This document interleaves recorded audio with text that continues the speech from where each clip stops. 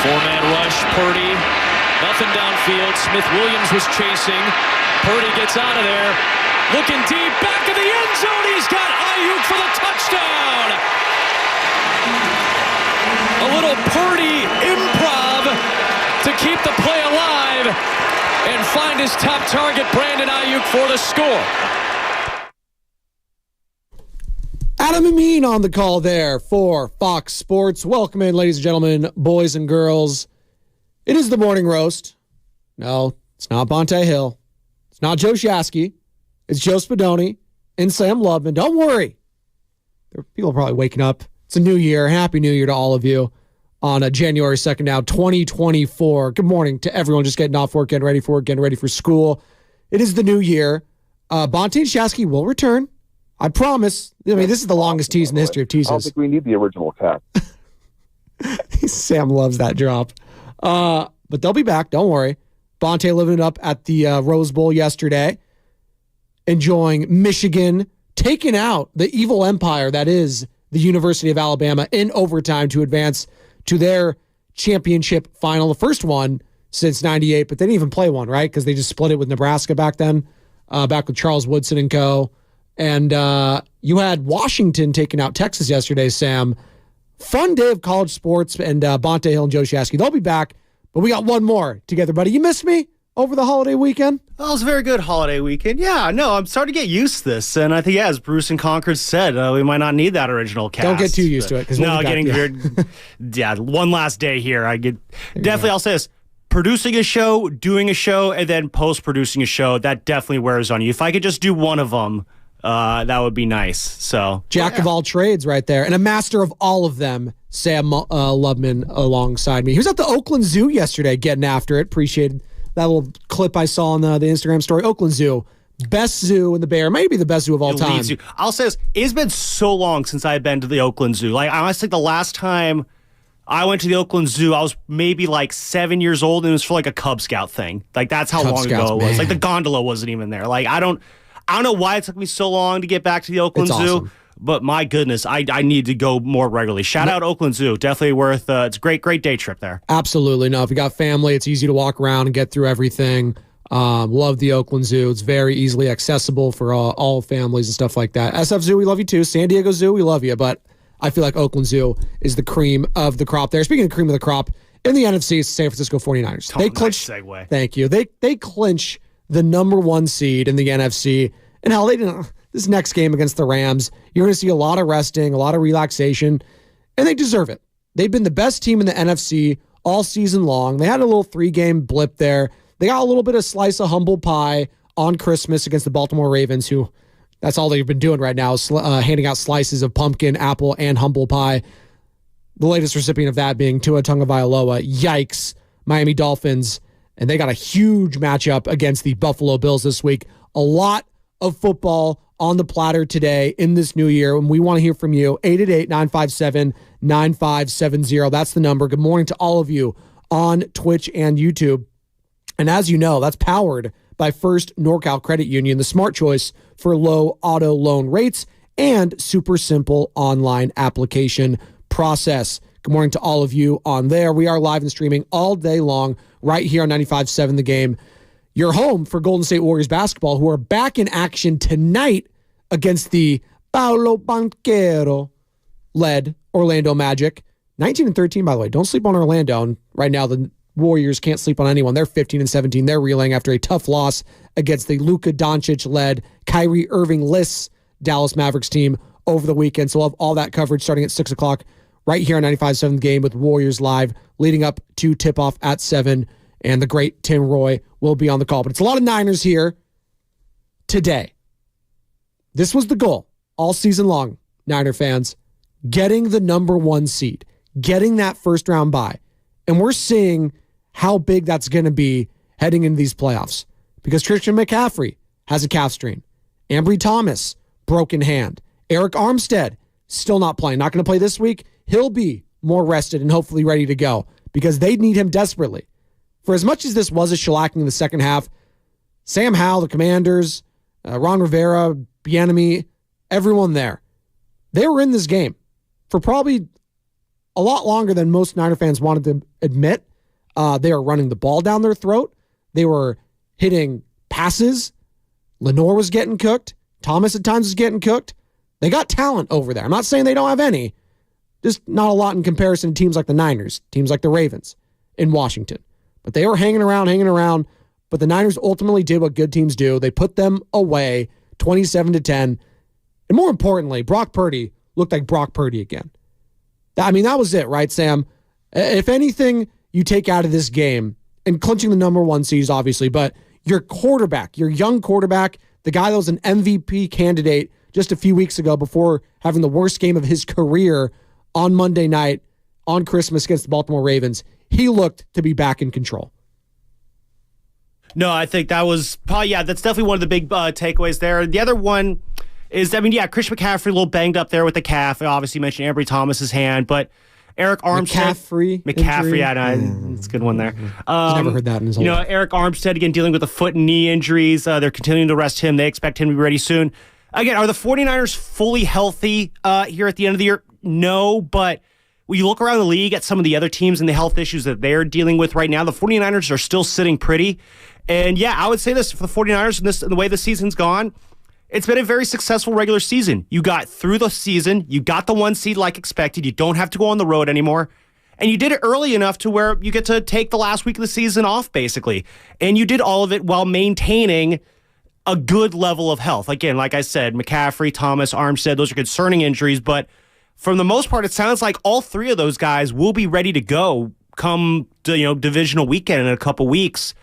If you're the 49ers, this is about as good of a regular season as you could have really asked for. And it's at a situation now, it's like, all right, you got goal one accomplished. Win the regular season, get that 1 seed, get that bye week. All right, there we go.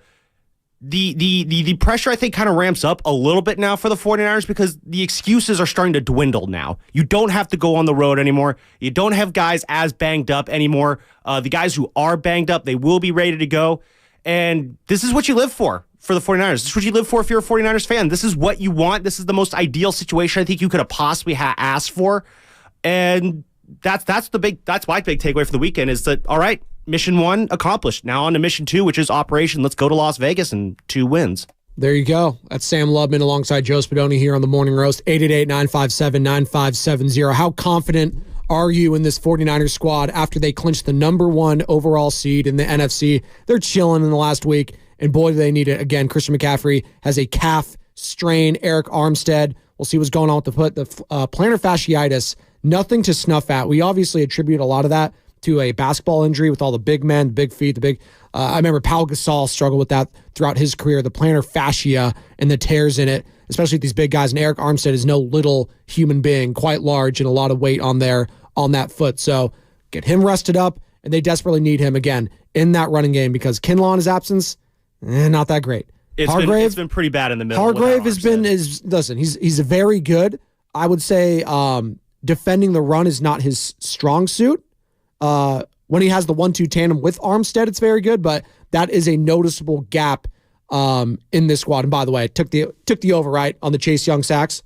We took that, right? He got a sack, right? Am I tripping? I know he got a tackle for loss. Pretty sure he got a sack in there. Maybe if he didn't, don't quote me on that. 888-957-9570.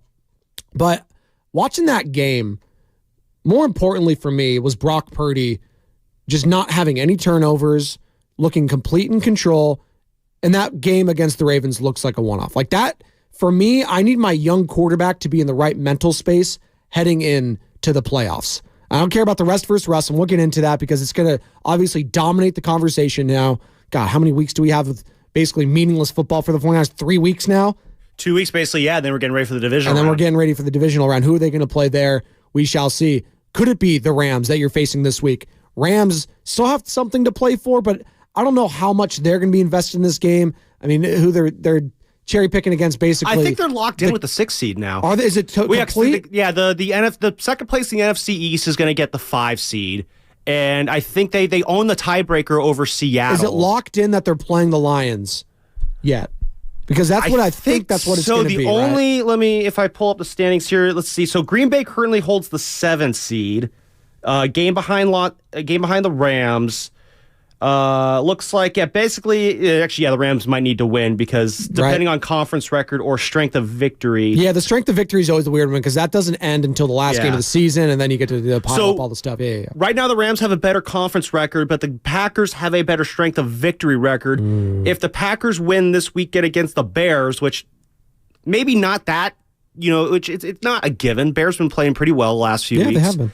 If they are tied, then they would have the same conference record. If it goes to strength of victory, then I think that would favor the Packers. So, Rams, they do have a little something to play for then in that sense because, you do not want to fall into that 2 seed and have to go to either Philly or Dallas in the first round. No, but the Rams are one of the hottest teams in football. They hang on against the downtrodden Tyrod Taylor-led New York Giants over the weekend. Just a tremendous weekend of football. And if you're the 49ers, you're the king of it right now. Well, outside of the Baltimore Ravens, who again destroyed the Miami Dolphins, are they potentially on a collision course here to the Super Bowl? Because I'm looking at this conference in the NFC, Sam. You said there's a lot of pressure on the Niners, and I understand that to a degree. But I'm so damn confident in this team. Them getting the 1 seed, the rest versus the rust factor, that would matter.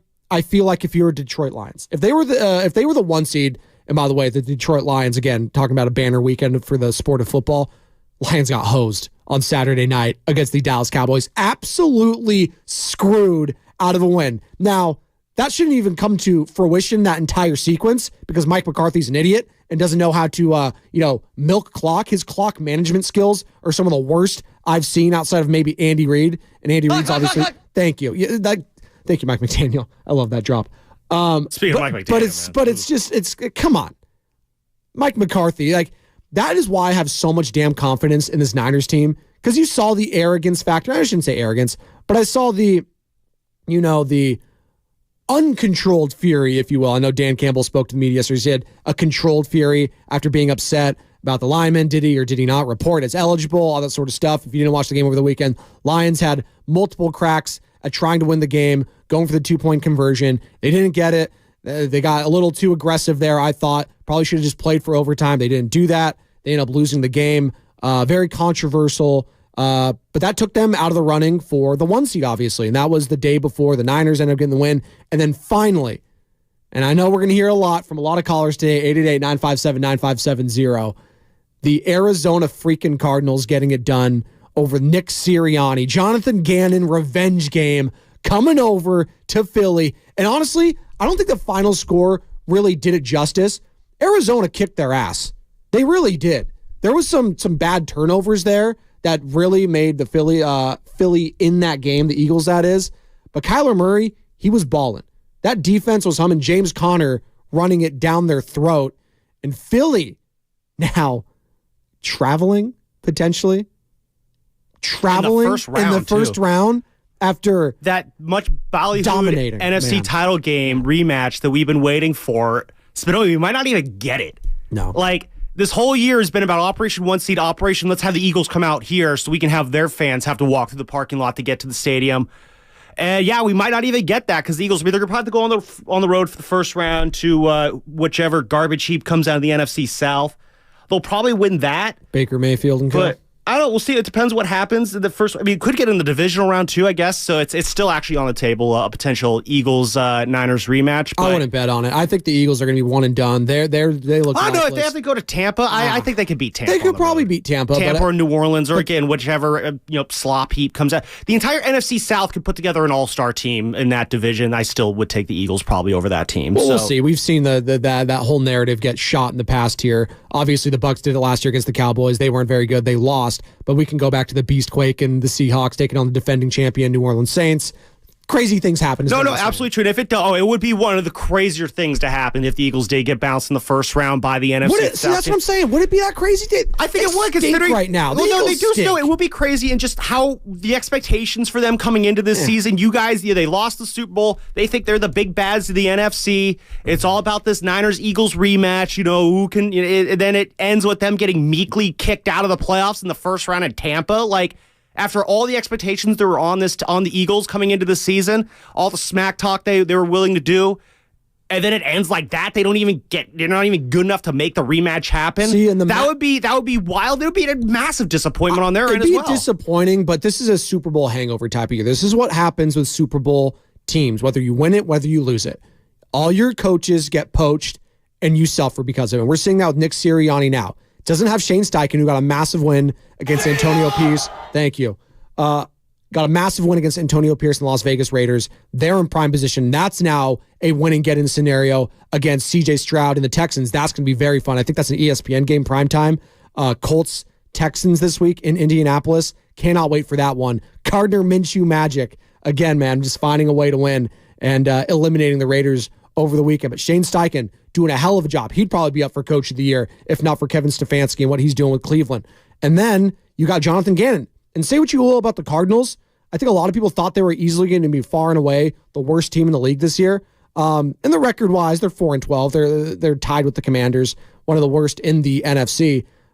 But if you just watch them play week in and week out, they're showing something. They're showing something going forward there. And Kyler Murray, I wouldn't close the door on him being done out there in Arizona just yet. I thought he played well against Philadelphia as well. So you're seeing it with the Super Bowl team. You're seeing it with the Chiefs, to be quite honest. The Chiefs were struggling against the Jake Browning-led Cincinnati Bengals. Their defense won them that game. No, they did. Like, that was not like Patrick Mahomes again has come to the point where, like, every time he throws the ball, it's you're clenching your butt cheeks. You don't know what's going to happen. Did I see it's an NFL record for most drops for wide receivers in a given season? I think we got 26 was the number I saw. Something ridiculous. It's comical at this point. It's like you have to try to drop those many passes. And yeah, the Chiefs, they absolutely got bailed out by their defense in that game because the Bengals really just could not get anything going in the fourth quarter. So don't forget, Kansas City, they got a defense there too. It's not just Patrick Mahomes. No, but for the longest time, you felt like if you just had Patrick Mahomes, you had a chance. And while that may be true, Travis Kelce. I mean, is he just getting old now? Is this like, or is it just no talent else around him, so everyone's just hammering in on Travis Kelce, or is it the Taylor Swift curse? I think shake it off. I think that's what it is. You got to shake it off. It's been a cruel, not summer, but a cruel winter for Travis Kelce. That's a 3. Thank you. 888-957-9570. We have Adam Amin on at 8:30. Can't wait to talk to Adam. He was obviously calling the game alongside Mark Schlereth, 3-time Super Bowl champion with Fox Sports as well. He's calling the game for them, and we got him at 8:30. And he also can talk a little basketball, a little bit, because he calls games on the television side for the Chicago Bulls. Might a trade be on the horizon for Golden State? Trade deadline about a month away now. Saw a pretty interesting trade in the NBA Golden State Warriors. They're at we were talking to Slater last week, Sam. They're at a fork in the road right now for me, and I understand that doesn't really come to fruition until the trade deadline. But there's going to be some hard truths cutting both ways when it comes to the players and organization. Shout out Stannis of the House Baratheon, the one true king. Hard truths cut both ways. I believe that to be the case with the Warriors in the next coming months because they have a massive stretch coming up here. First against the Orlando Magic tonight, obviously 7 o'clock right here, 95.7 the game, and then against the Nuggets. And then the red-hot Detroit Pistons, Sammy. How about those Pistons? We definitely got to talk about the end of that Pistons game at some point in this show. Huge. Oh, we got a break? Okay, there we go. We got a break. Hey, keeping me honest. I appreciate that. It is a Warriors game day, as I just mentioned, brought to you by Xfinity, the Xfinity 10G network, made for streaming live sports. We love some Xfinity. We love your participation at 888-957-9570. How confident are you in this 49ers squad to reach the Super Bowl? Are you kicking your feet up? How was your New Year? Happy New Year to all of you lovely people just getting off work, getting ready for school, getting ready for the new year. Hope all your resolutions come true this year. I know it's hard. Just stick with it. Hey, what is it? After 2 weeks, it starts to become a habit. That's what they say. Just stick with it. Hey, trust the process, if you will. Shout out Sam Hinkie. He was built for New Year's resolutions. 888-957-9570. Shout out to YouTube and Twitch. We're streaming there as well. Powered by First NorCal Credit Union. It's Spadoni, it's Lubman, and it's you right here on the Morning Roast, 95.7 The Game.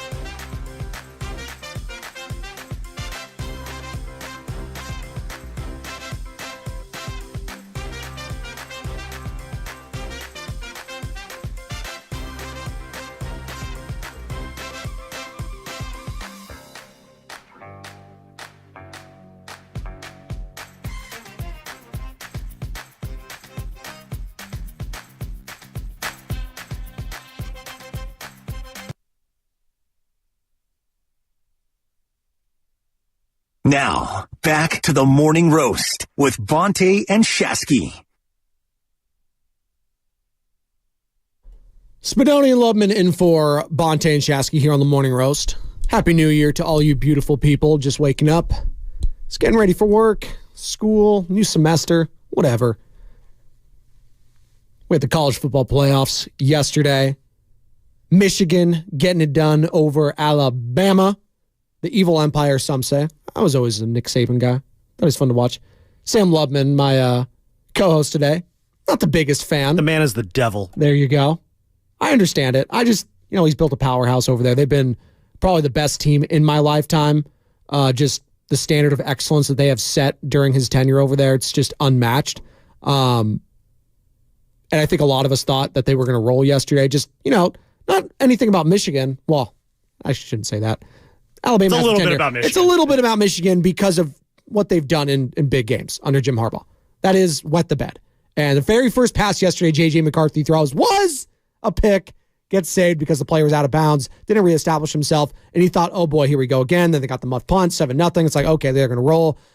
They got back into it, and their defensive line just manhandled Alabama's offensive line, and Jalen Milroe just, wasn't comfortable all day long.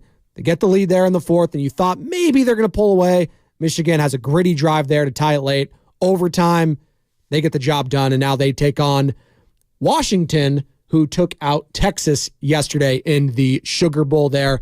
Big Penix energy. They looked legit in that game. That was a great game, actually. I mean, I missed the comeback because I had to go to bed. Yeah. They go up. They're up 34-28. Then they get the score up 37-28. I'm like, Washington's got this, right? Turn the TV off. I heard my phone go off with an ESPN notification. Like, there it is. Washington won. I woke up the next morning as I'm driving in. It's just like, I'm hearing on the radio. It's like, Washington staves off the comeback from Texas. I'm like, what? I go and rewatch that last drive. Man, Texas had a legitimate chance to win that game. That would have been one of the most incredible finishes to a college football game ever if Texas had pulled that off. I mean, I'm just going through. We can talk NFL and college. Like, Mario Cristobal, he stinks. Mike McCarthy, what was this guy, Kalen DeBoer, head coach for Washington. Just take a knee. Like, what are we doing? Why are we getting cute here? Why are we running the ball? Why are we risking injury? Just, it infuriates me. Just the basic 12-year-olds that play Madden are sometimes better than these guys when it comes to got stuff those stats, situations. Like, it's not in these situations. Not when everything's on the line. You do not have to stuff the stat sheet. Like, even Mario Cristobal, going back to that Miami game, who were they playing there, Sam? You know the team they were playing. Oh, yeah, Georgia Tech. Georgia Tech, that was about as bad as it got. Yeah, he learned his lesson, though. He took a knee against Boston College, so he figured it out. By the way, the ACC taking nothing but L's over the college football weekend. Tough scene. I mean, what was that, 60-3, something ridiculous from Georgia? Well, yeah, congratulations, Georgia. Your first stringers are better than Florida State's second and third stringers. Congratulations. SEC, it means more. No, it doesn't. It doesn't mean squat. You beat a practice squad, all right? Don't act like you won anything, Georgia. Let's not act like Georgia won. You sleptwalked through this entire season. They sleptwalked through this entire season, and then they got to play Florida State's practice squad in the Orange Bowl, and they're acting like they won something. This college bowl season was a joke, Spadoni. Like, those two playoff games, yeah, they were good. The rest of this college bowl season was an absolute joke. Why should I watch these games when the players are sitting out of them? Oh, cool. Georgia's players showed up. That's great. Congratulations. They were playing for nothing, basically. Like, the entire bowl season has become absolutely meaningless because kids don't want to suit up and play. Like, I get that. I get why the kids don't want to suit up and play and all that stuff. But it's completely exposed the absolute nonsense that is what used to be one of the great times of the sports year, which is the college football bowl season. It has just become an absolute joke now. Like, how many of these bowl games outside of the college football playoff games were actually worth watching? Like, did you catch any of the Peach Bowl on Saturday night? I don't care about any of these bowls. Exactly, no one cares about them. I've never cared about them. People used to care. People used to enjoy them because it was at least a fun, enjoyable way to watch football at the end of the year.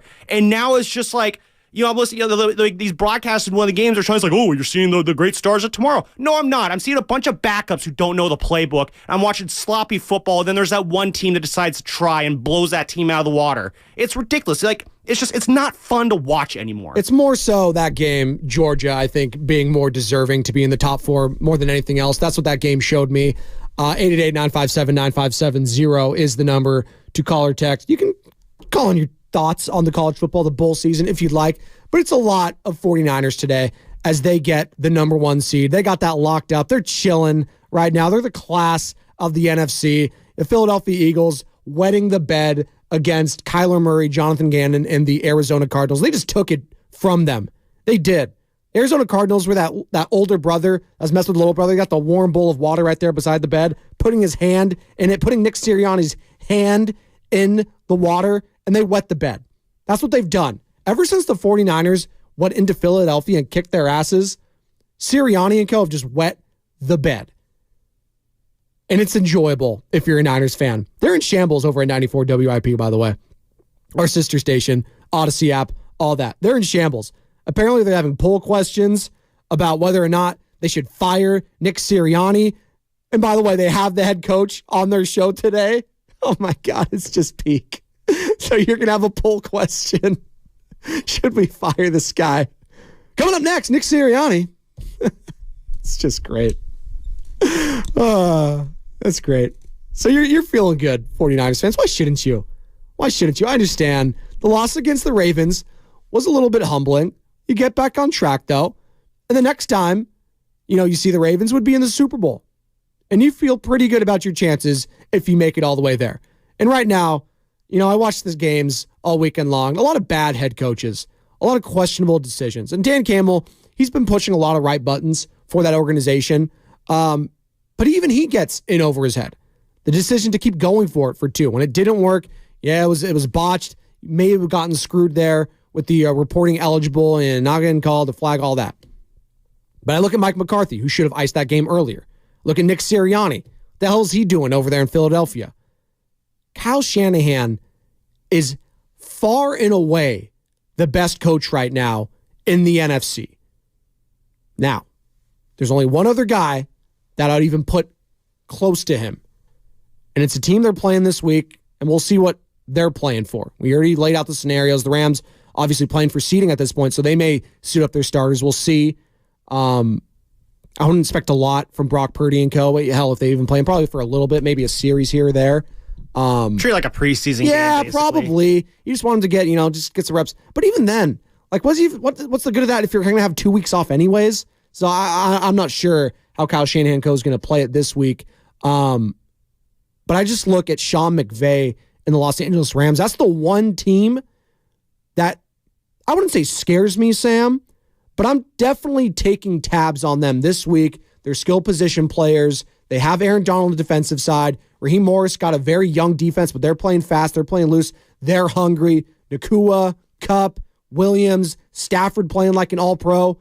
That's the one team that if they face me in the NFC, that could be a dogfight because they know you in and out. And on the biggest stage, when these teams and these head coaches have played, McVay has the 1-0 advantage over you. I know you've dominated them in the regular season, but I'm very interested to see how this plays out. Now, you may not play them at all.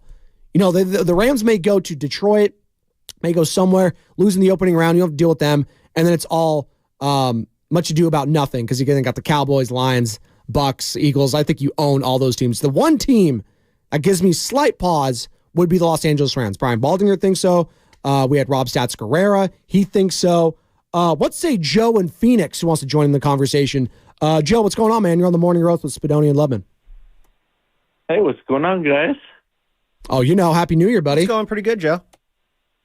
Oh, Dan. Just living the dream, man. Number 1 seed, NFC. Let's get it. Cool. Thanks, Joe. Appreciate the call. Good call. Dynamite drop in 888-957-9570. If you'd like to, follow up on Joe in Phoenix there, just, hey, chilling. I think that's living the mindset, the dream though. Right now. Living the dream, living on something else there out in Phoenix, Arizona. Hey, I'm not mad at it. They're the only place it's Tuesday at 6:40 in the morning, man. That's time to be living. I was going to say, they don't have daylight savings over in Arizona, right? I don't think they do, yeah. So it's probably like 3:14 in the afternoon there. Yeah, whatever. I don't even know how that works. That's not how shout out time, shout out suns. Whatever. It's all a social construct. There you go. None of it exists. Thank you. It's great. Getting philosopher. my brother always used to say, time's just a construct of man. It doesn't really exist. It's like, all right, Ray, relax. Here. You took one class in Monterey Peninsula College. Philosophy, chill. What's coming up on the game is sponsored by Fremont Bank, full service banking, no compromises.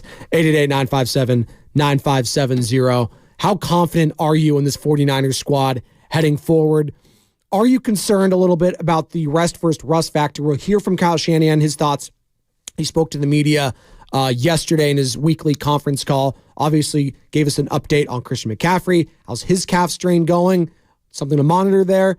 Health is the name of the game for the 49ers. If they can stay healthy and get healthy during this 3-week stretch here, I think that would play, massive, massive dividends going forward for this squad. What say you? 888-957-9570. We got Adam Amin coming up at 8:30. Fox Sports also covers the Chicago Bulls, is the television play-by-play voice for them for NBC Chicago. So we'll get into a little Warriors there. Warriors taking on the Orlando Magic tonight at 7 o'clock right here on 95.7 The Game, your home for Golden State Warriors basketball.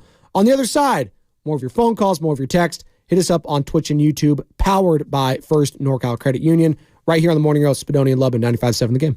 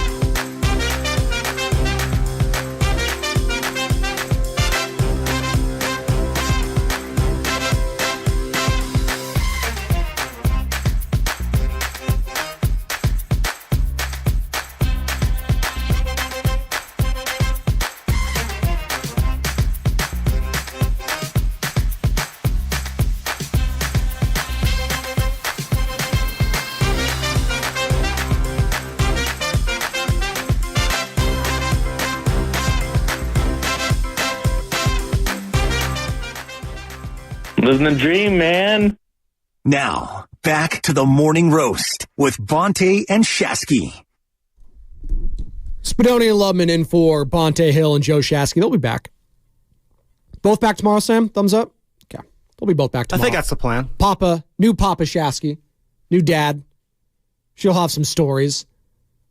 Bonte will have some stories. He got to watch Nick Saban v. Jim Harbaugh, Bama and Michigan, two of the most storied, if not the most storied, I almost said franchises, kind of what they are.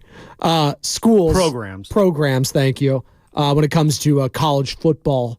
And that venue, man, just watching the college football yesterday, just the sun setting, it's just the mountains in the background. It is picturesque when you watch that.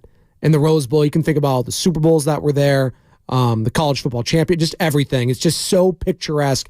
That is football, the Rose Bowl. Like that, and then for it to go to overtime, you just couldn't ask for anything more. And then Washington almost spit in the bib against Texas, Sarkisian, his revenge game going up against his former team.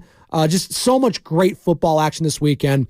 And the Niners at the top of it, taking out the Washington Commanders, wrapping up that 1 seed, courtesy of Jonathan Gannon, the Arizona Cardinals, taking out Nick Sirianni. And again, if you're just joining us, 94 WIP. They have the head coach, Nick Sirianni, today. 94 WIP, by the way, out of Philadelphia, our sister station over there. We've had many back and forth if you're just joining us. They're having the head coach on today, Nick Sirianni, and I guess their poll question of the day is whether or not they should fire Nick Sirianni. 888-957-9570. Should the Warriors fire Steve Kerr? By the way, tuning the Willard and Tibbs, they'll have the head coach on at 5 o'clock. Now, come on. Can you imagine that? First, don't ever complain about Bay Area media ever again to anyone in Bay Area sports. You will never get it that bad out here. That is just next level. Well, some people want us to get out there. Some people do want us to get that bad. I don't know. Maybe the PAs of the world. I'm glad we don't need to be that. I don't know. Maybe we should. Maybe there's some teams that definitely need to get cooked that hard. Shout out to San Francisco Giants.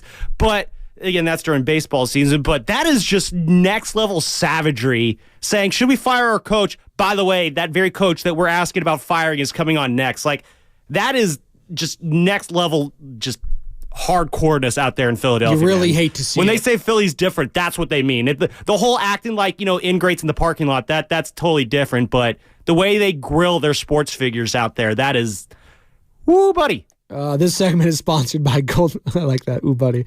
This segment is sponsored by Golden State Lumber, serving the Bay Area for 3 generations. When you succeed, we succeed. Visit goldenstatelumber.com. Adam Amin, 8:30. Was calling the game with Mark Slarish right here for me. Mark Schlereth on Fox Sports. And Adam Amin obviously does television play-by-play for the Chicago Bulls, so maybe you'll sneak in a Warriors-Bulls trade potential question there. Zach LaVine obviously been trade bait. Alex Caruso, what's going on there? But more importantly, Brock Purdy. I mean, he's the story right now for the 49ers. The 49ers are going to win a Super Bowl. Brock Purdy is going to have to look like he did against Washington. Do this amazing improv, the scramble to Brandon Ayuk. That was Brock Purdy. That was vintage Purdy. And what we saw against the Baltimore Ravens was not vintage Brock Purdy. That was a guy we hadn't seen all year long. Since he's come up, we didn't, that many interceptions? Like, what?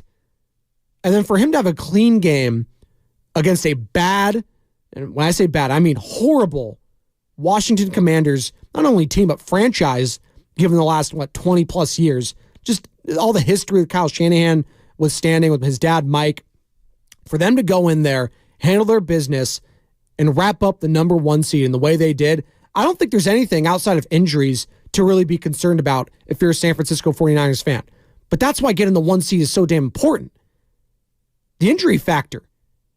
I mean, McCaffrey getting the calf strain, Armstead, his foot, Ambry Thomas breaking his hand, just to get your mind and body right.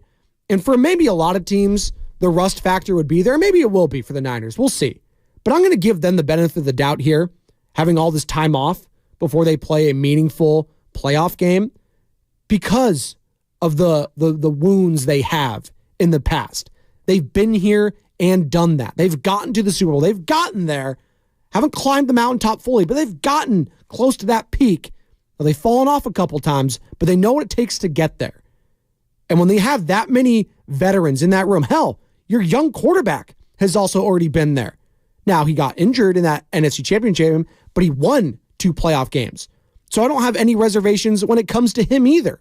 So they're checking all the boxes for a confidence level for me if I'm a fan heading into the playoffs, Sammy. Yeah, no, again, I remember the panic that was around Brock Purdy last week. It was very palpable. Understandably so, because again, that was the kind of competition you're going to see at the Super Bowl level if you want to win it all. So you have to be able to win those games. And so I can understand the trepidation around that Niners fans had when you see a game like that. It's like you could beat the Washingtons and the New York Giantses and the Arizona Cardinalses all of the world all the livelong day, and those are always fun teams to beat. But when you do beat those big boy teams, that really kind of beefs up the confidence a little bit. That said, though, we looked at that game last week as like a learning experience for Brock Purdy because he hasn't really had that many games where he basically got his ass kicked and he had to learn from it. He hasn't had that many mistake-filled games that you have to build on there. And so that was a kind of an important step for Brock Purdy, not just so much to have that game, but to kind of build on that. We had Baldy on last week, kind of asked him, what do you take away from that game? What is your what did we learn, kids moment here? And for those who don't remember, this is what Baldy had to say on that. I would say that just be more aware. The first 2 interceptions are both 1st and 10 plays. You don't have to make that play, even if Brandon Stevens is coming off the slot and coming right at you. You don't have to make that throw to Debo. You can throw that ball into the ground.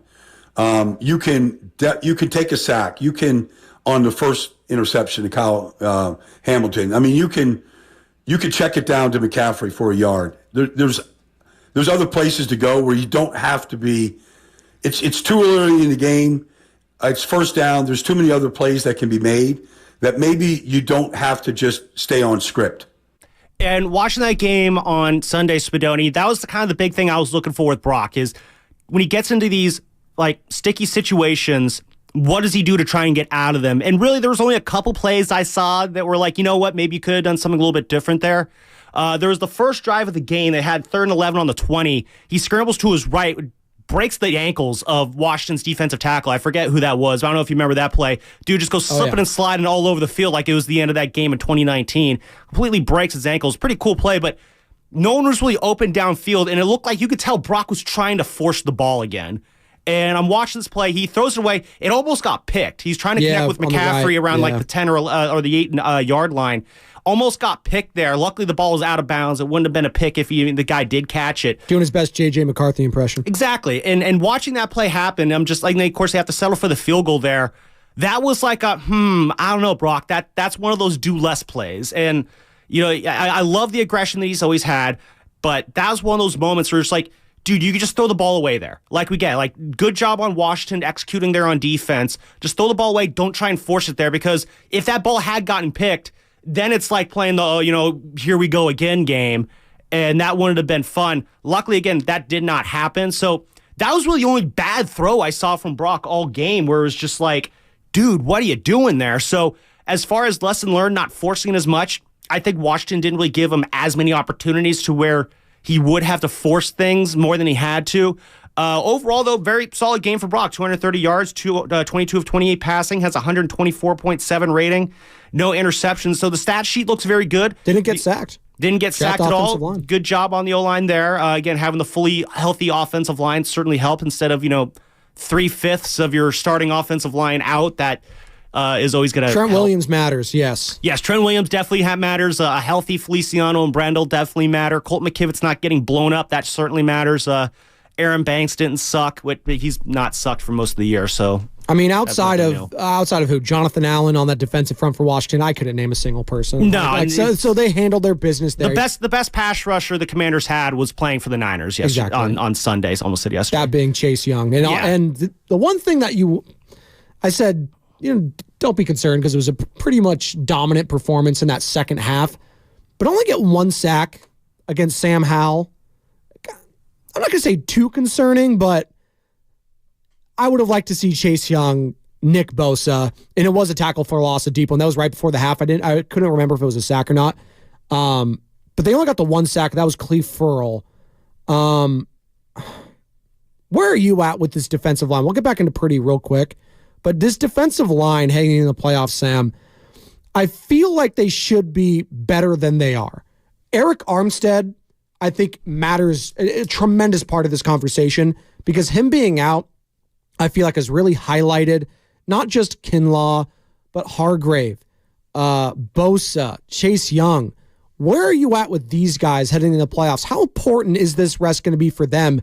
Because it feels like, and you look up, Nick Bosa's had, I don't want to say disappointing year, but coming off a DPOY season, you're expecting him to kind of replicate that. I mean, the guy's 10.5 sacks. He's been having a hell of a year still, but it felt like I felt like I wanted a little bit more so far. And hopefully we get that in the playoffs because last year I felt like he was winding down, and maybe the depth now with Gregory, with Chase Young and getting all this rest, it's going to give them that edge that they desperately need heading into the playoffs because don't get it twisted. When it comes to playoff football, like we saw in the college ranks yesterday, it's about the trenches. Who dominates the offensive and defensive lines? We saw it dominate last year against the Cowboys, right? But in that Eagles matchup, that Eagles O-line, and I know Brock Purdy was hurt, they dominated the Niners defensive line in that game. Dominated them, and vice versa. No. Yeah, they're absolutely missing Eric Armstead in the middle. Like, it is incredible the difference that he makes because he is the guy who gums up the opposing team's running game. And teams have been coming. Brian Robinson was eating everybody's lunch running up the middle on Sunday, which for most of the year you have not been seeing teams, succeed running the ball up the middle the way that Arizona did, the way that Baltimore did, the way that Washington did. Eric Armstead's absence is absolutely being felt because I think it's, as you said, Javon Hargrave, he's not much of a run stopper. He is definitely much of a more of a bull pass rusher. And yeah, the domino effect that Armstead's absence creates is very noticeable because when it's so much easier to run up the middle like that, it makes your edge rushers basically ineffective there because they're not going to be able to get there in time. So you keep establishing that middle run game, and that'll set up so many other things for the rest of your offense there. And yeah, Washington, especially in the first half, I mean, they were moving the ball pretty well in the first half. They really made the Niners work a lot in the first half. I think we were very surprised that the game was tied at 10 going into halftime. Niners definitely, I think, left a couple drives out in the field. There was a drive towards the end of the first half where Washington's defense a little bit buckled down, but the Niners offense really just could not punch the ball in there. But yeah, whatever they figured out in the second half, Washington didn't score. They pitched a shutout in the second half, so I think that might just been, Washington's just not very good. You knew that eventually the Niners were going to outlast them. And yeah, lack of sacks. Again, they had the one sack. We like to see more. There were some tackles for a loss there, too. Bosa, I thought, had a pretty solid game, even though the final stat sheet will say he only had 3 tackles. But they're still getting pressure up front, as evident by the fact that Howell still threw a couple interceptions there where he was under duress. I mean, that was another part of this, and we're bearing the lead here, obviously. We thought Jacoby Brissett was going to be the guy, and then late, Friday or Friday morning, I think it was like right after our show. It was pretty late in the process. It was pretty late, and then it was, tweaked hamstring for Jacoby Brissett. It's probably going to be Sam Howell. That changed everything. And Sam Howell, as we know, likes to hold on to the football. He's prone to mistakes. Basically, his first full year of starting. Had a couple starts last year. But this is usually what it looks like for a bad team, like in a quarterback. Like so when we compare guys like Brock Purdy to his peers, that being a Sam Howell, who was a 5th-round pick, but he was a highly sought-after He was leading the league in talent. passing at one point this year. But at one point when he was at North Carolina, Sam Howell, he was looked at as like a number 1 overall pick. Like that was the hype for him. Didn't translate, fell down. And you could see the talent there at times and it flashes, but the consistency factor just not there. Makes too many mistakes, gets a little happy feet at times, holds on to the ball, and recipe for disaster in the NFL for sure, definitely against Nick Bosa and co. You're listening to 95.7 The Game, KGMZ FM and HD1 San Francisco, always live on the free Odyssey app. Download the Odyssey app and favorite 95.7 The Game for the best and most up-to-date sports coverage. And don't forget that you can also watch us every day on our YouTube and Twitch streams. Just log on and search 95.7 The Game. Be sure to like and subscribe to the channel while you are there. It's all brought to you by First NorCal Credit Union, the smart choice for low auto loan rates and super simple online application process. Also, shout out the Comcast Business text line Spadoni and Lubman in for Bonte and Chasky. Don't worry, everyone, if you're just waking up. Happy New Year. They will be back. They will talk Niners. We'll have the Doobie Awards this week, Sammy. We'll be doing the Doobie Awards. We're working on that, yeah. Okay. I'll be efforting those together throughout the week, so that'll be a very fun time for me. There you go. That's always a good time. So the Doobie Awards, can't wait for that. New dad, Joe Shasky. For those that don't know, he called us last week, and you can find that entire interview on Twitch and YouTube. Search 95.7 The Game, like and subscribe there. But Joe, new dad in the new year. Very fun for him. He already thought he was not getting a lot of sleep. He's damn sure not getting a lot of sleep now, but it's a good no sleep, right? When you get a new kid, and Sam, you'll learn this if and when, or you may never know this. That's fine. I always tell people this. Hey, I don't know, Joe. I don't know. Thank you, Michelle. And God bless her, too. I'm sure a lot of sleepless nights over there, but it's a good thing, right? It's a good sleep. You're taking care Joe's had a really good couple years. He has. He's had a great year. This has been a great year for the station, man, and the show, the morning row. So good for them. Good for Bonte. He'll be back, too. We're crushing it here on the morning roast. The Niners, they're crushing it in the NFC. They get the win. They got the number 1 seed locked up, courtesy of, well, honestly, Mike McCarthy and Dan Campbell just being inept, but the Lions losing. So Niners, they got nothing to play for in this last week. The Rams, we'll see. They're still playing for seeding. Rams, by the way, hottest team in the NFC. They've won 3 straight. They're 4-1 in their last 5. Is that the team that's giving you a little bit pause about the Niners rolling through the NFC? That would be it for me. Because outside of them, I look around, Cowboys. It's not very impressive. Get the hell out of here at the Cowboys. No. No. And Detroit, the Niners have beat the Cowboys 3 times in a row, and not once in any of those 3 games where you're just like, I don't know, could they get into this? I mean, obviously that divisional round game last year was pretty tough, but at no point in that game did I think the Niners would actually lose that. Diggs not being there for the Cowboys changed a lot in how I viewed that defense. And they're still good, but Diggs is always that X factor. And let's be honest, he got picked on a little bit in that game last year too. Then you look at the Lions, Sam. It's been a good story. It's been fun. I'm not buying them fully. Could they have a winner and upset here or there? Sure, but I'm not buying them just yet. Tampa Bay, New Orleans. We'll see who wins that division. They're inept offensively, both those teams at times. Defenses are okay. Buccaneers actually played the Niners decently, but again, Baker Mayfield and co. I don't think they have enough firepower there. And then the Eagles, they're in shambles. I mean, they're talking about firing their head coach already. Head coach that took them to a Super Bowl last year was a 4th quarter away from winning a Super Bowl, and now it's, they're 11-5, and it's all hands on deck. Do we order the code red? Shout out a few good men when it comes to Nick Sirianni over in Philadelphia. They're in shambles. And then again, LA Rams, Sean McVay, the only other guy, I know McCarthy's won it, different team, different thing, but the only other guy that beat you in the playoffs and win a Super Bowl, Sean McVay. He has your number when it comes to that one playoff matchup. Matt Stafford, he was there. Aaron Donald, he was there.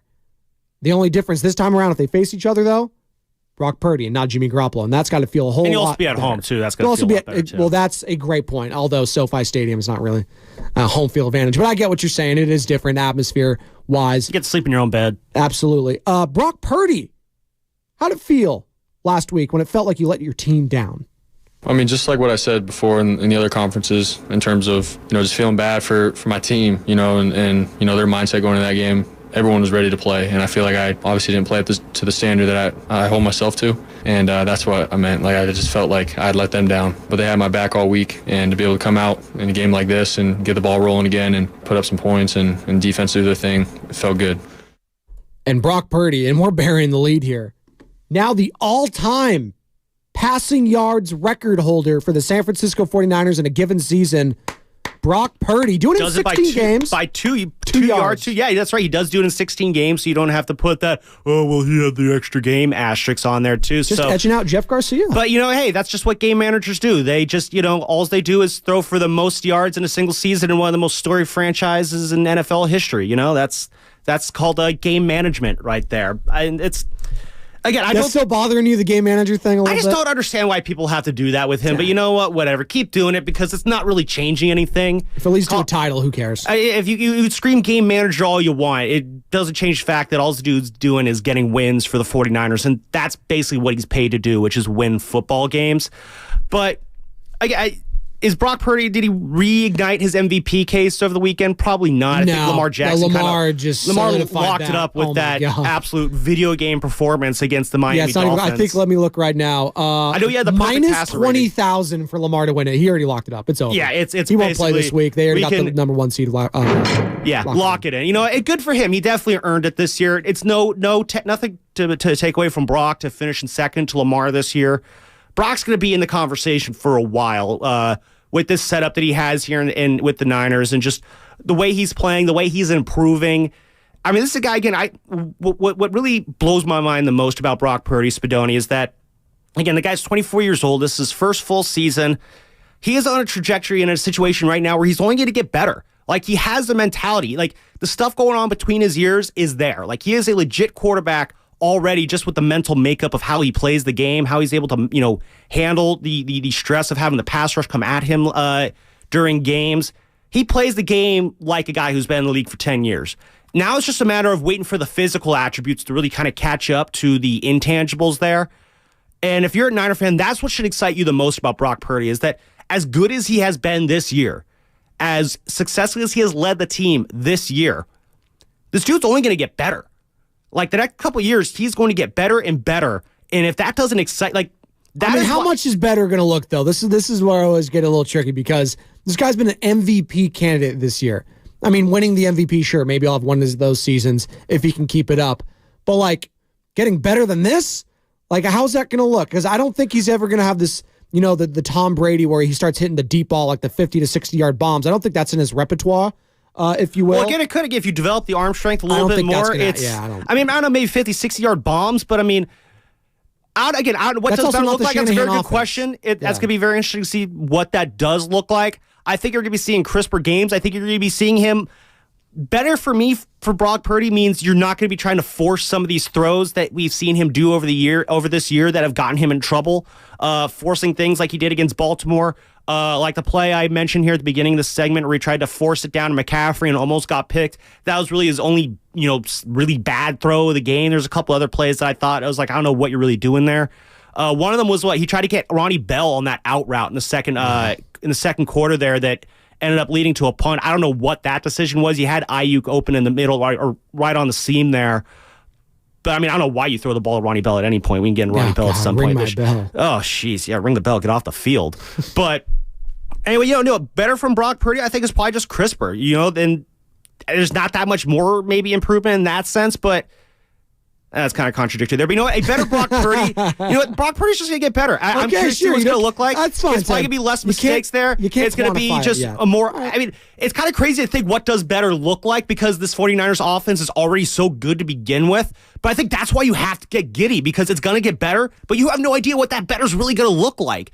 And if that doesn't excite 49ers fans, you're going to see a level of excellence here from this offense in the coming years from this kid that you haven't really seen maybe ever, at least in our lifetimes, Spadoni. We got to get a break. So we do got to. It's all good. You're on fire. Sam Lubman alongside Joe Spadoni and for Bonte and Shasky, the Morning Roast, 888-957-9570. 49ers have clinched the number one seed in the NFC. Are there any concerns for you still?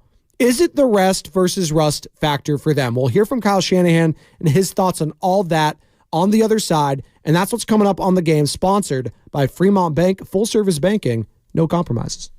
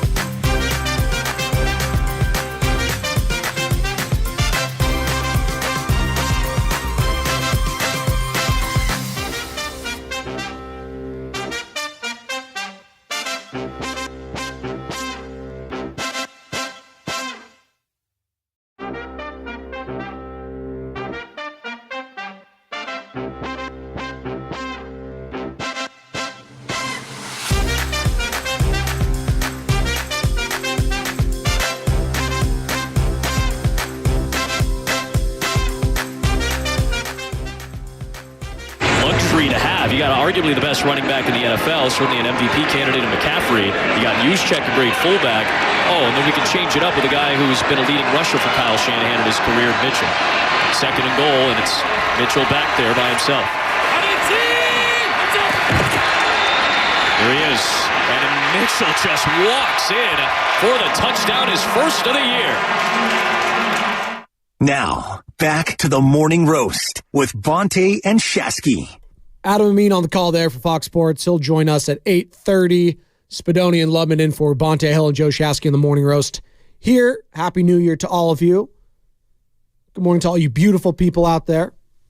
Elijah Mitchell, 17 carries, 80 yards and the touchdown. Nice to see Elijah getting after it a little bit there. Healthy now. Couldn't come at a better time, Absolutely. too, for him to get healthy. Need that, as Christian McCaffrey obviously dealing with a calf strain now. Didn't see him for a lot of that second half after getting that injury. And Elijah Mitchell, you know what? Picking up where he left off when healthy, a very, very good complimentary back. Physical, and he gets the touchdown there. Again, 17 carries, 80 yards for him. Here's his head coach, Sam Lubman, talking about him.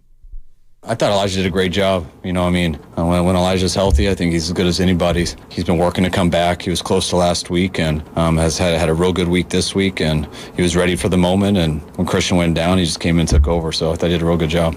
And you'll see a lot of him and Mason, you would think, heading into this matchup with the Los Angeles Rams again this Sunday. Niners, they're chilling though. Number 1 seed in the NFC. And if you just take a big step back and just look at the landscape of this conference, Sam.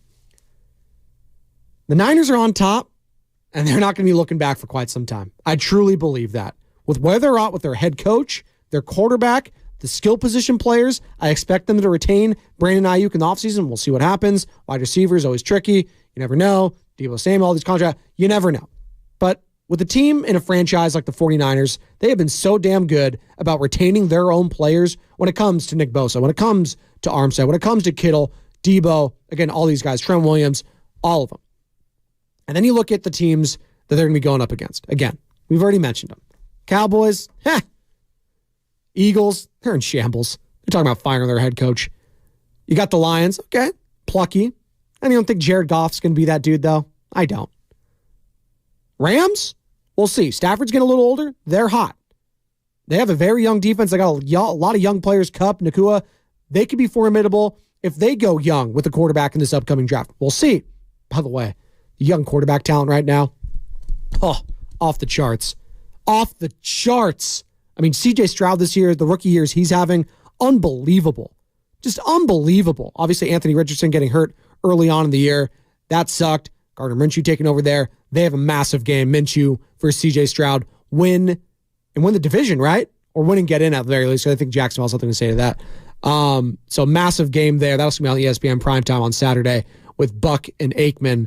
But you just look at the young quarterback play as well. Penix last night.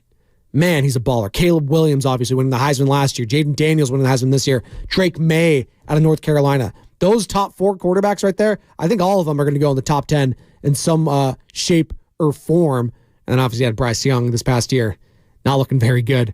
Nothing looks good on the Carolina Panthers I was going to get to that real quick, and maybe I'll just do it now. David Tepper, what a clown. Absolute clown show. Owner of the Carolina Panthers, throwing his beer, champagne, I don't know what the hell it is. A Truly at one of the fans out there in Jacksonville. Are you kidding me? What'd you have? A Truly? My fault. What just a tremendous piece of crap David Tepper is. That guy deserves to be just out on his ass. Now he's a billionaire. I don't even care, but he's going to... billionaires care about us. No. This is going to get swept on the rug, and it really pisses me off. It's going to get swept on the rug because you know what? It always does when it comes to the ownership. But if I'm Goodell, I'm the other owners there. That's just such a bad look. And I know the league's full of bad looks when it comes to the ownership. Dan Snyder, all these. There's so many. I mean, on the bad look scale, like I'm not disagreeing with you on this one. No, I understand there's but on the worse bad things. look scale, this is very low on there. It's probably just he gave him a call. How do you think he treats people behind the scenes if this is what he does to a fan base? Well, he's a billionaire. They don't have to deal with consequences to their actions. Thing. I don't care about the billionaire thing. That's the part of it though. He's that's how it is. Of a franchise. That's the face of your franchise. No one's going to chide in for you. You might get a phone call from Goodell. Hey, David, don't do that again. Well, I'm gonna. Okay, that's fine. And then they hang up, and then that's it. They move on because that's just how well, it's disgusting. The NFL owners could get away with anything. No, it's disgusting because you know what? I look at owners here in the Bay. Joe Lacob never do something like that. Jed York would never do something like that. Like, that's clown behavior. David Tepper, owner of the Carolina Panthers, throwing his alcohol all over a fan base. Like, that's just just throwing your beer on anybody is one of the most low life things you can do. I mean, that's one of those things that, like, I'm very anti-violence at games. You know, I don't ever advocate for throwing hands or any sort of physical altercation like that. But if I'm in a situation where I have someone throw beer on me, like, that's like them's are fighting actions. Well, no, it's actually the very least. Like, that's one of the most assault, is it not? Right? That's like that. At the very least, that is assault. I'm not going to speak on legal matters. We're not going to get into legal matters. I went to school of communications in Miami. They don't teach you anything. That's all right. Shout out communications. But no, it's a low life, low class thing to do. And yeah, if you do that, like, you deserve to have your jaw rocked there. You know, shout out Xavier McDaniel, break, bleep, bleep, bleep jaw. But yeah, it's low class. It's stupid. It's absolutely disrespectful. And yeah, it's annoying because, again, it's not going to result in any sort of punishment from David Tepper. I'm sure no one out in Carolina cares about it. I don't even know what people in Carolina care about on a day-to-day basis. The Tar Heels. Yeah, there you go. That's all you got there. But so yeah, a low moment from a guy who should be better. Because again, like, I'm sure you could say, oh, the fan was getting uppity. He was saying this and that and doing this and that. It's like, bro, you literally are a billionaire owner of an NFL team. Rise above it.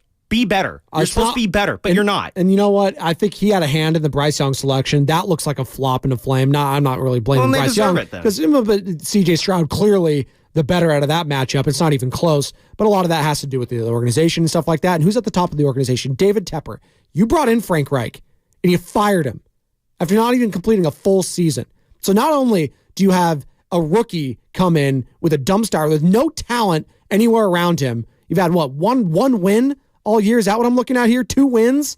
Like, are you serious? 2-14? You don't have your first round pick, and now you're taking it out on the fan base. Grow up, man. Grow up. Sorry, I just needed to say that. It's a tremendous piece of you-know-what, David Tepper. Back to what I was getting at here. When it comes to just the NFC, and that's another team at the bottom of the NFC and the Carolina Panthers, it's the 49ers conference now. This is what this year has shown me. When you got the head coach and you got the quarterback, and I'm not saying they're on this level yet, but you saw it with Brady and Belichick, and you saw it with Andy Reid and Mahomes. Now things may be coming home to roost there in Kansas City. I think they are a candidate to be one and done. I'm not betting on that. I would never bet on that in the playoffs when it comes to Andy Reid and Mahomes because I know better. But that could happen. I don't think any of us would be shocked with their level of play this year. Defending Super Bowl champions or not, they just haven't been playing well offensively. But you look at what Kyle Shanahan, Sam, and Brock Purdy, and where this franchise and this team is at in the grand scheme of things, they could be going on a run here for the next 5+ years when it comes to ownage in said conference. Now, that doesn't always mean that you're going to, win the Super Bowl, because I look at what the Green Bay Packers did, right? With LaFleur, with Rodgers. And Rodgers is always in the playoffs. Like, how many times were they the number 1 seed and he won an MVP? They just crapped the bed, right? That happened a lot of times. And they got the 1 win early on, too. Right? And exactly. And you thought, oh, man, they're going to go on forever. So it doesn't always work like that. But I think we're going to be talking about the Niners being in the mix for quite some time. And that's all you can ask for, being in the mix, being one of, if not the contender in your conference. No, I absolutely agree. And I think this is what this season is really about, especially if they win the Super Bowl this year. And that's why I do think the fact that they have the 1 seed locked up, the fact they can take these next couple weeks and kind of get healthy for the playoffs, it does ratchet up the pressure because, I've said that this isn't a Super Bowl or bust season. And I still stand by that. I do still believe that it is a Super Bowl and try again next year. But to your point, I think you made last week's, Spadoni, it's never going to be this easy again, as far as we know for the 49ers. I mean, it might. I mean, the NFC could be even worse next year, but we don't know that. We don't even know if we're going to be alive next Sunday. Thanks, Kyle. So as of right now, though, you have to look at it as it's never going to be this easy. But if you do win the Super Bowl this year, then you have established yourself as the team in the NFC for the next few years. You look at what the Chiefs did when they won the Super Bowl a few years ago against the Niners. The way we look at the Chiefs, I mean, even the Chiefs right now, you just said they could be one and done, but would you be shocked if the Chiefs did somehow still... As a starter, Patrick Mahomes has never at least gotten to the conference championship title. Exactly. Think about that. Like, when you know you have your quarterback and coach combo locked in, you are set for like, you are going to be one of the big players in your conference for the next few years. And with Brock and Kyle, if they do win the Super Bowl this year, even just getting to the Super Bowl this year, though I do think winning it would obviously be a bigger statement there. No duh. But you have a chance to really plant your flag in the NFC and say, no matter what, you have to beat us. You have to be better than us if you want to go to the Super Bowl. Because that's how we look at the AFC. The AFC is, it's either going to be the Chiefs or whoever can figure out a way to get past the Chiefs. Now, the Chiefs, they had a bad year this year with all the drops. It's been historically bad in that sense. You can't expect that to carry over to next year. You got to figure next year you're going to have some positive regression there. You're going to see some less drops. Well, they'll go after a wide receiver. And that's before you get to the fact that they're going to pick a wide receiver in the draft. They'll probably make a trade for a wide receiver, bring in like a veteran guy to help out. Because to your point earlier, Travis Kelce, he's not going to be elite forever. He's 33 years old right now? Yeah, he's older than that. I think he's like 35, isn't 33, 34. He's old in NFL standards. You probably got maybe a year or two left, if anything, of elite Travis 34. Kelce, if you're lucky. Okay, 34. So, I mean, it's the sun is setting on Travis Kelce being an elite option for Patrick Mahomes to go to. But they're going to load up, and when the season starts next year, everyone's going to be saying that, the Chiefs are a team you got to look out for. And that's what the Niners have a chance to get here this year, is to be in a position where every year teams are saying no matter how good we are still measuring ourselves up against the class of the conference, and that is what the San Francisco 49ers are becoming right now. And again, you win it this year, you are officially that class of the conference for many, many years to come. And it's only going to get better for the Niners because, as you said, they are very good at locking guys up. Brandon Ayuk, next man on deck. You're going to get your big deal this offseason too. It'll be interesting to see what they do with Chase Young. Maybe they bring him back, maybe they don't. But the Niners have a perpetual machine of just dominance that's being built right now. And you're seeing, in this next playoff run, they have a chance to really just lock themselves in, be that team for the next few years. And it starts right there under center with Brock Purdy. It starts right there on the sideline with Kyle Shanahan and how in sync they are right now. That's why you're feeling really good about them with the rest of the NFC, because no other team really has that quarterback-coach combo that you're feeling as good about as the Niners have with Brock Purdy and Kyle Shanahan. And the only one you would say right now would be the Los Angeles Rams with McVay and Stafford. But even Stafford's getting older. How much does Stafford have left? I mean, probably not as much, but he's playing like an all-pro right now this season. So that's, again, the one team that I'm keeping an eye on in the NFC, if I'm the Niners, is that Los Angeles Rams team, which you'll be facing this week. How much is on the line for them? We'll see how it goes on and goes forth. But for the Niners, they've got things locked up. 888-957-9570, the number to call, or text the Comcast Business text line. Also, hit us up on Twitch and YouTube, powered by First NorCal Credit Union. Shanahan, you get a chance to watch the Eagles lose to the Arizona Cardinals? Yes, that's why we're late in here. It was awesome. Didn't want to really try to not pay attention to it. Didn't want to get our hearts broke, but we did right there at the end, and they pulled it out. It was pretty cool to see. And let me see. I think he didn't want to get his heart broken watching the end of that Eagles game. Like, would it really been that devastating? Well, he would have had to play another week. I guess like that. Yeah. So that actually, honestly, like Shanahan's probably relieved he didn't have to. He's probably watching. Yeah, I think they asked him after the game or yesterday. Heartbroken's a weird way to put that. They asked him yesterday about the no call in the line, or the penalty call in the Lions game where he didn't report as eligible and stuff like that. He's like, yeah, stuff's tricky. We don't really do a lot of like a lineman or pulling is eligible, but usually talk about the ref. I was like, well, Shanahan really wanted to say, I'm glad they called it because I needed the Lions to lose that game. So I didn't have a lot to play for in the last week, because if the Lions had won, they've obviously still playing for the number 1 seed.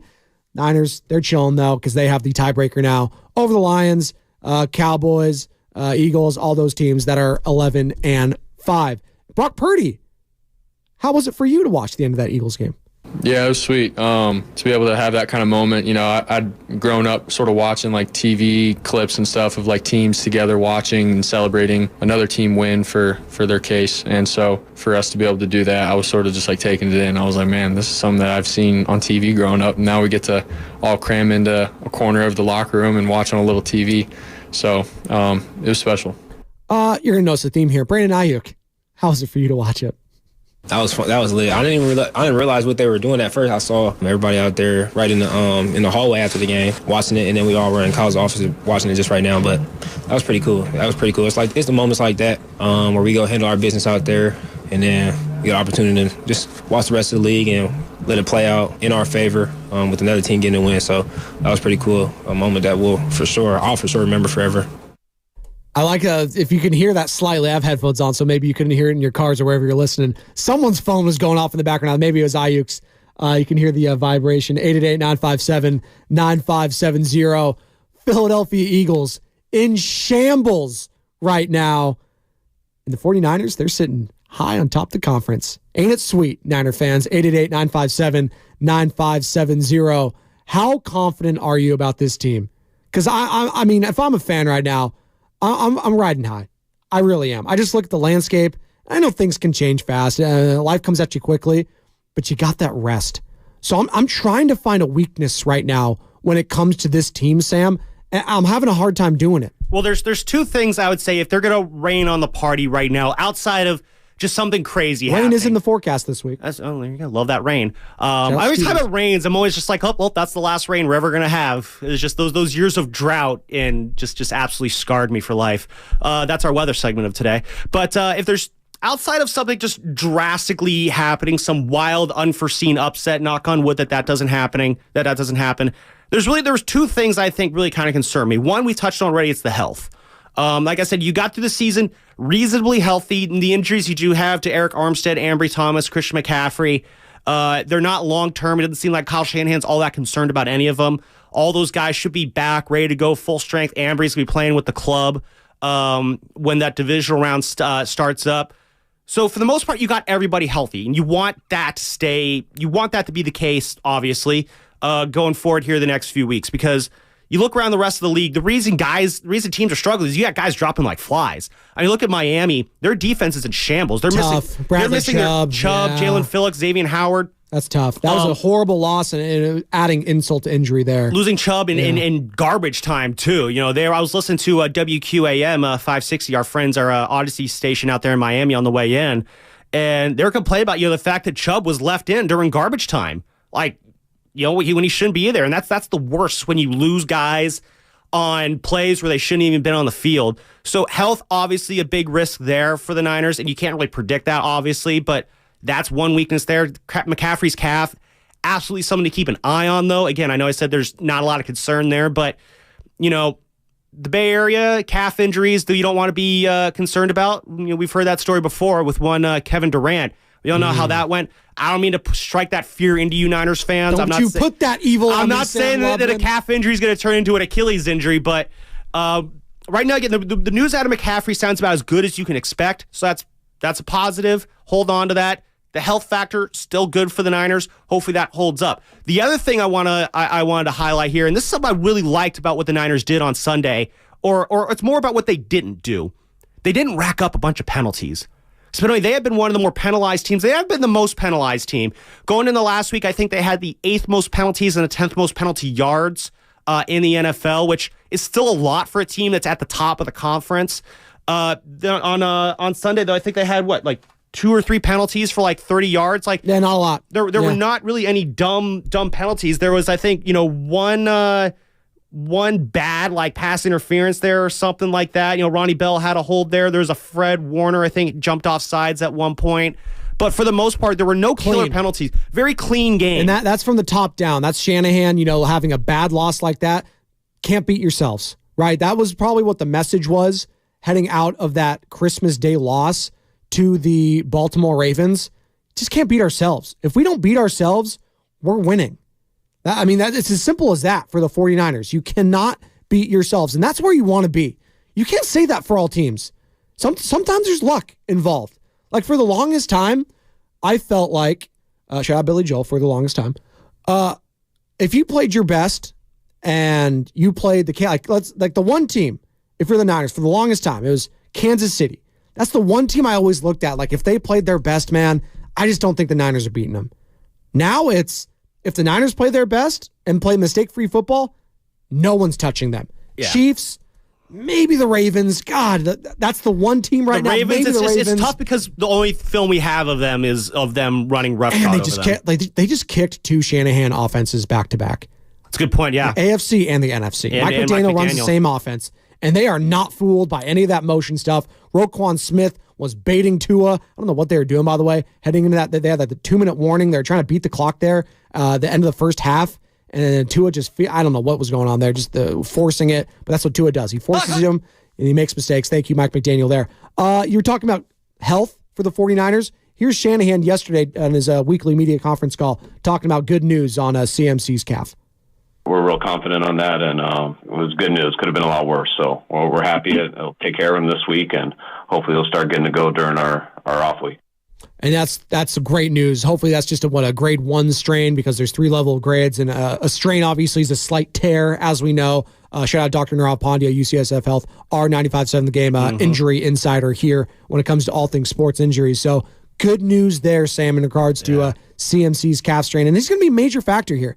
But also getting Elijah Mitchell going here would also be a huge 1-2 punch, because this is why he has saved him, right? And I shouldn't say saved, because you know what? A lot was made about Christian McCaffrey's workload. Oh, we've hammered out on so much on this show. And you know what? Triggered I'll many a say fight. this. If they did not get that 1 seed, this would be a major talking point, because getting hurt potentially and missing this game against the Rams now doesn't mean anything. But if it did, that's a major concern. You would have probably had Elijah Mitchell and Jordan Mason as your 1-2 punch in the backfield there. And, thank God we don't have to answer the question of what that would have looked like. Obviously Mitchell and Mason, they're going to get plenty of run this Saturday against the Rams. So, we will get a sense of what it would look like, but just without the urgency there. I'll say it as this. I'll look at it from the positive standpoint. The fact that McCaffrey should be back and ready to go in time for the divisional round, you have a chance to really kind of bolster your running back depth here. Let's get some more run from Mitchell, some more run from Mason. Maybe we see TDP this weekend. Let's get some serious depth here going here with the Niners here at running back. And I'm not saying you work all 4 of those running backs in during a playoff run, but I would like to see, again, we've seen so much from McCaffrey this year. We've seen such a massive workload for him this year for a guy with an injury history and a head coach who's got a history of kind of getting guys injured. So the fact that he is as the injury is not as severe as it is, certainly a massive positive here. But the other positive is good. Yeah, you get a chance to really kind of build up your running back depth. And let's see if we can get either Mitchell or Mason to be a guy who, 5-6 touches a game in the playoffs to spell McCaffrey just a little bit.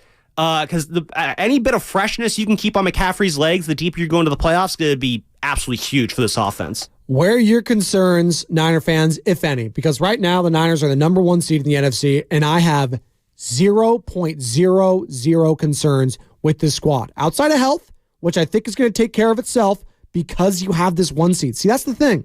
If they didn't get it, then health, then the depth, all that would be tested. But now that plantar fascia with Eric Armstead gets to heal more. That solves my defensive run game, right? That solves that for me, because we've seen without him, teams have been able to run on him. So that solves that problem. Christian McCaffrey in the offense, if we're all in agreement that he is the Swiss Army knife, he is the cog to this engine that it unlocks everything. If he gets some rest here now, those will take care of themselves. So the health aspect, I'm good with, because you have all of this time now. Any other concerns outside of that? Brock Purdy, the quarterback, he's had a bounce back performance. He's feeling good. And his head coach felt great about how he responded. He studied his tail off all week, practiced well, knew some of the reasons he made some mistakes in the game before, and just treated it like any other week. And I think it's good to get out there, and didn't have any picks today, which I think will be good to not have to answer questions on those.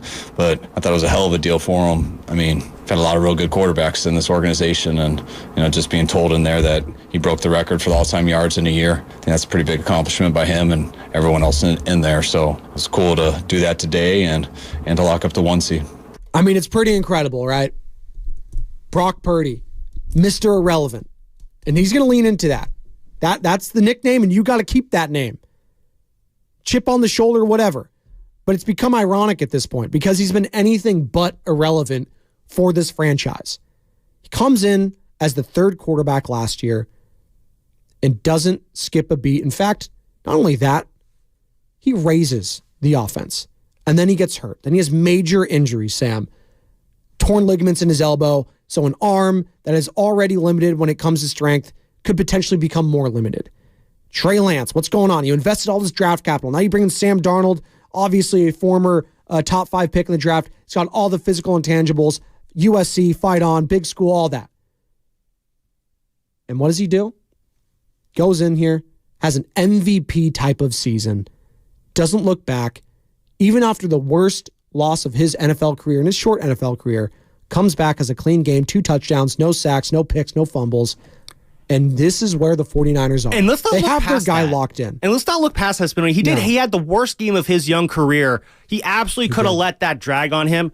I'll be honest, I never was worried about that because, as I said earlier, like the mental makeup of this kid is absolutely stellar. I don't think this guy, because that's not going to be the only bad game he has in his career. Like I said last week, Tom Brady had 6 games where he threw 4 interceptions. Peyton Manning had 6 games where he threw 4 or more interceptions, including a game, I believe, his rookie year where he threw 6 interceptions in a game. He threw like 28 his rookie season. Yeah, so lots of great quarterbacks have had lots of bad games. It happens.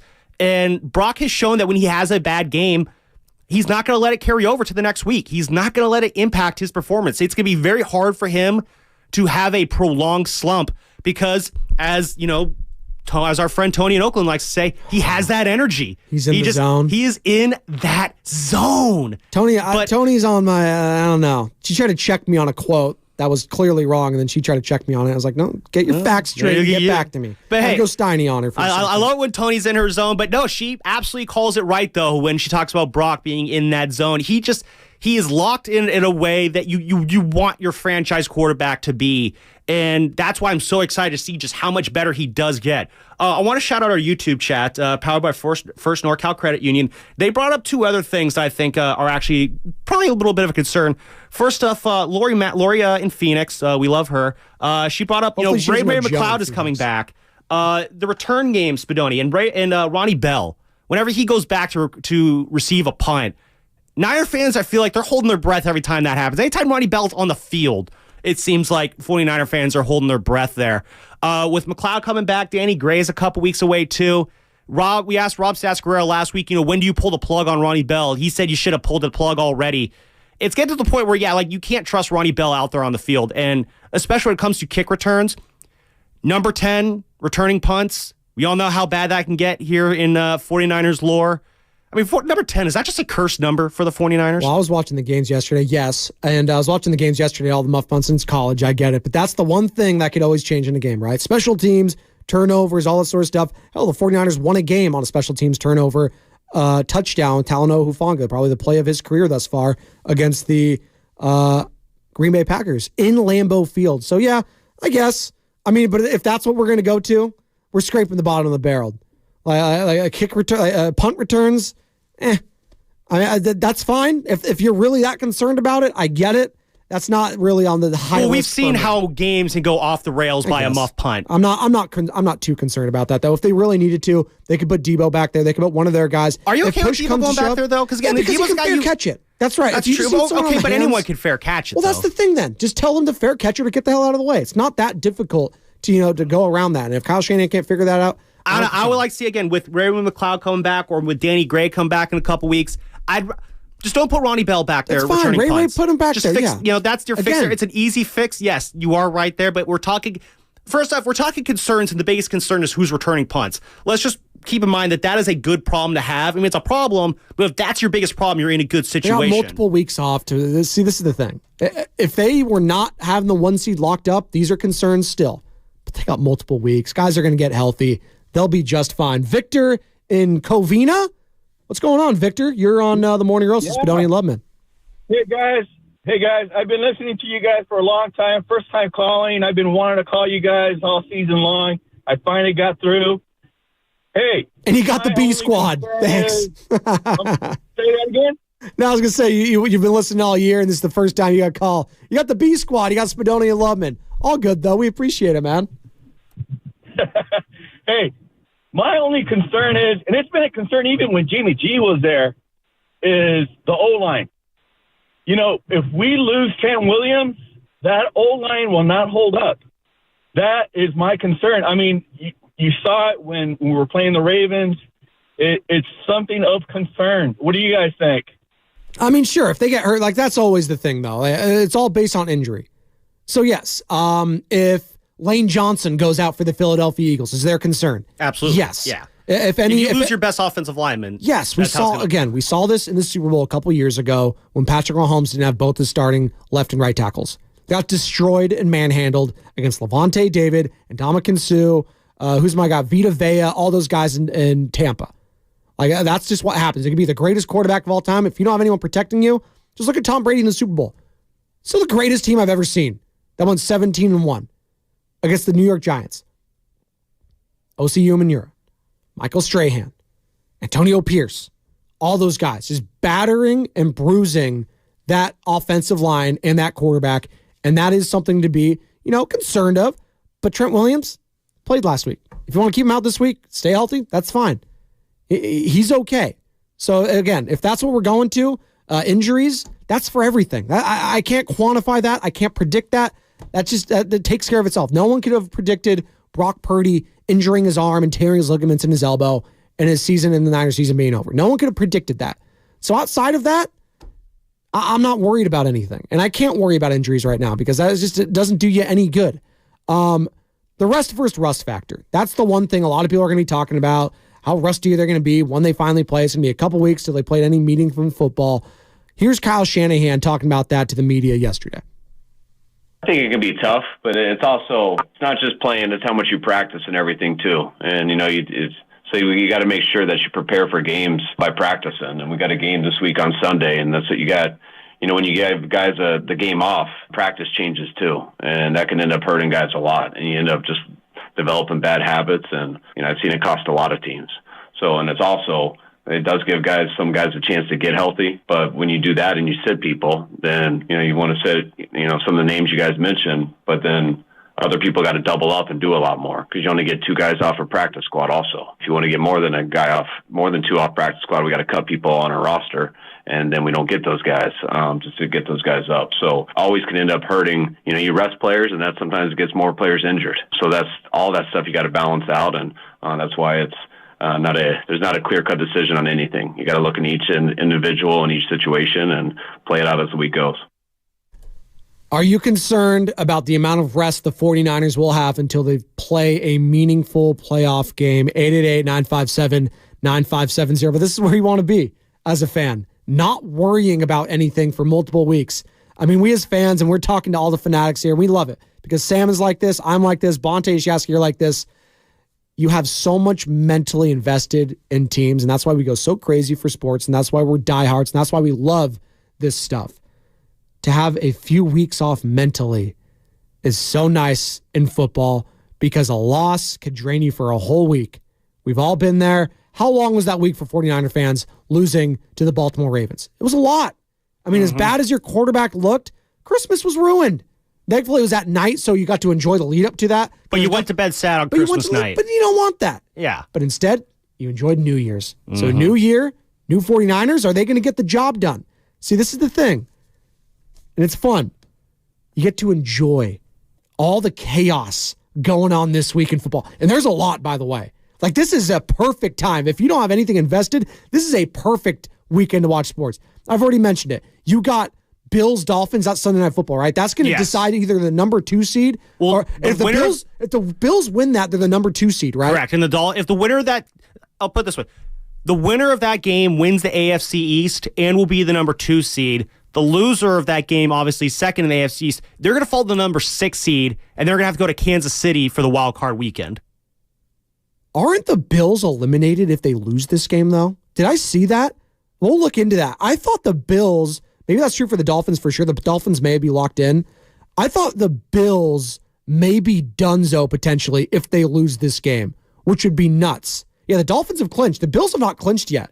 So there's a chance, that's right, because the Colts and the Texans and the Jaguars, so things, chaos. There could be some chaos this week in the AFC. Yeah, because if Buffalo loses and Indy or Houston, because Indy's playing Houston. Correct. So one of those is going to lock up a spot. And then the Jags, who are the Jags playing this week? The Jaguars then would be playing whatever. They're playing, they just played Carolina. They're playing the Titans the Titans. So that's going to be an easy one for them. We'll see. In theory, in AFC South, nothing is nothing is a given, though they do own the head-to-head tiebreakers over Indy and Houston. So but yeah, Buffalo not locked in. If they lose and if Indy or Houston wins, they could potentially force Buffalo out of the playoffs there, or at least into the they could at least fall into the 7th spot. Because I'm looking at the conference, because then that would also mean the what Buffalo Pittsburgh does too. Pittsburgh could still make the playoffs. Yes, and then I know I was listening to the network show this morning, and they were talking about. I turned on the radio. We were talking about Pittsburgh Steelers playoff scenarios. Of all the things that happened this weekend, Mason Rudolph and the Pittsburgh Steelers are on like the 50th part of my list of things that I care about. Could not give two rips about the Pittsburgh Steelers and Kenny Pickett being benched and Mike Tomlin and what goes on there. Don't care at all. On the other side, I think we should get into some of these playoff berths because I'm looking at them right now, and Spinoni, I love it when you look at playoff scenarios and you just need like this laundry list of ridiculous things to happen. And I'm looking at the Pittsburgh Steelers and the Green Bay Packers have just two of the most ridiculous lists of if this thing happens, then you have a chance. So I want to get into that on the other side because, yeah, the NFL, they're branding it the season finale, which is... Well, it is technically. Well, yeah, but like you don't need to overhype it. Did you see the logo for it too? No, I haven't. They have like a logo for it too. Like the E is like disconnected. They have like some weird line in the O. It's needless overhyping of the last weekend of the year. But let's definitely get into that on the other side. It's got the injury report coming up here because the last week of the NFL, there's going to be a lot of meaningful games here. And again, looking at some of these clinching scenarios, if some of them play out, it's going to be one of the more improbable playoff clinching scenarios for some teams that we've seen in a while. And Niner fans don't have to worry about any of it, and that is a good place to be. Real quick before we get to the injury, Brock Purdy on getting the 1 seed and getting healthy.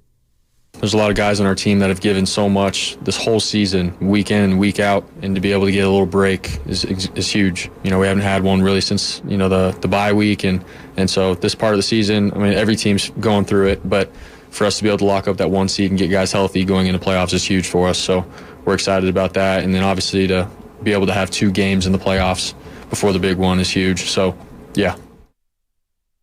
Speaking of injuries, it's time for the injury report. Oh, threw him under the spot there. Sorry, Sam. There you go.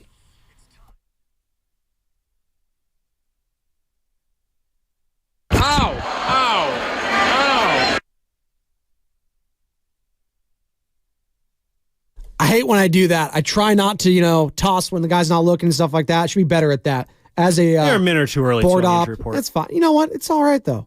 Better to be late. I never know. Well, we're never early to the injury report. That's why we're usually late. We strive for excellence here on the Morning Roast. Joe Spadoni in for Bonte Hill, Sam Lubman in for Joe Shasky. They will be back tomorrow. Don't you worry about a thing. Happy New Year to all of you. And Happy New Year to the 49ers and Kyle Shanahan, who met with the media yesterday and provided updates on Christian McCaffrey and Ambry Thomas. CMC has a mild calf strain and will be out this week. McCaffrey sustained the injury to his calf in the second quarter of Sunday's win over the Commanders and was seen getting the calf taped up on the sideline. There's no indication that this will be a long-term injury, and Ambry Thomas is dealing with a broken hand and will be getting surgery today. He will also not be suiting up this weekend against the Rams. The injury report was brought to you by Boxer and Gerson, Northern California's premier workers' compensation law firm, helping injured workers get their lives back for over 40 years. What's coming up on the game is sponsored by Fremont Bank, full-service banking, no compromises. Adam Amin, 8:30, called the game on Fox Sports alongside Mark Schlereth. All that coming up next. Niners, the number 1 seed. Any concerns, or are you just chilling, Niner fans, here on the Morning Roast, 95.7 The Game?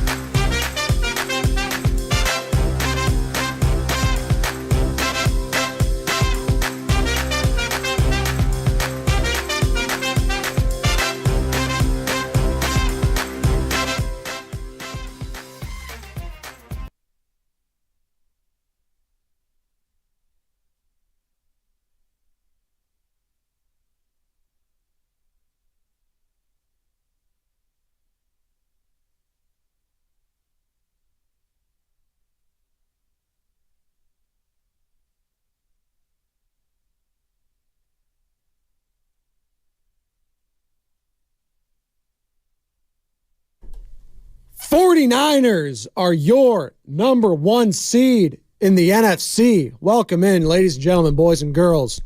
Joe Spadoni in for Bonte Hill alongside Sam Lubman doing a hell of a job filling in for Joe Shasky. Don't worry. It's all right. They'll be back. They'll be back. You guys are awesome, by the way. I don't think we need the original cast. No, we love the original cast. I appreciate the kind words. They'll be back. Joe, his extra day. He's new daddy, all right? Got to take his time there. A lot of diapers to be changed, a lot of clothes to be washed, all that sort of stuff. A lot of drilling to be done on those cribs. Yeah, I was like, geez. Yeah, quite the odyssey. I don't know what cribs he's getting where a drill is required, because all the ones I got, that comes with a little screw that comes in there and all that sort of stuff. That's a conversation for another time. Yeah, a little Allen wrench in there. But it was also a very expensive one, so they probably made it really easy. That's the one thing you just didn't want to worry about.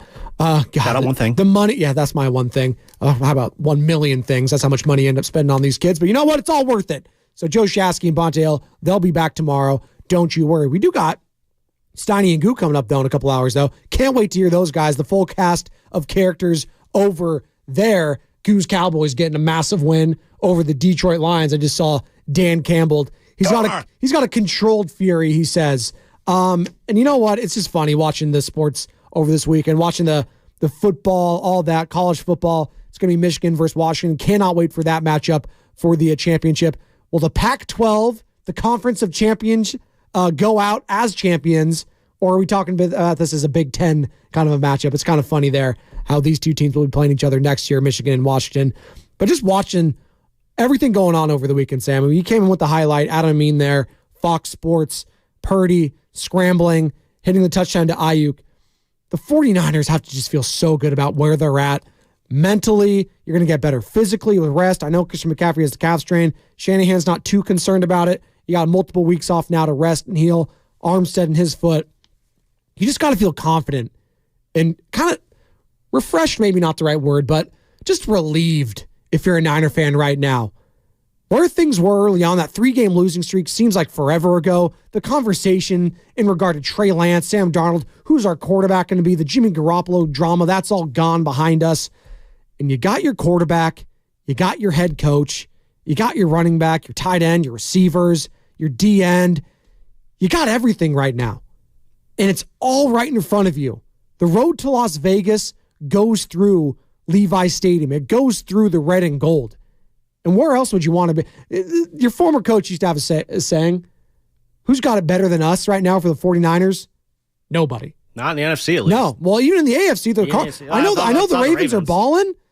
They got a tough slate, though. If you want to get to a Super Bowl in the AFC, it is not going to be easy. You got to vanquish Mahomes still. And I know the things aren't there.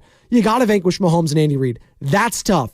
Joe Flacco all of a sudden looks like he's 25-year-old Joe Flacco slinging it. Guy's been unbelievable, comeback player of the year worthy, and he's only been playing off his couch the last few weeks. He's been unbelievable for the Cleveland Browns. And then, you got the Dolphins there. They're a little reeling, obviously. But the Bills, they're hot. So the Bills look like the AFC's answer to the Los Angeles Rams. Right, I think that's a good call. That's the team that, again, they could still win the division this weekend. I don't think the Dolphins are going to win on Sunday. Again, as I said, I was listening to WQAM, shout out 560 out there in Miami, our Odyssey sister station. They were not feeling very confident about what's going to be happening on Sunday. 2 ain't it, man. I've been on this. He ain't the guy. No, he's not down there, and I think they know that down there. And again, I lived in Miami for 4 years, Spadoni. I had a lot of friends who were Dolphins fans, and the pain that that franchise can inflict on its fan base is real. You ask why I hate Nick Saban spending 4 years with Dolphins fans, that will do it. There you go. You hear the story about how Saban absolutely ruined that franchise, picking Dante Culpepper over Drew Brees, saying how, I'm not going to go leave for the Alabama job. And then, because, a man's only as good as his word, right? No, he's going to go and leave for the Alabama job, which shows how much Nick Saban's worth there in that sense. But it's tough there. And Dolphins fans, they know this. They had a chance to get the 2 seed, chance to get their first division title since, the year Tom Brady was injured. And it's all going to come crashing down right now because that just does not look like a very confident team right now. 888-957-9570. They're not confident. The 49ers and their fans should be. Are you worried about anything? The rest versus rust factor, anything like that? Because I'm not. And just what a year. as we do a year in reflection because of 2023, and now we are in a new year, and Happy New Year to all of you beautiful people just getting off work, getting ready for school, getting ready to do what you got to do. We appreciate you choosing the Morning Roast here at 95.7 The Game. Don't forget, we do have a Warriors game tonight. I know it's all sunshine and rainbows for the 49ers, but for the Golden State Warriors, my God. Another tough loss. The Kyrie Irving-less, Luka Doncic-led Dallas Mavericks, and Luka putting on a show at Chase Center. Another loss. Question marks galore. When's Draymond coming back? Andrew Wiggins, Klay Thompson, what's going on? Starting lineup shit. There's just so many question marks for the Golden State Warriors as they take on the Orlando Magic. Steve Kerr saying after the game they're still looking for that grit and toughness that other teams have. It's like, dude, January. We're flipping the calendar to the new year, and you're saying stuff like that. We'll get into this later because, Spinoni, I was at that game on Saturday night. That was not a fun time. I was going to go to the game, and I was a late scratch, too. I was going to take young Benjamin. Might have bought him a Luka Doncic jersey after that performance. I mean, that was incredible. Him coming off an injury as well. So, yeah, a lot of questions there. Polar opposites right now when it comes to frame of mind for fandom, right? You got the Warriors fans over here. What the hell is happening? What aren't you worried about if you're the Warriors right now? It's polar opposites. I'm not worried about anything with the Niners. I'm worried about everything with the Golden State Warriors. It's pretty unbelievable. Outside of Steph, there's literally nothing to feel confident about. I'm even worried a little bit about Steph and some of his performances because he's carrying this team, and you're starting to see it weigh on him mentally and physically. How many times this year have we seen him? We'll get back to the Niners in a second. How many times have you seen Stephen Curry after a game just sit there with a towel on his head? He's exasperated zoning right now. out. Like, I don't blame him. It's tough. He's watching his empire crumble before him right now, and there are no easy answers for the Warriors at this point. I mean, they played 10 guys on Saturday night, Spinoni. Moses Moody never saw the court, and at this point, it's just like, I don't understand that logic there. They tried to do a new lineup. They're trying to do new things, and just none of it's working right now. Are we seeing Rome burning for the Golden State Warriors and potentially rising for the San Francisco 49ers? We shall see. Fall of one empire, the birth of another. Soul for a soul. Big and E. And yes, we always talk about Rome and the empires for all the female listeners. That's what men do. We talk about Rome. We think about Rome. All the time. Shout out Jim Rome. Clones. Big and E. Big E? Big and E. What is that? It just says big and E? A big E in San Antonio. Oh, sorry. It says that's me typing really fastly while trying to do a show and answer calls and all that I thought we were going stuff. Inception here, but this is Big E in San Antonio, Texas. And he was at the game. What's going on, Big E? What's going on, fellas? How y'all doing today? Great, man. Happy New Year.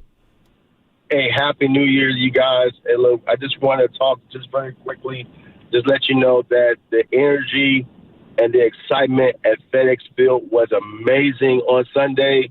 I was able to take me and my dad, my two sons, and my nephew there, and there were all Niner fans in the stadiums.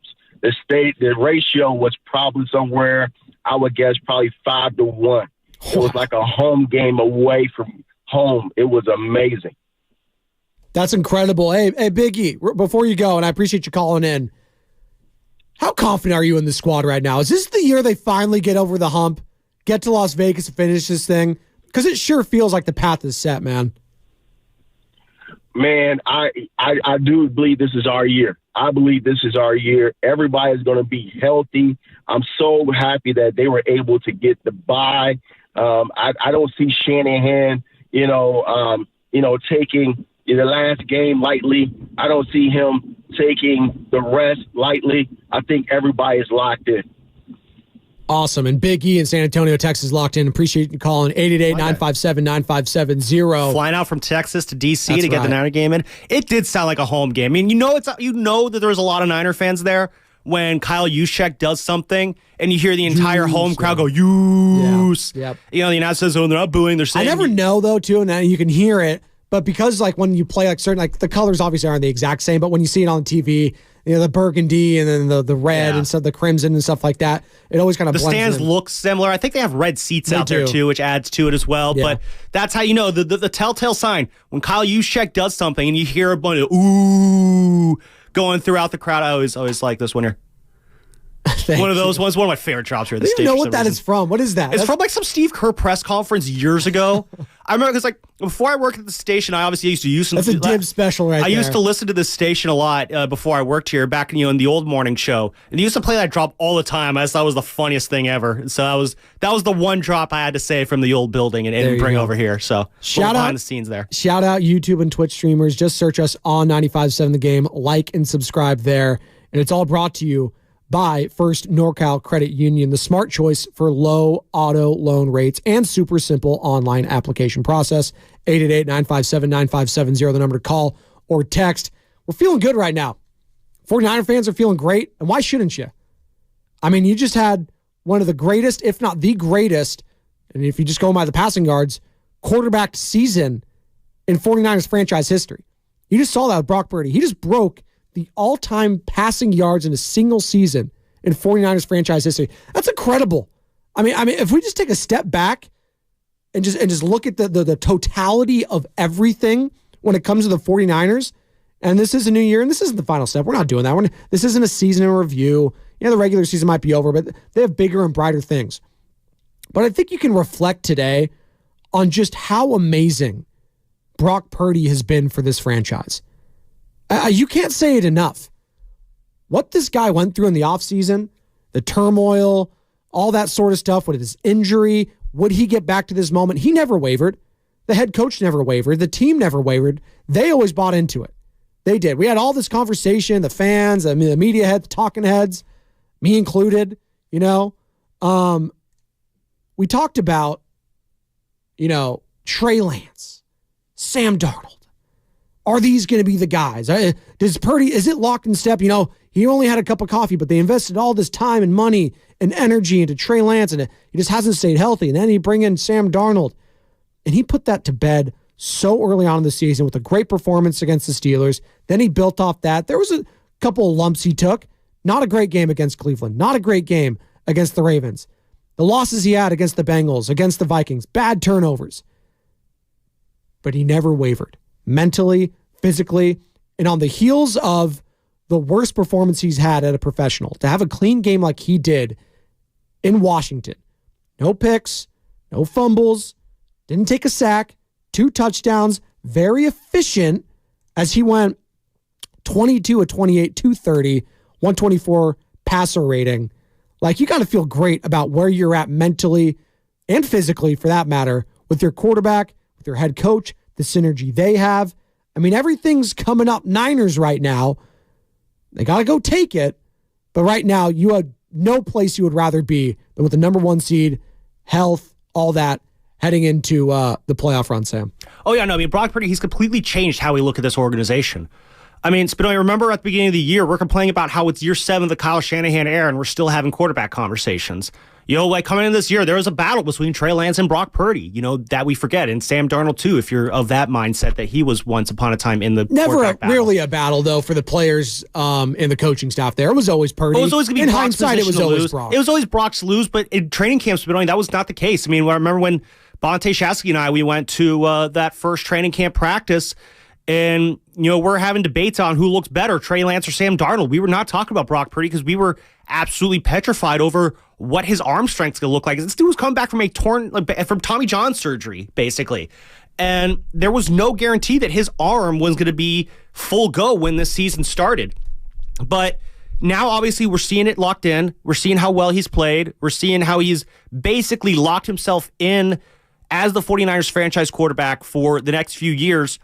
And it's completely changed how we're looking at this organization.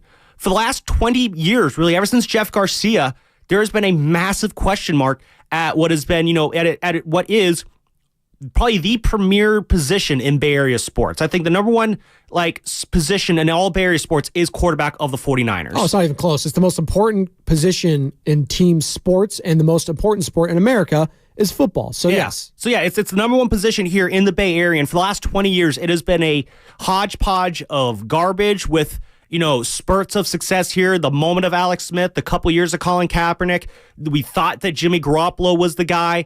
But the reason, it's been so hard to really truly believe in long-term success for the 49ers in terms of being able to carry that success year in and year out, be good year after year like it used to be from 1982 all the way to the end of the Jeff Garcia era in 2001, 2002 in that era. For 20 years, Spadoni, you could always count on the 49ers, health permitting, to be one of the best teams in the NFL. You just knew it because they had the quarterback situation. Montana, Young, Jeff Garcia, you always knew what that position, who it was going to be and what that person was going to give you. And for 20 years now, we've looked at the Niners as kind of wandering through the proverbial desert, so to speak. They'll have good years here and there. They had that good run under Harbaugh, but none of it ever felt sustainable. Like, that's what it's about, Spadoni.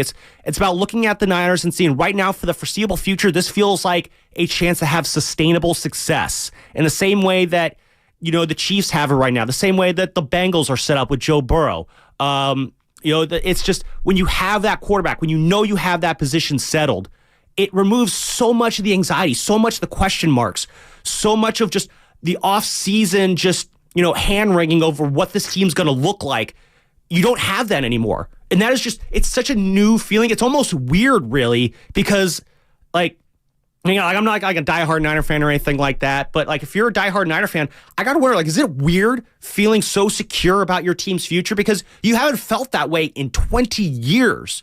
And so you have this level of comfort and security now with this team that it's got to feel weird at this point. Like, what's the catch here? But no, it is real in a way that we just haven't seen in so long. It's kind of poetic. I mean, maybe it's not poetic, but it's interesting. 2015, that's when Harbaugh takes over at Michigan. He leaves the Niners, obviously.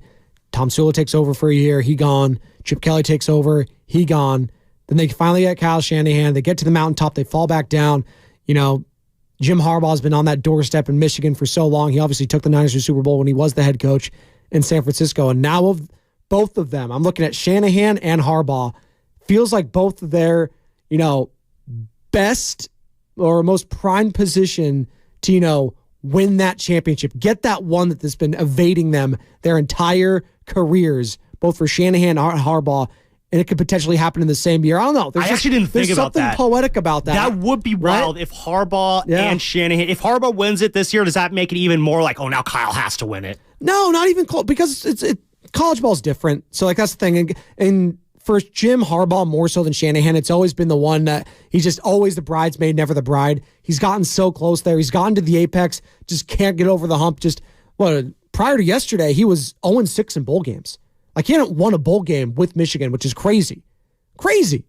And now he's on the cusp of doing that. They're 4.5-point favorites, I think. Probably going to get ballooned up to 5 against Washington. That's going to be a hell of a matchup next Monday. And we'll probably have some reaction to that next Tuesday as well. But, yeah, the year that it could all come together for both Harbaugh and the 49ers with Kyle Shanahan. I don't know. Something cool about that. 888-957-9570. Sneakily, by the way, Jim Harbaugh's 60 years old. Did not know that. 60. I did not. He just turned 60 years old on December 23rd. Looks pretty good for 60 years old. He does. Good for him. Must funny. be khakis. Someone said, because they interviewed his dad, obviously, Jack Harbaugh, former assistant with Michigan way back when. And someone just said, I refuse to believe that Jack Harbaugh isn't just Jim Harbaugh dressed up as an old man. Just the uncanny characteristics. It's funny. And now we got... I'm still trying to digest how much John Harbaugh looks like Brock Purdy in 20 years, so... And he said that to him after the game. Yeah, it was, we look like. Yeah, I love that they're rolling with it. So, before we hit the break here, we got a couple minutes. Adam Amin, by the way, 10 minutes. That's right. Adam Amin coming up soon. Very excited to hear from him. He was obviously on the call for Fox on Sunday for that game, so very excited to hear what his thoughts are on terms of Brock Purdy. But we were talking about some of the playoff clinching scenarios that we could see this weekend. You got him?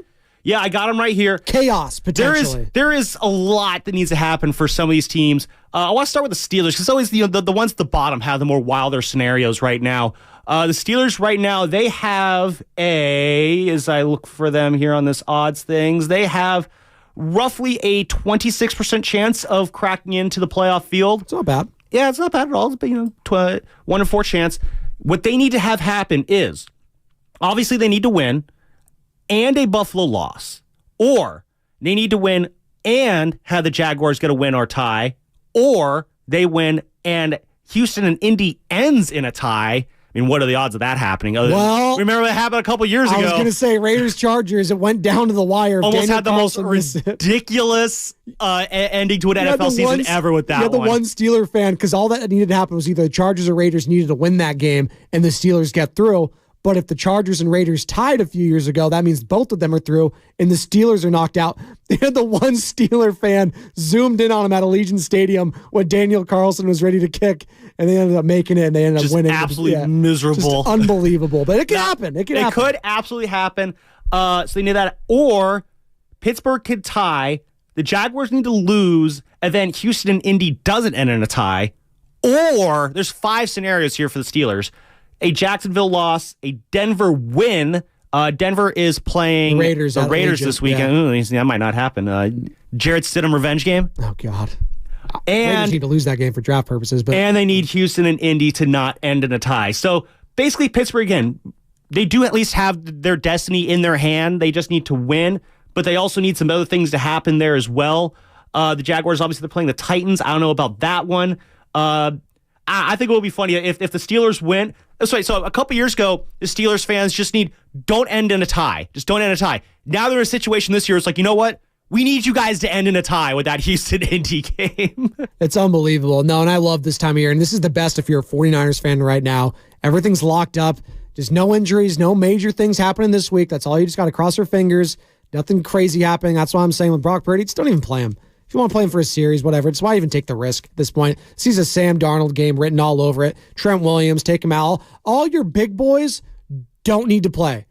Throw to Ross Dwelley 50 times for all I care. Ray McLeod, if he comes back, Ronnie. No one needs to be playing of importance in this game. I can't risk the injury if I'm Kyle Shanahan, John Lynch, and the 49ers. 888-957-9570. That's the number to call or text. And by the way, don't miss the kickoff show this Sunday. It might not mean a lot for the 49ers, but it could mean a whole hell of a lot for the Los Angeles Rams. So don't miss the kickoff show this Sunday with Larry Krueger and Lorenzo Neal live 2 hours before the start of the game. Join us at the Hilton Santa Clara for delicious food, great drinks, and the best pregame show in the Bay Area, presented by Habis Law. You've been wronged? Habis Law will fight to make it right. Call 1-800-INJURED or visit habislaw.com. We got Adam Amin here coming up in about 6 minutes. Fox Sports, NBC Sports Chicago does the play-by-play television side for them with the Chicago Bulls. Excuse me. And I'm interested. We'll have a quick Warriors conversation there with him. Zach LaVine, what's it going to take to get him out of there? Because I see a lot of Warriors fans we got the trade deadline coming up here in a month. A lot of Warriors fans hitting that trade machine, Sam. Oh, they got to do something. Zach LaVine, Alex Caruso, they got to get something. Yeah, Pascal Siakam. So we already had OG Anunoby get traded since we've been on the air. He's a New York Knick now for Emmanuel Quickley. RJ Barrett going over there. They didn't get to play in that loss that the Toronto Raptors had to. The Detroit we got to Pistons, talk about that at some point. Massive Did you catch the end of that game at all? No, I did not. Oh my God! I swear to God. So I was watching at the Warrior game. I was gonna say, where are you watching that? You don't have that. No, I was at the Warrior game watching. I was down in the media dining room, and all of us are sitting there watching this game. The Warriors are about to start. No one's leaving because we all want to see how this game ends. Swear to God, the last minute of that game, it was like it was Game 7 of the NBA Finals. It took 15 minutes. It felt like for that last minute to be played because Raptors obviously they're fouling every chance they can get. And the Pistons are just giving the Raptors opportunities to still try and pull out a win in that game. The Raptors had absolutely zero desire to take that L. And the Pistons were more than happy to give them a chance to avoid that loss. They did pull it out, though. 129-127 was the final. But that was just riveting garbage basketball there to watch at the end. It was just you couldn't pull away from it because there was still a belief that the Pistons could somehow find a way to goof that one up and keep the losing streak going. That said, they got the win, so they have plenty of time to start a new losing streak before come to Chase Center on Friday. I feel great if I'm the Warriors because I did not want that streak to stop with the Golden State Warriors because they're playing the Pistons, I believe, this coming Friday. It doesn't matter if they're on a streak or not, though. The Pistons win that game. It's nuclear meltdown mode for the Warriors. I could deal with it. They lost to the Pistons last year, who stunk just as much. Maybe not this levels, but Sadiq Bey hit a game. He got swept against the Pistons last year. So you actually, you know what? This is not a rollover game. No, they're coming in hot against you guys. It's gonna be all hands on deck for that one. Kate Cunningham, by the way, it's gonna be on the back half of a back-to-back too. The Warriors host the Nuggets on Thursday. Oh no! So it's just Oh, no. Or as some might say, oh, baby. Oh, baby is right. Spadoni in for Bonta Hill. That's Sam Lemon in for Joe Shasky. This is the Morning Roast, 888-957-9570. And on the other side, Adam Amin to talk some 49ers football, maybe some Golden State Warriors on 95.7 The Game.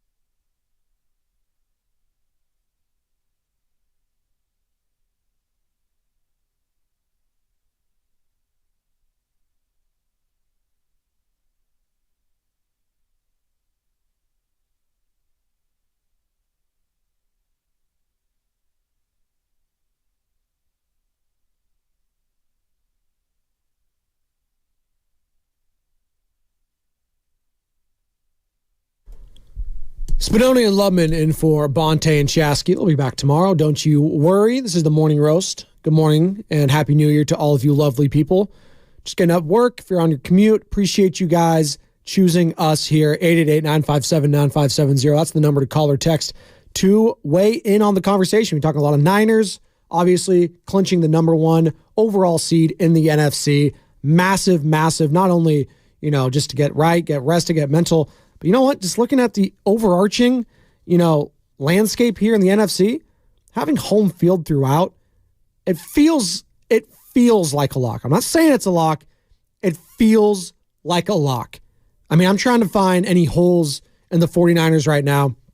And outside of Lori and Phoenix saying the punt and return and kick return situation, outside of that, feeling pretty damn good.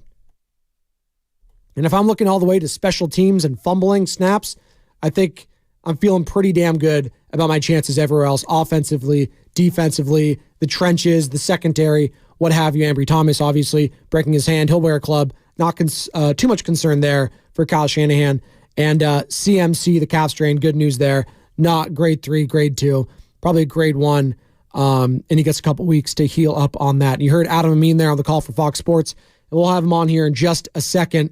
Obviously, called the game with Mark Schlereth as the Niners took out the Washington Commanders 27-10. Also does the television play-by-play for the Chicago Bulls. Maybe we'll squeeze in a Warriors question there because I know a lot of Niner fans and Warrior fans are interested in what the Warriors might do in the trade deadline. Zach LaVine, obviously a big trade target for many a team, so maybe we'll get into that. But glad to have Adam on with us now. Joe Spinotti, Sam Lubman, and Happy New Year to you, Adam. What's going on, man? Everything's good, guys. Really appreciate you guys having me on. Happy New Year to you as well. Absolutely. And you were on the call, obviously, with Fox Sports alongside Mark Schlereth. And big bounce back for the 49ers, obviously. Get their asses kicked on Christmas night against the Baltimore Ravens. Brock Purdy has his worst outing as a professional. How big was it? I know it's against the Commanders, but how big was it for him and his psyche and the teams that he had a clean performance in a win over the Commanders? And you guys would know better than I would, but there's a small enough sample size where a lot of us have kind of seen most of Brock Purdy's career at this point, right? There hasn't been a ton of, I hate using this word sometimes because I think it's a buzzword in sports, but sports adversity, right? There hasn't been a lot of sports adversity for Brock just yet. The elbow injury, obviously, in the NFC title game, but it's not, the loss, nobody really puts on him. They kind of put on the circumstances. So that loss against Baltimore was the first time I think a lot of people looked at Brock Purdy, even though they had that 3-game losing streak earlier in the season. I think it was the first time that a lot of people were looking at him going, well, what's that all about? For three interceptions, 4 interceptions. How can you trust this guy if he can't play on a Christmas night, in front of a huge audience? And that's obviously, how we have a tendency to overblow, these nationally televised games. I think just the fact that he had a bad game, they reset. Kyle Shanahan was adamant that he's going to be fine, and he proved it. And I think that's all teams like the Niners, who are just so talented that for the most part, based on talent alone, they're not going to run into a lot of sports adversity over the course of the season. I think even little things like this, I'm sure a lot of organizations would love the type of sports adversity that the Niners deal with. Oh, they only scored 20 points a game for a few games, and they lost one game to arguably the best team in the NFL right now, and they're the number one seed. It's not a lot of, sports adversity. A lot of organizations would love to be in their position, but you need relative benchmarks of adversity. Oh, no, I think we lost him. He dropped there. It's all right. It happens. We'll get Adam back there. 888-957-9570. He was on a roll there, though. And the adversity factor when it comes to, Brock Purdy and overcoming it, and to Adam's point, he hasn't really had to overcome much. And you know what? That's fine. If you're blowing out all the other teams and you have these big leads and you hang on to them, I'm cool with that as a fan. But I understand that on national TV, a lot of the United States, we saw the ratings. They dominated, whether it was the morning, afternoon, and the night game. NFL absolutely taking the lunch of the NBA as far as ratings go. But that's neither here nor there. That's just another day for the NFL and their dominance over sports rankings. We got Adam back? All right, we got him back. Sorry, Adam, you got cut off there for a sec. Yeah, sorry about that, guys. I'm up in the sky in Philadelphia right now. Oh, you're good. We're at the team hotel getting ready to go for a game tonight. But No, we were just talking about a lot of organizations would love to be in the position that the Niners are in, right? So you need, when you're that good of a team, you need relative benchmarks of adversity. Say, hey, remember, guys, we went through this before. We went through this losing streak. We had that bad game, and look how we were able to, rally together. You need points for that. Like, you look at the Detroit Lions, they have all these different points, and the game against Dallas on Saturday night is just another benchmark for Dan Campbell to be able to say, guys, we've been through this before. It's okay. So that when you're sitting in the fourth quarter of a game and you're in a huddle during a timeout with 9 minutes left and you're down 13 points, you go, guys, we've been here before. Remember that game we played in week 11. Remember that horrible call that went against you. Remember the stuff that you guys have already dealt with. Like, coaches are always, and players for that matter too, are always looking for, points of emphasis and relative benchmarks that you can look back on during the course of a long season and say, we've been through this before. And that's the mental aspect of the coaching. We hear that from Kyle Shanahan. I've heard that from Dan Campbell. I've heard that from Matt Eberflus in Chicago. I've heard that from coaches in every sport that I've covered. You need those benchmarks, and that's what the Niners got. So what a bounce-back performance. That's why that game was important, even though it's against the lowly Commanders defense that didn't generate a whole lot of resistance. You need games like that, and you need proof of the bounce-back ability, and that's what we talked a lot about at the end of the game on Sunday. Adam, you mentioned a lot during the game that Brock, he was making throws. These are not game manager throws. And I remember you said that a few times. When it comes to this game manager narrative that's surrounding Brock Purdy, what do you make of it? Like, why does it still seem to persist, even though, again, you mentioned several times that's not a game manager moment? Why does that narrative still persist on him? And what does this guy have to do to shed that label on him? I'm not sure what he needs to do to shed it other than just keep making explosive plays. And it's more a problem of the narrative itself. It's not an issue of Brock Purdy. It's a problem of the narrative itself. I think it's lazy writing, if you want to stick with the narrative theme here. I don't like how binary we've turned that phrase, right? Like, suddenly game manager means one thing. Either you're a game manager or you're a dynamic quarterback. And it's like, no, there's a lot of gray area between those two poles, right? Like, if game manager, if all he does is throw checkdowns and not turn the ball over and they score points, hey, first off, what's wrong with that, right? What's wrong with being a game manager? The first thing you need to be able to do as a successful quarterback in the NFL is to be able to manage a game. I don't think we've properly used that phrase, or that phrase has turned into something else that it's not, or that it shouldn't be. We've created this binary about it where it's just like, all right, either you're this guy or you're that guy. And it's like, no, to be a great quarterback, you need to be both. You need to have elements of game managing, which is probably the most important part. And then you need the ability to make dynamic plays. And in a year and in the league right now where quarterback play is not particularly great across the board, like really good quarterback play is at a premium right now, I feel like Brock Purdy is about as good as you're going to get right now. I look at Jared Goff. I look at Dak Prescott, who's had that label thrown on him at times. And regardless of what guys like Tom Brady might say or Cam Newton might say or whatever some of the recently retired guys are saying about what they see in the NFL right now, being a game manager is I don't know if it's a great or good thing, whatever. It's an important thing. So for Brock, he should continue to be a great game manager. He should continue to understand time, score, scenario. You should continue to understand down, distance. Being a game manager means you're aware of all of the elements of your game plan. And so I don't understand why all of a sudden it's a bad thing or why it's always been considered a bad thing. And I don't like how binary we've made that, because that gray area is what makes quarterbacks really, really good. Are you capable of being dynamic? We saw some of the throws that Brock made. Pretty good. That throw to Ayuk is one of the best throws I've seen this season in the NFL.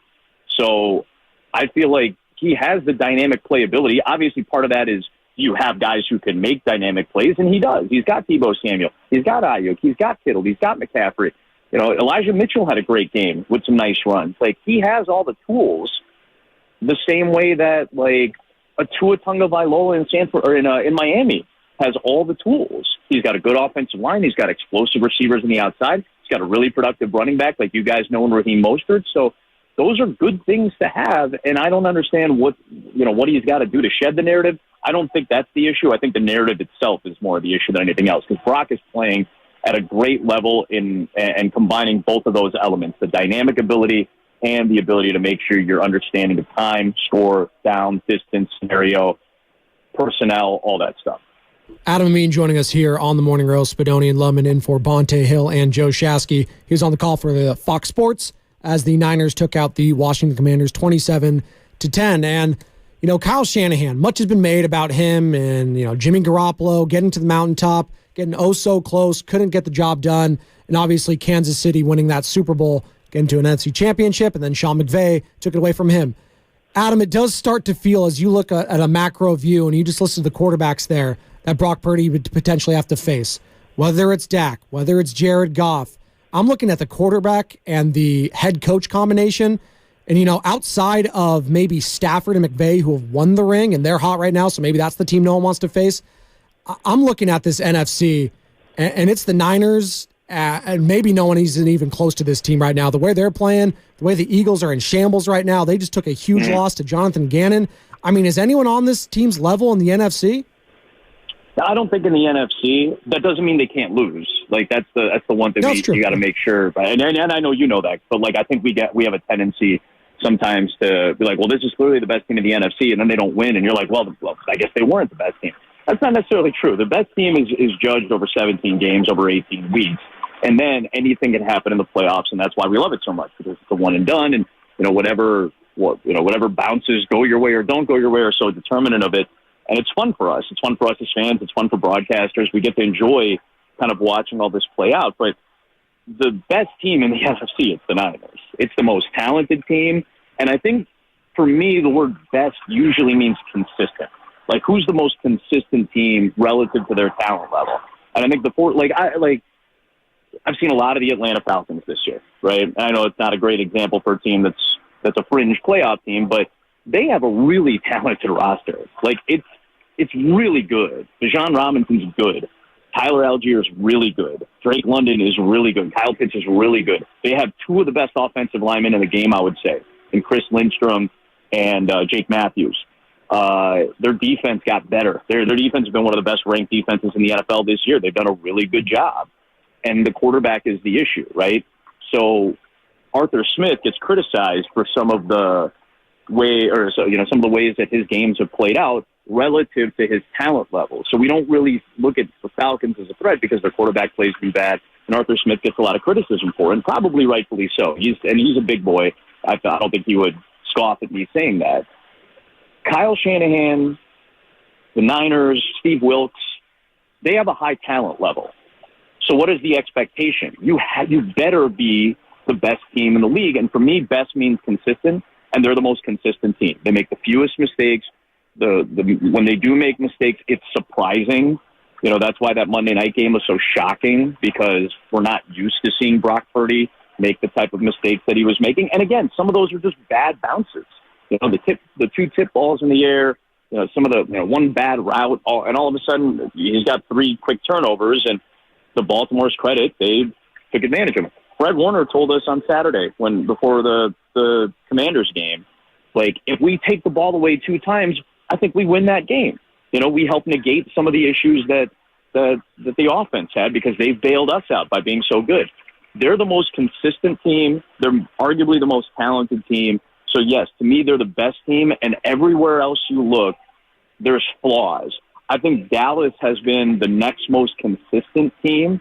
Philadelphia has really struggled in that department on both sides of the football. Minnesota, who knows what they're going to look like. The Saints, the Bucks, you never know what you're going to get from a consistency standpoint there. I think the Lions are fairly consistent, but you see some of the issues that they have, whether it's giving up some big plays, whether it's play calling, whether it's aggressiveness, whatever problems that they might run into. Everybody's got an issue. And to me, the Niners have the fewest amount of flaws, and they show up the fewest amount of times. Speaking of issues and flaws there, I mean, obviously, I absolutely agree with you, Adam. They definitely have the fewest amount of problems. But as we get into the playoffs here, what if there's anything that could slip up, cause the Niners to slip up in the playoffs? What is the one thing or the one or two things that should maybe concern 49ers fans as these playoffs start up that could be the reason why the Niners don't make it all the way? I think some of the injuries on the back end on defense are a little concerning. Obviously, the loss of Hufanga was brutal. They didn't really miss Jair Brown the other day, but he's got to be healthy. He's played really well since Hufanga got hurt. I have some questions about the corners. Like Ambry Thomas is still a young corner, third year. He's dealt with some injury this year, but more importantly, he's a young corner. They've had injuries at their nickel. Like, is Isaiah Oliver going to be consistent? Is Diamador Lenore going to be consistent? Some of the plays that they've given up, I think, have been an issue at times. Their pass defense is probably their weak link on the defensive side. Obviously, the run defense is excellent. Their linebackers are outstanding. I think Warner and Greenlaw are probably one of the best linebacker duos in the NFL, just based on how quickly they get to the ball, how quickly they snip certain things out. I love their front when they're healthy. Obviously, if Armstead comes back, for the playoffs and is healthy and ready to go, that will be a huge boon to them. We know about Bosa and Young and the edge guys. I think the pass defense might be the one concern. And big plays are what oftentimes end up determining playoff games, right? Because, again, it's a one-shot game. So if you have, your best game of the year in terms of explosives and your defense takes the ball away, one extra time and takes the possession away, now you're putting a team, putting an opponent into a really bad spot. So that's my one concern. But like I said, it's a very, low flaw, low problem team. And we still don't see a ton of issues. Plus, the amount of takeaways that the Niners have had this year that kind of negates some of the issues that we've seen in the past defense. So that's where my eyes go. Well, and by the way, we have them on Sunday, so we'll probably discuss a lot of this during the Rams game as well. There's not a whole lot of issues. That's one of the few things I look at and go, all right, maybe that's the problem come playoff time. Adam Amin joining us here on the Morning Roast. Joe Spadoni and Sam Lubman in for Bonte Hill and Joe Shaskin. We appreciate the time, Adam, as you're traveling, obviously. You are also the television play-by-play voice for the Chicago Bulls. And real quick, I want to get you out here on this one. Zach LaVine, Alex Caruso, these are names that a lot of Warriors fans have been doing the trade machine. Obviously, things aren't going well here in Golden State. Draymond Green, the indefinite suspension. What's going on with Andrew Wiggins, Klay Thompson? There's a lot of mess going on here. So a lot of fans are like, oh, what's going on with Zach LaVine over there? He seems to be the eye of the NBA trade world, if you will. Can you give us an update on Zach LaVine? And, is he potentially playing his last month here in Chicago? I think if you asked me this 2.5, 3, 4, maybe 3 weeks ago, I would have said yes. I thought he was on his way out for sure. And again, I'm not basing this off of any discussion. This isn't surprising inside info. This is just my gut feel reading the tea leaves, right? I feel like there was, I would have said yes 2.5 weeks ago or something like that. Now I don't feel that. And they don't have to make a big move here, right? Because he's under contract. They're already, he's slated to be here for another few seasons on that max deal. So it's not like you have to get rid of him. Like you look at DeMar DeRozan, he's on an expiring contract. So the idea of either signing him long-term to an extension when he's, getting into, year 14, 15 now in the NBA is something you might, pause at. LaVine, you don't have to make a move if you don't want to. He's just gotten back underway with some cutting, running around. He's gotten back into the workout as he's dealing with this right foot inflammation right now.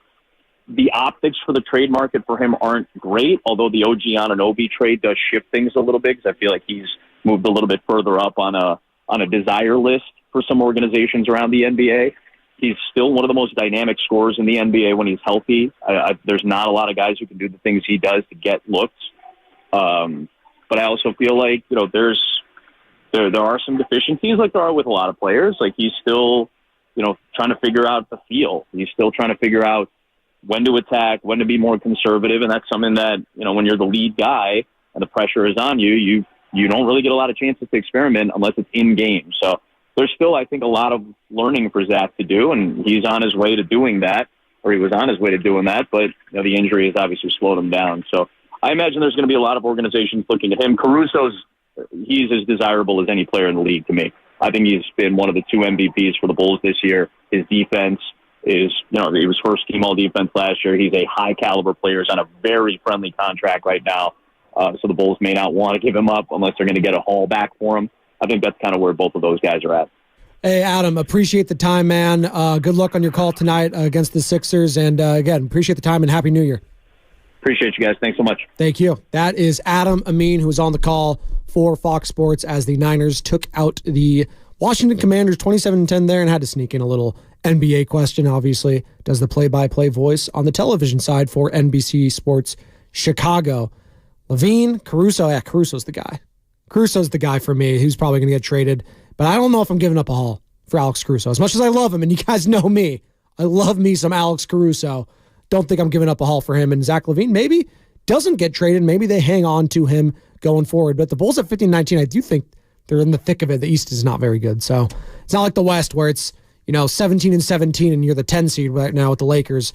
So a lot to be done there with the Warriors on the trade front potentially. That's another month away. But I had to sneak in that question there. But to Adam's overarching point, Sam, it was interesting that he started off with, people wanted to see, Brock Purdy. He didn't really say wanted to see him fail, but they wanted to see him get up against some adversity. Yeah, right? Face adversity, face struggle, have a bad day. That's what it was for a lot of people. And it was on the forefront of America. It was Christmas night. We weren't doing anything. We were watching sports. We were eating our food, our ham, turkey, whatever the hell you're having on Christmas, your candy, what have you, your cookies. And you're watching Brock Purdy struggle and Lamar Jackson surge. And that's what the lasting image for a lot of people. So I don't know if this performance against Washington, swayed the outside. But if you're a Niner fan, you know what you've seen from Brock. That was a one-off more often than not. Because that's what that game against the Ravens, that was a one-off. We haven't seen that consistently from Brock. What we've seen consistently is what we saw against the Washington Commanders. No turnovers, smart, decisive, extends plays, gets the big touchdown to Ayuk, and gets the dub. That's what we've seen, and that's what gives me confidence in Brock Purdy and Kyle Shanahan going into the playoffs. Yeah. There was one thing that Adam said there. He kind of talked about, again, when dealing with the adversity, he pointed to all the other teams around the NFC. The Lions, they've had their adversity. Dan Campbell saying, you guys got screwed on that. He didn't bring up the Rams. I wanted him to bring up the Rams. But he mentioned, you guys, the Lions, you guys got screwed by that call, so now you can handle that stuff like that. The Cowboys have faced adversity. The Eagles have faced adversity.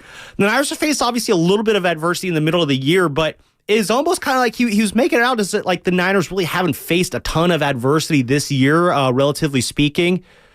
Do you think that's a situation that when the playoffs start up and things get complicated and things get difficult, because obviously the playoffs could be a total crapshoot if you're not careful, does the lack of adversity, is that like a negative effect on the Niners? Because they've had adversity, though. They had a 3-game losing streak. They just got humbled against the Ravens. They bounced back from that. They've had adversity. It just hasn't been against NFC caliber opponents. The Vikings won. Okay, but that was when Kirk Cousins was good. So maybe if you're Kirk Cousins had an amazing game, and also Niners didn't have Debo that night. He was like an MVP candidate for that first half, the numbers wise. And then he gets obviously the torn ACL, and it sucks for Kirk. But it's because they dominated the rest of the NFC, where it's just they dominated the Eagles. They dominated the Cowboys. They didn't play the Lions. They didn't say dominated the Rams, but they handled the Rams early on in the season. That was tight. They do. You talk about consistency. They have consistently beaten the Rams in the regular season. And in the AFC is one of the contenders there. It was really outside of the Steelers. You struggled against one division, that being the AFC North. Which is an absolute, a totally understandable division to struggle against. Even the Bengals are a hard out with Jake Browning as the quarterback because their defense is loaded. You saw that with the Chiefs. And they still got a ton of weapons on that offense. Jamar Chase, T. Higgins, what have you. Joe Mixon, Joe Mixon. Jake Browning did not play that bad at quarterback in relief of Joe Burrow. No. So you look at that. It's like they struggled against one division, basically. And outside of that, they dominated everything else. And in your own conference, that's all you can look out prior to. So we'll wait until the Super Bowl. That's a nice problems to have. Get there first. But to Adam's point, you can stub your toe against anyone. I just don't. It just goes back to consistency, and that was he was hammering. This team is so consistent, and outside of the rust factor, which I don't think there'll be a lot outside of maybe the first quarter, whoever they play against. I just don't see this team outside of beating themselves losing to anyone in the NFC. I just don't. Maybe it's the team that's red hot in the Rams, but well, I think you said it best right there. No team's beating them except themselves. You look at who's the Niners' biggest threat in the playoffs. It is probably going to be the Niners. Again, you're hopefully going to have everybody healthy for those games, so you'll be good to go there. But it's a matter of someone's going to make a mistake on the Niners. Whether it's going to be Diamond Lenore blowing a coverage. He had he's good for at least one of those a game. He got burned by Terry McLaurin for a 40-yard gain. A connection with Sam Howell there. Scary Terry, yeah, he burned Lenore there, but of course Lenore, he redeemed himself later on by getting another interception. Ambry Thomas, again, he Adam Mean brought him up. He's another one. He's good for at least one or two, plays a game where he's going to get absolutely torched. But Thomas, he usually comes back. He'll make a play that kind of redeems himself. So someone's going to make a mistake for the 49ers. It's just a matter of who is going to pick them up when that mistake happens. Like Fred Warner said, the defense, it was on them to kind of pick the offense up because the offense has been picking up the defense so much this year. So when the playoffs roll around, if Brock Purdy does throw that, untimely interception, you're looking at, all right, defense, go out there and get that ball back. And for the most part, the defense has done that this year. The defense lets up a score. All right, offense, we need you guys to do some work. Let's put together a nice long drive and get into the end zone. For the most part, the Niners offense has done that this year. And so I feel like when I asked him, what do you feel like is the issue that could slip the Niners up this year? He really had to dig deep in terms of finding something that could legitimately, cause struggle. The pass defense, I do think there's some legitimate concerns there if things go sideways. Again, the absence of Eric Armstead has absolutely been felt. When Bosa and Chase Young aren't getting to the quarterback, you can pick that secondary apart. But how many times, Spadoni, does it seem like quarterbacks are just sitting back in the pocket with nowhere to throw the ball? And eventually it's got to go and throw it away. So it's just you're trying so hard to find issues for the Niners. Even the issues that are present, like you're not feeling like all that nervous about them. No, and you mentioned Fred Warner. He is talking after the game on, the defense of the team still continuing to get better even after the end of the regular season is approaching. We still got to continue to get better. It's not about just completely removing ourselves and, we're going to just rest everybody. I mean, Kyle, he's obviously in charge of all of that, and I don't know what his plan is with everything, but the message from him was we're going to continue to get better. We got to make sure we're our best when our best is needed for when our moment comes. Just calls him Kyle there. Do they all call him Kyle? Or is it Coach Shanahan?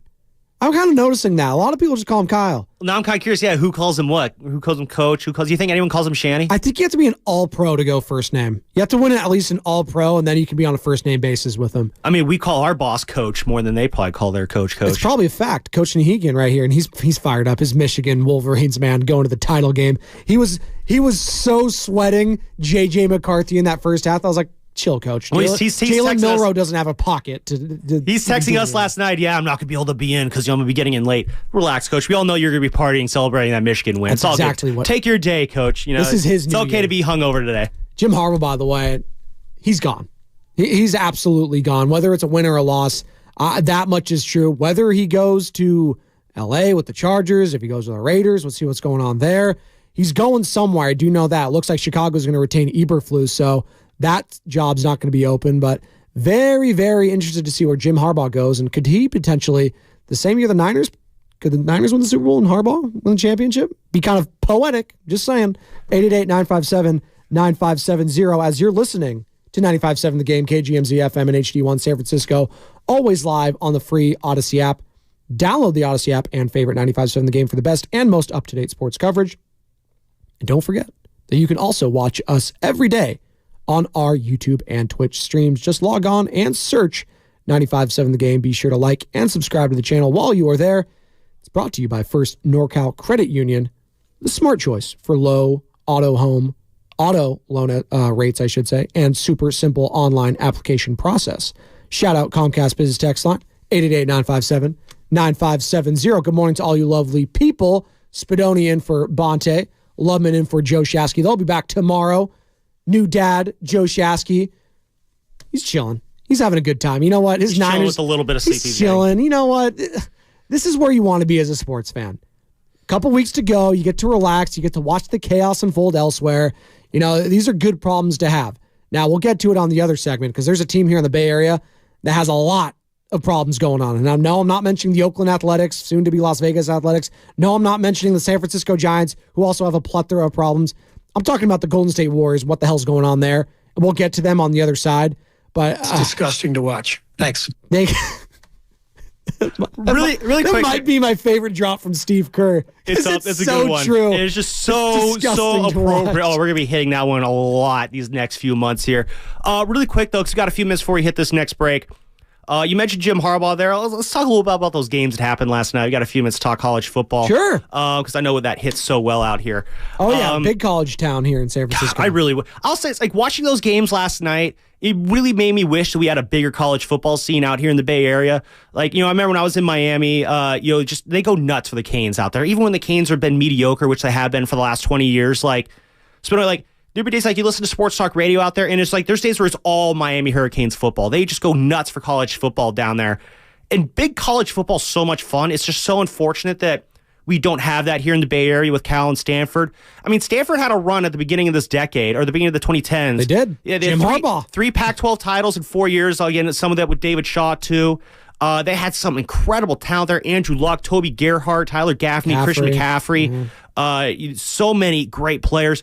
And no one cared, really. I mean, partly because it's Stanford, partly it's just because college football just doesn't hit out here. When Cal was good under Jeff Tedford, in the late 2000s, there was kind of some buzz there, but Cal just can never get over the hump enough to where you can kind of get consistent interest in college football.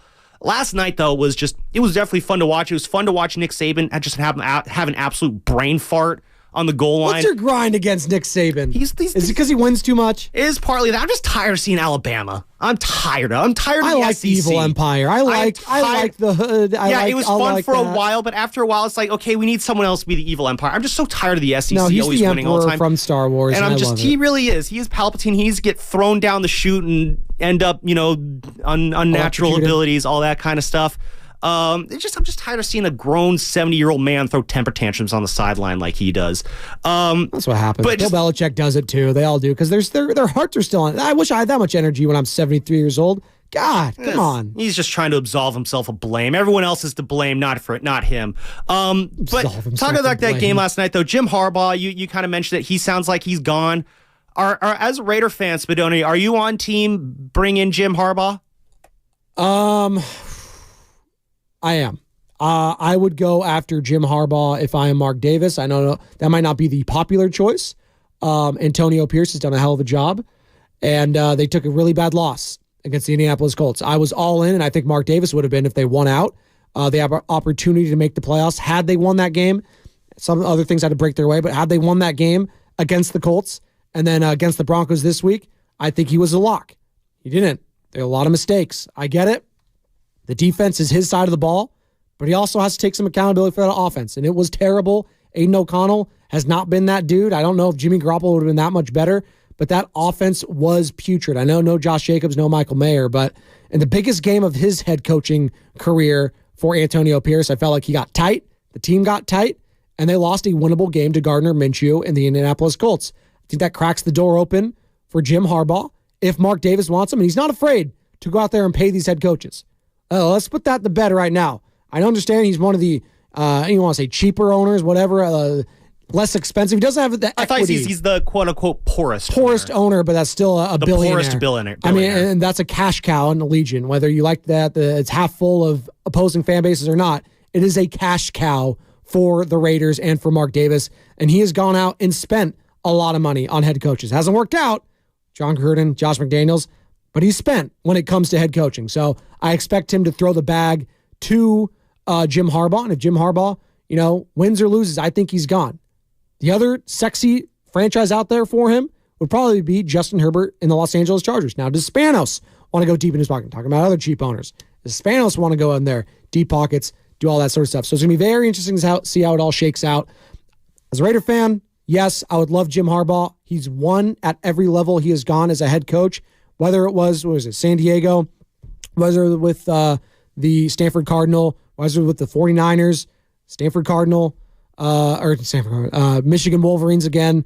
So Mark Davis did have conversations with Harbaugh back when he stepped down of the 49ers and eventually chose Michigan, but there was some reports that he was kind of torn if the one job he was going to take would have been with the then Oakland Raiders because of his ties with Al Davis. That was his first NFL coaching gig. First assistant job. He was the first assistant job along with David Shaw, who was also there. I think Steve Sarkisian might have also been there too. Talking about all these head coaches now in the college ranks. Obviously, David Shaw not there. Sarkisian with Texas. So that early 2000s Raiders coaching tree, will that tug at the heartstrings with Jim Harbaugh? But he's got bigger and better things to worry about. Championship potentially for Michigan next week, taking on Washington. And Washington, by the way, Michael Penix. Oh, my God. Well, that's the other half of the conversation. Is the Raiders, oh my God. Is the Raiders' future head coach and quarterback going to be taking the field on Monday night in Houston? Don't get me excited. Why not? What's going to happen is we're going to get Harbaugh, but then something's going to happen. We'll get J.J. McCarthy or something like that. Yeah. I don't want him. I mean, you guys probably have to move up to get Penix, though, right? Probably. I think they're going to be top 4 quarterbacks taken in the top 10. But Penix, as great as he is at a thrower, and we saw it on display yesterday, there's going to be, yes, thank you. There's going to be some wariness from teams because of the injury concerns. The guy has like no ACLs or something. He's got 2 torn ACLs in his knees. I mean, I just point to your guy at the U, Frank Gore. I mean, he's lasted a pretty decent career with 2 torn ACLs. I think that's more of an exception than the rule, though. That's fine, but I'm just saying, if that's what we're going to do, I mean, that's a running back doing it. I don't think, and Penix, by the way, people like to say he doesn't have the mobility. He looked pretty mobile to me yesterday, mobile enough at the college ranks, and I think he'd be mobile enough at the NFL ranks. So we'll see. We'll see there. Antonio Pierce, obviously former of ASU, if he gets retained. Jaden Daniels, obviously the Heisman Trophy winner, coached him there at ASU. So a lot to be made at the college ranks. But listen, we're not talking about the Raiders today. I just want a couple minutes. Appreciate you throwing me the bone there, Sammy. Yeah, well, it gives us an excuse to talk a little bit of college ball because those were fun games last night. Washington pulling out against Texas. They were. I think Washington can pull this out and win this whole thing. I'll be honest. They can. I don't know if their defense is good enough, though. That's true, but I mean, I don't know how good the Michigan offense is either on that side. I mean, Michigan they beat up on weak Big Ten competition all year long. That was a big boy win, though. For Michigan to be down like they were in the fourth quarter against Alabama, I know you're saying all this stuff about Nick Saban. The guy wins when he has a lead, generally in the fourth quarter. He's that good. He is that guy, one of, if not the greatest coach in the history of college football. And for Jim Harbaugh, who's never been over the hump, who's never won the quote-unquote biggest game of them all. And he still has one more to go after here, but it was 0-6 prior to this in bowl games. To get that win was massive for his psyche, the team psyche, McCarthy, all those guys going forward. I think that carries them to a victory over Washington. Could be tight, could be, but I think he's going to get it done. That sets up for a great game, though, because I mean, a lot of these college football playoffs, especially when the SEC is involved, you've had some snoozer title games. Are you kidding me? Last year might have been the worst title game I've ever seen in my life. Oh yeah. Georgia's scoring. How many did they score? 70 I think it was like 65-7. Oh my god! I remember there was this one clip I saw on Twitter. It's like some woman from like TCU, like a TCU fan, was in the stands playing chess on her phone in like the fourth quarter. Like, imagine paying all that money to fly out there, see your team in the national championship game. SoFi Stadium, too. And you're not a cheap ticket. And you're playing chess on your phone during the game. That's how bad it got. It's just the SEC just makes these games boring and unwatchable. So I'm very happy that we're seeing no SEC teams in this final. And we might actually get a very exciting title game. I mean, we've had some good ones in the past. There was obviously Clemson, Alabama won when Deshaun Watson hit, was it Hunter Renfrow in that one in the end zone? It was. To get that go-ahead at the end of the game. That was one of the better ones. But this sets up we'll have an entertaining game next Monday night. So very excited for that. And the first time since the first iteration of this college football playoff that a SEC team will not be in the final. First time, obviously, was Oregon versus Ohio State. Marcus Mariota. Who was that there? I think Zeke Elliott was on that team. Cardale Jones and Zeke Elliott, if I'm not third string, mistaken. Yep. Yeah, Cardale Jones, who took over, like week 11 or something, week 12, took Ohio State to the Big Ten title game. The Jameis Winston Florida State team got destroyed by against Marcus Mariota. That was Jameis Winston's only loss in college, too. Wow. Yeah. That's true. Because he was 2 years. He went, undefeated, obviously, in 13. And then, they were undefeated that year. Very underwhelming undefeated Florida State team. Wow, that sounds familiar. And then, he lost to Mariota, got drafted number 1 overall. And who does he see in week 1 of his rookie season standing on the opposite sideline? Marcus Mariota and the Tennessee Titans. There you go. One of the great stories. Can't ride it. There's also some good stories potentially here in the NFL. We can get to that on the other side. Could we possibly have a reunion with Matt Stafford in Detroit? That would be fascinating. 888-957-9570 is the number. What's coming up on the game is sponsored by Fremont Bank. Full service banking, no compromises. More of your calls and texts, more Niners. They're the number 1 overall seed in the NFC. And we'll get a little bit into the Golden State Warriors, who again play tonight, 7 o'clock tip right here on 95.7 The Game against the Orlando Magic. My guy, Paolo Banchero, taking on Franz Wagner. Team Europe taking on the Warriors. 6 o'clock, Warriors Live right here on 95.7 The Game before handing it off to the great Tim Roy, who again will be on the call right here on 95.7 The Game. Your home for Golden State Warriors basketball and your home for Spadoni and Lubman on 95.7 The Game.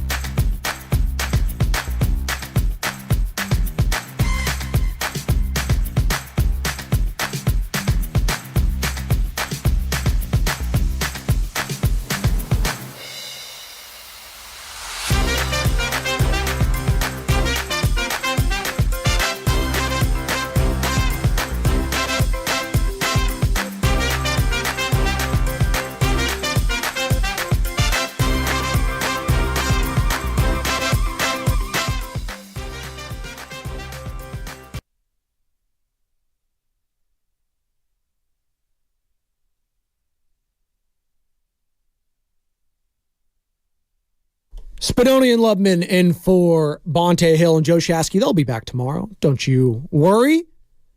We got one more segment here for you before handing it off to Steiny and Guru. Evan Giddings in for Dale the Guru Johnson. Can't wait to hear how their New Year's went. Went pretty good for the San Francisco 49ers as the Niners took care of business over the Washington Commanders 27-10.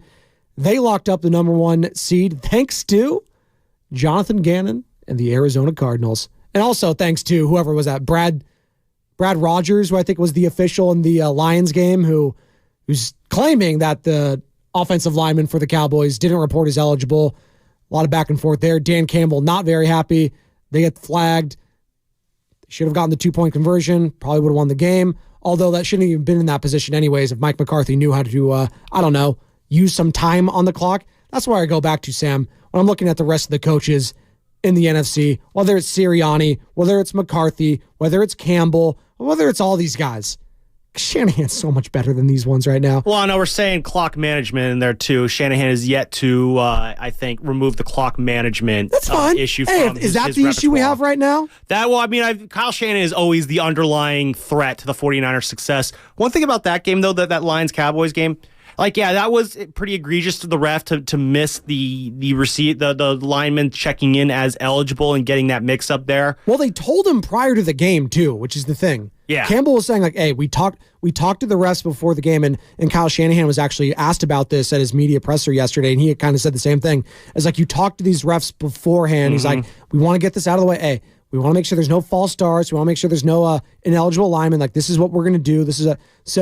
Apparently they talked to him before the game, and then you saw the video that they went over and talked to him. So I don't know what happened there. Exactly. Again, it's egregious on the refs' part. But at the same time, though, you ran 3 2-point conversions there.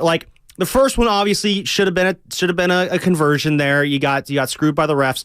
The second one you had was it was a false, or it was offsides by Micah Parsons. And Goff can't connect in the end zone. So now you have a third opportunity. Spinelli, at what point you're just you know what, let's just kick it and go to overtime. Well, that's the thing. He got stubborn there. And I appreciate it if I'm a fan, but at the same time you got to have faith in your defense to at least get a stop, play for overtime. I appreciate it as a fan the first time. I appreciate it as a fan the second time. On the third time, it's dude, just take the extra point and let's go to overtime and win it there. You just drove down the field on the line on the Cowboys. You're feeling good. You're feeling confident. I understand that bite a kneecap off mentality, but you still got overtime to work with there, and you could still probably win there.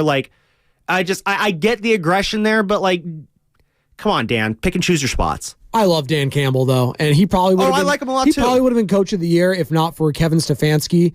And what he's doing in Cleveland, obviously, with 4 different quarterbacks. Deshaun Watson out for the year, Dorian Thompson-Robinson, P.J. Walker. Hell, the Browns won a game against the San Francisco freaking 49ers with P.J. Walker. And now he's got Joe Flacco looking like an MVP. It's pretty incredible what's going on there. As we take a macro view about what's going on in the Niners, they got their feet up. They're kicking back. They're relaxing. Got the lazy boy. They're going to watch. Absolutely incredible. It is. And Draymond Green's probably hanging out with Kyle Shanahan this week because they're not doing anything. And they're sitting back on the couch watching the chaos that is the NFL. And they get to just sit back, enjoy a cup of Joe, and relax. That's where you want as a fan, to have no stakes in this final week. And thanks to Jonathan Gannon, in this Arizona car. I can't get enough of this, by the way. You saw the video of them watching the end of that game afterwards. They're all huddled in the tunnel. Oh, it was great. They're watching on Mike Silver. Yeah, Mike Silver's phone was there. Yeah. So, he's watching. He's holding up his phone for them all to see. He had to be loving that. Well, and here's Kyle Shanahan after the game talking about getting a chance to watch the Eagles lose. Yes, that's why we're late in here. It was awesome.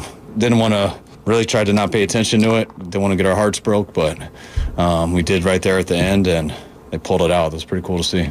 And here's Brock Purdy talking about it. Yeah, it was sweet to be able to have that kind of moment. I'd grown up sort of watching TV clips and stuff of teams together watching and celebrating another team win for their case. And so for us to be able to do that, I was sort of just taking it in. I was like, man, this is something that I've seen on TV growing up. And now we get to all cram into a corner of the locker room and watch on a little TV. So it was special. Our boys over at 94 WIP in Philadelphia, by the way, in shambles. Their poll question of the day was, should they fire Nick Sirianni? And they're having Nick Sirianni on their station in the morning. Coach, Are we ever going to get to a point this season? I hope not. When Steve Kerr coming on this week? The poll question for Willard and Tips: should the Warriors fire Steve Kerr? Coming up at 5 o'clock, we're talking to the head coach. Like, could you imagine? It's pretty incredible, and Niner fans just can't help but laugh about it. You have to.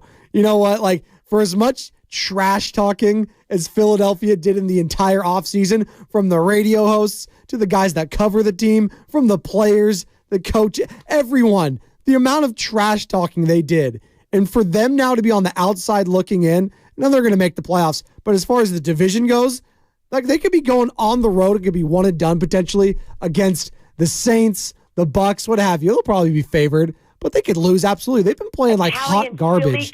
Thank you, Tony in Oakland. Nick Sirianni, his stock is falling. We're talking about stock rising when it comes to head coaches around the league, whether it's Stefanski, whether it's Kyle Shanahan. Talking about stock falling.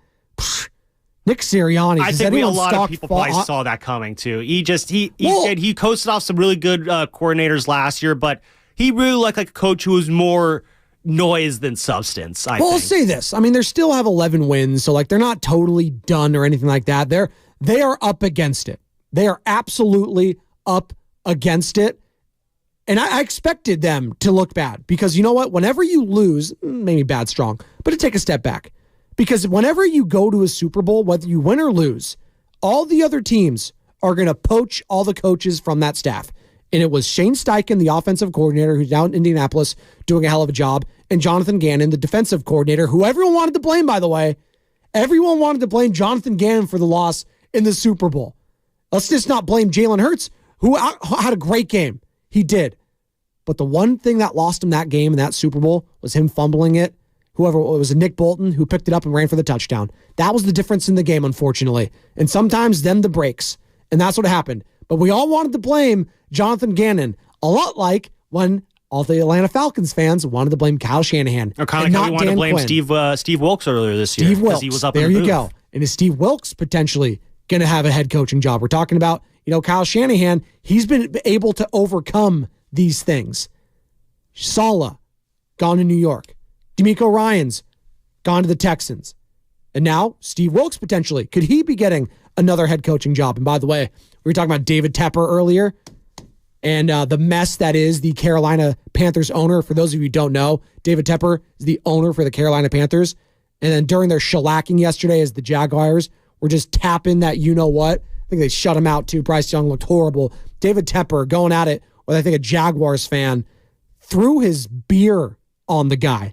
That's an owner throwing his beer on a fan. Can't do that. Are you serious? You know what's even sadder?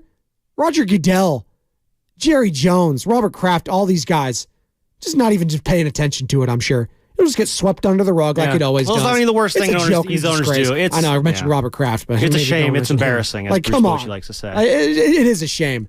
But you know what? Steve Wilkes is probably looking at the situation like, hate to see it. Karma's a you-know-what. Well, we'll go back to Taylor Swift. It always goes back to Taylor Swift. Always comes back to Taylor Swift. See, now you're getting it. Division winner, Taylor Swift. Now, does she get credit for that? Probably, yeah. The Chiefs, by the way. This is the year the Chiefs were just absolutely gift-wrapping the division. The Raiders couldn't take it. The Chargers couldn't take it. The Broncos couldn't take it. Broncos for a second looked like they might try and mess around and take it. And then they benched Russell Wilson. They have Jarrett Stidham in there. They took an L. It's just a joke and a disgrace. That entire division is a joke and disgrace. And is Jim Harbaugh going to be in it now? We'll see. Sean Payton, by the way, his stock's talking about stock falling. That's another guy. I don't know what the Broncos are going to do next. They have a very long rebuild. You talked about an organization lacking direction. The Broncos are absolutely lacking a direction. Well, they have a first-round pick. Maybe they get after one of these young quarterbacks. Maybe it's Penix. Maybe it's Jaden Daniels, something like that. Maybe Sean Payton goes after one of them. But it's great to be the 49ers when you look at all this turmoil around the NFC, around the AFC, wherever, and you're sitting pretty at the top. It feels good. And Kyle Shanahan talked about having that extra time to rest the players. It's huge. These last couple of weeks, we've been a little banged up. There's been a couple positions that we've been getting real thin at. Guys had to push through at a number of spots, and some of those guys are doing that. Hopefully, this will help them out. Kyle, what about the rest versus rust factor? This is him talking to the media yesterday on his weekly conference call. I think it can be tough, but it's not just playing; it's how much you practice and everything too. And So you got to make sure that you prepare for games by practicing. And we got a game this week on Sunday, and that's what you got. You know, when you give guys the game off, practice changes too, and that can end up hurting guys a lot, and you end up just developing bad habits. And I've seen it cost a lot of teams. So, and it does give some guys a chance to get healthy. But when you do that and you sit people, then you want to sit some of the names you guys mentioned, but then other people got to double up and do a lot more because you only get 2 guys off a practice squad. Also, if you want to get more than 2 off practice squad, we got to cut people on our roster. And then we don't get those guys just to get those guys up. So always can end up hurting. You rest players, and that sometimes gets more players injured. So that's all that stuff you got to balance out, and that's why it's there's not a clear-cut decision on anything. You got to look in each individual and each situation and play it out as the week goes. So it's a little more nuanced than rest everybody and stuff like that. And Deebo Samuel, former All-Pro wide back, if you will, All-Pro kind of a player. I think that was like, what was it, the X Factor, whatever that thing is now, where it's not just a receiver or a running back. That's what he got All-Pro for. But he's been a baller this year as a wide receiver in the run game, whatever. He's just been a baller all around. He talked to Kay Adams of the Up and Adams podcast via FanDuel, as he does each and every week throughout the season. Here's what he had to say about the starters playing this week. Are you a believer? Are you somebody who wants the rest and like you're for that, or do you want to keep the flow going? You definitely want to keep the floor going, but you also want to give your body a rest. So I feel like we'll play this game for a good bit just to keep the groove going and not, take too much time off. I feel like we're going to be going this week, as in practicing hard and continue to do the things that we do. We just got to keep building, and, we haven't played our best ball yet. So we just got to continue to get better and better each day. So you're going to play?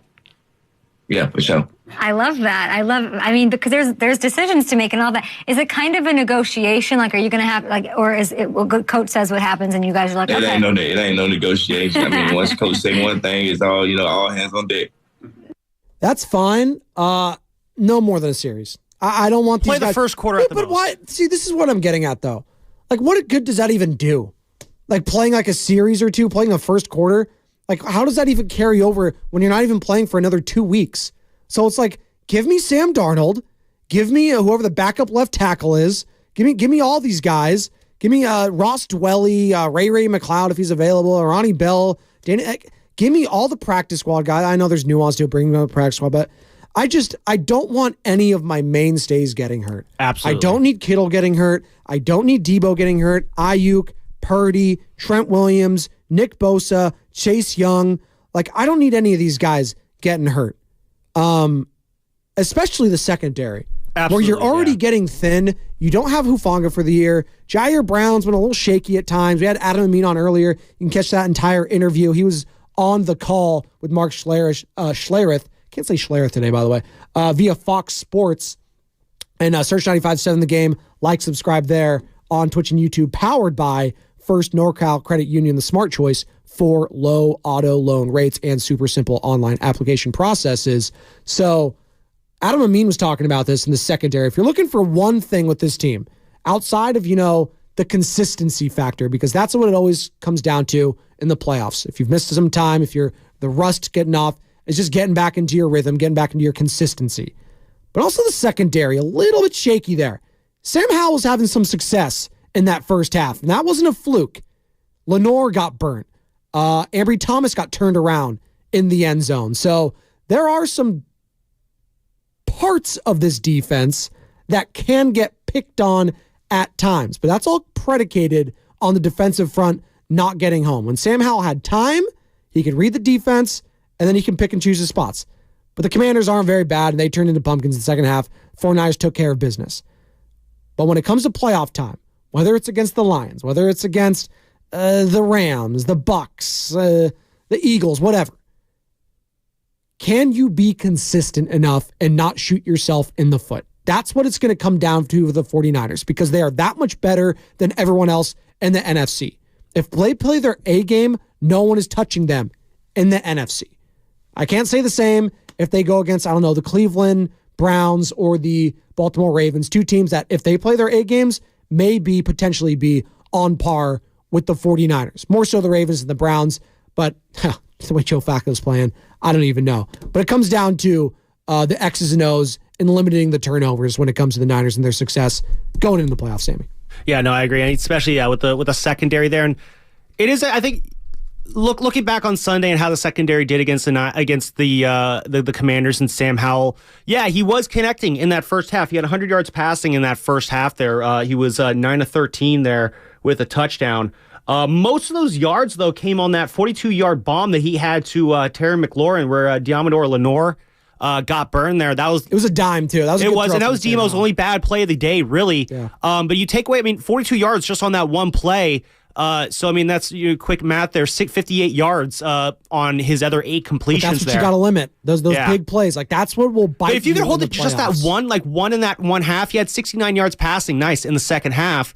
And the defense really buckled down there. Again, it's a bad team in the Commanders. So, if it's one bad play per game, you can live with that because you have enough talent on this team to where you can offset those mistakes if you do have those those situations happen there. But again, you're getting so nitpicky there exactly. with a lot of these. Regards to what Debo said though, and you mentioned what's even the point. A part of it is you got to keep in mind how these guys are wired too. These guys are wired to no matter what, they want to go out and play every single day, every single down, no matter the risk. Because that's just, you don't get to this point in your career, you not get this deep into your NFL career and become the kind of players these guys are, like the Debos, the CMCs, the Trent Williamses. You don't become such high caliber players by not wanting to be on the field. The reason you are like that is because every single play you want to be out there. So I can understand that. And this is where it comes on Kyle Shanahan to kind of protect these players from themselves in that situation. Debo saying oh yeah, it's all hands on deck. We're going full tilt. Love that energy from you, Debo. But it's going to be a resounding no from me, dog, to quote Mark Willard there on that one. Well, that's Mark Willard quoting Randy Jackson. Well, yeah, all right. Everyone's quoting something from someone here. That's a Randy Jackson special. I'm not giving Mark to that, and Mark would know. He would agree with me. That goes to the legendary. That's a no for him, dog.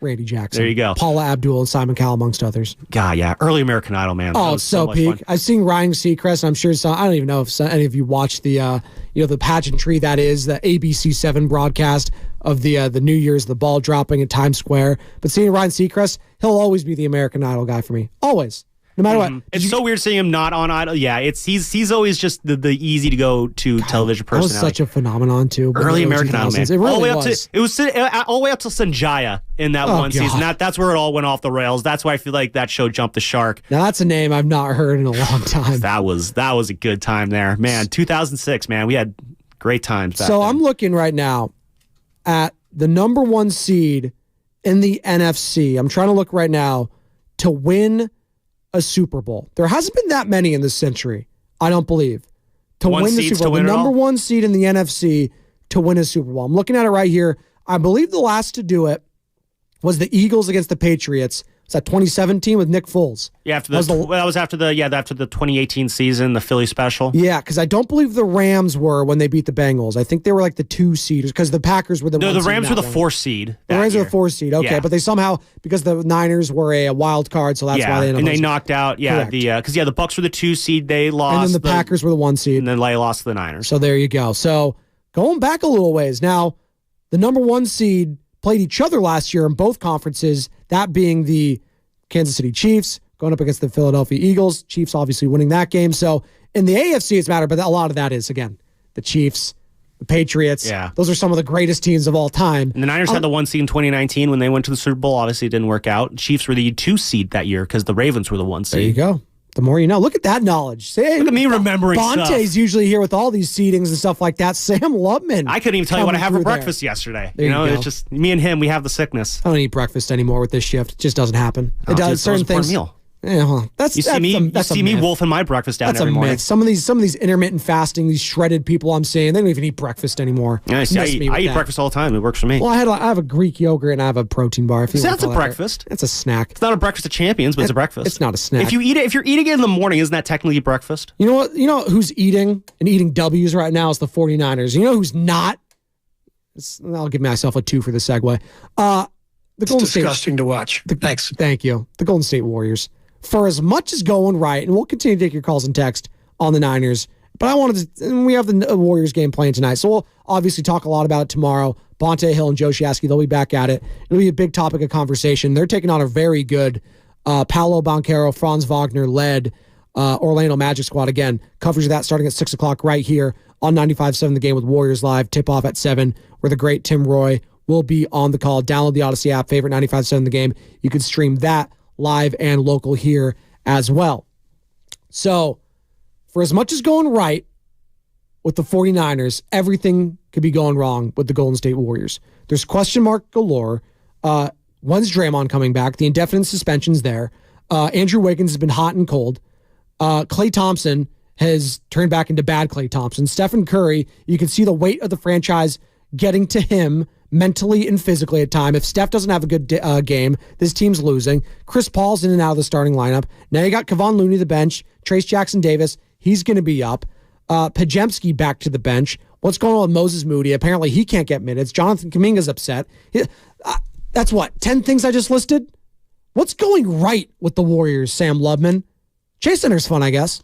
Yeah, I mean, the food I had on Friday night, I had some pretty good marinated short rib for dinner in the media seating area. That's kind of cool. Come to. That was no, there was really. I mean, I was at that game on Saturday night, Spadoni, and it just the Mavs they jump off to a great start. They have a lead there. The Warriors mounted a brief charge there in the second quarter. I believe the score was 36-33. They have a fast break. They get the ball to Klay Thompson, and Klay just absolutely fumbles the ball away, can't complete it. And the Mavs went on like a 13-0 run there right after that. And it took the entire air. It took all the air out of the arena. It was just felt like the Warriors they felt cooked after that. And they staged comebacks here and there. They had moments, but every time they got close, the Mavericks keep pulling away. And they look disjointed. They look slow. They just look like they're not into it. And Steve Kerr kind of talked about it in the game. He said, this team is, they're missing the grit and the energy that most teams have. And well, you know what? Let Coach talk about that. First of all, I love the guys on this team. We have a really good group. They have a good chemistry. They get along well. We haven't found that grit that every team needs, every good team needs, where you pull together and you just play for the group. We're not there yet. And that's a problem. We, like I said, we got great guys, love every one of them, but until this team really connects in a way that is solely dedicated to winning each and every game, then we're going to be stuck in this place. So we need to get there. I'm sorry, you're seeing me on the YouTube and Twitch. I'm laughing. I love these guys. That's the first thing I'm saying. I love these guys, but great. Yeah, I love these guys. That's the worst thing you could say right now. I love these guys. Oh my God, that feels like this is the end of the season. Listen to this. Listen to your head coach talking about the grit of this team early on. First of all, I love the guys on this team. Thank you. We have I didn't know that, group. Steve. I know you love the guys on the team.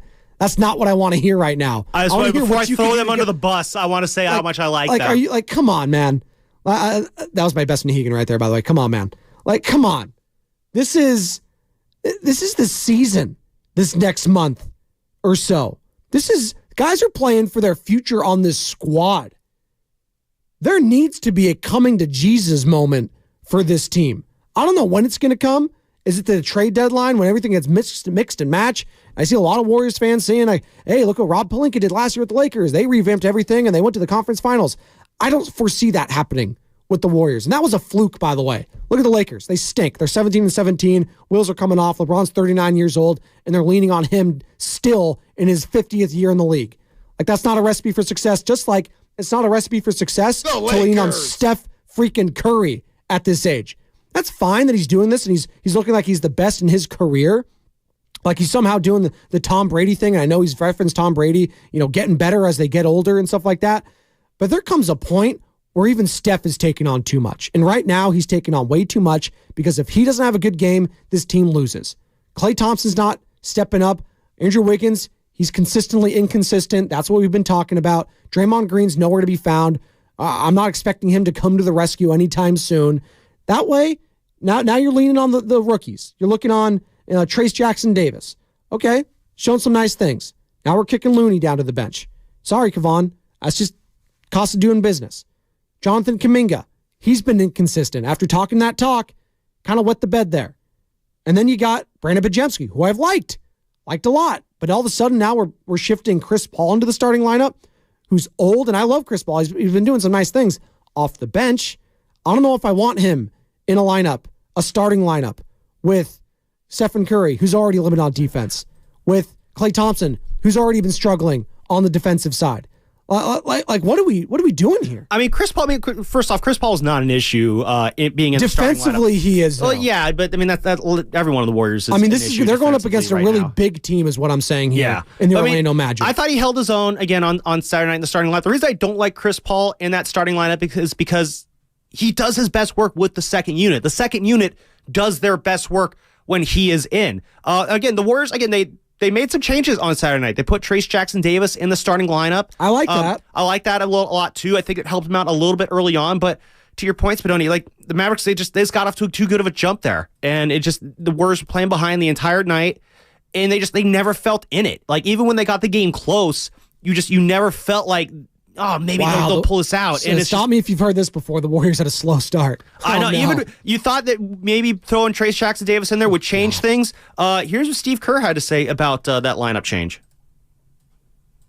Boost defensively. We the last couple weeks with that starting group, the defensive numbers really weren't great. I liked the energy shift that we got from it, a couple weeks ago. Defensively, that lineup wasn't holding up. So we were looking for better defense from the start and wanted to get Steph more involved as well. And we felt like getting Chris on the floor would, maybe unlock Steph a little bit. But the defense struggled all night. I mean, they scored 132 points and we just couldn't stop them. Offensively, we were fine. He scored 122. That should be enough. Took care of the ball, rebounded pretty well, but we just couldn't get stops. So it's hard to win in this league, especially in the modern NBA. You can't get stops because everybody can score them. Yeah, it's hard to win this league when you can't play defense. Now he wanted to put TJD in to try and get a better defensive lineup. The Mavericks shot 56% in that first quarter. He thought that Chris Paul could unlock Steph a little bit. Steph was 1 of 7 and 0 of 4 from 3 in that first quarter. That plan did not work. I'd be curious to see if Steve continues with that lineup. One lineup I did kind of like, though, from that game Saturday night, Spadoni, was in the second quarter, after the Mavericks went on that 11-0 run after that botched fast break there. Kerr calls timeout, brings in Steph, Pajemski, Wiggins, Sarge, and GP2. They were down 49-38 at the time, and they go on a 12-0 run there coming in. I thought that was the best they looked all night. Obviously, when you're outscoring your opposition 12-0, you're going to look pretty good. But as far as all the lineups they had that night, that group of 5 there, Steph, Pod, Wiggs, Sarge, and GP2, I thought that was probably one of their better units of the night. I don't know, maybe that's an avenue you start to go with there. But if you're looking for any sort of 5-man unit that you can count on right now, like, is there 5 guys you could throw on the court right now where it's just like, yeah, I'm feeling really good about what you're going to give me right now? The only 5 guys I'm trusting is the cheeseburger restaurant.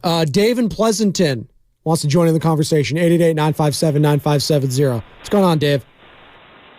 Hey, guys, was that Larry sounding super tired that picked up the phone? That was Nahigian. I had to ask. That was Nahigian.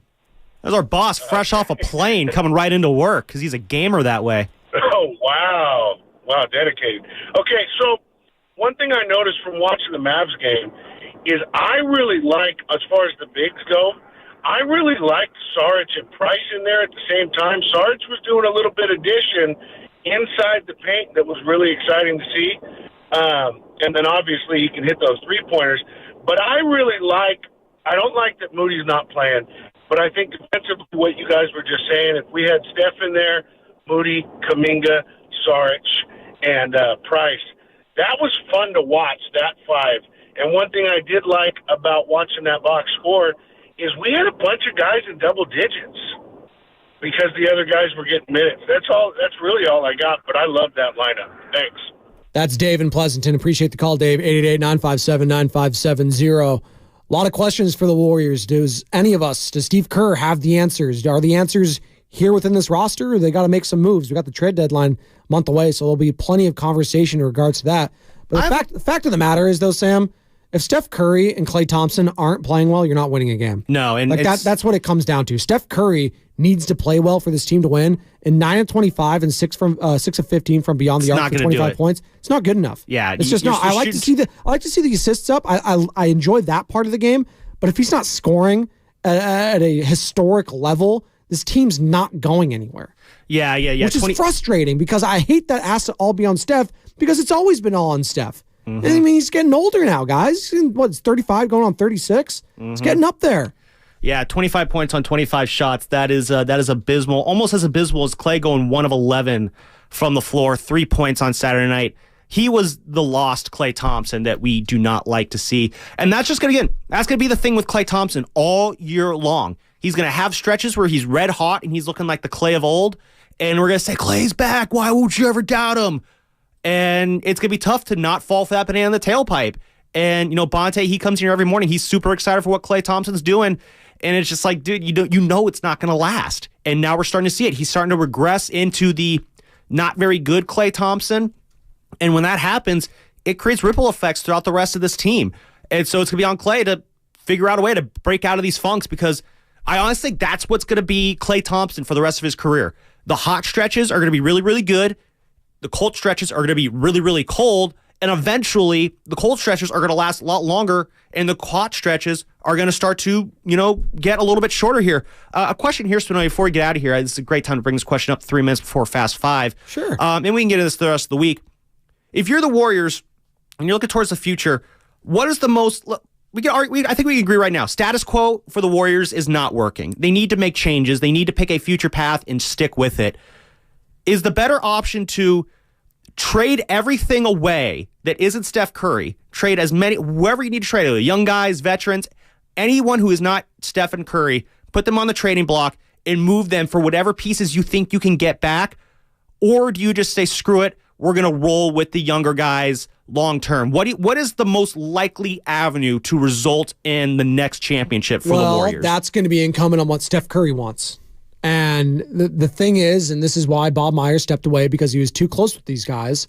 I don't know how close Mike Dunleavy is with Stephen Curry. I don't know, but if I'm Mike Dunleavy, I consider that. Yeah, you're already locked. You're locked into Draymond. I don't think you're moving him. I think they could find a way to move him. There's always a way to move. He's making about $22-ish million right now. I don't know if Steph Curry wants him moved though. That's the thing. Well, honestly, at some point though, then if you're Mike Dunleavy, you got to grow a pair and say, you know what, Steph, I'm in charge here. Because where's Steph gonna go?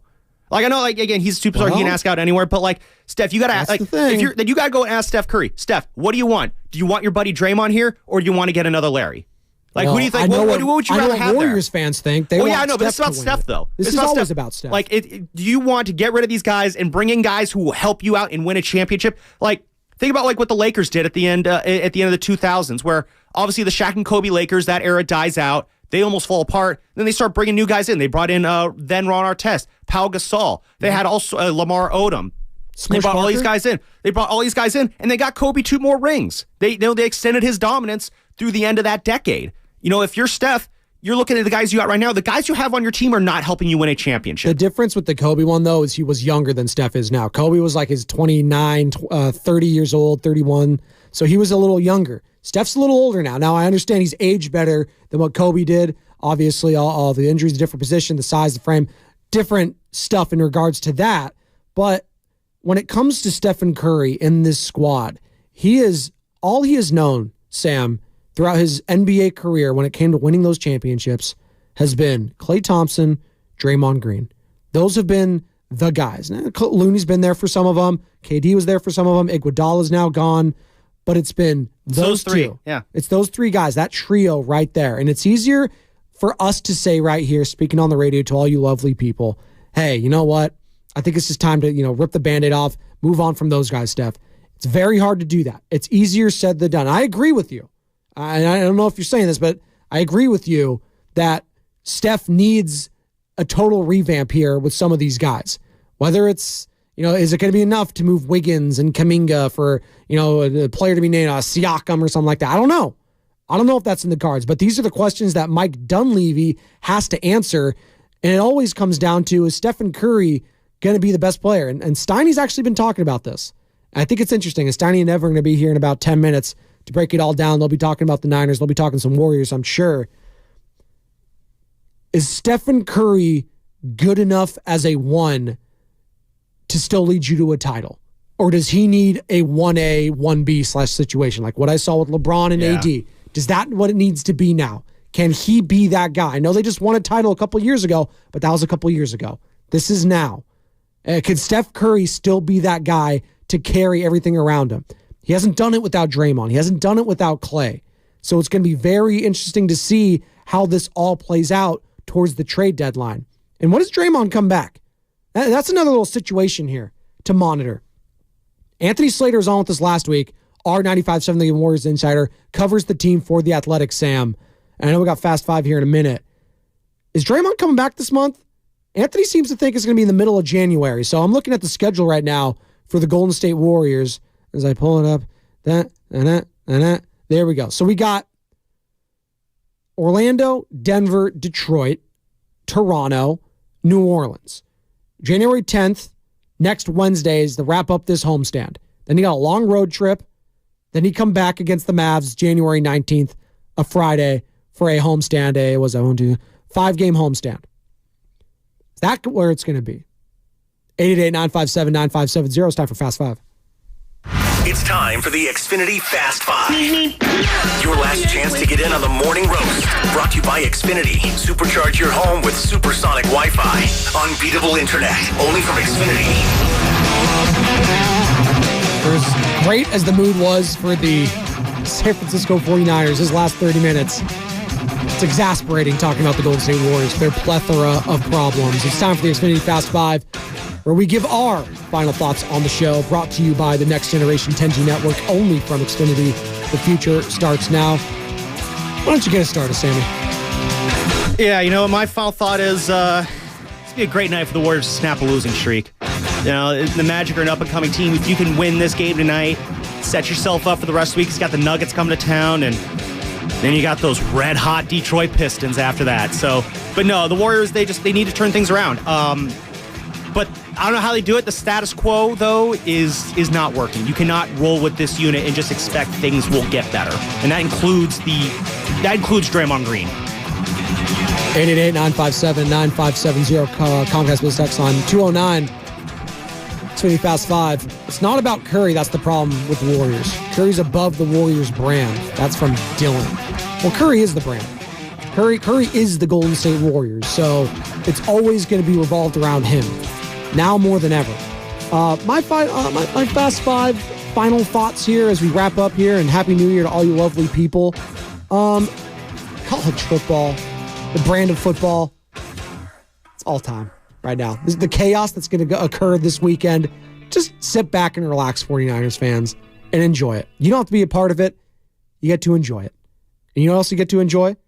And that was Fast 5, brought to you by Xfinity, the Next Generation 10G Network, only from Xfinity. The future starts now. You get to enjoy Matt Steinmetz and Evan Giddings on 95.7 The Game.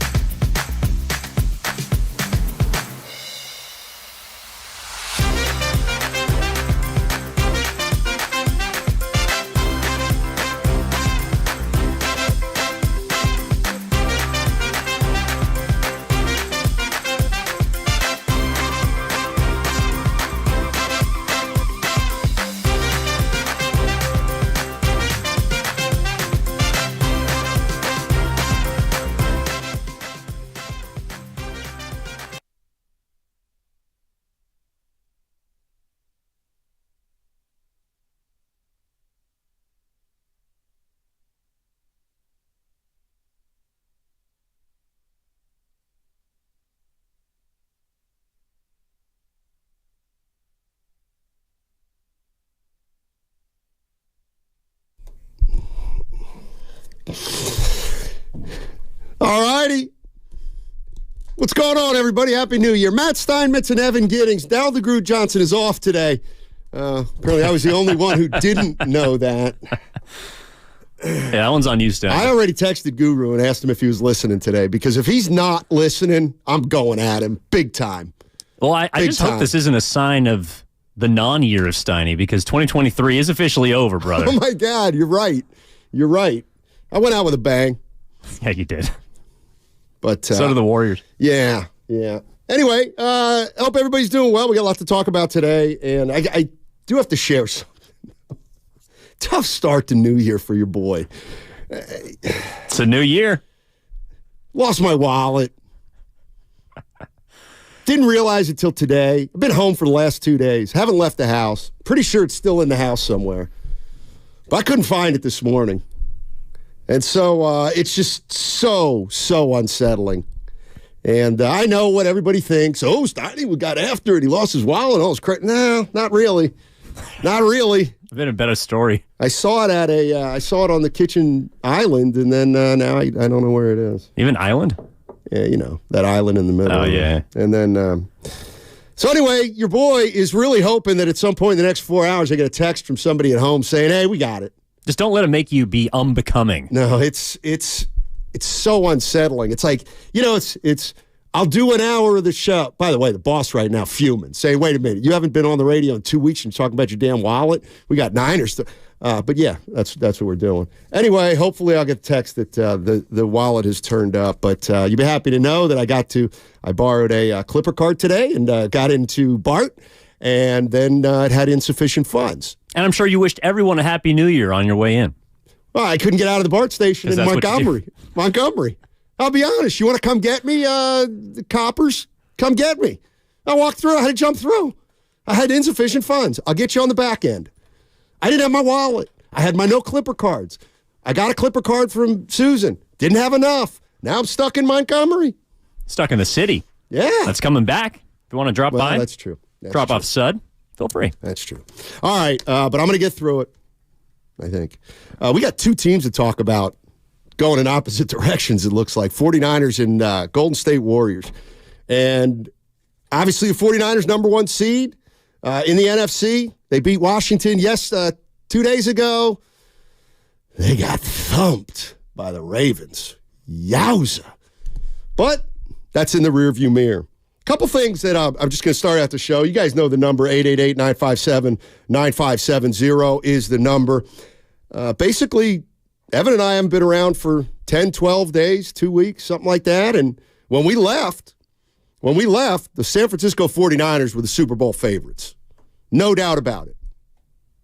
No doubt. Super Bowl favorites. They're not right now. I think they might technically still be the betting favorites some places. Really? But I think, to me, that's more of a reflection of the conference that they play in. But if they were, like you posed this before they played on Christmas, if the Ravens won that game, which they ended up doing, I don't think they'd be favored in a game against Baltimore if they played them again. How could they be? I don't know. But anyway, the 49ers, they made up for it on Sunday, beat Washington. Philly loses. They clinched the number one seed in the NFC playoffs.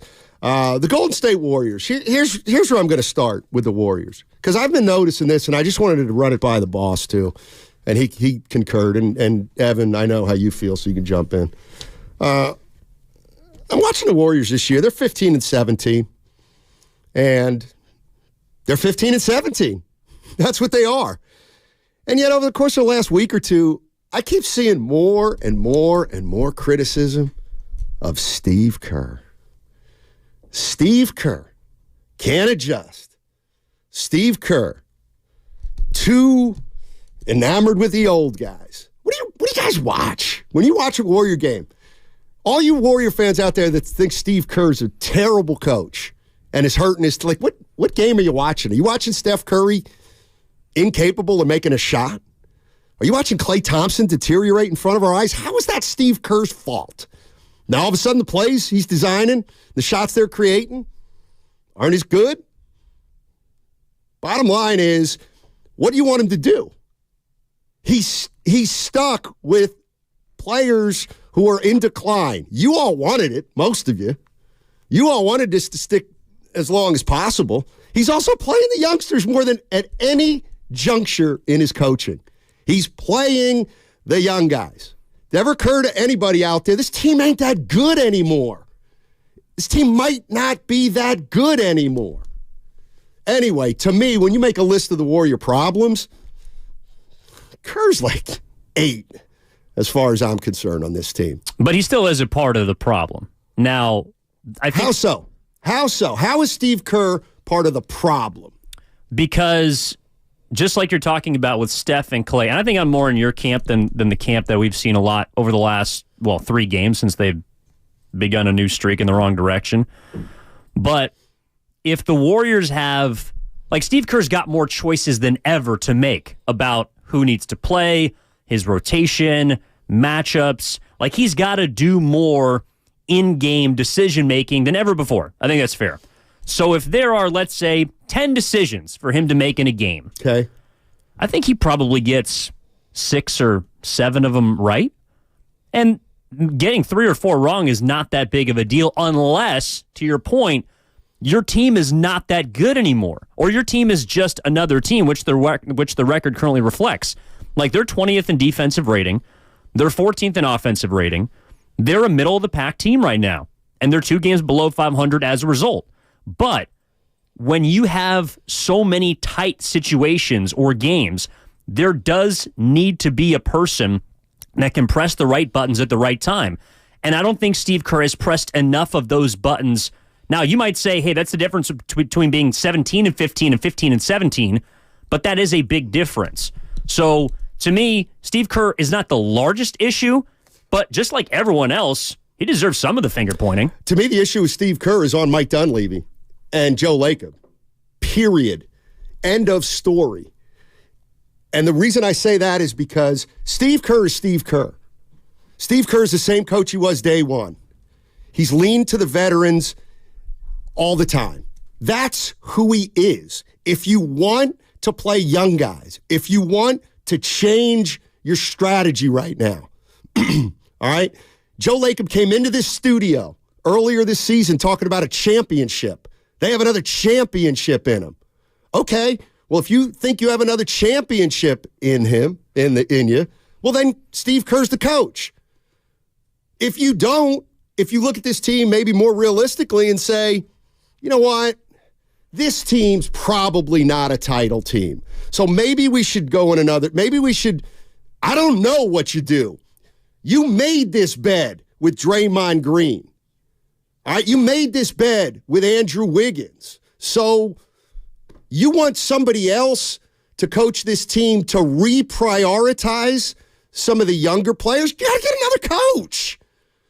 You can't ask Steve Kerr to do something that he's not. You wouldn't get Phil Jackson to coach an expansion team.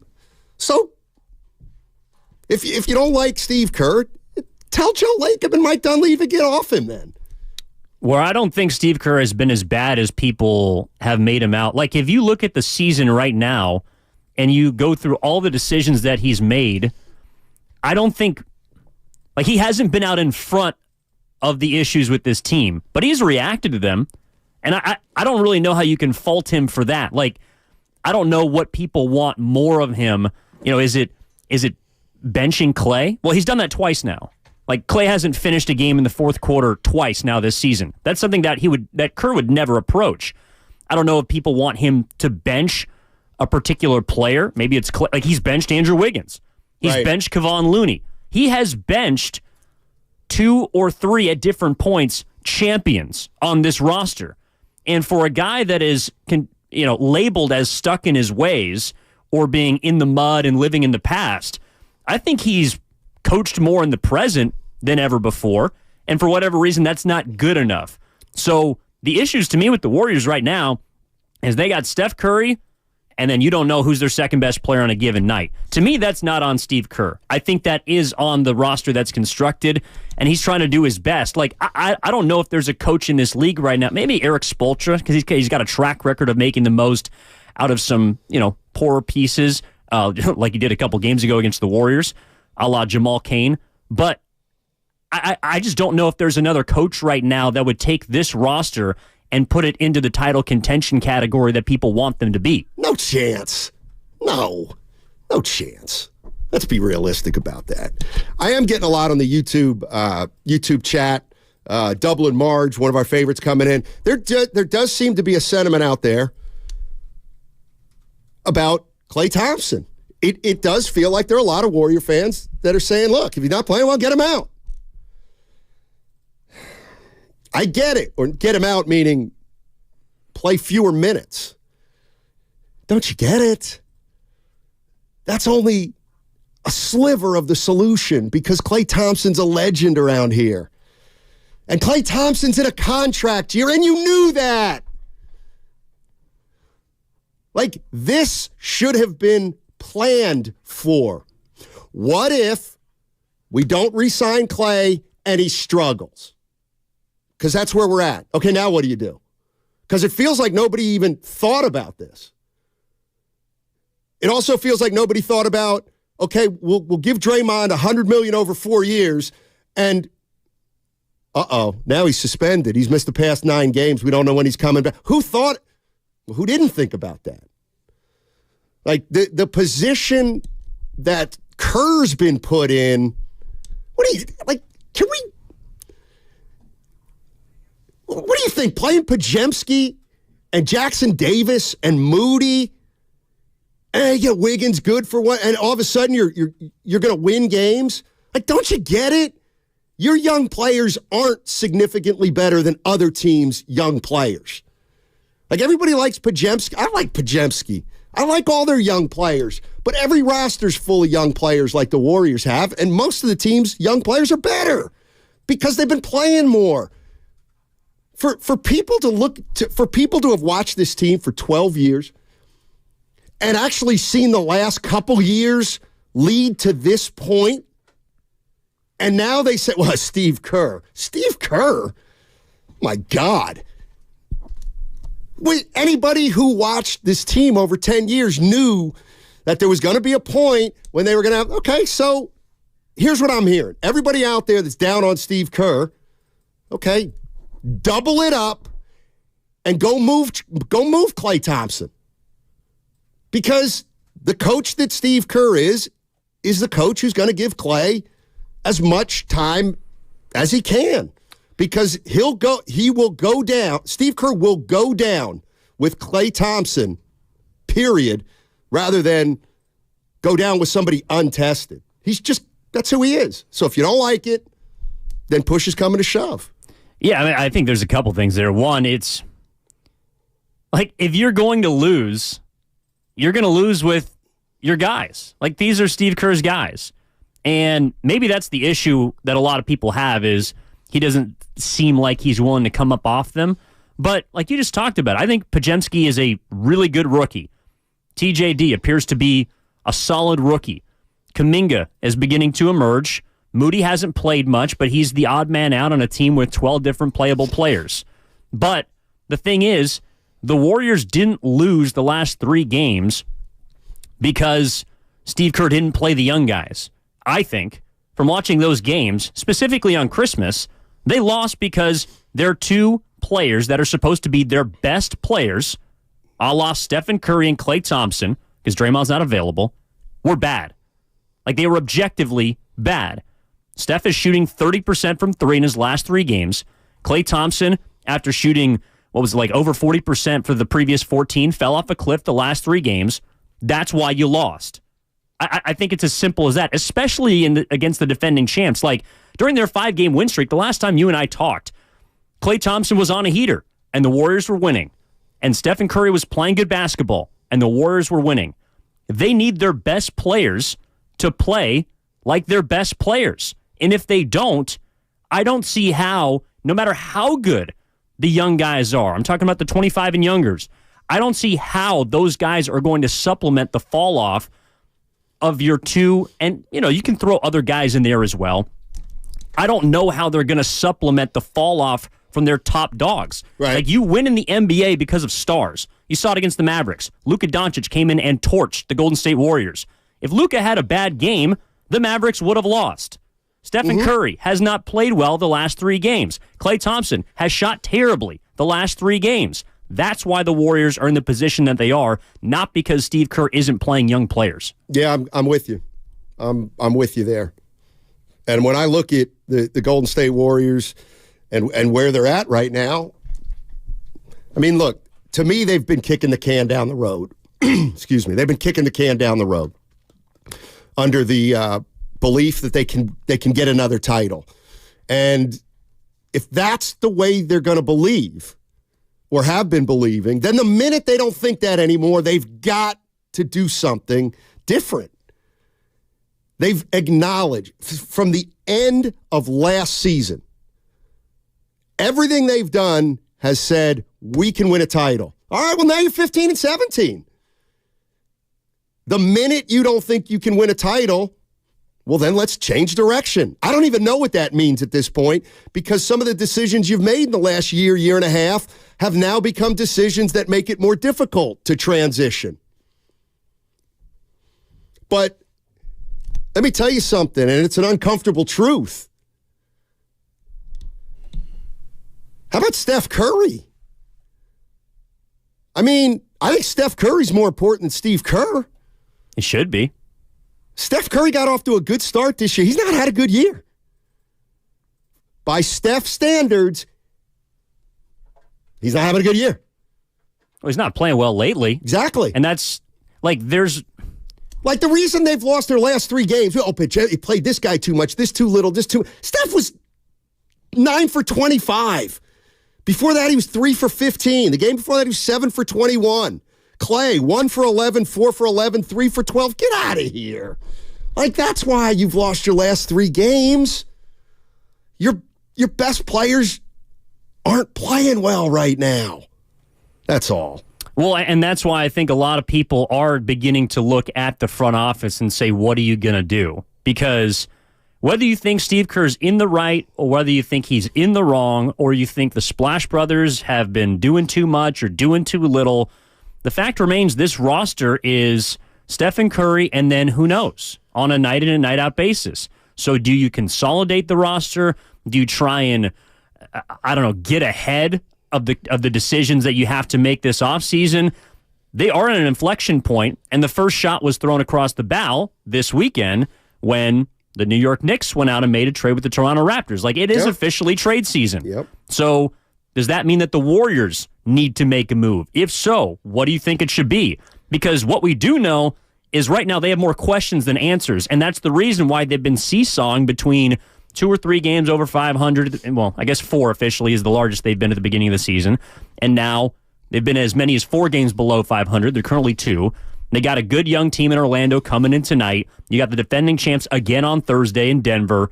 Like, this is a point in the season where you do need to make some difficult choices, and I'm not sure the Warriors are in a position to where they have enough rope to wait until the trade deadline. Yeah. No, I think doesn't mean you have to make a move, but you have to make that choice of whether you're going to or not. 650. I don't think it's about benching Klay. It's about having Klay come off the bench. Okay, fair. He's already moved Wiggins to the bench. So that and also, Looney. Yeah, that's the other thing. Steve Kerr feels loyalty to Wiggins because Wiggins has 1 ring. He feels 4 times as much loyalty to Klay because Klay has 4. That's why the first guy to go to the bench was Wiggins, who hasn't been here as long as Klay Thompson. Okay, we move Klay Thompson to the bench. For whom? Move Wiggins back in there? I mean, the reality of the situation is that Klay's got to play better or this team's going nowhere. Steph's got to even play better or this team's not going anywhere. And maybe I'm reading too much into it, but man, I'm watching those last 3 games, and I've said this before, but you see these young players in Miami, and 2-0. Miami scores, you go up 2-0, and there's somebody lingering in the backcourt, just waiting for Curry, and turning him when the times he does bring the ball up, and he is absolutely getting engulfed by defenses right now, and usually by one guy who's just assigned young, athletic, usually a smart player, And it feels like it's taken its toll on him. Like, I feel like Steph Curry, just the moments are just a little fewer and farther between, and he's wearing out. It feels to me like he's wearing out. We're only in January. And then emotionally, it feels like, everybody tries to interpret his body language, and he looked miserable the last couple games, and everyone's like, boy, looks like he's just really down on this team. I think he could be down on himself. I think maybe he could be thinking, how much do I have left at what level for how many minutes a game over how many, you know what I mean? These guys know where they're at in their career. So I don't know. I don't think the Warriors have a fix, to tell you the truth. And I don't know if it's even that deep with Steph. I think you know Curry for a long time. I think he approaches each game as its own entity. And the last couple games, he's played not up to his standard. I think that's why he's so frustrated, because he's also smart enough to know that if he doesn't play well, this team's probably not going to win. Right. So, and that's the case now more than ever. Not that if he played poorly back in even their glory days, that the team would be able to, they'd probably lose. Like if Steph's shooting 30% from three, or if he's shooting below 40% from the field, I don't like the Warriors' chances against anybody. Like, I don't care if they're playing, well, maybe Washington, maybe Portland. I guess, yeah, they beat the Trailblazers when he scored 7 points and make a three. But that's part of it, too. Like, they did have a big win against Boston, but during their 5-game win streak, when they had, in my opinion, they hadn't turned a corner, but they looked like they were getting there. They were a game above 500. They were starting to play some basketball. The rotations were starting to set in. And remember, we were talking about, well, how does Draymond Green fit back into this? How does GP2 fit back into this? The Warriors are where they need to be right now. They look like they're playing good basketball. And then you come cratering back down to earth when your best players don't play well, and now everything's back in flux. Like, I just wonder where people are at, because to me, I don't think they're as bad as they've played the last 3 games. And they probably also weren't the team that was going to rattle off 10 in a row. Right. They started out 6-2. Yeah. They went 4-12. They went 5-0. Now they're 0-3. So that's and that's 2 games under. That's 15 and 17. So the 510 on Comcast Business Text Line. The fix is some load management. I mean, dude, Clay's only playing 30 minutes a game right now. Wiggins is only playing 26. Chris Paul 27. Those 3 guys have all played fewer minutes this year than their norm. So I know everybody wants the young guys to play. Hold on. Podziemski's playing 23 minutes a night. Kuminga 22. Who else here? Moody, when he gets in, 18. By the way, Podziemski's played like over 30 since he's been in the starting lineup. Yeah. All right, 888-957-9570 is the number. We're going to start out with Niners. I'm sorry, we're going to start out with Warriors. That's already happened, but I want to talk about the Niners, too. Maybe we'll move into them. Maybe we'll go hour 40. We'll go like hour Warriors, hour Niners, see how, take the temperature. 888-957-9570 is the number. You know what? I don't care if you think Steve Kerr coached well and could get you to 17 and 15, but it sounds to me like there are a lot of fans out there that think, man, if Steve Kerr would have handled this right, we'd be 19 and 13. And I'm here to say, please, come on. I think the closer and the quicker we look at this team in a more realistic way, then maybe we can move forward in a better way than 15 and 17. Hey, don't miss the kickoff show this Sunday with Larry Krueger and Lorenzo Neal, live 2 hours before the start of the game. Join us at the Hilton Santa Clara for delicious food, great drinks, and the best pregame show in the Bay Area, presented by Habas Law. You've been wronged. Habas Law will fight to make it right. Call 1-800-INJURED or visit habaslaw.com.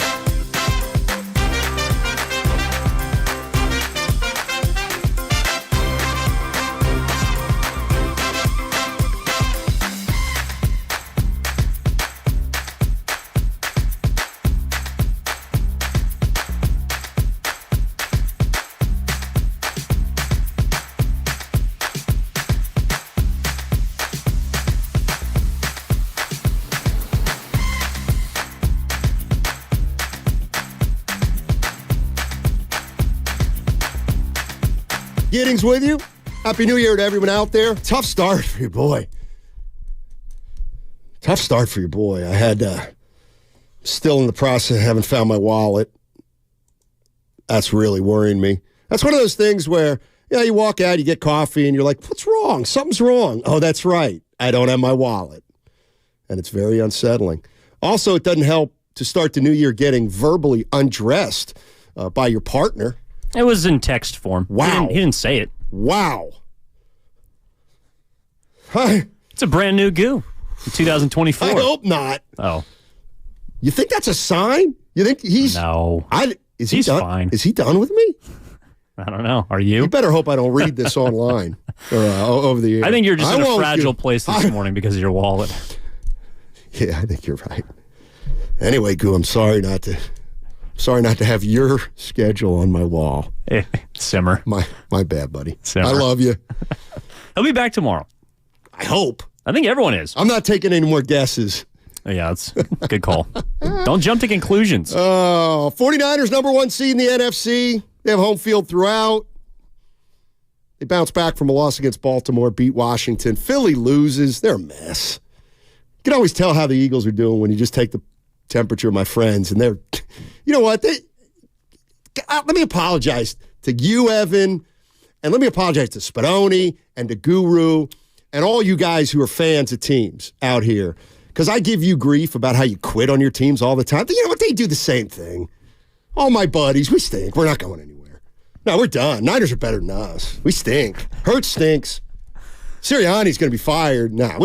Whoever thought this team was any good? Well, you guys did week 9. But anyway, it's called being a fan, Stoney. I guess. It's called being a fan. Yeah, I do wonder, though, in Philly, so what's next? Like, is it just the Eagles? Do they move? Is there a college basketball team they enjoy? Are they back on the Sixers? Philly's looking pretty good. Sixers do look pretty good. They do look good. Sixers are officially in my teams that can win it list. You have a list? Yeah.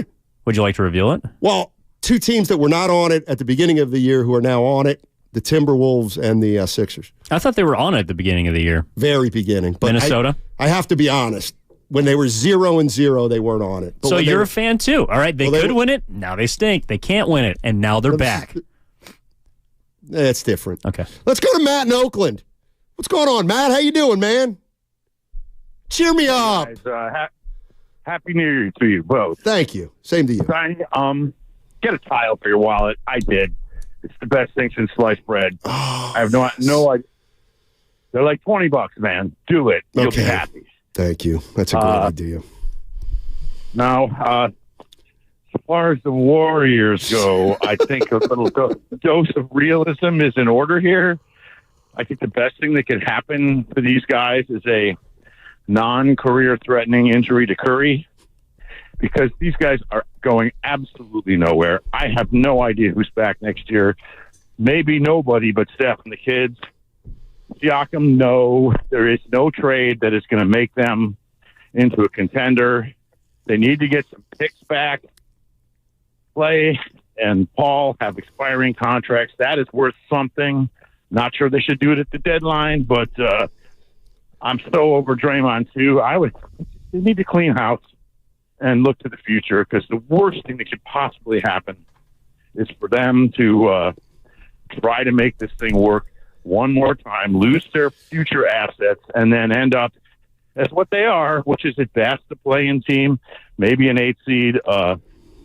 Hate to say it, it's been great, but they stink, and they're not going to get better. They're going to lose tonight. I don't see that. I don't see them beating Orlando. Who knows? Maybe I'm wrong. Yeah. But they sure as heck are not going to contend. All right, so Matt, your list. Appreciate it, Matt. No, Matt's saying let's start making moves. Tell me how you really feel. I mean, it's within the realm of possibility. I know that. You can move Clay to the bench. You can bring him off the bench. Is there a player out there? I mean, I don't know. Somebody asked me a few weeks back. This was when they were, I don't know. I can't remember if they were 6-2. They weren't 6-2, but they were in the middle. What game? It was in the middle of 4-12 stretch after they started 6-2. Yeah. And it just didn't look good. And I was like, well, what would you start to do? And I said, well, I would have started to do it this past summer. I think I would have bitten the bullet on Draymond. All right, now I'm thinking, how do we get off Clay and Paul? And that's where I'm at. Vince is in the city. Hey, Vince, where you at, man? How you doing? Hey, what's up, guys? Hey. I'm off today, so I'm at home chilling with the kids. Cool. So talk Warriors. All right. No knock on Clay, but Father Time is unbeaten, and I just think, given his injuries, he had a hell of a comeback our last championship run, but you could just see it. He's not able to sustain the type of level of play that they need from him to be contenders. I think he could go to the bench and play like I hate to say it, Kyle Korver type role, because at this point, that's kind of all he's got left. He's got a jumper, maybe a midi, but he can't drive the lane like he used to, and his defense is not where it needs to be. Vince, let me ask you a question, because I want to ask Warrior fans this, because I just asked it to my boss and Evan during the break, and it's this. I feel like, when you talk about Clay, Draymond, and Curry, they've all three of them built up just a ton of goodwill with Warrior fans, a ton of it, and I completely understand why Warrior fans want to ride this out as much as they can, and they have been. I feel like, do you think the fan base is like, I don't know, ready to move off from Clay? Either, you know what, we got to move him to the bench, or we got to get him out of here. It feels like, I don't know, Clay's always been one of the most loved Warriors in a different way than Steph, and I'm detecting fans now are just down on him. I don't want to say that fans are down on him. There's a reason why the fan base is so endeared to him. It's because of his injuries and his comeback. I mean, the guy, he was drafted by us. He turned into a ridiculously great player in his prime before the injuries, and then to still come back after those injuries and help the team win. I mean, it's like, what more of a comeback story can you ask for with that guy? It's on the level of Alex Smith. I feel like, I mean, he didn't almost die, but he did come back from 2 horrendous injuries to help the team win. But again, it's just, I don't think fans are wanting to move on from him. I think the fan base would be happy if he retired a Warrior. Right. He didn't go play somewhere else. I feel like that would be a tarnish on his legacy in some sort. But, guys do it because they want to make money or whatever, and they feel like they got something left. But if you watch The Last Dance, Mike was talking about how we just wanted one more shot to see if we could do it. They had it. They had their last shot. They won in 22. They ran it back one more time in last season, and it didn't happen. They got to the playoffs and got bounced against the Lakers. And I mean, I just feel like if you look at the NBA as a whole, the game has evolved. There's so many bigger, faster, stronger guys who have the skill set of the smaller guys. The game has just gotten bigger and faster. You know, the Warriors were innovative when in their run because they spread the floor and nobody could stop a shooter. But I feel like the rest of the league caught up. They've made adjustments, and the Warriors just haven't countered. Well, not only that, thanks for what needs to be done. No, a good point, Vince. And not only that, I mean, the Warriors have gotten older in the last 2 or 3 years. See, Vince hit on something that has been, to me, the big crux of maybe a disagreement. And it's all right. Let's I'll do it this way. 2 years ago, the Warriors won a title. Nobody expected it. I was wrong. I thought they were done winning titles, but they did, and it was a great title. They won their 4th title. Okay. Boy, now what do? Well, we got to run it back. Okay. You got to run it back. Have to. I get it. So you run it back, and you go 44-38. And instead of saying we tried to run it back and it didn't work, so now we move on, let's be honest about what you did. You ran it back, it didn't work, and you rationalized why it didn't work when the reality is it didn't work because it didn't work and it's over. You had a guy punch another player, and then that player got traded, and you doubled down on the guy who did the punching. You had Andrew Wiggins go AWOL last year. And let's just be honest. For 10 weeks, nobody still knows why. I get it. It's none of our business. But nobody still goes why. And people looked at it and said, well, Andrew Wiggins, something happened. So that's going to magically turn around. Did it? How's Wiggins playing now? Playing better. Yeah, 3. You know what? Warriors lead the league in guys who play 2 or 3 good games in a row. And then they also lead the league in guys who play 2 or 3 bad games in a row. Like, why couldn't people look at last year, 44-38, you barely beat the Kings, the Lakers expose you, and say, well, we had the punch.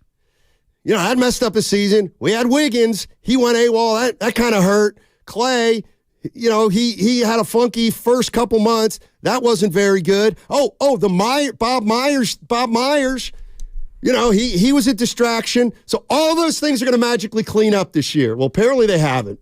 First of all, I love the guys on this team. We have a really good group. They have a good chemistry. They get along well. We haven't found that grit that every team needs, every good team needs, where you pull together and you just play for the group. We're not there yet. And that's a problem. We, like I said, we got great guys, love every one of them, but until this team really connects in a way that is solely dedicated to winning each and every game, then we're going to be stuck in this place. So we need to get there. I mean, there it is. And you know what? I'll be honest with you. For all Warrior fans out there that are pointing a strong finger at Steve Kerr, that is the one I'll give you. That's the one I'll give you. I ain't giving you he doesn't play the young guys enough. I'm not going to give you rotations. I'm not giving you rotations. I will give you the team has not come together. That I will give you. So, well, how could they? What do you mean? I mean, you've been missing a big piece of it for over half the season. You talking about Draymond? Yeah. Yeah. No, I mean, to me, he's talking about, and he used the word, agenda. Guess what? Klay Thompson still has an agenda. He's in a contract year, and he can't make a shot. Okay? That's what Steve Kerr's talking about. What else is he talking about? He's talking about Andrew Wiggins. Of course he's talking about Andrew Wiggins, the enigma. Of course he is. I think he might be talking about Looney. He just can't get Looney to play up to his standards from a year ago. Why? I don't know. We can speculate. I think he's talking about everyone. I think he's talking about the young guys, too. I agree. I think he's talking about players who think they should be playing more, or talking about Kuminga. Yeah, I mean, he's talking about Kuminga. Could be talking about Moody. He's been getting DMPs. He could be talking about, I don't know, the rookies who have been given a lot for a first year player. He could be talking about. He also could be talking about Draymond Green, who, because of his own individual choices, is missing the majority of the season so far. I mean, I think the finger pointing can go everywhere, and I think that's what Steve Kerr is trying to do, because he doesn't do that very often, where he calls out players for non-basketball reasons.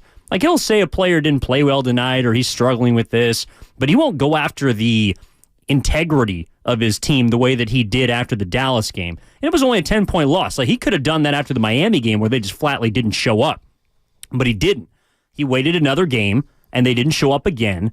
And the connectivity of this team, I wonder how you feel about this, Steiny, because you were talking about rationalizing last year. Does that sound like a rationalization for what has happened this season? Because it doesn't have to do so much with basketball as it does the guys buying. I know the two are connected, but one of the things that I was hoping to learn this season was, if they're not a championship team, or if they're not a contender, is it because of basketball? Is it because they're not good enough? And I think Steve Kerr is saying that we don't know if we're not good enough yet, because we haven't been given the opportunity to, because guys are out, guys are hurt, guys are suspended, guys aren't buying in. And the same reasons that you could rationalize the reason why they didn't get it done last year have carried over into this season. I don't know if we're going to find out if the team isn't good enough because at their peak of how they play the game, that there's a team better than them. I don't think we're going to get to that point, the way that things are trending, because there's always something in the way. And I think Steve Kerr is trying to either bring that to the forefront, extract it, or just put all the rats on the table, brought to you by Atco Pest Control, that they need to find out if it's about basketball or not. That's where I would say, yeah, it is about basketball. They're I know exactly what you're saying. You're kind of separating talent with chemistry and playing together. I think they're in trouble both ways.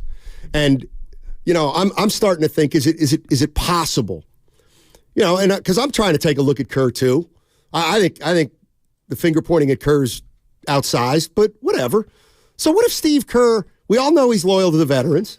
Okay, so is there a chance this is happening? Just throwing it out there. Steve's been loyal to the veterans since the day he walked in the door, and unfortunately this year, he's had to walk off his veterans more than he has ever before. So he's come off Looney more than he ever has before. He's come off Clay more than he ever has before, and he's come off Wiggins. Well, what if they're not? What if they actually feel like Kerr hasn't supported them enough? Like, most players will tell you, I wish you would have hung with me longer. Okay, so now your three veteran players you're getting less out of because they're declining and you're playing them less. But what if the young guys are pissed because they think they deserve more time? The hell with the championships from 2 years ago. By the way, that's the other thing that's holding this team back. 2 years ago, two years ago, you were 26-6. 2 years ago, you were 26-6 on your way to a title. Think about that. They were 26-6, and a lot of people 2 years ago were saying, I don't think they can do it. They did it. Don't tell me they're going to do it at 15-17. Well, and that's why they're at a major point. Well, it always seems like they're at a major point in their season. Like 5 games ago, or before these losing streaks, we were wondering at 10-14. Oh my God, what's going to happen with the Warriors? And then they get backed up against the wall, and they make some plays, they win some games, they beat teams they're supposed to, they get a big win against the Celtics, and everything is right. Right. And then they run into a string of good teams, and that's why to me, this homestand is maybe more indicative of where they are than the last one, because you got Portland twice. Now, you won 5 games in 7 days. Like that, I don't want to understate that. That's hard to do, especially if you're an older team. But losing on Christmas, it's kind of like, okay, Steiny, you remember when they lost on the road to the Nuggets early in the year? Yeah. And they were playing well. Yeah, they made them 6-2, actually. Yeah, so, they're playing great basketball. Well, they're playing good basketball. Sure. And we were really, I was encouraged. Well, I was less encouraged by the first meeting than I was by this last one. I thought they played the champs pretty damn well down to the wire. Denver was just better. Their stars were better than the Warriors' stars. But then you come home and you lay the egg you do against just Miami, deplorable Miami team that's missing 4 of their starters. How'd their young players look, by the way? Miami's. They played well. It's like, I may be wrong here, but it's like Tyler Hero's only 23, right? Yeah. Something like that. The same age as Jordan Poole, I think. Okay. Or he's the same year as Jordan Poole. All right. And then what about, you need to say the guy's name. Jaime Jaquez. Jaquez? Yeah, the Bruin. No. He's a pretty good young player. He can play. And here's the other thing. I dare somebody, I don't dare anybody, but if somebody really wants to have fun with me today, call in and say, but Steiny, Draymond's coming back soon. No, really, Steiny, Draymond's coming back soon. It's just what we're missing. Well, you want to hear Kerr talk about that? He actually was asked that after the game. I do. All right, here we go. Yeah. Kind of the way you're talking about this game, I mean, it seems kind of simple to ask, but is this the type of night you really miss Draymond? Yeah, but I mean, he's not here, so there's no reason to dwell on that. He said yes. This team's fine. He said yes. There's no reason to dwell on it because he can't do anything about it because he's going to be out until probably midway through this month. He's missed 9 games. They're 5-4. Not all have been suspensions. But suspensions or ejections, yeah. Yeah. I mean... Correct. Yeah, they're 5-4. But, okay, that's part of the issue, though. And it's really, I think, symbolic of where they are on any night. Some nights, they do miss Draymond. Other nights, they don't. Some nights, Curry's got it. Some nights, Clay has it. Other nights, they don't. And that's where the criticism of Steve Kerr I find really hard to lean in on because I just, I don't know what to do on a given night. When I'm looking at this team, when I'm watching them, I don't know which team's going to show up. If you gave Moody 30 minutes, he might be great.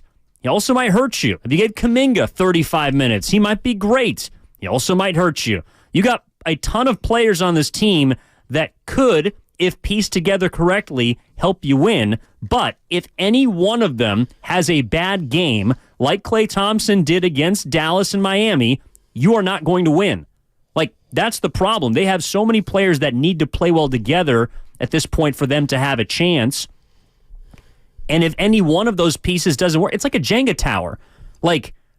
If you pull one of those pieces at the wrong time, and that's where I think a lot of the spotlight is shined on Kerr, because if he makes a wrong choice, that choice really hurts the team.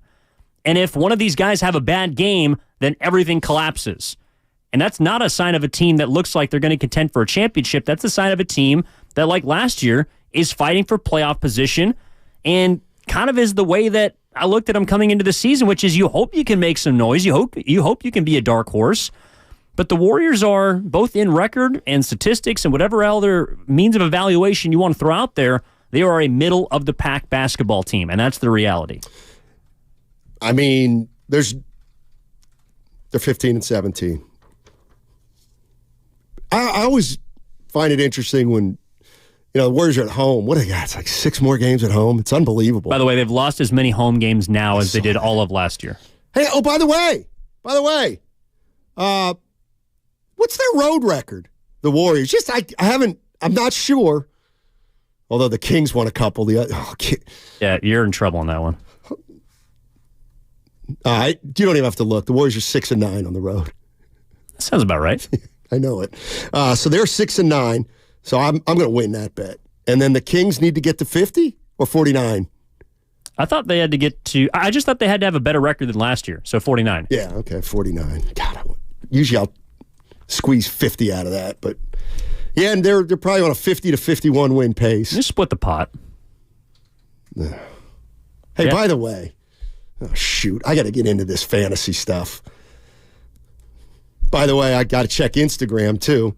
Also, by the way, I don't know if a single team in the NBA is going to win 25 road games this year. Probably not. That's really hard to do. I know it is. I know. That's why when the Warriors were rolling, it was Everybody took everything for granted. All right, 888-957-9570 is the number. Steiny and Evan Giddings with you. Let's get into the Niners on the other side, because I watched the Washington game.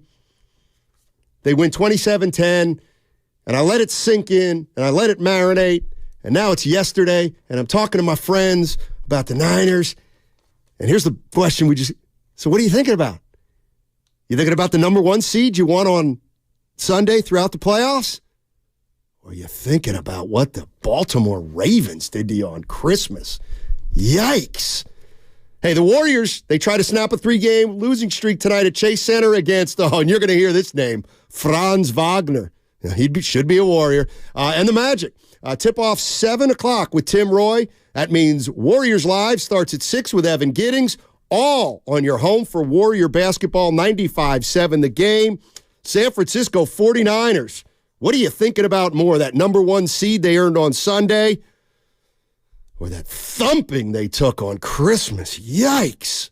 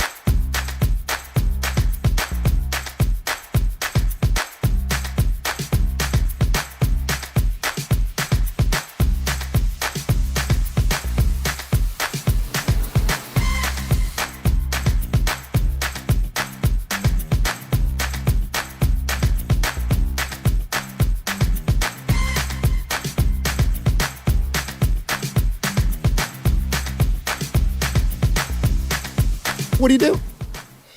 Who's playing? Who's not? Against the Los Angeles Rams. Why not? Because you need to field the team. You can only dress like 54. 22 starters time. All right. Well, we all know that the San Francisco 49ers are just loaded with talent. Brock Purdy. Brock Purdy playing? Nope. What, are you kidding? He's so good, he doesn't need the game experience. Just 1 week after one of the worst performances we've seen as 49er fans with this guy. Now, I'm being partly serious, partly joking, but what do you do with it? With Christian McCaffrey will not play. He's got a calf issue. Well, he shouldn't, yeah. Yeah, he's got a calf issue. Keep in mind the 49ers, they don't play for 3 weeks. January 7th is the last regular season game. January 14th is the weekend of the playoffs for the first round. 49ers won't be playing in that week, so they won't play until the weekend of the 21st. That's 3 weeks essentially from today. Here's how Kyle Shanahan answered the rust versus rest, and then we'll get into it. I think it can be tough, but it's not just playing, it's how much you practice and everything too. And, you got to make sure that you prepare for games by practicing. And we got a game this week on Sunday, and that's what you got.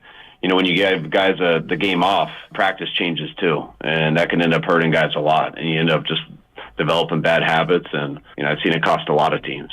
So, and it does give some guys a chance to get healthy. But when you do that and you sit people, then, you want to sit, some of the names you guys mentioned, but then other people got to double up and do a lot more because you only get 2 guys off a practice squad also. If you want to get more than 2 off practice squad, we got to cut people on our roster. And then we don't get those guys just to get those guys up. So always can end up hurting. You rest players, and that sometimes gets more players injured. So that's all that stuff you got to balance out, and that's why it's there's not a clear-cut decision on anything. You got to look in each individual and each situation and play it out as the week goes. All right, so that's Kyle Shanahan talking about rest versus rust. By the way, this segment brought to you by Fremont Bank. Full-service banking, no compromises. What do you think about that? Also, you can watch us on YouTube and Twitch, powered by First NorCal Credit Union. Well, I think Kyle Shanahan is a realist, and he knows that there is such a thing in sports as momentum, and we've seen throughout history 1 seeds that have an extended period of time fall flat early in games and divisional rounds. Like it happens. You haven't played, the team you're playing against plays the week before. Oftentimes, you're also playing a team that has something to play for at the end of the regular season. So they're more beat up and they're probably going to be more injured than the Niners will be in 3 weeks.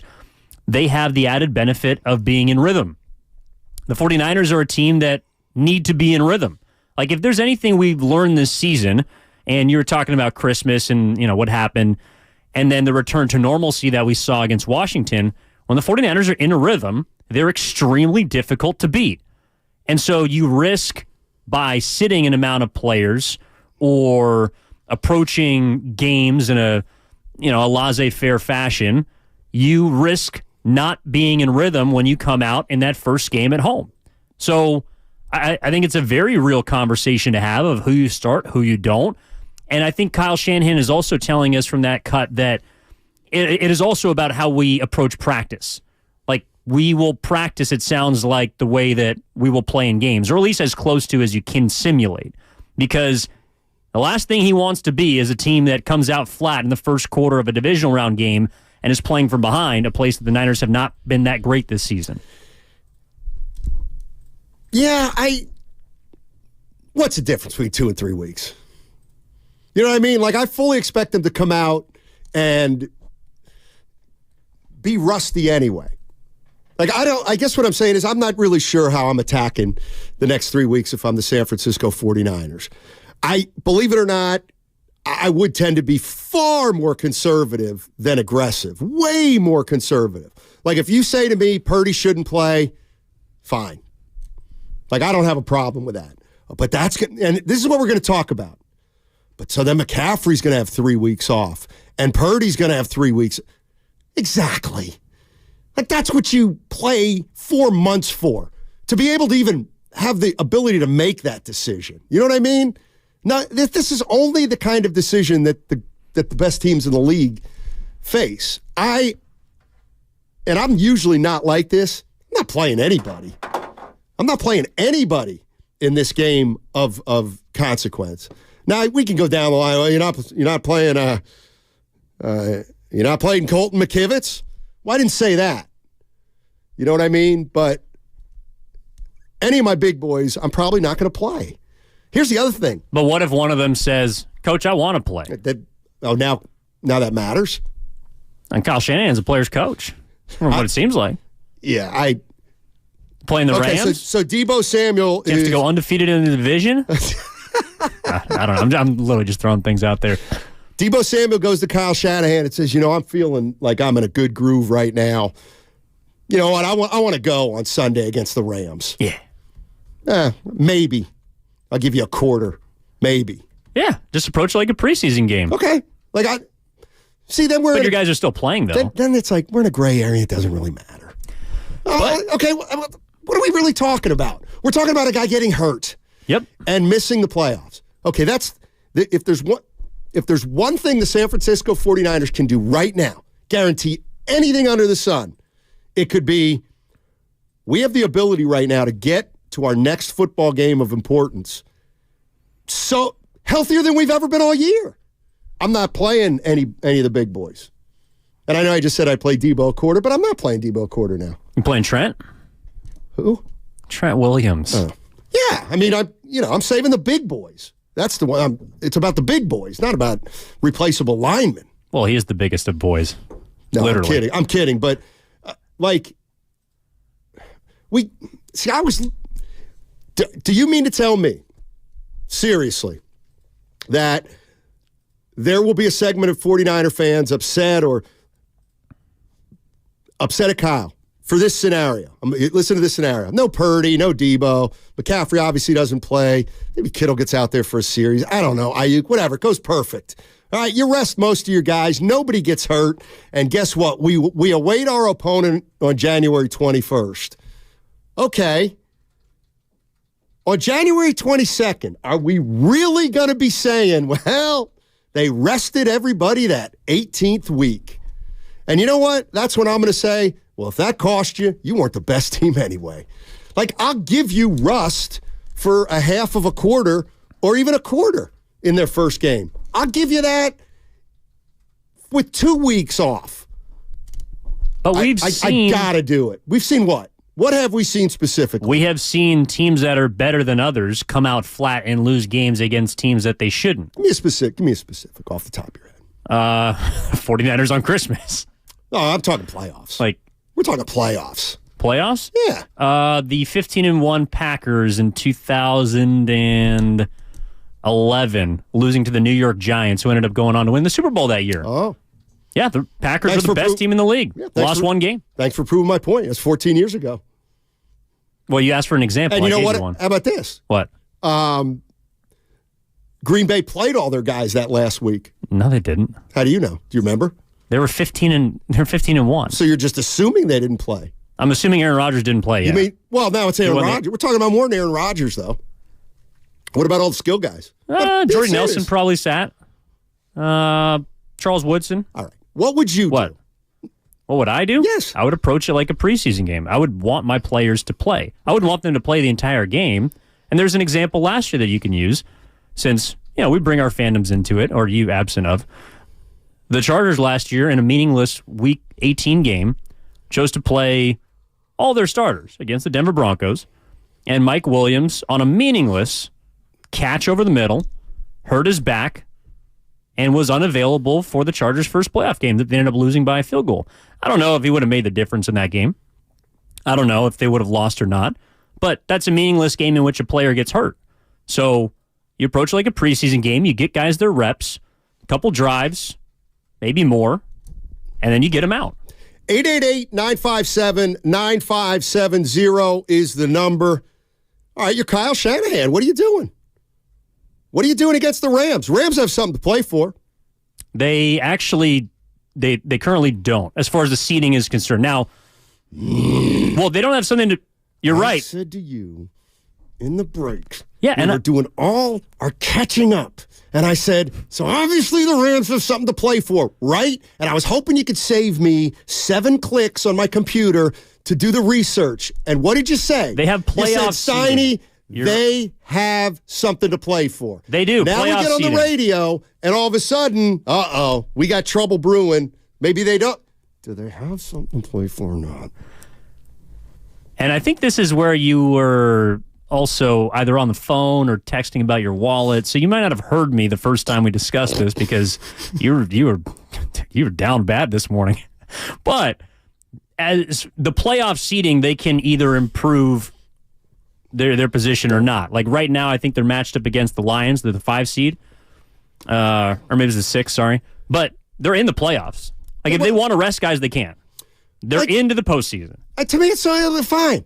What scares you more? Playing your guys on Sunday against the Rams, or, we may be rusty when we play some 7th seed at home in our building. Like, come on. Like, you worked, here's the way you've worked all year. Somebody's saying, Steiny, you're not a big load management guy. I'm not. But let me tell you what I also am not. Too much rust. No, not in football. You get that, you shake that off.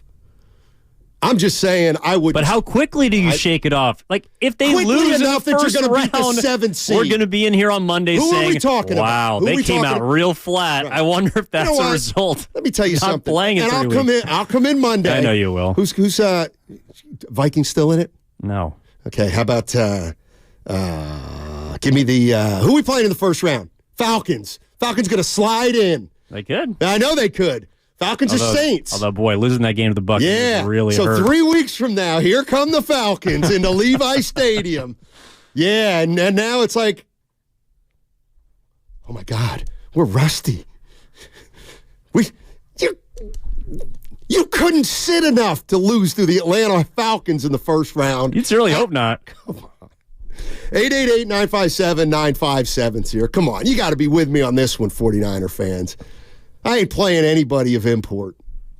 We can have a fun conversation about who's important enough to sit and who's not as important enough to sit. But I was going to say this helps us build the hierarchy of importance again because I don't know, people continue to shuffle them around like it's subjective. But like here's the other Purdy's thing. at the top. Here's the other thing, no doubt.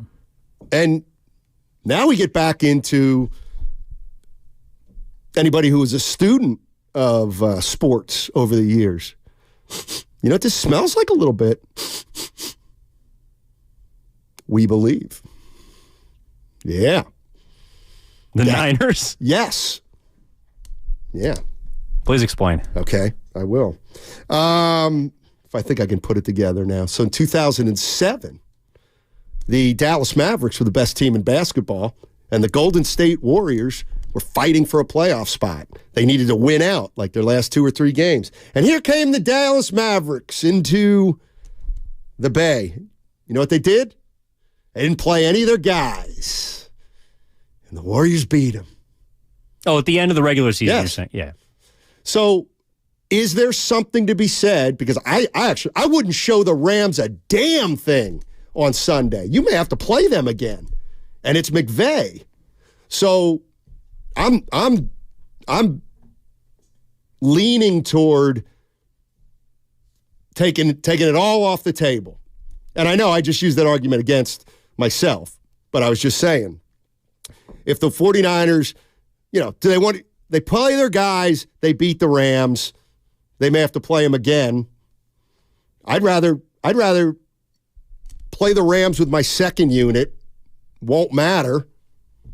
So, Steiny, we've seen how good the Niners looked after a much-needed rest after their bye. A rested Niner team is unstoppable. I'm with you. That's where I'm at. 5-1-0. Well, I also think, too, like if we're talking about the priorities, the number one guy is Christian McCaffrey because of his calf strain against the Commanders. Like that is something that, might flare up again. And Shanahan was asked about it yesterday, was asked about, the sense from the doctors. Are you confident that after 2 weeks of rest, he's going to be back? And Shanahan said, yes. Yeah, we're confident on that. It was good news. Could have been a lot worse, but we're happy to take care of him this week. And then hopefully he's good to go and start after an extended rest. So, like Christian McCaffrey, if they approach him the way that we're talking about resting guys, should ideally be 100% for that first playoff game. And he is of paramount importance to this team because if they don't have him, I mean, I don't know how you feel, but Christian McCaffrey is probably the most important weapon on this team. Certainly 1 or 1A. 888-957-9570. Simple question. How do you approach this week if you're Kyle Shanahan, if you're the San Francisco 49ers? Here's the other thing. In this day and age, especially with a team like the Niners, who they kind of have some Warriors pedigree type stuff. George Kittle, has he earned the right to decide? In other words, does Shanny go up to Kittle and say, yeah, by the way, you're not playing against the Rams? Why? I don't want to get you hurt. Come on. Like, are there veterans on the team that have earned the right to play if they want to? Especially now when, I coaches communicate more with players now than ever. And maybe it's not the player makes the decision, but Shanahan's going down the line and saying, hey, George, what do you think? Like, George Kittle's going to want to play, right? I think so. I would too. I think most of the guys want to play. I do too. Maybe even McCaffrey. Well, see, to me, McCaffrey, and that's, I guess, the fine line, Evan, between saving a player from himself. Like if McCaffrey came up to me and said, hey, let me get some carries. No chance you'll get those in practice. But I don't know how I would actually, I would love to ask Kyle Shanahan, how do you go about figuring out who's going to play, who's not going to play, who's going to be limited, who's not going to be limited? And not only that, let's just say he wants to get Purdy out there for a quarter or something. What's the game plan look like? He probably wouldn't put him in any compromising positions. I know if Guru were here right now, and he might have a point, he'd be like, wait a minute, you're usually the guy who's always saying, he doesn't like load management. And I don't like load management. But to me, this is a little bit different. And it's, you have a chance to rest your guys for 3. I would do it. I mean, the idea, how about this? The idea of the 49ers coming out on January 21st, let's say, and getting beat by a 7 seed. Because of rust. I got to live come on. Well, that's naturally going to be one of the narratives. And conversely, if they come out and shellac the Falcons in your hypothetical, well, then there's going to be some people that said, wow, the 49ers look really rested. They looked 100% from the go. I mean, they were ready to come out of the gates and just storm the Falcons. Right. So it's going to work both ways. But I think you brought up something that's interesting about how, with the 49ers and I guess where they're at, to me it's, okay, so if they lose, we're going to have all of these receipts from the season. But the fact is the 49ers over 17 games, or when they're done next week, have earned the right to choose. If you talk about the checkpoints, so they won the division, check, they're in the playoffs. They got the 1 seed, check. They host every single playoff game they play up until the Super Bowl. They have earned the right to choose, or Kyle Shanahan has earned the right to choose how he approaches this week. And I think he's just going to script it. I think he's going to script it the way he does his first, 20-odd plays. You're going to play this quarter. You're going to play this many snaps. This guy's going to get in here. And the added benefit, the right to choose, is because the win and loss does not matter. You could get blown out 40-0 by the Rams, who are probably going to be playing some backups too, and it doesn't matter. But I do think that going into the playoffs with an extended break, and I guess you could choose how to feel on this too. Would you rather have won the last game or lost the last game? I don't know if that matters to players also. The fact that you are left with a sour taste in your mouth, or you feel like you're still the team that's rolling. I'd imagine you'd want to win going into the postseason, but maybe these guys don't care. But the fact is they have earned the right to choose because they've been the 1 seed for the entire year. 888-957-9570 is the number. I just think the other thing about this, Evan, too, is, man, before the 49ers ever played a game this year, they had the Eagles game circled. They had the number 1 seed in the NFC as one of their huge goals. And they've got them. They've, as of right now, with 1 game remaining, they've hit every threshold that they've set in front of themselves up to this point. They've put themselves in a position to make this decision, which is what every coach wants.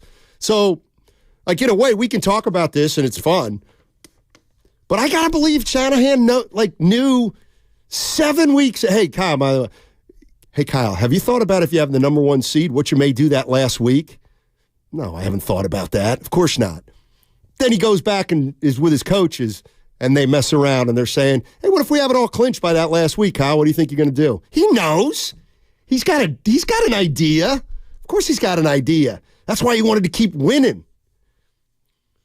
That's also why when Mike Silver of the Chronicle catches the 49er players coming into the locker room after they won, and he's showing them, guess what? You've got the number 1 seed on his iPhone.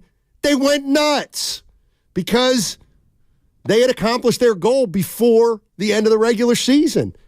And so they'll handle it any way they see fit. But I'm not concerned about rust. It wouldn't be my biggest concern. I mean, your concern should be, are you better than the other team? And the 49ers are. They're better than any team in the NFL except for the Baltimore Ravens. And even then, you could argue that they are, and they just had a bad game. But here's where, let's put the rat on the table, brought to you by Atco Pest Control. The rat on the table is that the number 1 priority right now, is still what it's always been. Health going into the postseason.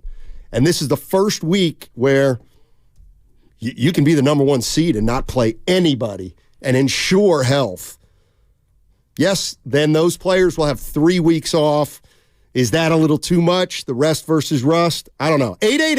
888-957-9570 is the number. If you're Kyle Shanahan, how are you approaching this week?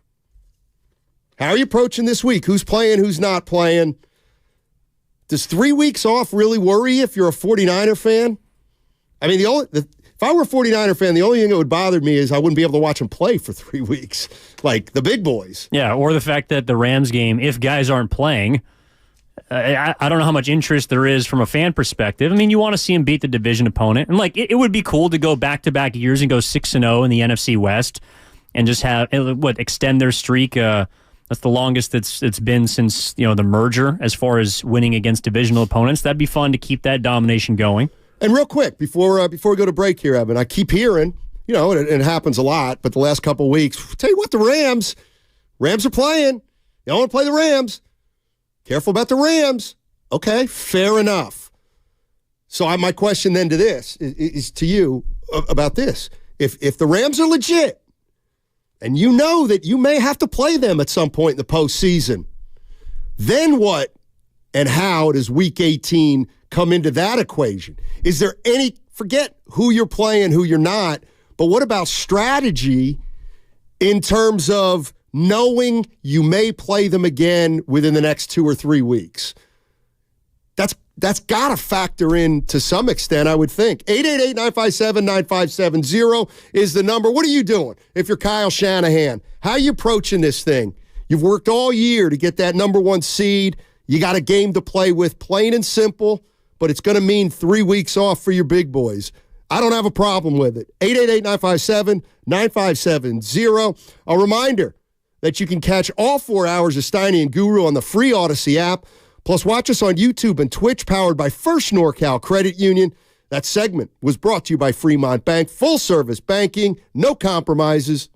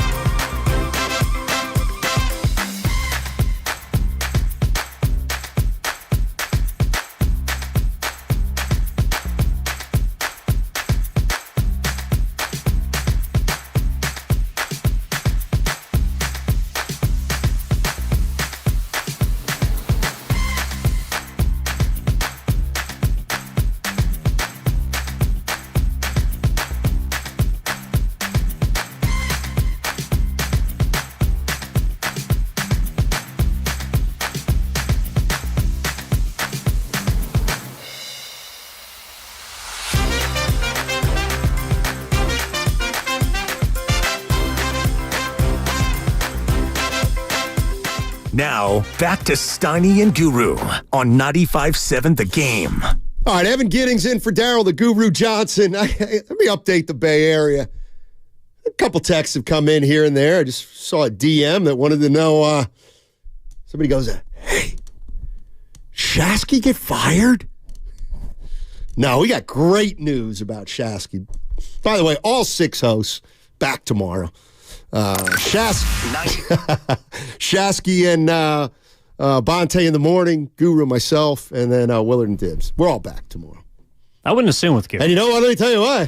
We're going to have trouble tomorrow. So we're going to be so rusty. Oh, we're going to be rusty. 2-3 weeks off. Yeah, right. You should have played us the last 2 weeks. We'd be real rejuvenated then. No, hey. Do you feel rusty, Steiny? No.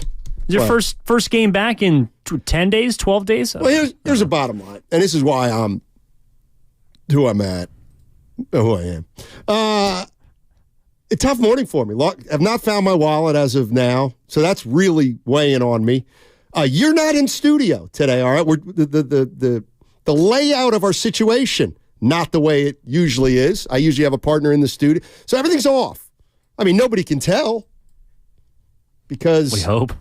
No, of course they can.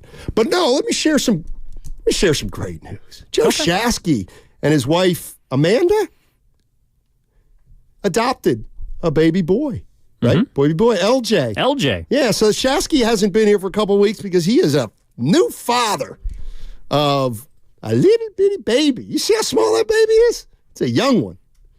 Like a week, maybe even less. So congratulations to Joe Shasky. Yeah. Father. Start calling him Lil Joe. Maybe that's what LJ. it means. I'll bet you that is what it is. There. Did the little, have a name, but. If you're on the YouTube, will this ring a bell? Did the kid come out of the womb and do one of these? Remember LJ? Larry Johnson? Yeah. Anyway. Congrats to Shasky. Sure. Yeah, congrats, man. Let's go to Cola. Awesome. Cola's in San Jose. We're talking Niners. What do they do the last week of the season? Hey, Cola, how you doing, man? Doing good, man. Good. Thanks for taking my call. First off, shout out to Shasky. Yeah. Adopting. Congratulations to the family. Sweet. Second off, I'm not too worried about rust. But 2 weeks is a long time, and you want your guys to stay engaged. So I think you suit guys up. Go out there, treat it like any other game day. And then you play a preseason game. You keep it simple. Probably take the starters out early. Let's see Sam Darnold. Let's see Sam Darnold ball out.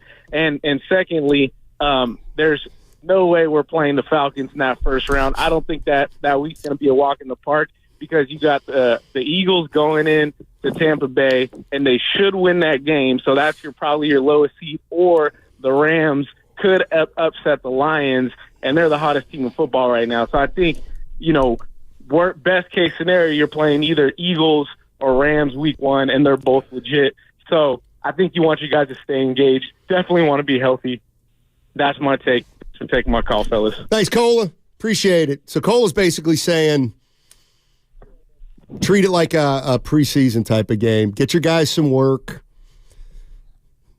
Let them get hit a couple times and then get them out. I think so. But you added the extra layer before the break about the Rams, like the team that you're playing. And Cola has also mentioned the Rams are playing better than most teams in the NFL, certainly in the NFC. So you already have a division opponent, and those games are generally kind of wonky, even though the Niners have won a bunch in a row. So how do you approach it from a Rams perspective? Like, the Niners want to rest their players, and so do the Rams, because they don't get a week off, and they're going to have to travel first week of the postseason for the wild card. But do you want to show the Rams anything? Do you really care? How does Shanahan look at McVay? The opposite? I mean, the Rams are a team that I wouldn't want to play in the NFC. I think they're playing better football than most, but also I wouldn't be afraid of them if they matched up with the 49ers in the postseason. All right, I'll give you your choice of 4. You can play the Rams and treat it like a regular game with all your guys, and you lose or you win. You can do either. Or you play with all your Scribinis, God love you, and you win or you lose. Is there anybody that cares about, if you lose with your backups, does it really matter? I guess is what I'm saying.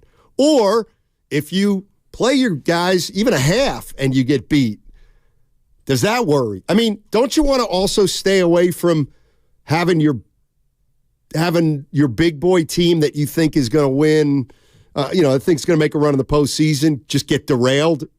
Not derailed. That's a terrible word because that makes it sound like it's over. But let's say the 49ers play Purdy and everybody except Christian McCaffrey, they'll lose 28-20.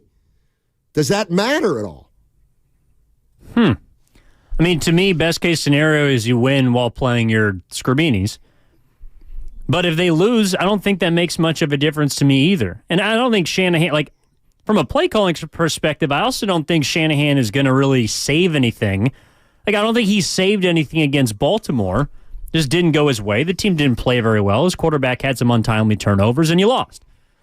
The Rams, and this is the other part too, if you're telling me Kyle Shanahan's got 3 weeks or even 2 weeks to scheme up a whole crock pot of offensive brilliance, I don't really think he's going to worry about showing anything in the last week of the regular season that he hasn't already shown before. The Niners are a machine.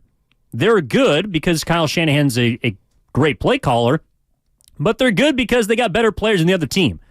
Like on offense, if you have all your players, you pretty much got to pick your poison. And I think there are very few teams with the personnel to match up with the 49ers. I think the Ravens are one of the few. The Browns are one of the few. I don't see many teams in the NFC that have the ability to play defense for offense with the 49ers. And the reason why the 49ers, in my opinion, should be Super Bowl favorites is because in the NFC, they got an easier path than anybody in the AFC. Those teams are going to beat up on each other on the other side, and you're only going to have to beat one of them. Can I push back on that a little bit? Please do. All right, the AFC, Baltimore. They're legit. They are. Who else? I mean, look, who else? If you got Patrick Mahomes, okay. I think you got a chance. I'll give you half. The Chiefs. Okay. Miami, people like. They're beatable. They are beatable. Okay. Dallas. Who else? Buffalo. No. Why not? I'll tell you exactly why not. Your boy locked in on them over the weekend. Who's? Me. They are going. Why are they going nowhere? I'll tell you why. Because they can't run the ball. No, I'll tell you. Well, they can't because they don't give it to James Cook enough. Well, if they beat Miami this weekend, Sonny, they win the AFC East. That's all well and good, but neither of those teams are going to make the Super Bowl. 1-4 in a row. Here, I know they have, and in fact, let me tell you. People out there talk about the eye test, and they're right. They're right. I'll tell you why. Saw some highlights over the last month. Yeah, you're right. Buffalo won 3 in a row, and you know what? And I got schnookered. I saw some highlights. I'm saying, hey, you tell you what, Buffalo's gonna need to be dealt with. But you know what? I watched all 4 quarters of their game this past week, and they won, and they stunk. Buffalo, pretender. You heard it here. What about Cleveland with their boy, Joey Bullets? Cleveland's better than Buffalo. I'll tell you that right now. But here's what I'm rejecting. I'm rejecting now that the AFC's better than the NFC. I think we've got 2 teams at the top of each conference that are big boys. The Niners and the Ravens. And then guess what? There's about 6 other teams jumbled in there. Eagles, Cowboys. I'll throw the Lions in there. Why not? Browns. Buffalo. Put Buffalo in there. So right now, the Dallas Cowboys, Detroit Lions, Philly, they all have the same record. Cowboys have the 2 seed. Lions will have the 3 seed. Who's the third best team in the NFL right now? The third best team in the NFL? Yeah. I think they're in the AFC.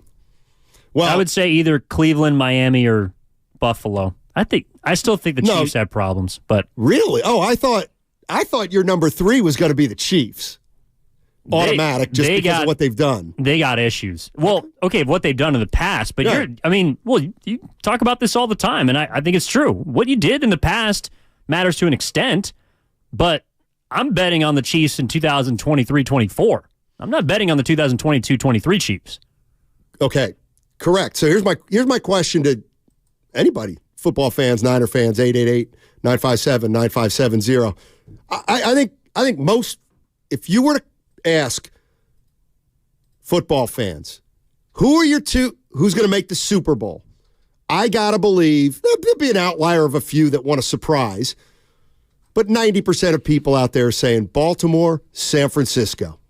Would you agree with that? That's the collision course that seems most probable. Right, and I'm not talking about somebody who may think that, go Cleveland, that's fine. But most people, hey, you have to bet $1,000. You have to. You have no choice. Give me the 2 teams that are making the Super Bowl. Okay, Baltimore, San Francisco. Yeah. All right. Who would be the most likely team to get to the Super Bowl outside of those 2? I think that one is the coin flip of coin flips among 8 teams. I really do. Well, you've already labeled the Bills a pretender, so they're done. Well, no, but they are a pretender. But what I'm saying is the Bills can't get. Okay, here's what I'm saying.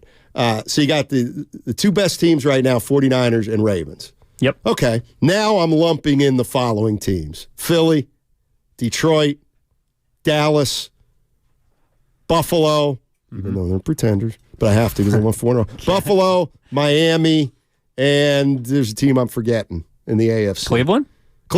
Or Kansas City? Yeah. Cleveland and Kansas City. Yeah. Cleveland and Kansas City. Yeah, so there's 7 teams, 8 teams right now that I think believe they can win a Super Bowl. And to me, and this is actually why I cannot wait for the NFL playoffs this year, because every team has a flaw. Even Baltimore. I know that they've played the best of any team in the league. What is it? The Baltimore? They're banged up. Oh, okay. They're injured. Now, they've been able to overcome that, and I think that's the reason why a lot of people love them or like them, is because they've won without their starting tight end. They've won without one of their cornerbacks. They've won at times without defensive linemen. They've won without a true number 1 wide receiver. But in the postseason, what you have or what you don't have is usually the reason why you get beat. And also, you can say that Lamar Jackson has 3 one-and-dones in the postseason. To me, Baltimore is the best team in the NFL right now, but you could even nitpick them, just like the way you nitpick the Niners is, well, they've ransacked every team, but the moment a game doesn't go their way, they haven't been able to dig themselves out of a hole, or they haven't been able to battle adverse situations and overcome consistently. It's only happened a few times, but that's the playoffs. If it happens once, you're done.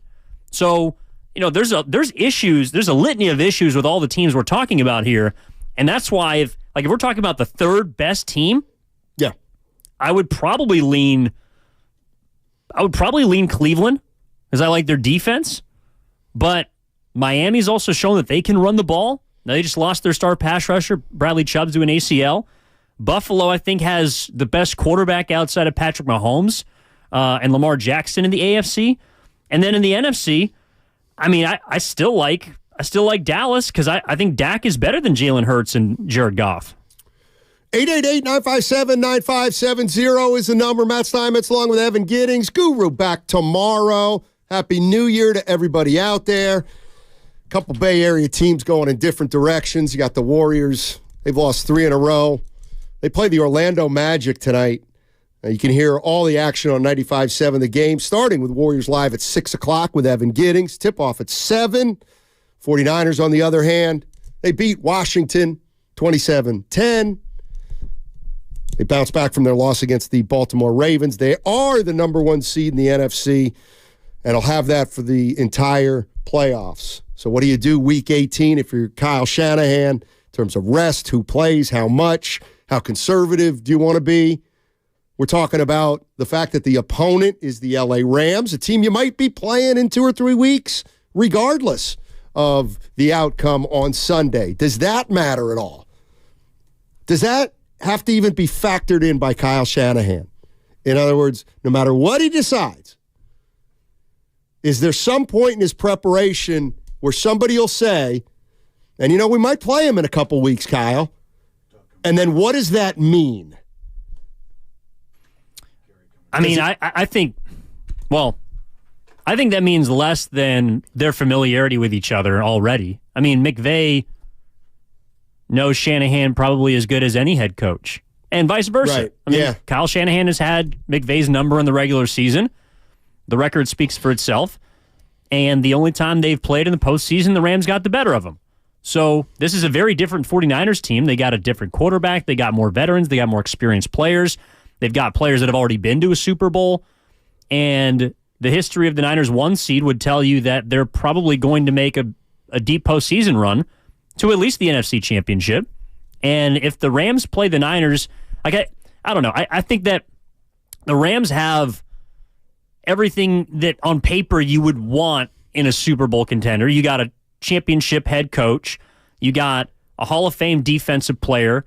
You got, on any given week, a top 5, top 10 quarterback. You got 2 number 1 receivers. You got a great running game. But, and you're playing your best football at the end of the season. So I think that's why people consider them really scary. Sure. I don't think the 49ers would be scared of them if they had to host them in a divisional round game. Even if it's the first playoff game they play, and whatever you make of the rust is up to you. I don't think they'd be scared. Going to be interesting. Let's go to Dougie. Dougie's in I'm Going to Wichita. You ever hear that song? Yes, sir. White Stripes? Wichita. White Stripes? 7 Nation Army couldn't hold me back. You've never heard that song? You got me on that one, brother. I'm going to Wichita. A 7 Nation Army couldn't hold me back. You've never heard that song? All right. It's not the first verse. Yeah. But all right, go ahead, Dougie. Sorry. Hey, guys. Yeah. So if I'm Kyle Shanahan, I'm looking at it like, Trent Williams has that groin issue that's been bugging him. Yep. Sitting him, getting him right. That's my number 1. My number 2, CMC. We'll get that calf right. We're going to get that extra week, get him all good to go for the playoff run. And I'm kind of teetering between how much I let Brock play because that stinger issue in the shoulder may not be his throwing shoulder, but it's an issue. So I get him some work, but not too much because on the flip side of that, I do want to get Darnold some meaningful reps. Not for nothing, but we might need him, and we need him to come in knowing that, hey, man, you got this. Beyond that, there's nothing to gain. That doesn't mean the game is meaningless. It just means there's nothing to gain. That's a good point. We got number 1s locked up. We're going to get rested and rejuvenated. And the Rams, they already know we own them. So, if they get the win, okay, good, we'll kick your ass next week. Have a good one, guys. Bang, bang, Niner gang. Red and gold till we're dead and cold. Oh, that's Dougie in Wichita. I like that one. I'm kind of with him. No Trent Williams and no... there's nothing to really even discuss with McCaffrey. I mean, has he been ruled out yet officially? There's no chance he's playing. No chance McCaffrey plays. In fact, I think if it was a playoff game, he might have even finished that game against Washington. But when you have a calf strain, it's just a precautionary thing. Yeah. By the way, a lot of people are, kind of chiming in on the Comcast business text line saying, if a guy's got an incentive in his contract to play 17 games, listen. That's true. Well, it's true, but let's just go back to last year. You remember, was it last year or 2 years ago? Andrew Wiggins had played 81 games, and they asked him to sit out the last game, and he did. They're not taking his 82-game bonus away if he has one. You know what I mean? Well, not on purpose.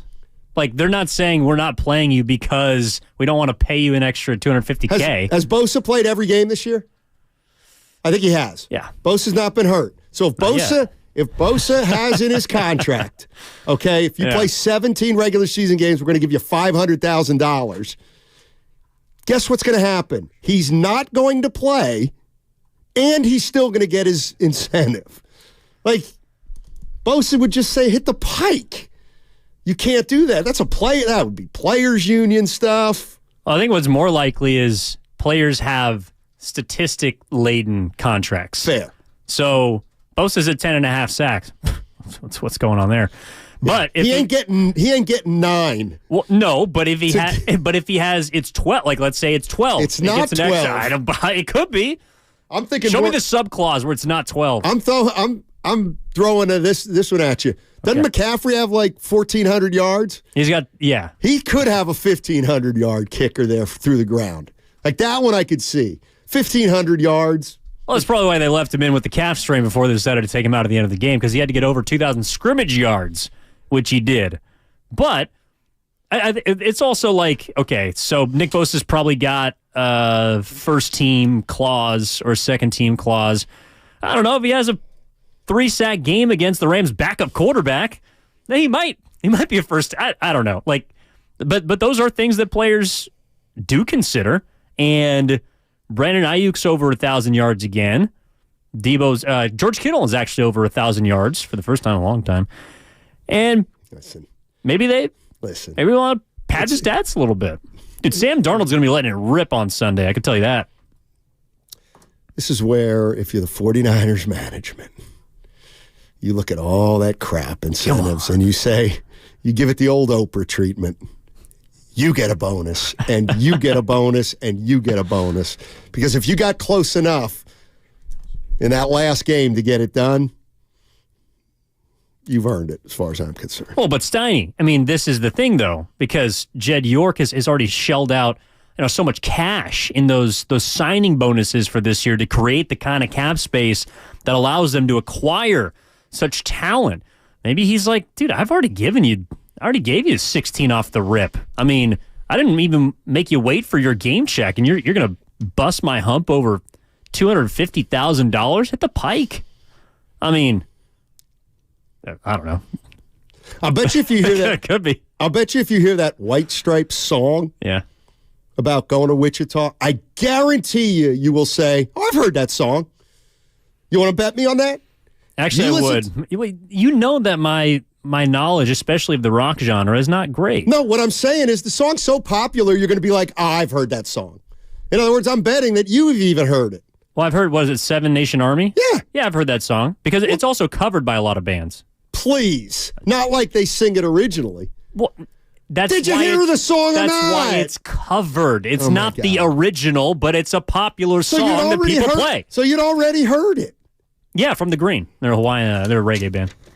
It was really good. It's a great song. It is a great song. You know what else is great? The Kickoff Show. This Sunday, Larry Krueger, Lorenzo Neal, 2 hours before the start of the game. Join us at the Hilton Santa Clara for delicious food, great drinks, and the best pregame show in the Bay, presented by Habas Law. You've been wronged. Habas Law will fight to make it right. Call 1-800-INJURED or visit habaslaw.com. 888-957-9570 is the number. Matt Steinmetz along with Evan Giddings. And the 49ers, they play the Rams on Sunday. What do? Who's playing? Who's not playing? You may play the Rams again in the postseason. You've earned the number 1 seed. Batting a lot of football around today. Who's the third best team in football? 1 is the Baltimore Ravens. 2 is the Niners, right? Who's third? Who's third? If you don't think those 2 teams are going to make the Super Bowl, you give me a team from either conference that's going to supplant them. I don't know. 888-957-9570. Golden State Warriors also play the Orlando Magic tonight. Tip-off 7 o'clock with Tim Roy. That means Warriors Live at 6 with Evan Giddings. That's all on 95.7 The Game. Talk to you in a minute.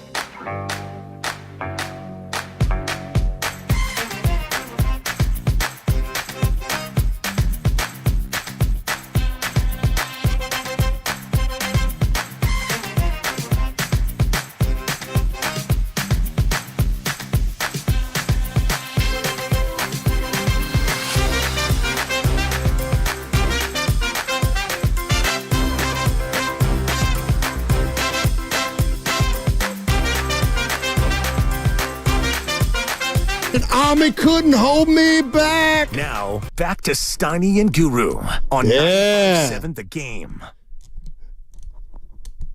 Yeah. And I'm talking about this guy, and I can't forget. Like this tune. Someone cut this. Behind the cigarette. There you go. Steiny in the house without a wallet. Yeah, watch out. I appreciate that, boss. Playing that song for 10 minutes. I forgot that I lost my wallet this morning. We'll figure it out, everybody. Matt Stein, it's Evan Giddings. Down the Guru Johnson, not here, but listening. He's always listening. Did you see his he said he posted something on Instagram that was all love after he eviscerated me earlier on the text. Well, as you know, Sonny, I've been working, so I haven't had a chance to check my IG. Have you? Yeah. So you double time, it feels like. So you had some trouble with the email this morning, so. That's there's a lot of things going on. Yeah. I tell you what, it's one thing to get chewed out by Guru on text.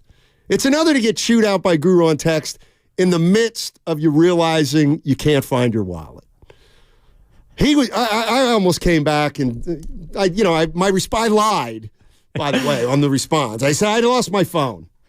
Yeah, I know you did. Because you were texting us pretty consistently. Actually, you were active on the Vine during your hiatus. More than I was expecting. I was proud of you. That's because I was in the fantasy football title game. That's true. Yeah, you got to see. Is he here today, by the way? Yeah, I got to see the champ, too. Willard's here today? Willard is here today. He is here today. And Dibley. Oh. I'm sure he's going to be happy that the auto drafter didn't win it all, but I do not want to see Willard today. Willard beat me in the championship series. Well, he's the kind of guy that, won't say anything before because he's afraid he's going to lose, and then the moment that he wins, he's going to start gloating as if he's been confident the entire time. So let me ask you a question. I do have some fantasy football questions. Got to figure out who to sit this week? No, the season's over, right? Yeah, I know. No, I do have some. Okay, so this is the first real fantasy football league I've ever played in where I've given money. So, $100. Here you go. 14 guys in the league. Here's 100. I shared a team with Dibley about 6 years ago. It was surprised it didn't go well. And so I've just thought, okay, fine, I'll play fantasy football this year. Here's $100, and now I'm on my own for the first time ever. I didn't realize, obviously. So can somebody answer me this question? How common is it for the two teams who get to the finals to agree to split the pot? Is that more common than 50%? Is it common? Is it not common? Is it frowned upon? Is it assumed? How many times, hey, split this. Do you split the pot? Is the pot split 80% of the time? So I was going to say, I don't think it's uncommon for people to split the pot, but the proposal of an uneven split, to me, is very rare. I've never heard of someone offering a split that was not 50-50. Until now. You mean Willard's? Yeah. I've never heard of anybody saying, you know what? Look, we've both had a great season. I really respect your team. Your drafting, impeccable. Your ability to swap quarterbacks in, out, immaculate. You should get 40% and I should get 60%. I've never heard that before. So Lucas texts us, I don't know, on Wednesday before the Thursday games go off, and he goes, congratulations, you guys have gotten to the finals. If you want to split the pot, just let me know. Anything you want to do. By the way, you didn't choose to split the pot, unfortunately. I didn't even know such a thing existed. I figured, first place gets first. So Lucas sends out, you guys want to split the pot? And, of course, I'm just going to wait there for Willard's one-liner, which I know is coming. I can't remember what did I say? I can't even remember. Well, you asked us about the split. Right, because I noticed the split was uneven. And so I was like, no, absolutely not. So this one guy wins 900, the other guy wins 400. The split was $650. That would be the split, right? $650. Or for an even split, yeah. There's Correct. a $1,300 pot. Correct. Yeah. So he would have gotten $650. I get $650. Was that the proposal? Well, the proposal was split the money. So I figured it was $650 each. Then Willard comes out and goes, "I'll tell you what, I'll give you $500 right now." And I was like, well, that's dumb. Like, why would I do that? I'm going to take $100 more than if I lose anyway. So, of course, Willard was up to his old tricks like he always is. And I just didn't bite because I don't know the protocol. Well, and of course, because you have confidence in your team.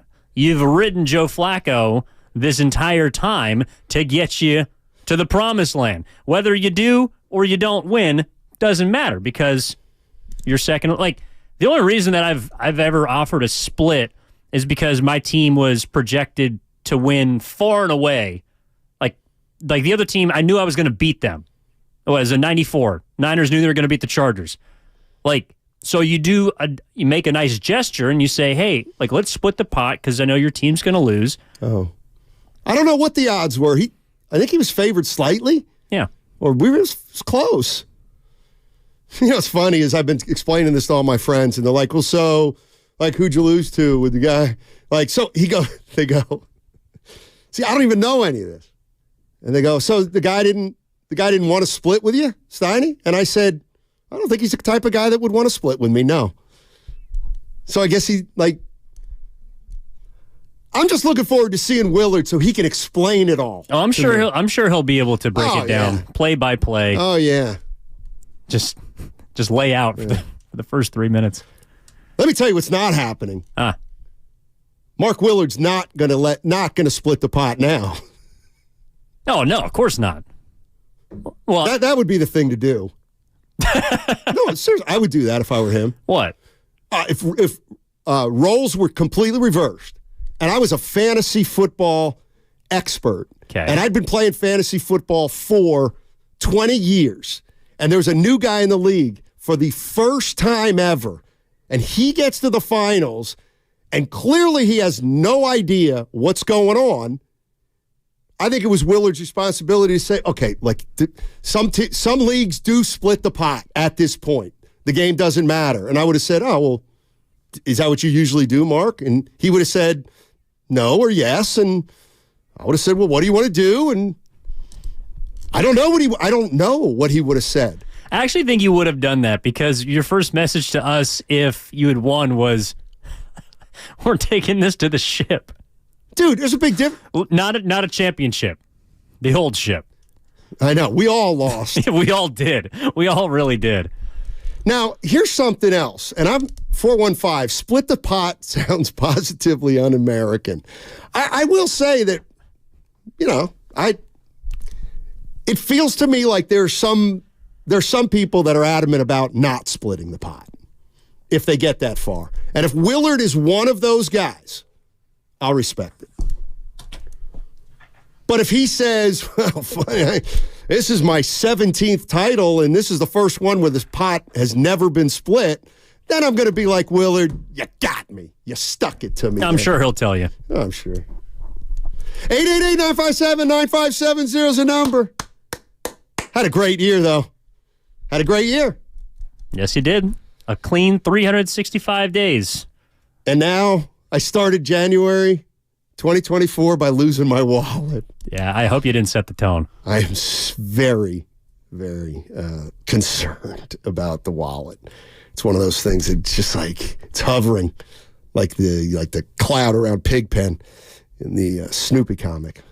All right, 888-957-9570. Appreciate everybody listening to all my problems. Pot splitting is frowned upon. That's from Sean. All right. I mean, if it is, it is. No, seriously. Uncle Looney with a 4, though. Pretty sure Willard stole Steiny's wallet. That's pretty good. You know what? I had $150 in there. Not anymore. Which would make up the difference between a split and a non-split. What are you doing if you're the San Francisco 49ers? They've clinched the number 1 seed throughout the NFC playoffs. They play the Rams. Rams, they could see again. We've been talking Warriors. Happy holidays. You want to talk about two teams right now on different trajectories.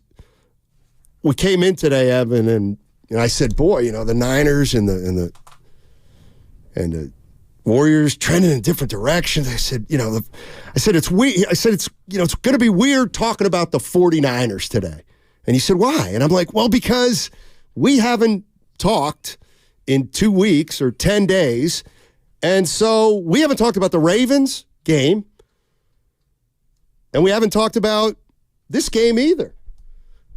Washington. And I feel like, well, don't ask me to talk about the Washington game without talking about the Ravens game. Like, how, now that you got to combine two, like, I don't know. What's the bigger story? The 49ers have the number 1 seed in the NFC, or they got thumped a week and a half ago. Absolutely thumped after a run in which everybody was saying, this is the best team in football. The bully got bullied. Purdy looked terrible. They got beat up. Hey, it happens. In a way, I'm almost glad we weren't on the air because I know what last week would have been a nightmare. This team stinks. We stink. Can't win. Not stink, but all of a sudden they would not be, we would have panicked.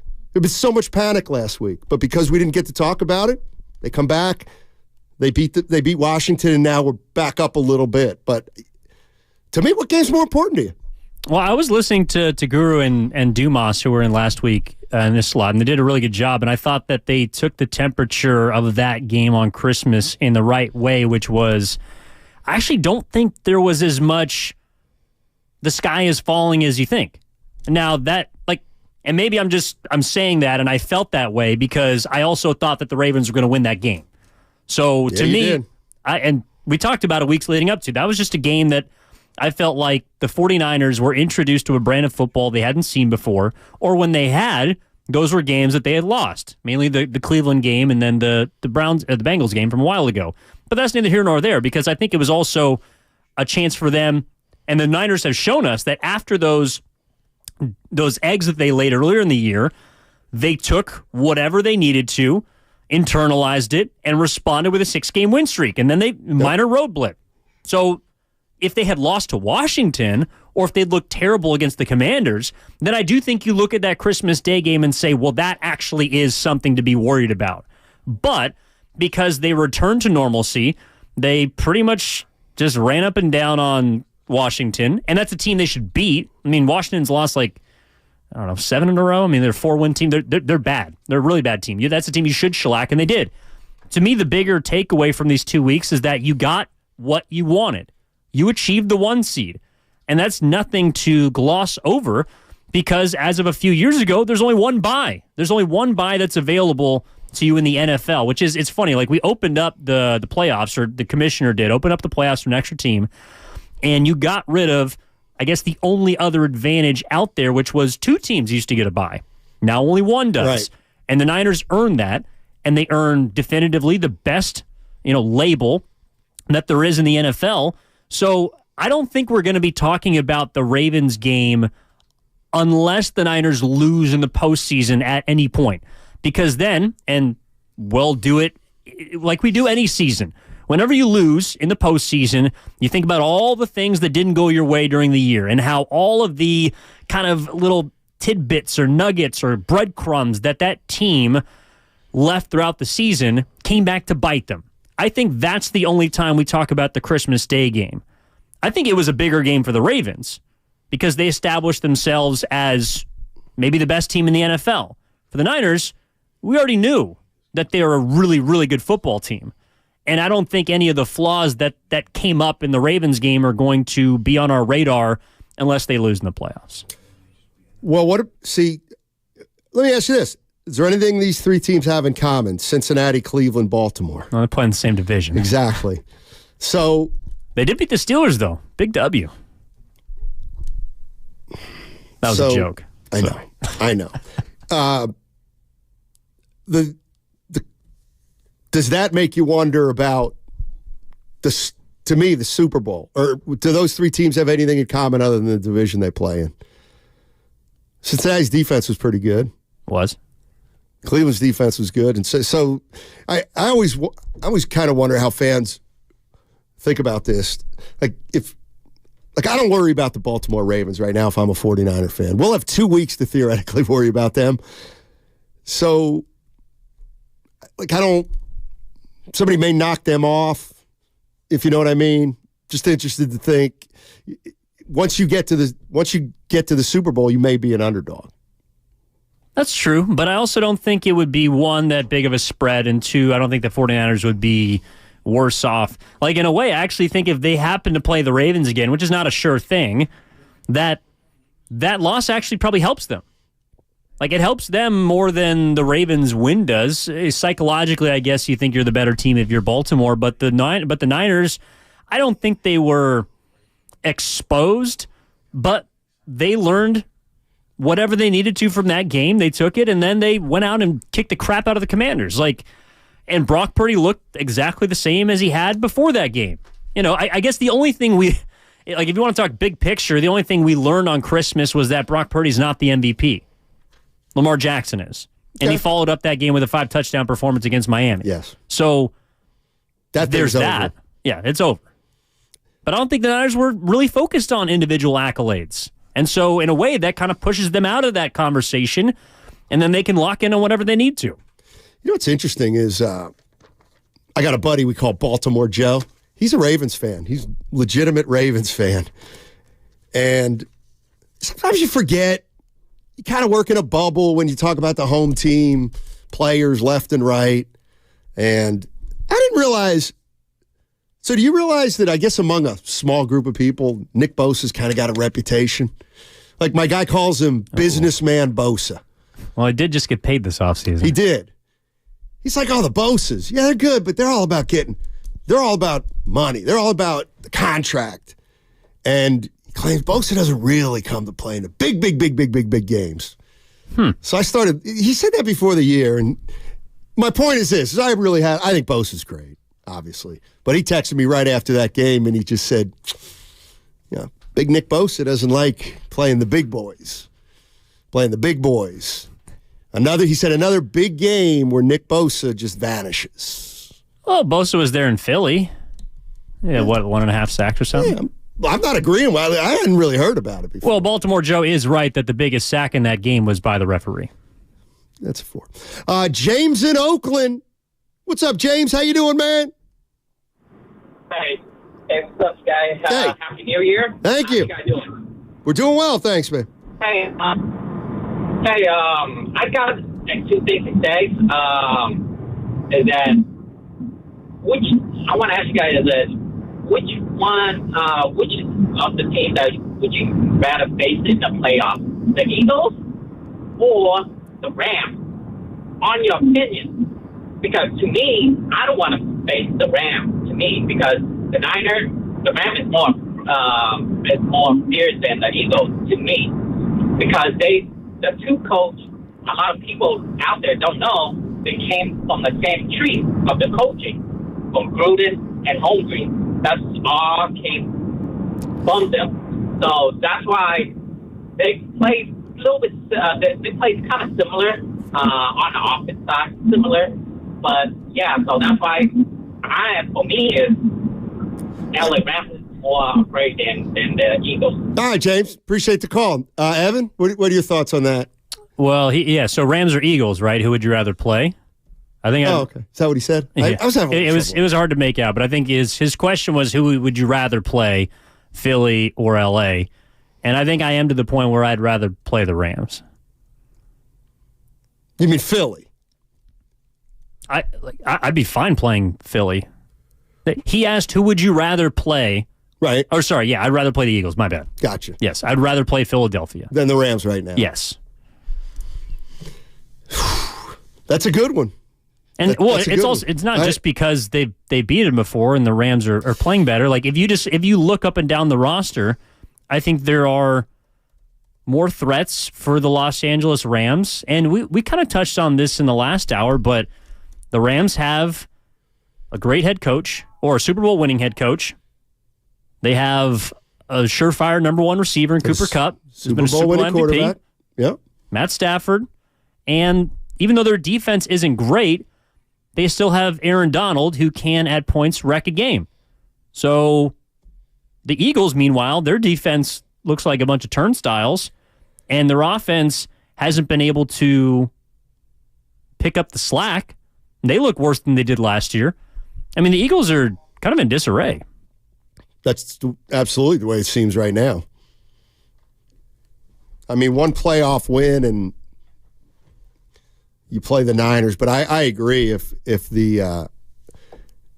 is who the Eagles are, the 49ers are going to be able to beat them even without playing their best game. You could also make a case that first half the 49ers played the Rams, that Stafford has looked as good as any quarterback against the Niners defense. The only other performance that's probably better would be Burrow.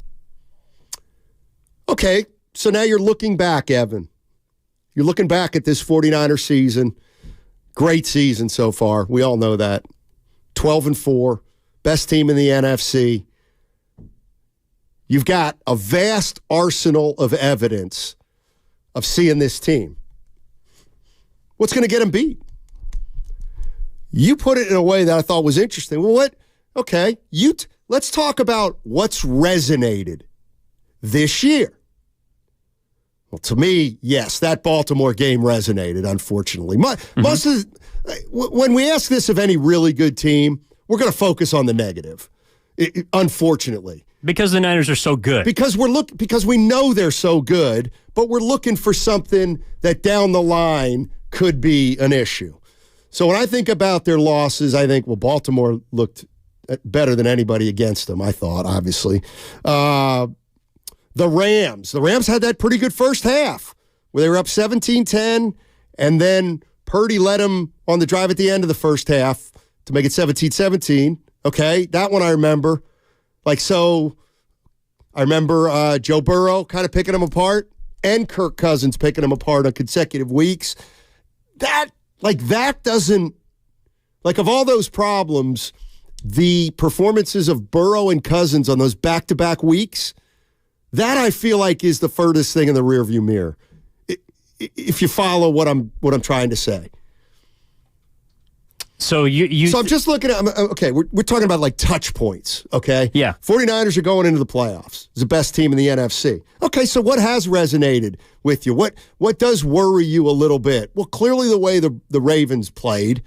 The game against the Ravens was the most troubling game of the year, if you want to put it that way. Boy, do we have a problem with physicality. We haven't solved the running quarterback issue. They beat us up. Purdy fell behind and played worse rather than, so all those things, of course, that was a red flag game, but that's what we have there. Okay, so the Rams, they did control the ball in the first half of that game. Okay.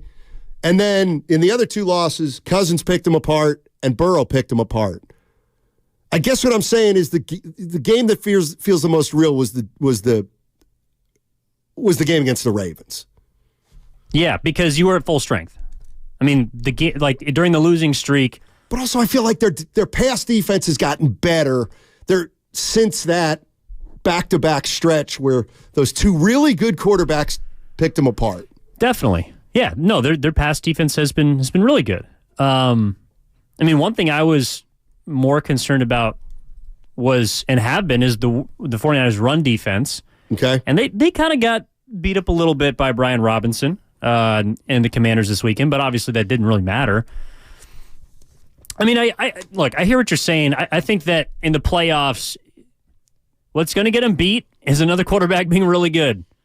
And as much as he's been awesome this season, I think you also saw on Christmas, if they do lose, it's going to be because Brock's not very good.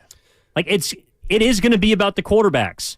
And Brock Purdy, even though he's won a couple games, is still relatively inexperienced.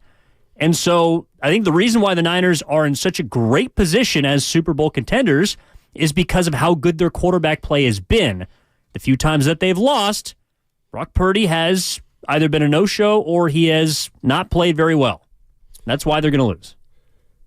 I think the 49ers can withstand a big game from the opposing quarterback, but the reason that Baltimore embarrassed them was because one of the reasons was because defensively they just got to the Niners. All right, 888-957 9570 is the number. Steiny along with Evan Giddings. We're talking about the San Francisco 49ers. Let me ask you something. When you think about the playoffs, something during the regular season that makes you feel convinced they're going to win the Super Bowl. And maybe something you saw that worries you a little bit. 888-957-9570.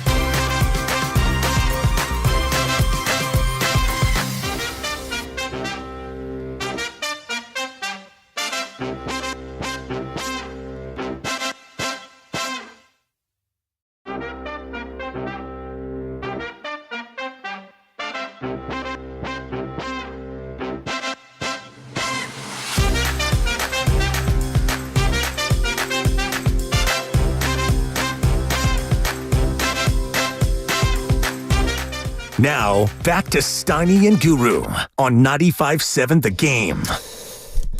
Steiny and Evan. Guru back tomorrow. Hope everybody had a great new year. Nice and safe.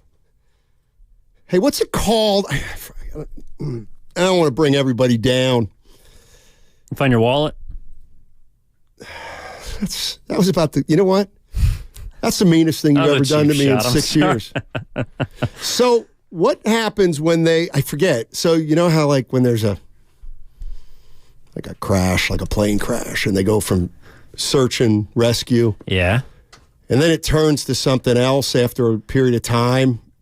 It's called something else. An autopsy? No, it's because they search and rescue, they still feel like they can find survivors.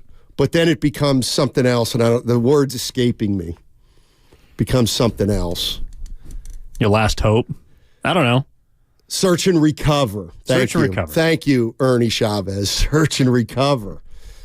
Search and recover. Anyway, it's always a poignant moment when they go from search and rescue to search and recover. And I'm wondering, do we have anything similar with what's going on with my wallet?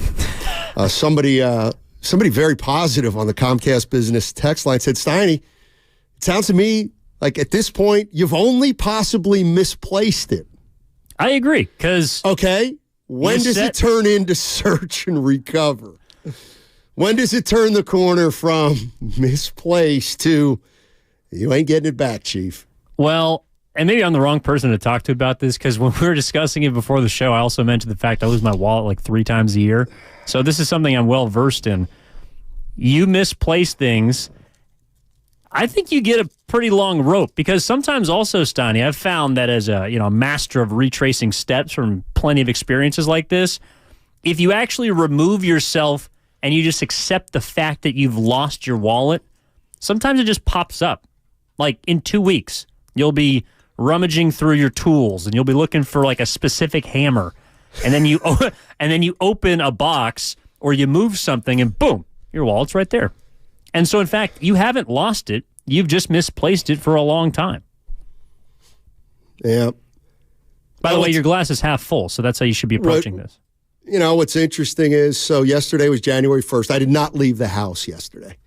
But I woke up, and actually I didn't wake up. How about this? You want to hear something crazy? We had an open house, by the way, that you didn't come to. I was in Los Angeles. That's right. Anyway, so some people stopped over. Get off that. There's a few people who weren't there. Yeah, some people stopped over, and so it was an open house. Everybody was gone by 9:30. Couldn't sleep. So I stayed up and painted my office New Year's Eve. Like in the morning? Yeah, like from midnight to 5 a.m. You painted your office? I did. What? You just had paint lying around? Wait, was it a project that you had to do and you just hadn't got to it yet? It was one of a million projects that I got to start doing, and I just couldn't sleep because my leg was bothering me a little bit, as always. And I just went down to my office and I painted, I cleaned it all out, I cleared it out. I'm going to redo the office. I'm going to get it going. So then I got into bed about 5:30, got a couple hours. So I haven't left the house in like 38 hours. Now, the last thing I purchased was some salsa and baguettes. That's an odd combination. I didn't leave that at noon on New Year's Eve at the Lucky. And no chance. No, because you made the purchase, so you had to have it. Did I put... And what do you think? I tried to put it in my back pocket, and I missed, but I didn't realize it at the time? You know where it could be? Where? Is in a crevice in your car. Like, look under your driver's seat or look down the side there. I don't know if you already have. I gave that a quickie. Okay. A quickie. But we're gonna get off this. And I appreciate everybody indulging me. Because it's thrown me off a little bit. But you know what? It's somebody's saying, Stein, he'd much rather be a wallet than an iPhone. Really? Mm-hmm. I call them all my the big three, the keys, the wallet, and the phone. I always kind of felt like the wallet's Curry. You telling me the cell phone's Curry? What does that make the car? I know it ain't the car keys. That's Draymond. That's Draymond? Yeah, you could lose And you know those. what? The car's not starting a lot lately. Yeah, you can suspend the keys indefinitely. You kind of need the phone. and the wallet. Side of car seat, I'm hearing. All right. I will say, though, the only decision you have to make now, and it is an important one, when you cancel the cards. Because then you've given up. Well, I haven't. There's nothing strange yet, which I got to believe is a very good sign. Honestly, the biggest loss is the license. Like, that's the hardest to reacquire. Yeah, that is true. All righty. Matt Steinmetz, Evan Giddings with you. 888-957-9570. We're talking about the Niners, and one of the reasons I was late back to break was because we were kind of getting into this discussion during the break. What? There's just a couple comments on the YouTube chat powered by First NorCal Credit Union, Steiny. Yeah. Check that last one from Alan Neal about the wallet. Wallet is clay. It's useful intermittently. That's pretty good. That's not bad. That's not bad. No, the one thing I was kind of saying, so the Niners are 12-4, and the year's played out like it's played out, and we've watched every single game. And so I do, don't you, like, here's the way I think about football. Okay, so I'm looking at the Niners, and I'm like, okay, Stein, you've seen them play 16 games. They're the number one seed. You saw they got manhandled by this team, the Ravens, but man, when they look good, they look dominant. So what do you think? What do you think? And I'm thinking that going into the playoffs, I think this is a well-oiled machine that you better throw a monkey wrench in there, because otherwise you have no chance of beating the Niners. Like, you've got to just change something. You've got to get them behind. You've got to, you got to face them when McCaffrey's not 100%. A defense has to make a scoring play. Like, I just feel like after what I've seen all year that you have to play 60 minutes of, and this is, I know, this is where you said, what's it going to take? What is it, 49ers, what beats the Niners? A great quarterback, a performance like Lamar Jackson. I think that's only half of it, and that's why I think they are still the favorites. I think the other half of it is then you need a defense that can keep them under 30. You know what I mean? Yeah, or you're going to have to outshoot them. I mean, look, there's multiple ways to skin a cat. You can beat a team several different fashions, but the thing about the Niners that has made them so impressive to me this year is that there are very few teams, and maybe there's only one or two, that don't have to adjust what they do when they play the Niners. Like, the Ravens are one of the few teams that don't have to change the way they operate as far as maybe it's in-game decision-making. Maybe it's if you do think that the Niners are a team that doesn't play well from behind, well, then you wouldn't want to take the ball to start the game. You would like to get the ball at the half. But if the Niners have a 10-point lead or a 14-point lead at half, the game might be over. So maybe you want to there are all these decisions that you have to question and rethink, and you just start second-guessing yourself.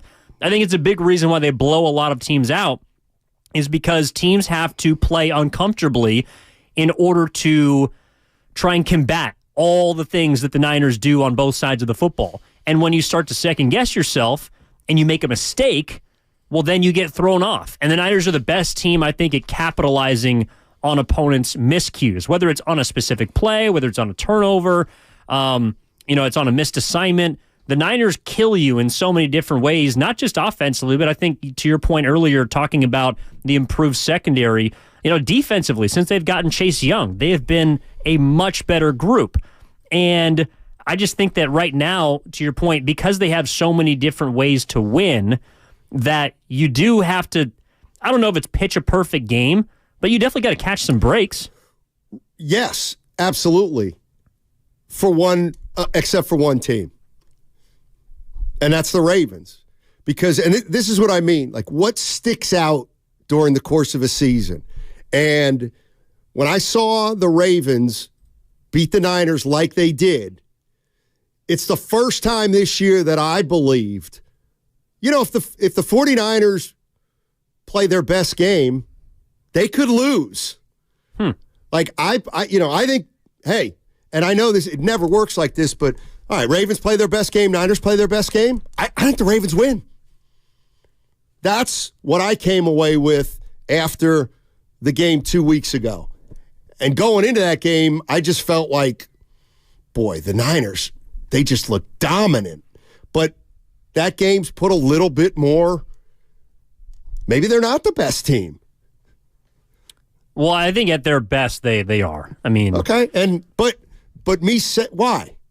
Why? Because I would say why? Baltimore's defense is better, and their offense could be just as every bit as dynamic because their quarterback is dynamic. Yeah, I mean, I just think, look, the Niners have so many different weapons offensively that there's just no way that you can really cover them all. Like, I think the Ravens, they're a team that kind of does what the Niners do on offense, but on defense. Like, they move a lot of pieces around, they change the picture, and they have the personnel to do it and not be compromised.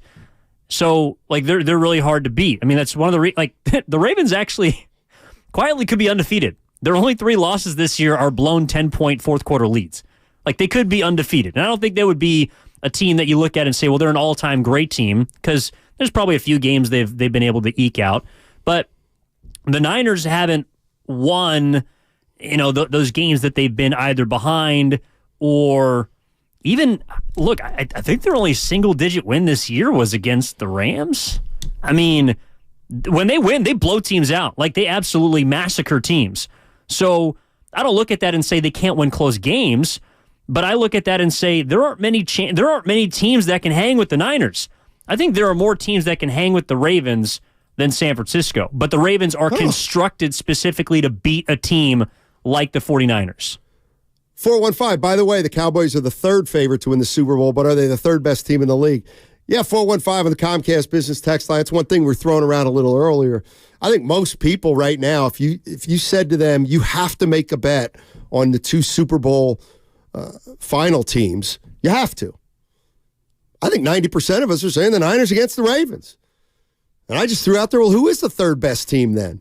Because I think there's about 7 teams that could be the 3rd best team. 707, respectfully disagree, Steiny. You gotta like the way I appreciate the way you Did you disagree. throw respectfully in there? Yeah, no. Okay. From the 707. It was still a ball game, and we had three Purdy had 3 of his turnovers in the first. Oh, hey. See, this is why he respectfully disagrees. Let me tell you what just happened. I just read this text. Respectfully disagree, Steiny. It was still a ball game, and we had 3 turnovers in the first half. You take away those turnovers, which 2 were unlucky bounces, and the Niners are up 14 at the end of one half. So I didn't read the second part of that. But as I started to read that, I did have to acknowledge, Purdy had thrown 3 of his 4 interceptions in the first half, and they were still kind of in the game. But I looked over to you. In other words, I was going to say, you know what, that's fair. But as I was saying and thinking what I was going to say, which is, I think that's a fair point, 707, I looked over at you, and you were rolling your eyes. Okay. Maybe that's why somebody respectfully disagrees with me, but they might not respectfully disagree with you because you're trying to make a fool out of them. No, I'm not trying to make a fool out of them. I would just simply point out the fact that the 49ers spotted them 5 points, or the Ravens spotted them 5 points, because Lamar Jackson tripped over an official in the end zone, and then the Niners got a field goal out of it. So, like, the game was a double-digit, it was a 2-score loss. That's the facts. Oh, yeah, and I'm not disagreeing with you on that. No. I would just, the reason why, and like, I appreciate the 707. Niners got worked. It's okay. It happens. Games like that in the NFL happen. The Niners have worked 11 different teams this year. They've kicked the crap out of everyone. It's just interesting to me that every time they lose, there's a convenient reason, there's an excuse, and at the end of the day, it doesn't matter because the 49ers bounced back and then rolled Washington. They're right back on track. Like, it's just funny to me how people can't take their lumps. Well, that's, I think, a fair question. Brock Purdy was bad. And even if that's what I'm trying half of the interceptions are not his fault or more, however you want to slice it, Okay, well, Brock Purdy has thrown some passes that probably should have been intercepted earlier this year that weren't. Like, things even out. It doesn't mean that Brock Purdy still hasn't thrown for more yards than a quarterback in 49ers history. It doesn't mean that he's not the first quarterback, in 2 decades to throw 30 touchdowns. He had a bad game. And trying to say that those don't count or don't matter, well, I just disagree with. Well, of course. And that's because you're right and they're wrong. Here's the point. And this is what I'm trying to get to. It's not whether, two of those turnovers against were this, that. I don't care about that. What I'm trying to get at is, if I'm a 49er fan, and I'm using this 2-week increment because we haven't been on the radio in 2 weeks, and I don't care if you're Joe Sports fan or not, or if you're a football expert.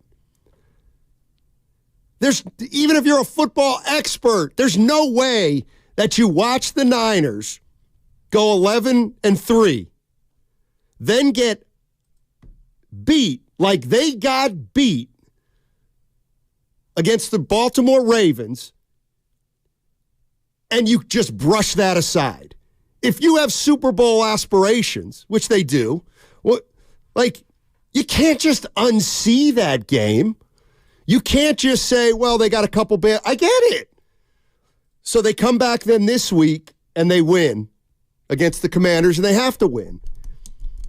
And I'm just thinking, God, okay, yeah, and the number 1 seed, this and that, but what does that game mean? Does it mean anything? To me, I saw the 49ers in a way. This is what I saw them go from kind of the Warriors. You know how the Warriors during the 3 years with Durant, you didn't think they were beatable? And in fairness, they kind of weren't, even at the end. Sure. Durant, the 3 titles. Yeah. I feel like I was watching those teams for 3 years, and I'm like, you can't beat them. You're not going to beat them. What I'm saying is, after watching the game against the Ravens, I cannot say this team's unbeatable. But going into that game, I was like, it felt that way. Nobody's going to touch this team. So that's what I'm trying to get at. How do you view the Baltimore game and what has ensued? Do you feel better than you did the day before Christmas about the Niners?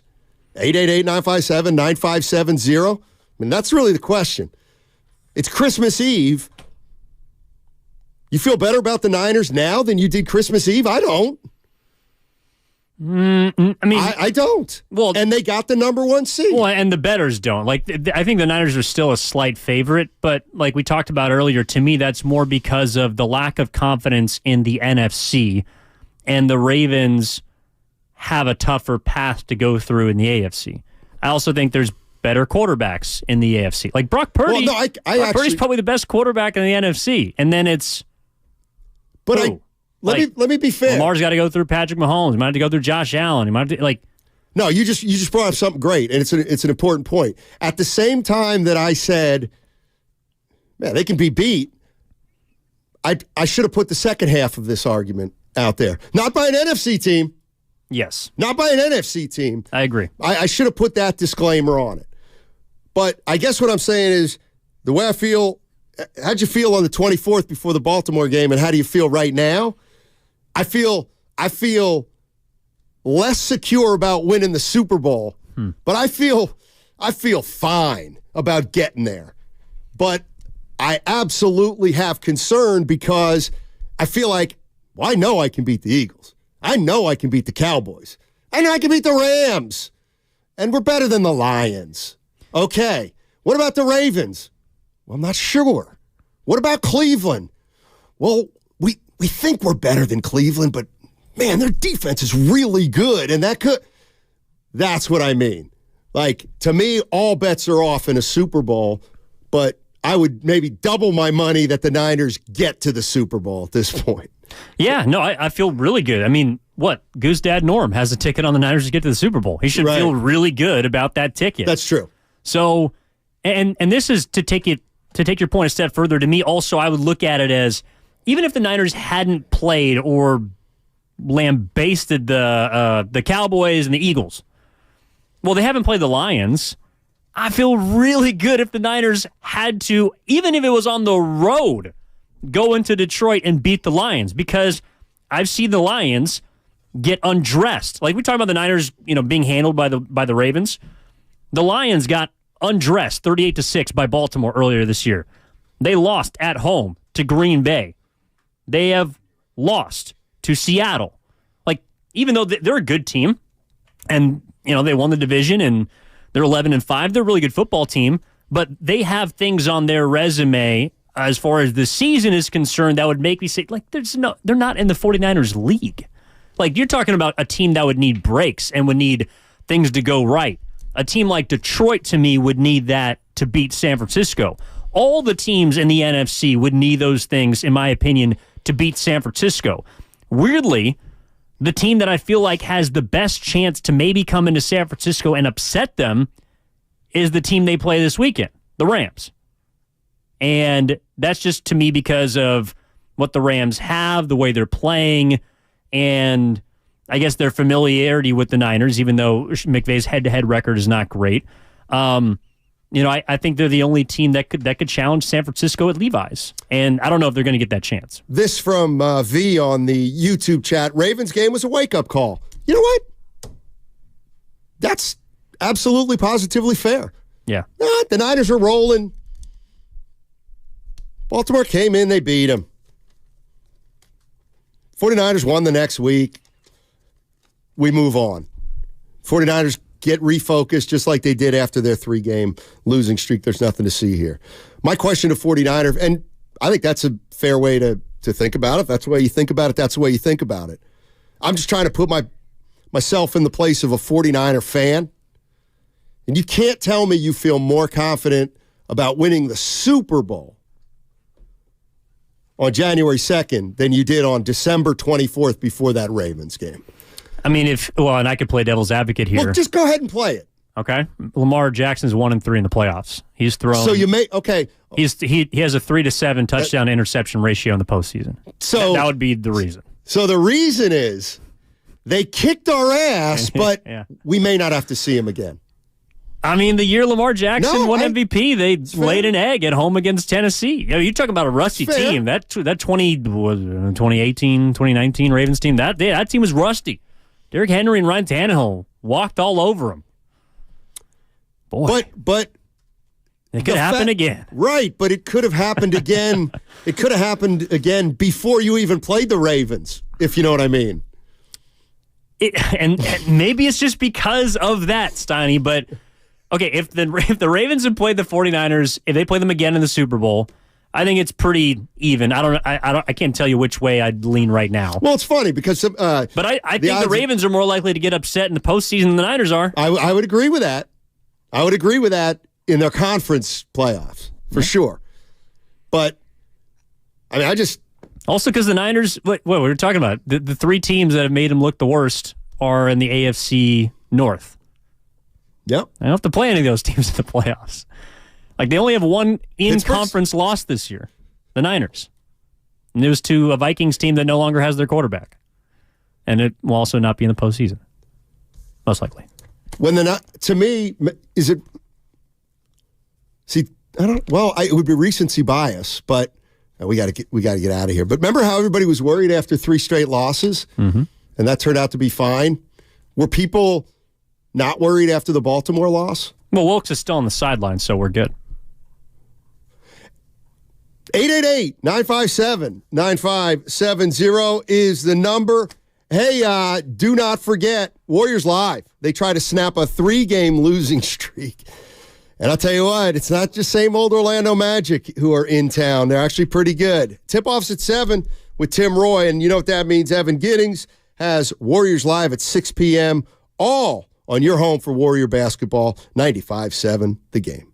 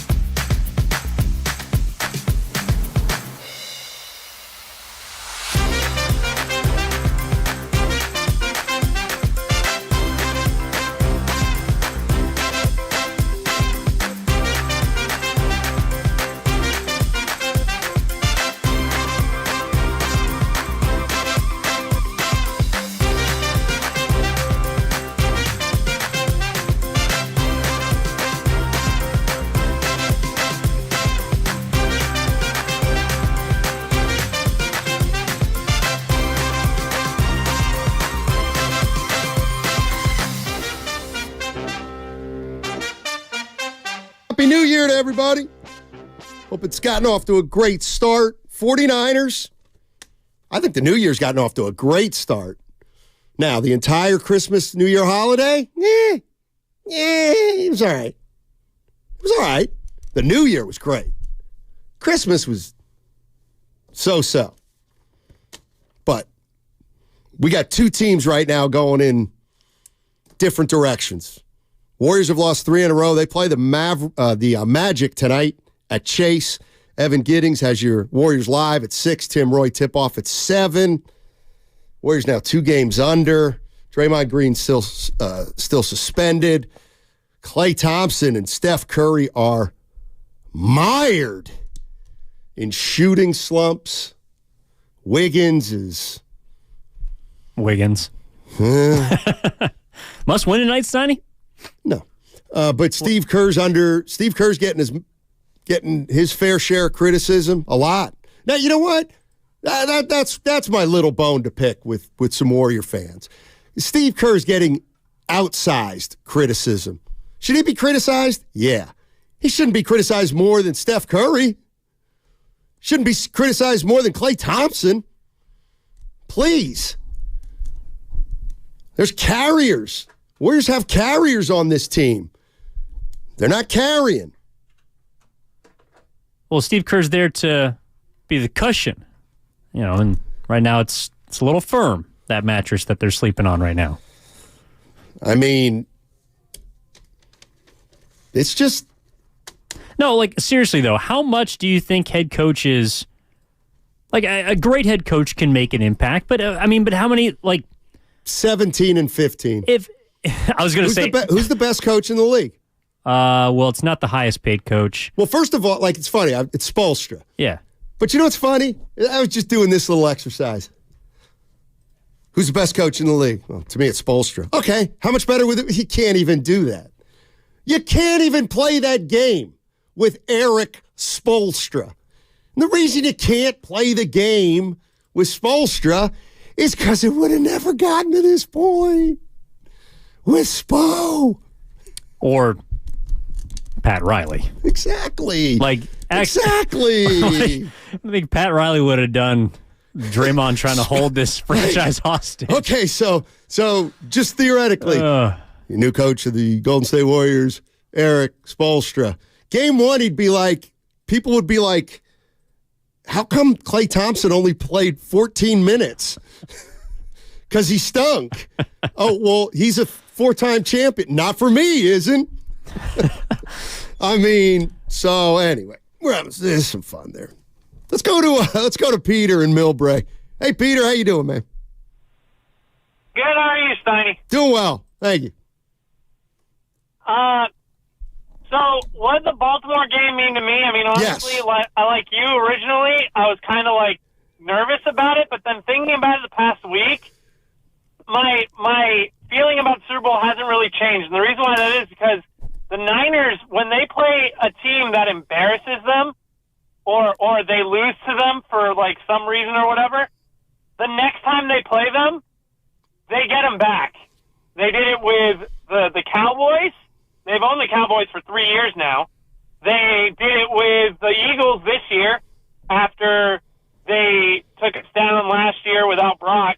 And now, I feel pretty confident in Kyle bringing up a good game plan and getting everything ready when he has time to plan and time to prepare with this team to go up against the Ravens, and since they're refocused from that loss and everything, to have a much better game. Peter and Millbrae. It's funny because the question I was just kind of throwing around there was the day before Christmas was the day when the 49ers, was the day before the 49ers-Ravens game. So I'm kind of saying, do you feel better about your Super Bowl chances now? Of course you don't. But maybe I didn't ask the question right. Because I do there's two things that I think are equally true here. One is, to quote the great Ralph Barbieri, one is that when you envision the 49ers in the Super Bowl, well, guess what? And I forget every team's record and what's just happened. Before the season, if you envision the 49ers getting the Super Bowl, all right, who are they going to play?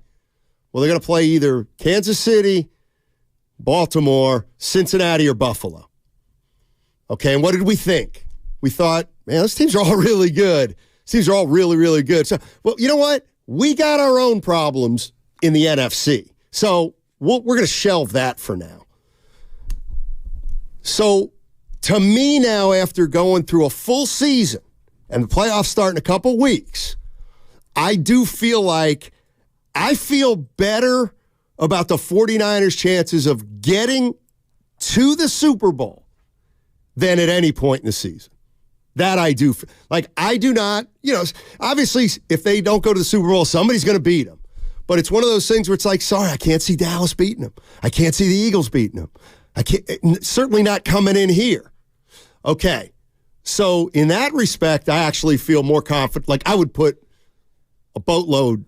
I would put so much more money now, not just because they made the playoffs, but the way it played out. But under that scenario, it's like, you're going to make the Super Bowl? Now, once you get to the Super Bowl, you're going to face somebody really good. We'll take our chances. But if they don't get to the Super Bowl after the way this season's played out, that'll be a colossal disappointment. Yeah, no, I think you're right. I think you're spot on. To me, the way I feel post-Christmas is before, I felt like if the Niners didn't win the Super Bowl, that it would be a major disappointment. And it still would be. Like, if they lost in the Super Bowl, people would be sad, and sure, you'd feel the way you feel. But to me, it almost seems unacceptable for them to lose in the NFC. Like, if they lose in the NFC playoffs, I don't know how this town is going to feel. Like, people are going to be despondent, and they would have a right to, the way that this team has played and made the rest of the conference look. Now, after that game against Baltimore, I feel like if they lost in the Super Bowl, I think you could envision it. Like, you could envision them, and I know you can say any team can lose in any game at any given time. Sure. But before that game, I think it was really hard for people to see a way of this team losing.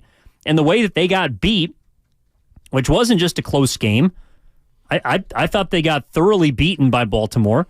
There's ways that they could lose to an AFC team. I don't think that they should not lose to anyone in the NFC. That's how strongly I feel about their chances of making the Super Bowl. I'm completely in 100% agreement with you that, before the season started, we threw, I forget, was it Ross Tucker or Peter King? One of those two said, when I By the look way, at the Peter NFC, King is at 3:15 today with Willard and Dibbs. Thank you. I remember we were talking about the NFC. It was at some point either mid-season or so when somebody said it was after the Niners had lost 3 in a row. Cowboys were playing well and the Eagles were still winning. And I think Ross Tucker said, I just put those 3 into a jumble. The Eagles, the Cowboys, and the Niners.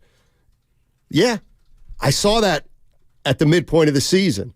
Now I don't think you put them into a jumble. It's the 49ers. At the same token, the Super Bowl to me is, we'll have 2 weeks to talk about the Super Bowl and who their opponent is. I completely agree with you. They don't get to the Super Bowl this year. I could see how they get beat by Baltimore or somebody in the Super Bowl. I need to see how they get beat by the Detroit Lions. I need to see the 49ers get beat by the Cowboys in San Francisco, because you're right. Until I see it, and yes, any team can beat any team, but I don't believe it's going to happen. No, I don't think so either. And it shouldn't. I mean, the Niners have been world beaters. It's funny, we're talking about the contrast between the 49ers and the Warriors. Whether you think it's the Super Bowl or the NFC, it's 49ers versus the field pretty much, and in most conversations. With Golden State, they're in the field. They are the definition of the field.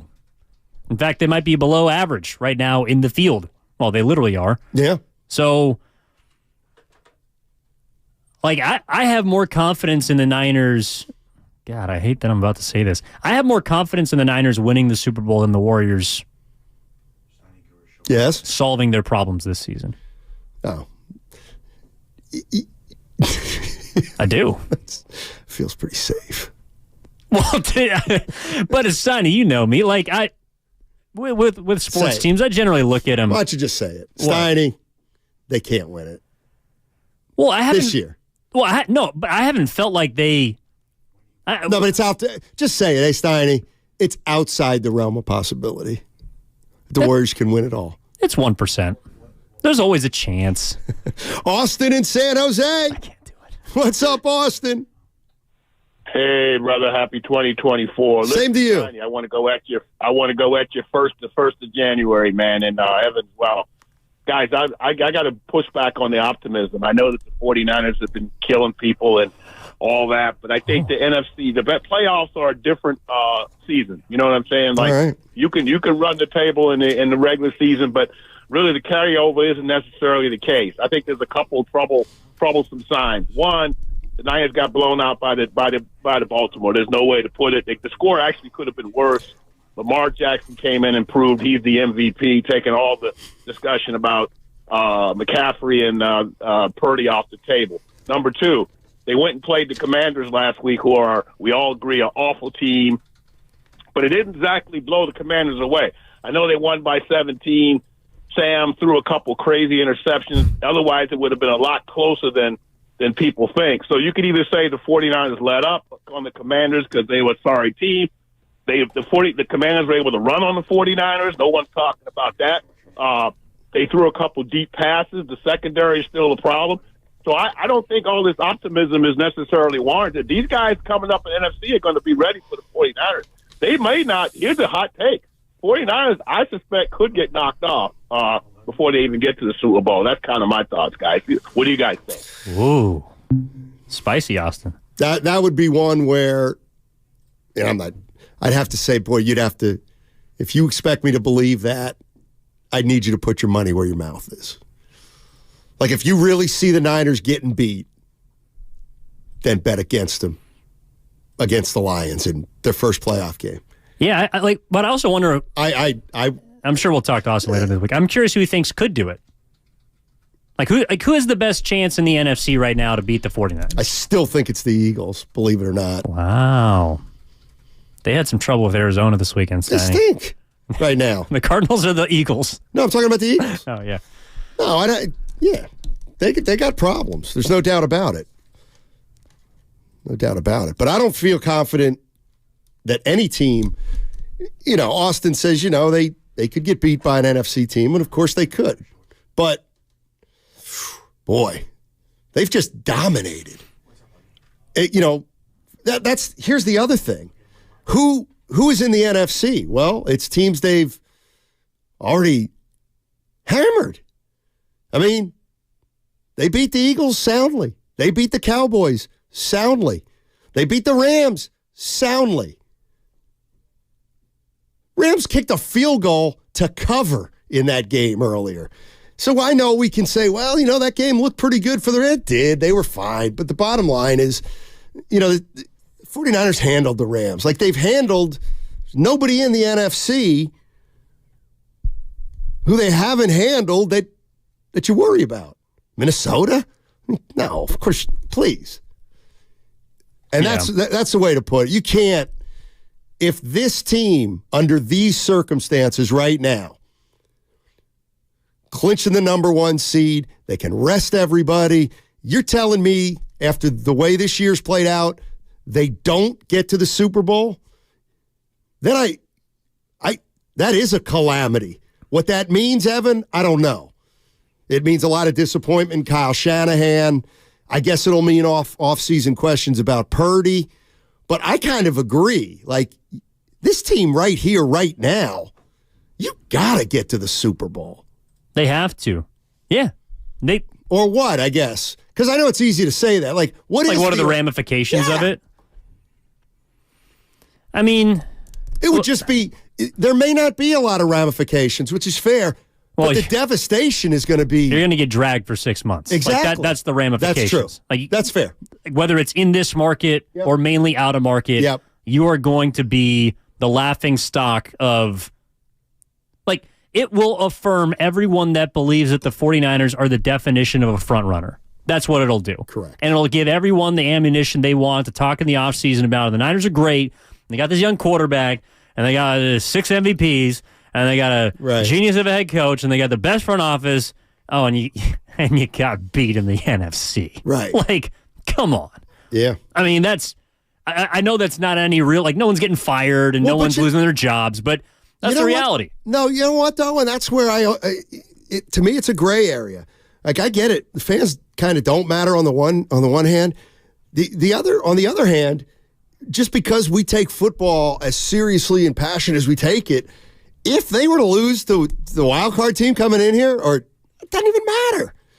They lose at home in their first playoff game. Like, that's when the noise gets so loud that Kyle Shanahan, Jed York, and Lynch, they have to kind of respond to it negatively, or you know what I mean. Then it becomes. I agree with you. Like that in and of itself can take a toll. Robin's in San Francisco. Happy New Year, Robin. Happy New Year to the both of you. I called in because I totally agree with. I was talking with some fellas of mine, and they were saying, and I kind of agree. He says there's physicality. I don't know if you guys agree with this. A different physicality between the NFC and the AFC, and that's why the Niners seem to always have problems with the AFC. The motion stuff doesn't seem to work when it comes to playing the AFC teams. I was at that Baltimore Ravens game, and Matt totally agreed with what I had to say when they played back then. But to me, the narrative by the national media is no one can beat the Baltimore Ravens. We know that it changes from week to week. Yes. With the Niners, okay? And so no one can beat the Baltimore Ravens unless you catch them on the off day. Well, honestly, guys, I felt like that's what happened to the Niners with Baltimore, because on an off day, I don't want to get into the details. I was there. All $700 of my money in seat section 134 was there, and they lost. But I just don't believe that the Ravens are that much better than the Niners. I believe they caught them on the off day. But I do believe that the Niners have problems with AFC teams, and that the Commanders, to Austin's point, was no joke. If you look at the games in the past, mostly they have played the Niners tough. So I don't see anybody in the NFC beating them, but I do see them having problems in the AFC, and I'd like you guys to, see if you, can pick apart why that is. Bye, guys.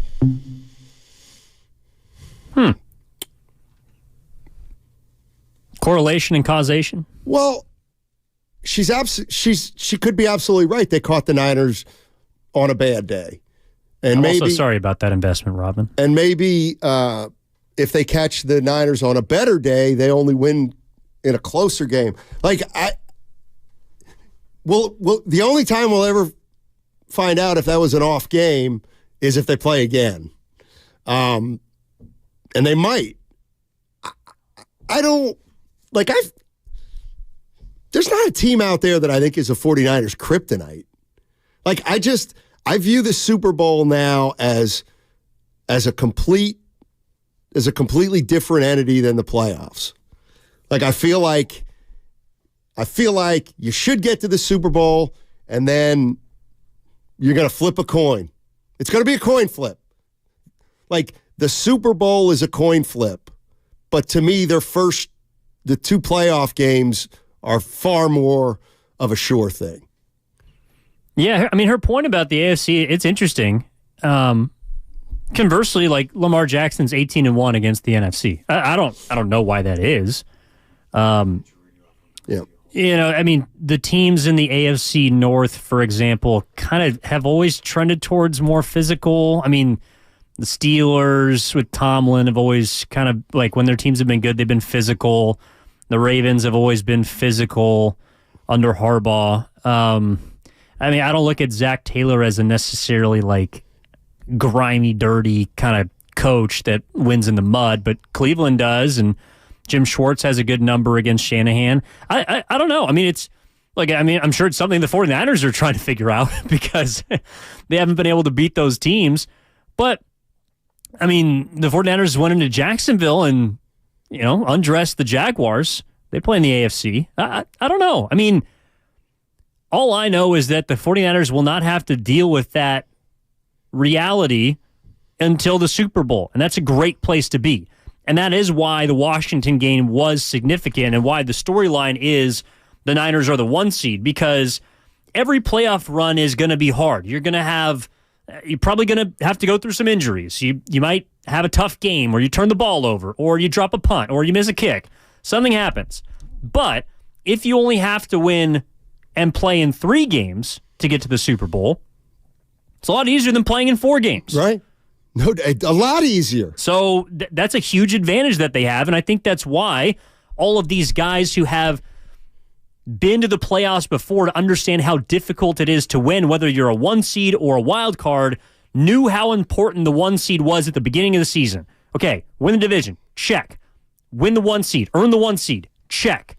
Now everything is in front of you, and you get to make the choice of how you approach Week 18, of how you prepare for the divisional round. You know that you're going to get a home game, at least 1, probably 2, and everything is in your control. And that's, to me, why we're talking about the disappointment that would follow if they do lose at home in the playoffs, is because they have worked so freaking hard for 4 or 5 or now 6 months to have the choice, to have the opportunity to, essentially run the table, and they're at the head of the table. Right. They get that opportunity, and they've earned it. That's why it'd be so. Everyone would just be crestfallen if they don't make the Super Bowl, because they've done all the work already. Exactly, or the majority of the work. From the 510, do you guys not take into consideration the Niners beat Dallas nearly 3 months ago? Completely different team. Yeah, they're missing a cornerback. Well,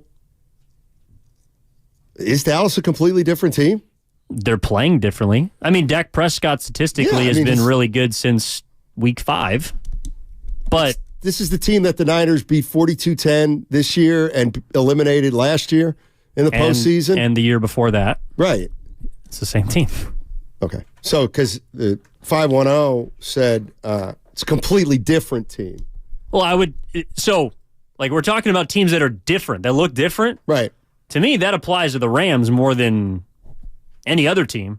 Like, you've seen the Rams before. They look like they didn't have Cooper Kupp in that game. Right. I know they had Kyron Williams, but he was still kind of a relative unknown. Puka Nacua has blossomed into probably the best rookie in the league, and that includes C.J. Stroud. So the Rams to me are a whole different beast. Like they're a team that's 9-7 right now, but they might be just as good as Detroit. Like I think just put in the cap, when the Rams eventually play the Lions in the postseason, because they'll have to travel to Detroit the way it's currently stacked, they're going to beat the Lions. And then they're probably going to be the team that plays San Francisco in the divisional round. Put in the cap. Put in the cap. All right, 888-957-9570 is the number. You got one more segment to jump in here, and then we're going to be joined by Willard and Dibbs. Hope everybody's having a great new year and that it's off to a terrific start. Don't miss the kickoff show this Sunday with Larry Krueger and Lorenzo Neal, live 2 hours before the start of the game. Join us at the Hilton Santa Clara for delicious food, great drinks, and the best pregame show in the Bay, presented by Habas Law. You've been wronged. Habas Law will fight to make it right. Call 1-800-INJURED or visit habaslaw.com.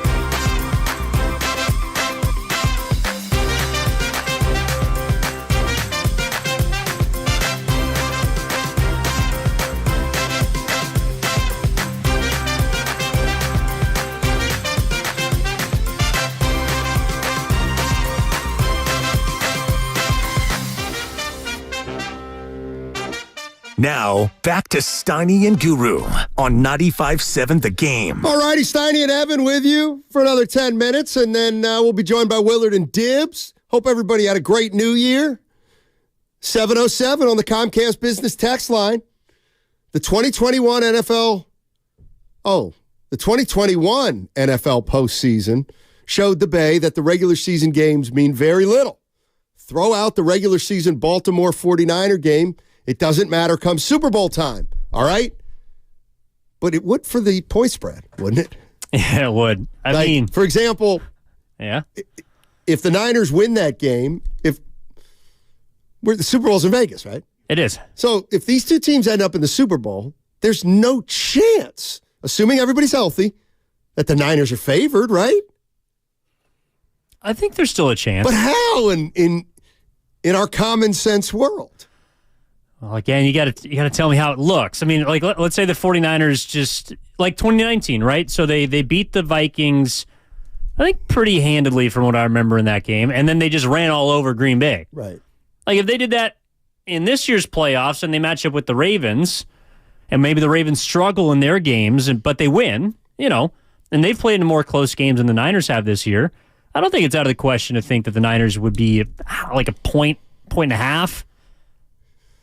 You're probably also assuming that crowd's going to be mostly red instead of purple. I don't know how that weighs into it too. I'm just thinking.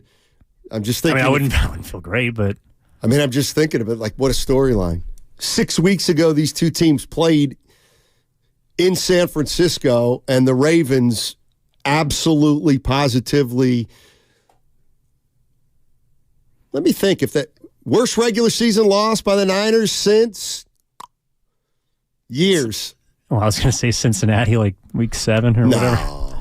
This was. They got embarrassed by Cincinnati. Not 5 turnovers, not 5 interceptions. It was all the Purdy factor. Yeah, I mean, well, then you could say Kansas City of last year in week 8 or whatever that was. Mahomes threw for like 400 yards. Yeah, I guess. I mean, I thought the Ravens game, that was a complete game by Baltimore. But, and maybe that's why people didn't feel as bad because it wasn't like the Niners. I mean, like they turned the ball over 5 times. Like you're going to lose that game. Against the Cincinnati Bengals, Purdy had those 2 back-to-back interceptions, but they were in that game, and then it got out of hand. Right. But, I mean, Joe Burrow completed like his first 17 passes or whatever. I don't know what loss people think is the worst one. I'm more curious, like, what do people think is the best win of the year? I mean, they got a lot of them. They got a lot of candidates. And now we're seeing, you originally thought it'd be Philly, right? Philly or Dallas. It doesn't look like the Eagles' win is all that impressive. I mean, the Cardinals just went into Philadelphia and at the got time, their 4th win of the season. Okay, what games even more? The what? What do you mean? Don't forget the Eagles were on like a 6-game winning streak, weren't they? Or did they lose the week before? They lost the week before, actually. No, they had just beaten Buffalo in overtime. They were on a 5-game win streak. The Niners started their what has been their they're terrible end of the season so far. Yeah, they're in trouble. Mike in Oakland. What's going on, Mike? Hey, guys. Can you hear me okay? Yes, sir. Okay, first of all, I'm going to preface this whole thing by saying I'm a diehard Raider fan. I don't like the 49ers, but I love sports. I love listening to you guys. But it pains me to hear you guys sound so front-runnerish and fanboyish, man, without looking at the facts. All right. Here's the thing with the 49ers, and it's been exposed a couple times this year. I know you guys are up against it, so I'm going to try to... No, we not. You know what? You got 5+ minutes. That was the business. The 49ers have 2 major shortcomings, and you can agree or disagree with them, but they're there. They have a mediocre quarterback who's been exposed, and when things are a little bit away from what he's seen on tape or whatever, or what the play calls for, he's lost. And this dude threw a pass over his shoulder backwards. He throws across his body all the time. It caught up with him in Baltimore. And the other shortcoming that the 49ers have as a team, they have an overrated coach. This guy has blown 2 leads in a Super Bowl against the Patriots when he was in Atlanta. He was completely responsible for for that the historic comeback that Tom Brady did. And then he blew a 10-point lead in the Super Bowl with Jimmy Garoppolo. And everybody's blaming Jimmy Garoppolo. That was Kyle Shanahan. This dude, he's easy to coach against. He's easy. Anybody who looks at him, any decent coach looks at him, and you can game plan against him in the second half. Every time he blows the lead like that, because the other team. So, Mike, who's going to get him in the playoffs? I think Sean McVay and the Rams may get him. I think they may get him, and it's a couple teams. Detroit can get him. All you got to do is look at the Baltimore tape.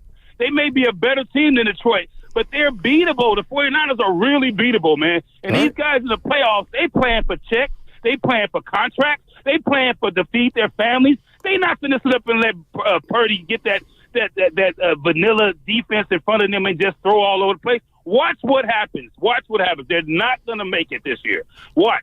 Thank you for listening to me. Yes, sir. Okay. Mike, you don't be a stranger. You don't go anywhere. Thanks for listening, Mike. I'm sensitive to fanboy. I don't think we've been fanboys today. We're calling them the overwhelming favorites in the NFC. Yeah, I think that's pretty appropriate. I mean, I'm just saying, I guess when we say I can't see them getting beat. They're also the overwhelming betting favorite. Like, if I don't know. Maybe I'm couple being things. A fanboy. Like, mediocre. I mean, Brock, if he's mediocre, if you're telling me that Brock Purdy's a mediocre quarterback, then what that means is that despite his year and a half of being a starting quarterback, he's playing significantly above his head.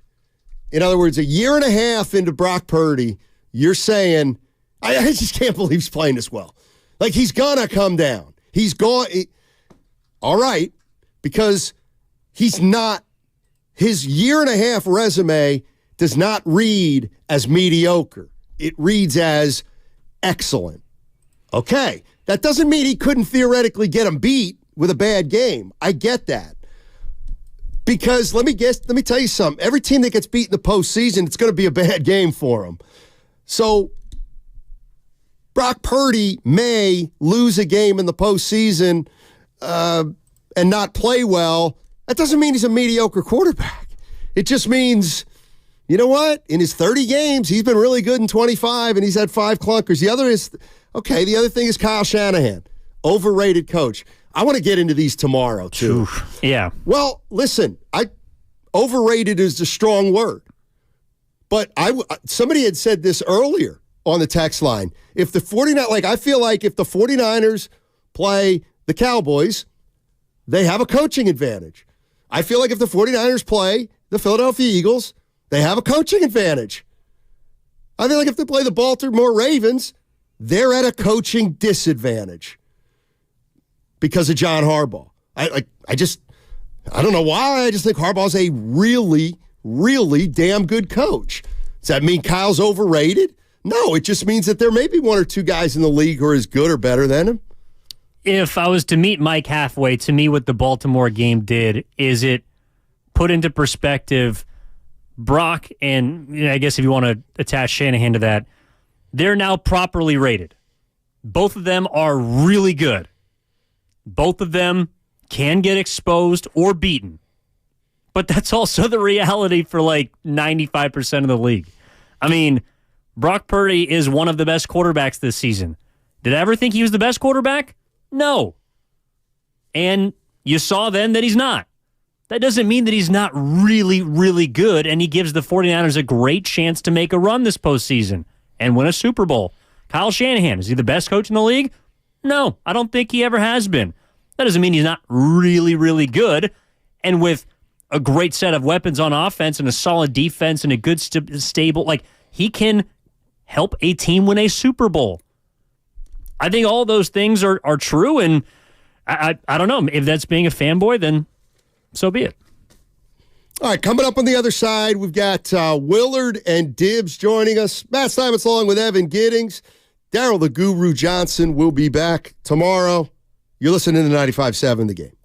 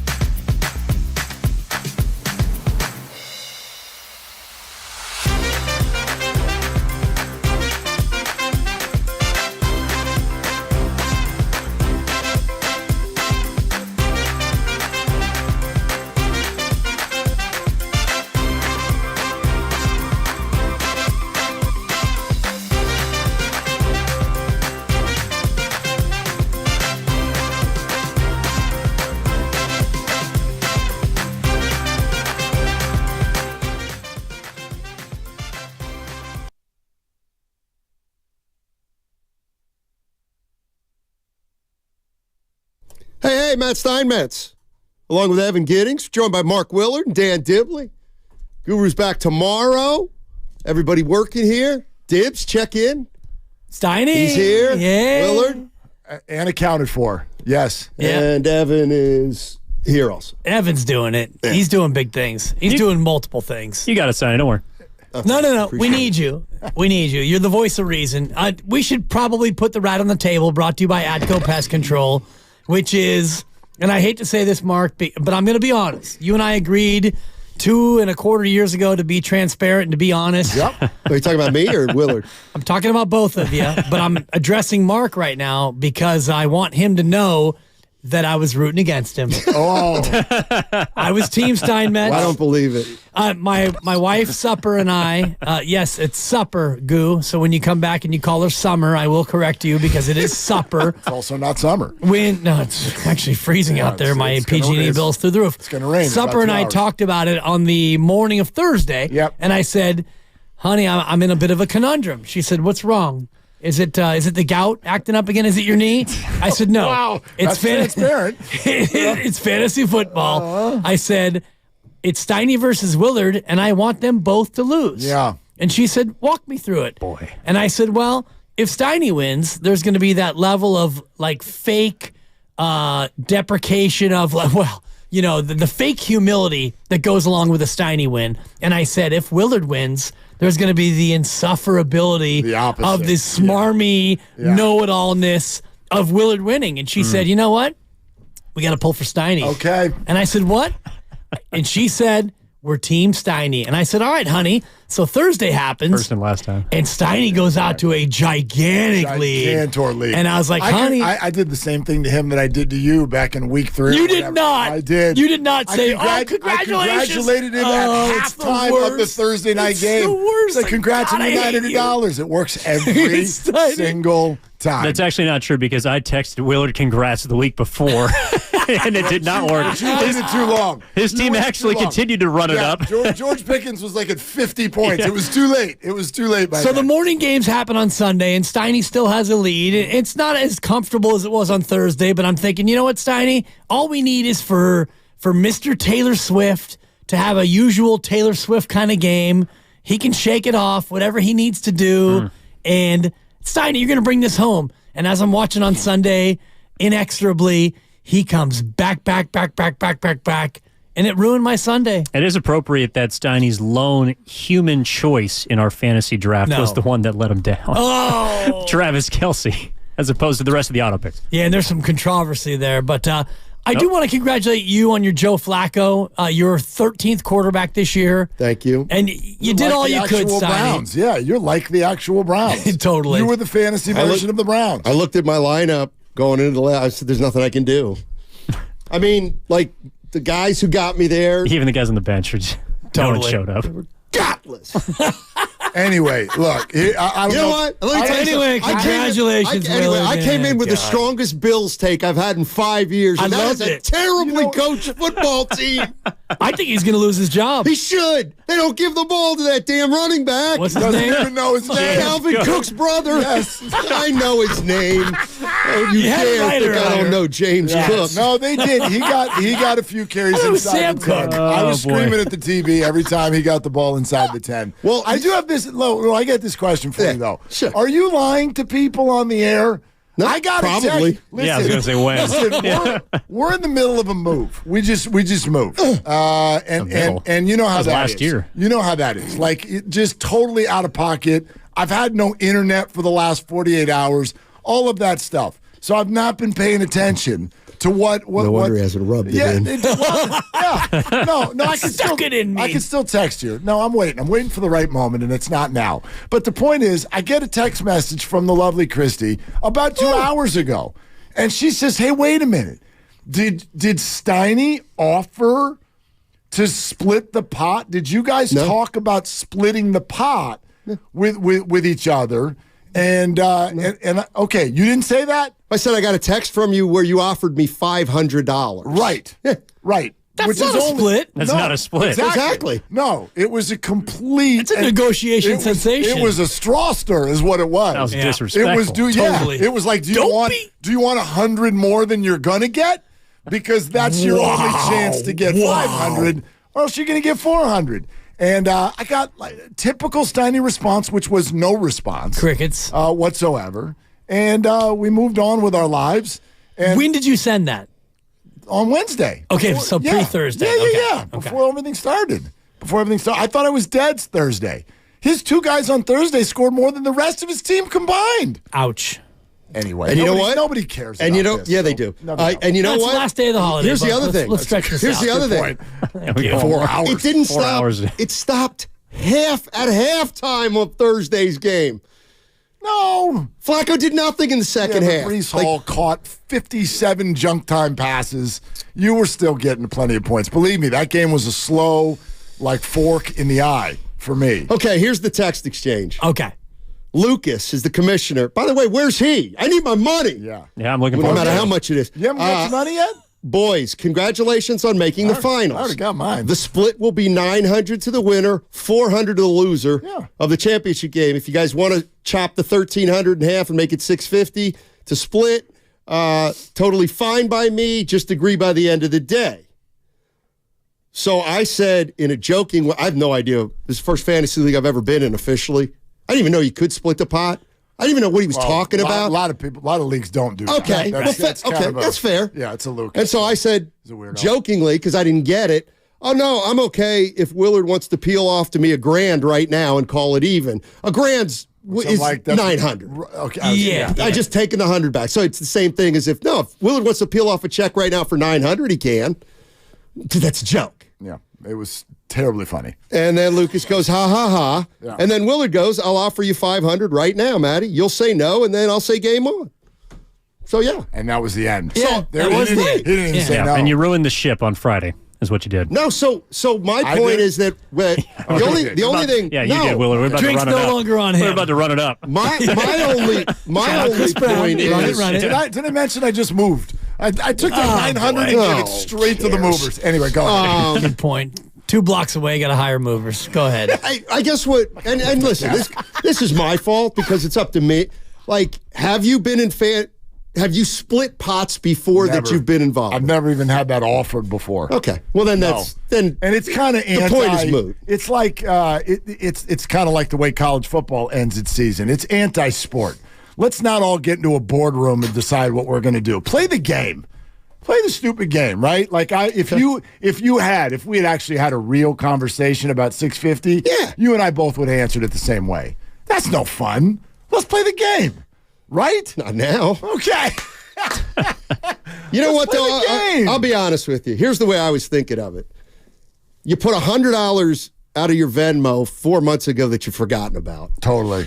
And so now you're going to get $400, even though it's only $300. Yeah. That's whatever. It's still 4 because the 100's gone. Correct. So you're getting 4. Correct. Mm-hmm. So, yeah. But I'll tell you what, now that it's all played out. Oh, don't do it. Don't say There's it. a big difference between 400 and 650.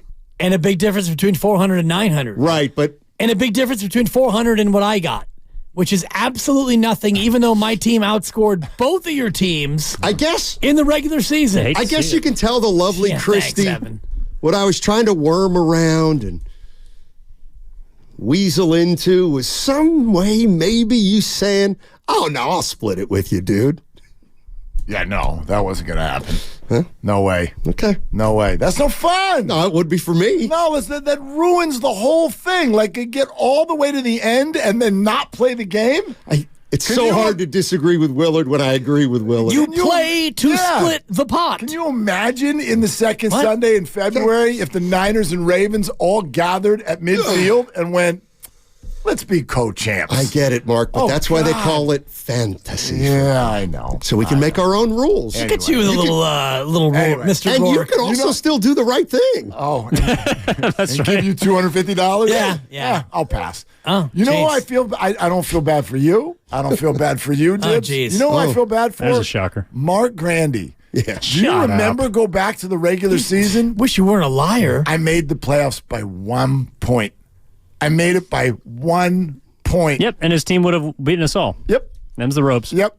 Them's the ropes. That's your roommate, too. I made know. it by 1 point. He was so mad yesterday. And then I caught a heater. So mad. You want me to win? I caught an absolute He heater. wanted nobody to win because his team would have ran the table if he had happened to get in. I won't tell who the other people were, but I will mention that, no, there was a conversation before we all left for vacation amongst a group of people, and the whole meeting was about, we can't let Steiny win.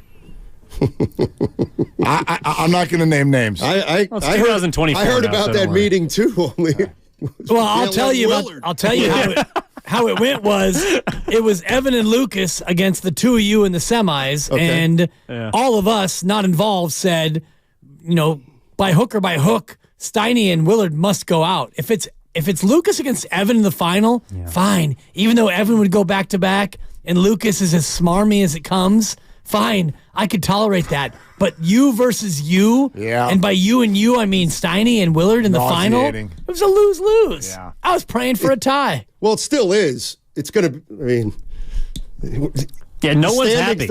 No one's happy. Exactly. Literally no one. Exactly. I beg to differ. I'm thrilled. Yeah. Well, apparently you gave it to movers, so you must not be. That's true. Because you didn't put it in your pocket. I would have had to give it to the movers either way. Either way, that goes out. Yeah. Yeah. You're listening to 95.7 The Game, KGMZ FM and HD1 San Francisco. Always live on the free Odyssey app, Twitch and YouTube, powered by First NorCal Credit. You don't have your money yet? What money? Yeah. Neither do I. Lucas, if you're listening. Wow. I mean, I'm not being a jerk. I thought he'd be in here today with four crisp $100 bills. The game wasn't even over yet, and he's like, "Do you do Zelle?" I'm like, "I do." Done. What about Venmo? He didn't ask. Well, it's probably a good thing because cash. That is cash. Go straight to your account. Honey, you sure you do? You would have put it in your wallet. Yeah, exactly. Right back to the old ship. He lost his wallet. That was a joke. That was great. Misplaced. Yeah. By the way, do you think, Evan? Let me ask you a question because you've lived through the whole thing. Do you believe tomorrow? It's in your car. Do you believe tomorrow I will come into work and say I got it, or I'm going to say I've learned all about reverse devil tongue here because the wallet is like you guys are with your favorite teams. Right. Like right now, I want to find my wallet. I want to win. But you know what? I'm not going to find it. Well, in that case, this one's for you, Steiny. Okay. You will never find your wallet. Okay. I don't think I'm going to either. Until tonight. I got a bad feeling about this one, man. It'll turn up when you move. By the way, he said that earlier, and I said, wow, Han Solo, that's a good one. He didn't know who Han Solo was. Yeah. No, I knew who Han Solo was. I just have never seen Star Wars. That's Hope's dad. That's a 3. Just a 3? Free stepdad. Yeah, I did. Cheap. So, Steiny. Out loud laugh makes it a 4 minimum. Learn the bit. Thank you. What? He's got a bad feeling, though. You'll find it. By the way, can somebody... I need money for Bart. I got you. You can borrow my Clipper card. Oh, cool. Just don't lose it. That's the other thing. Do you need it, though? No, I drove. Susan gives me her Clipper card. I use it. Gets me in to West Oakland, but I can't get out of Montgomery. Low funds? Low funds. Insufficient. It could have been a great... What was that? The Terminal? That movie with Clooney? Couldn't get out of the airport? Tom Hanks. Yeah, Tom Hanks. They were going to do it with me and Bart. That's great. Don't even ask. No. So remember all year long you've been saying, gosh, I'm having a great year. Yeah, we talked about that already. Yeah. It's 2024 now. Yeah. And Evan is officially... Well, you've won the fantasy, so that's a great start. That was last year. That's true. That was last year. Okay. Well, then Evan had Evan had the best consistent call that I can remember the last 2 or 3 months that 49ers are going to lose that game on Christmas. Oh, yeah. He was not alone. I mean, let's not portray him as being the lone person who thought that. No, I mean, it wasn't a scalding hot take, but I did tell him that like 3 weeks out. And that was a last year result. I know, you don't get credit for this year for something that happened last year. But we didn't get to talk about it until today, so it was kind of we put it on layaway. Like, you technically can take a victory lap for that. Yeah, last year. The only time I can. Good job. Goes back tomorrow. I was listening to you guys earlier. Do you feel like if they were to play the Ravens again, would you be lacking confidence? I would. You would? I would be less confident. I would be less confident. Well, but I thought that the Ravens would win the game, so I still think that they... but as we all know, like every game is its own thing. True. Like that one, if they play again, I don't know that the Christmas Day game's got anything to do with it. Okay, so if the Eagles come into Santa Clara in the playoffs, which they probably won't, should they be more confident? No, I don't mean that. I just mean and I'll grant you that the Ravens of all teams in the NFL probably would have the best chance to beat the 49ers. But if they were to play again, when I say that, I don't mean would your confidence be the same as it would against any other opponent? But do you feel like there's an issue there? Like there's a matchup issue, or was it a that day thing? Well, it can be both. Yep. I think it was a that day thing. I'm not trying to lead the witness anywhere here. No, I'm just curious what you guys think. I think it was it was a that day thing, and that team made it one of those days for the Niners, and that got the Niners beat. So it could happen again. Yeah. That's all. That's the only. That was such. Who would be favored if they played again? Well, that's why you're here. Because I don't know. These are the questions that I have. It would be the Niners, and it would be by 3. And that is just not much more than 3. And that defies logic in a way. Well, you would assume. I mean, it makes the gambling. Both teams would have won 2 games in the playoffs at home. Yeah. So we can make that assumption. Okay. And both teams would have beaten probably pretty good opponents. Although the Ravens probably better. Like the AFC's deeper. Depending on how that goes. Yeah. I mean, but they're probably closer wins. Like the Niners, you would assume. Well, I can't assume, but if it's the Rams and Dallas, or if it's Detroit and Dallas, or Detroit and Philly, and if Baltimore has to go through Miami and Buffalo, or Miami and Kansas City, or Kansas City and Buffalo, or Cleveland, or however you make that go. You're right, Evan. Both games are probably fairly close. The second one more close than the first one. Yeah. But you go into this rematch, and Baltimore gets a lot of love for having dominated the Niners in the first matchup. I mean, what they were Santa Clara 6.5 at kickoff or something like that. Yeah. I mean, Spread? the Niners. Yeah. So, I mean, I don't think that would all the way flip into Baltimore's. I know it would be at a neutral site, but yeah, I think the Niners would still be favored. I think I said 1.5. But And that's the kind of thing that for me. Then I'd probably bet on the Ravens. I'm not saying I would. If I had to, I would have to bet on the Ravens. I mean, lines are also created to generate the most interest, and so it's not always the reflection of this team is definitively better than the other. It's no, what's going to get the people to bet the most? But right? And also every game, and this is true. I'm not saying this to pump up the Niners and their fan base. This is true about the Niner wins also. Every game has its circumstances that lead to the result. And sometimes you get a very clear depiction of who the better team is. And then other times things get a little out of whack. And I do think that the defense, like in that game on Christmas, the defense was asked to do something that's near impossible. You're already having to defend Lamar Jackson, which is hard. And they were on the field the whole time. They're on the field the whole time. And Brock Purdy had a bad game. There's no two ways about that. The Ravens did some really good things defensively, but also true is that batted balls landed in their arms as opposed to where they usually land, which is on the ground.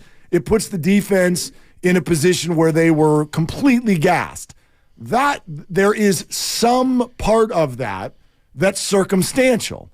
That you would get, I would bet the Niners play the Ravens again, and I'm getting 5 picks.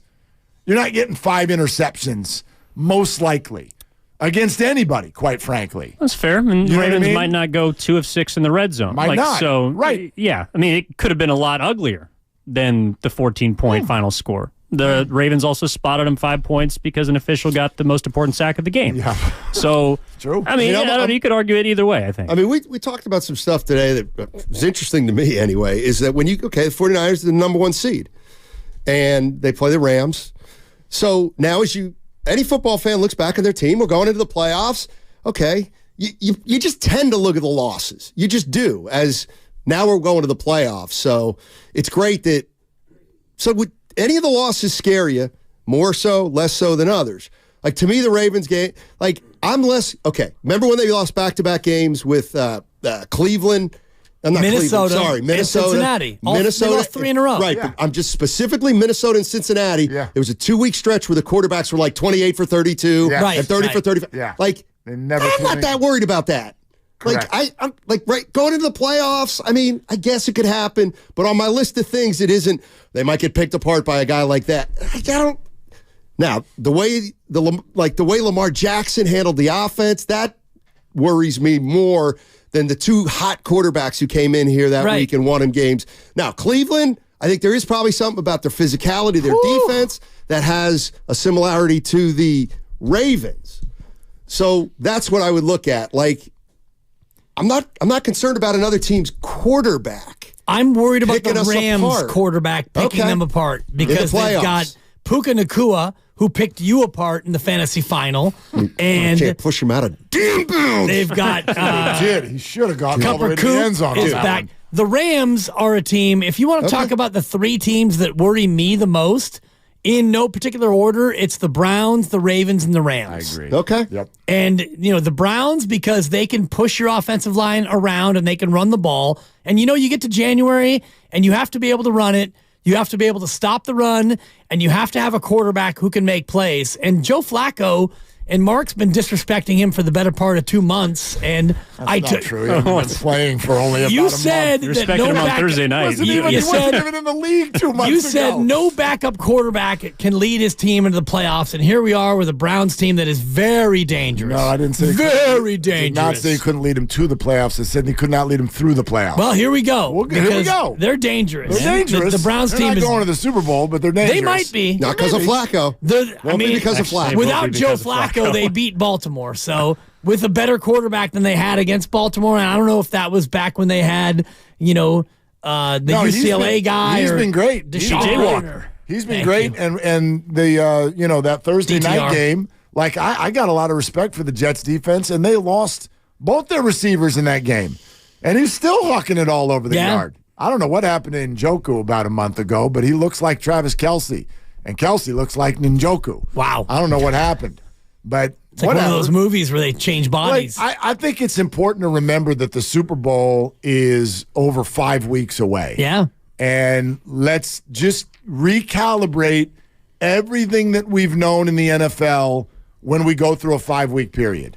And I think it's very unlikely that things in mid-February, early mid-February, are exactly as we feel they are now. I still maintain the same mantra for the 49ers that I have for the last 6 weeks. Pray for health. If that team is mostly healthy, I feel very, very good about their chances in the Super Bowl. And then that's also true for a team like the Ravens. I mean, let's see not just who navigates the playoffs, but who gets hurt.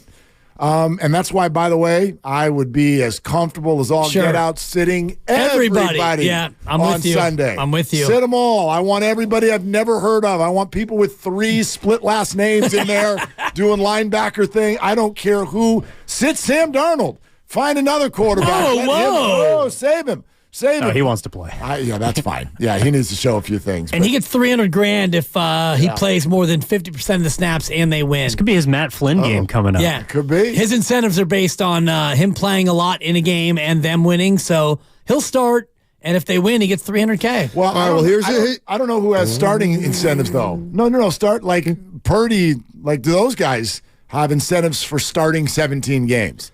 If they do, they're going to let them go out there and run a couple plays. plays. And you can you can pay them out anyway. You can waive that. You can just pay them out under the table. You can. Because you've only got 46 spots, so you can't do the Isaiah. Let Brock go out there and hand the ball off to Jordan Mason, and then wave to the crowd and leave. I'd like to offer Willard a sincere congratulations for winning the fantasy championship. I know you'd like to, but will you? Did somebody? I just did.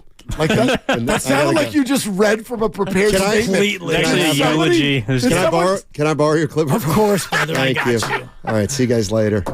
I was going to give you $10 from my winnings.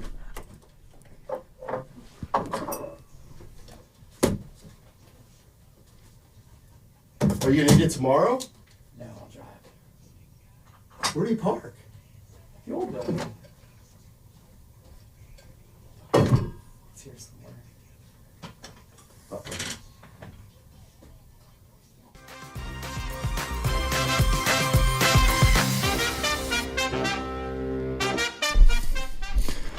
Well, Happy New Year, everybody. We didn't even get that out on the crossover. Happy New Year. I hope everything was just absolutely fantastic and restful and joyous.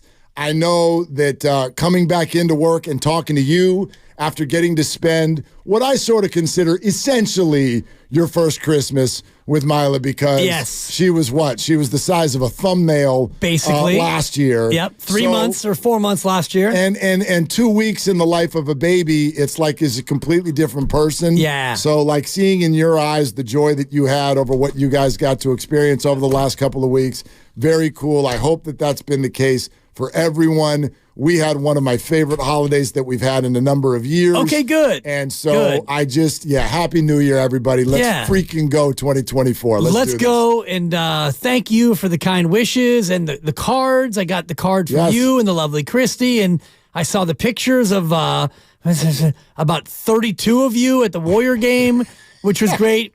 You got a win. Thanks, Ray. I went to a Warrior game. Thank you, Ray, against the Heat. And I took an L.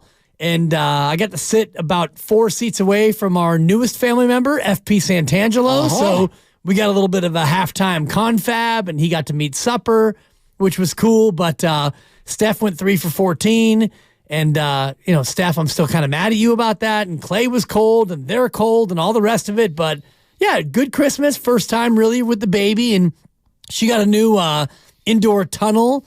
Tun-tun. Oh. So she's all about the tun-tun. I And love those. Yeah, and she got, the whole deal. And I got some new hoodies, so get on over to the YouTube I can feed. tell, Look at Dib. A lot of new hoodies coming. You look clean, man. Yeah, you thank look you. clean right now. Thank you. I wish I was well-rested, but as you know, having a baby. That's not happening. I woke up this morning and thought, I cannot wait to get back to work and get some rest. No joke. No joke. With a 16-month-old. Yeah, this is the respite. And me in the middle of a move. You should see what the house looks like. God, Holy right? hell. Yeah, this is going to be my 4 hours of rest. So I'm glad to be here and glad you're all here. Happy New Year to each and every one of you. Gosh, it's fun to turn on YouTube and see these names. It feels like, and this is, by the way, this is the sign of a good rest.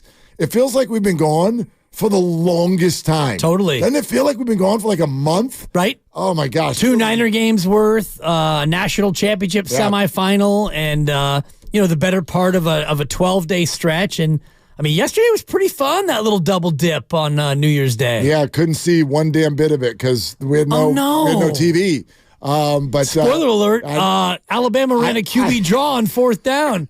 Freaking idiots. No, like I was following it, but I couldn't see any of it. And it looks like, 2 classic games, and the Pac-12 still has one more football game. Yeah, they do. Pac-12's not dead yet, so that's good. I'm glad that Harbaugh and UW are going to match wits next Monday night. Harbaugh greater than Saban. So they swap timeouts. It's 4th and goal from the 3. Yep. They swap timeouts, and what are they going to do? What are they going to do? Timeout. And then Saban, he's got this quarterback who's incredible.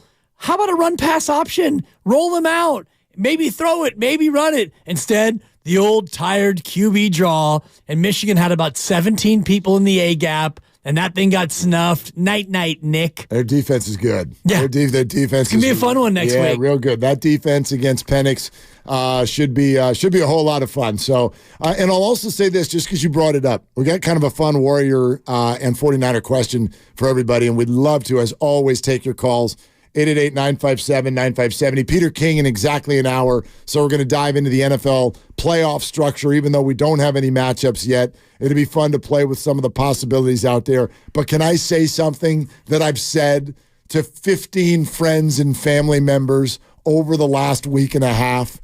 Because you mentioned that since we last talked, there have been 2 49er games. Can I say something out loud? I've been waiting to say this to everybody. Thank God I didn't have to talk to any of you after the game on Christmas Day. Oh, what my do you mean? God. Your Brock bubble burst. Thank God. I almost texted you, but I texted I left it so alone. many people. I had people texting me. They're like, thank God you don't have to go to work this week. No, I'd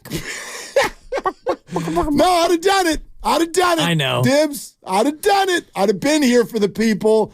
But, oh, gosh, all of the avalanche, the cup runneth over. See? Exactly. You know what I mean? And here's something, for instance, for people who give a real rip, like we've talked a lot about the MVP award, but I think all of us have a healthy perspective of, like, the Super Bowl matters a lot more. The MVP would have been fun. He's not going to win it now. Lamar Jackson's going to win it. And when I say he, maybe that could be Christian or Brock. Lamar Jackson's going to win the MVP. As he should. He doubles down after the Christmas game with 5 touchdown passes against the Dolphins. He's going to win the MVP. But it's interesting that you say as he should. Just for the sake of stir this around in your coffee and take a sip, just for that sake, I know he's going to win it. But if you really want to look at the arc of the season, he has been by far and away the NFL's best player for the last month. But for the first 13 weeks of the season, he wasn't even top 4. So I get it. I understand how this stuff works. Heisman trophies, MVPs. We oversaturate our thoughts about the end and head-to-head matchups. And maybe you're okay with that. But if you really want to look at the whole rainbow of the season, there still would be a healthy debate. We don't do that, so there won't be. He's going to win it. It's now going to be a runaway. But just for blanks and giggles, roll that around in your mind. Do we focus on the end a little bit too much? Yes, but also no. As I told you going into the Christmas Day game, if you look at quarterback versus quarterback in terms of yardage, it was almost identical. If you add in Lamar's rushing yardage, which is a big part of his story, touchdowns were a little bit different, and the interception story was most different at that time. Now it's not as much different because of, what happened with Brock Purdy throwing the 4 picks in that game. But I do think that the head-to-head, it matters, and I also think that the fact that these games happen in prime time in marquee spots, it matters. Should it matter? Maybe, maybe not. That's to be debated. Ultimately, a voter, and we'll talk to Peter King here in about an hour, and we can get his thoughts on the MVP because he's one of the 50 people who actually do have a vote, and I wonder if he's changed his tune based on what he saw.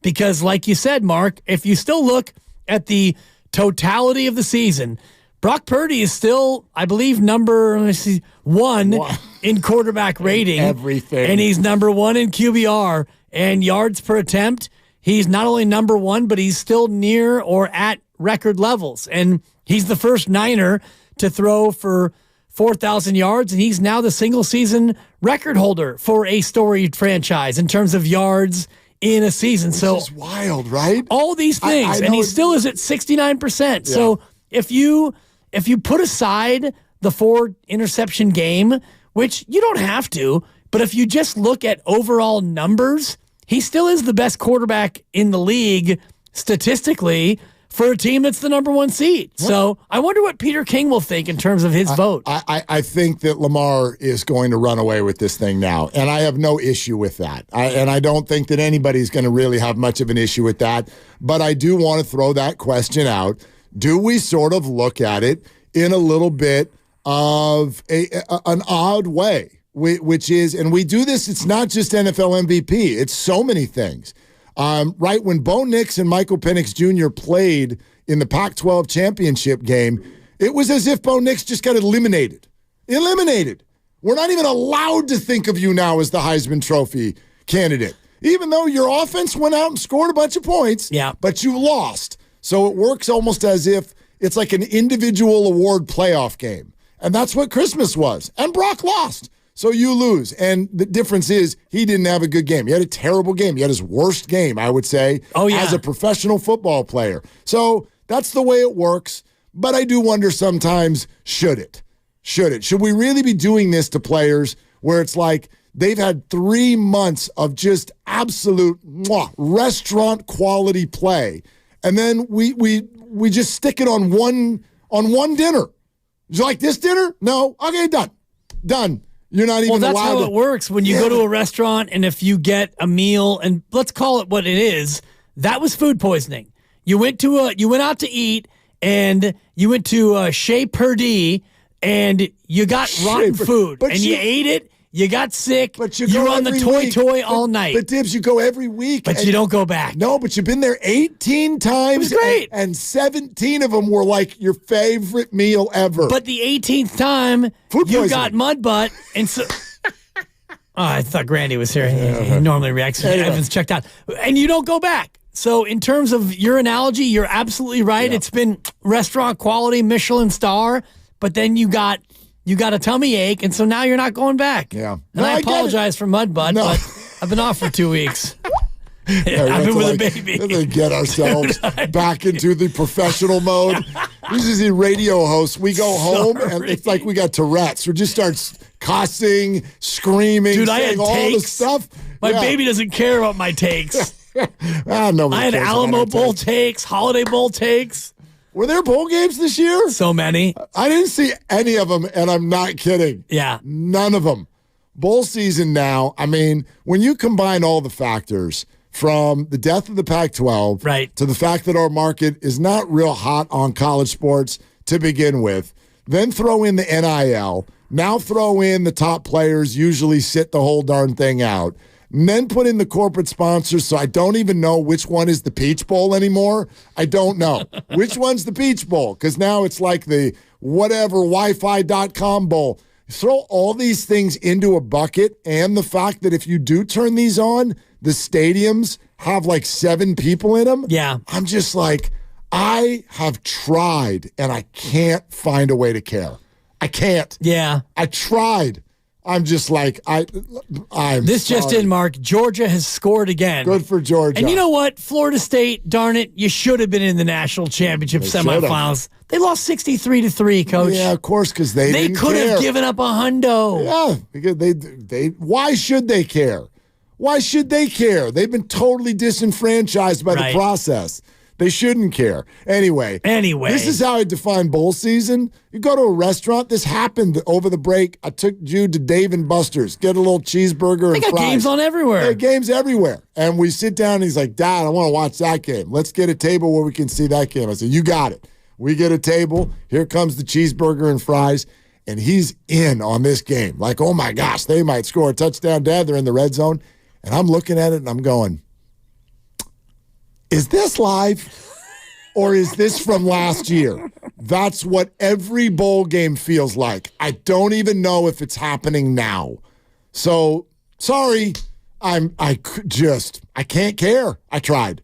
I can't care. Yeah, you don't have to care. Yeah. And you do have to care, though, about this weekend. And this is a fun weekend as a Niner fan because you don't have to really care about your team, but you can care about every other game because there's a lot of playoff spots up for grabs. It's going to be a fun week 18. No doubt. Yeah, we should dive into it a little bit, what it likely looks like. I mean, right now, is the likely outcome for the NFC, let's go, Niners 1, Cowboys 2, Lions 3. God, they got jobbed. But anyway, Lions 3, and then whoever gets the stupid division is 4. And then Philly is 5, and Rams are 6, and Packers are 7. Is that what it's looking like? Yes. Okay, so that happens. Green Bay goes to Dallas. Yep. Rams go to Detroit. Oh, my God. I wonder if the Rams are favored in that one. You know what I mean? Probably not, but it's going to be tight. Yep. It's going to be tight. And then you get Philly at the South. At NFC South. Yep. So that's the way it's probably going to look? Most likely. Okay. Yeah. Yeah. All right. And that whole Detroit thing, as a guy who loves to defend the refs, we got to go to break. Yeah, we sure do. Fortunately. We sure do. That was a tough one. But let us throw this out to you, and y'all can weigh in, because let's answer this one. I was playing with this on the way over here, and I bet we can get multiple answers. 888-957-9570. Okay? If you had to put your chip in one circle right now, which would it be? Niners win it all, or Warriors just to make the playoffs? That's top 6, you mean? Top 8. You can come out of the play-in. Yeah, okay. But you got to get into the actual playoffs. Yeah. Okay. Yep. You're either top 6 or you play your way out of the tournament. Okay. Okay? Yeah. What are you more confident in? Niners winning it all, or the Warriors just to make the playoffs? Let's take some calls on that. Peter King's coming up at 3:15. Happy New Year. We're thrilled to be back. It's Willard and Dibs.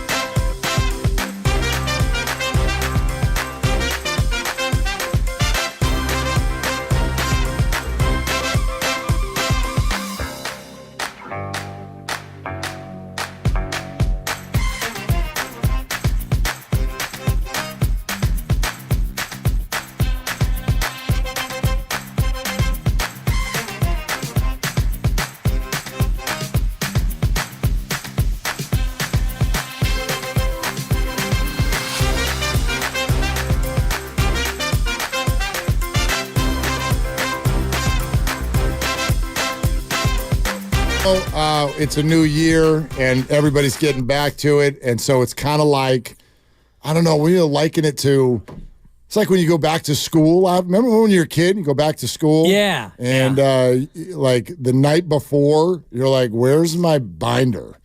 Totally. Where's my lunchbox? I haven't seen that thing in 3 weeks. Especially in the midst of a move. Oh, dude. Yeah. So, that's kind of how it is for us here today. So we're logging back into everything. I just logged back into YouTube. So hello to all of the YouTubers. And that's, of course, brought to you by First NorCal Credit Union. Thank you so much for being there every single day, every single show with us. We love you. We miss you. Happy New Year to all of you. And what do you think about that? Where's your confidence lie? Niners to win the whole thing. Right. Warriors just to make the playoffs. Interesting, because I saw you share that on our text thread, the show thread between yourself, myself, Lucas, and Grandy. And I thought, well, that's a no-brainer. And then I thought, you know what? I wonder what the actual odds would indicate. Oh, that's a good way to do it. In terms of the probability, because my emotions tell me, well, it's the Niners. Because this Warrior team, I went against the Heat. I brought the lovely supper, sat with FP, and we watched the game, and they stunk. And the Heat didn't have Jimmy Butler, and the Warriors looked old, tired, and disinterested. Yep. And we walked out of there, and whatever. It was a fun night. It was date night. We had a babysitter. Oh, it cost me an arm and a leg, by the way. These babysitters aren't cheap, but walked out of there, and I thought, you know what? It's probably not their year.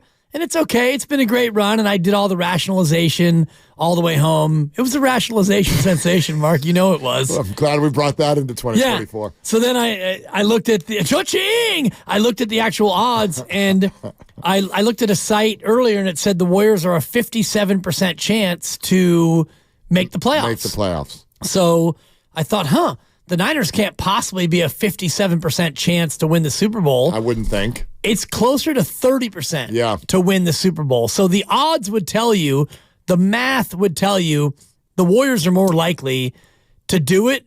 But based on where we are, Niners the 1 seed, Niners with not one but 2 buys, essentially, and 2 games to get to Vegas and play an AFC team that they probably will be favored against. I'm going to say it's the Niners. Yeah, well, here's the thing. You're talking about math, and I think most of the people within earshot of this conversation have some emotion involved in this answer. Yeah. And those are 2 very, very different things. Mathematically, you're right. The answer is probably the Warriors. But from an emotional standpoint, we have an attachment with these teams. We know the story. We know where they've been. We know where they're going. And we can see the deeper stuff that's at play here. The idea of betting on the Warriors to make the playoffs as the brand that they are, with Steph Curry running the ship, and in theory, Draymond Green returning sometime soon. All of that factors into people thinking, well, they'll figure it out. That's kind of the question. Right. And when I say figure it out, I don't mean, they're going to get into championship contention, but figure it out so that something looks like it's working at a higher level than it does right now. They're only a game out of the play-in tournament right now. They're 1 game behind the Lakers and actually tied in the loss column. So they're the 11 seed. They're the 11 seed, but they're tied in the loss column with the Lakers for the 10 seed. So it's not like the idea of a path to the playoffs is far off. It's right there. It's right there. Although I'd argue the Super Bowl kind of is for the 49ers too. It's right there. It's 2 home wins against lesser teams to get to the Super Bowl. And I know we said win the Super Bowl, but I think the emotions of this bring the conversation closer, don't you? Like, the Niners are a healthy team. And quite frankly, we feel most of the time circumstances are there, but when they take the field and they're healthy, they should win. And the Warriors right now have a hard time using the word should. I just do. They should what? Fill in that blank. Right. The Warriors should what? Should win? Should look better? Should show up tonight. Should work? Okay, they should show up tonight. That's fun. Like, they'll have their uniforms? That's fun. You know what I mean? Like, should is this crazy word for the Warriors because Andrew Wiggins is a completely different human being every time we see him. Oh, God. And now we've got discussion of trades. Locker room vibe is off again in a different way than it was last year, but off. Kuminga having sort of like low-key press conference debates with Steve Kerr. That was weird. All of this stuff. And that's the stuff that makes me go, I'm not going to plan on you guys doing anything. Right. I don't know. Like, if you're doing that, I know you're not going anywhere. Will you get out of that? Probably. But it feels like a lesser bet than the 49ers in the Super Bowl to me. Right. They're 3.5 games out of the 6. And so that's when they're guaranteed a playoff spot. Right. If they're 7 through 10, then you got to play in and play through the play in just to make it into the playoffs, which they don't have a great history of in this franchise in the brief run of the play in tournament. And I'm just looking at playoff odds tracker according to sportsbettingdime.com, one of these various Love that websites. site, yeah. The Warriors are minus 135 to make the playoffs. Which is about a 54%. If they were minus 100, that'd be 50-50. Make sure we're defining for people. Getting into the play-in tournament does not mean making the playoffs. Correct. You either got to be top 6 or make it out of the play-in tournament. Correct. Yeah. If you're 7 or 8, you need to win 1 game. If you're 9 or 10, you need to win 2 games in the play-in in order to become a real, quote, playoff team. And the 49ers are plus 220 right now to win the Super Bowl, which an implied percentage is 31.2%. So the odds, the percentages, would tell you it's not close. What are the Niners just to make the Super Bowl? Do you have that in front of you? To make the Super Bowl. Just to make it. Just to come out of the NFC. Are we at a minus or no? Let me look at that because I punched up just to win the Super Bowl. See, because there's another, I think, fascinating emotional conversation out of what you just said.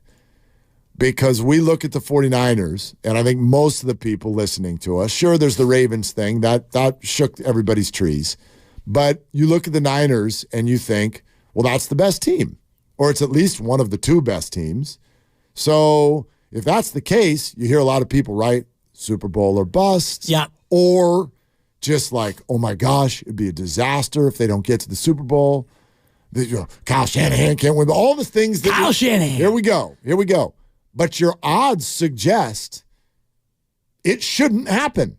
It is less than 50-50 that they do it. Yet we approach it as, well, they better. They better. Right. That's like telling a baseball hitter to go to the plate. It's like, you better get a hit. Right. If you don't get a hit, I don't know what to do with you anymore. FanDuel's got the Niners at minus 120 to win the NFC. Okay, so they minus are 120. So that's about a 53% chance. They're supposed to, but barely. Right. Cowboys plus 380, Eagles plus 550. Then it's the Lions, the Rams at 25-1. Interesting if you're looking for a long shot. I know the Rams are playing well, but let come on. Matchup wise, the Rams. I just think I'm with that. you. In terms of if you were looking to bet this, I wouldn't bet the Niners at minus odds. You're laying 120 to win 100. I don't believe in the Eagles at 11-2 plus 550. The Lions, I think, have shown you who they truly are. Good, but not great. The Cowboys, please, with the Cowboys. I would look at the Rams at 25-1. If you're looking for a long shot, I think the Rams are a team that can pose problems for anybody. Okay, the way we think this is going to go, let's play it out. Let's play it out for a second because we think we know the 7 teams, and we could be wrong. They're party crashers.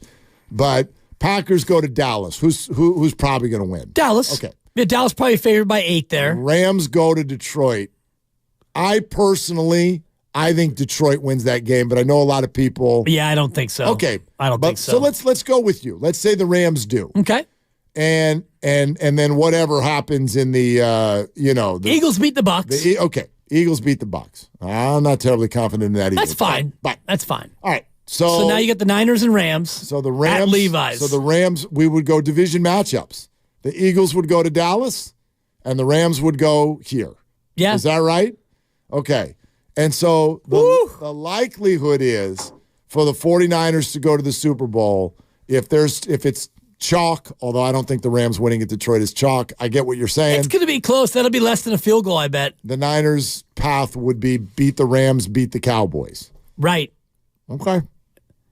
Okay. And I would say that the Ram game would be a more difficult game than the Cowboy game. I agree with it. I'll tell you something that Rudolph told me Sunday night. Not the reindeer. Oh, damn it. No, It'd be a lot cooler if it was. Former tight end. This is. I asked him on the way out at the very end of the show. It's the last thing either Buried of us the said. lead. Yeah. Last thing we said in the calendar year 2023 on the radio. I go, okay, Ravens and Niners are the 1 seeds. My first question was just sort of how you feeling about what's your confidence that they make the Super Bowl?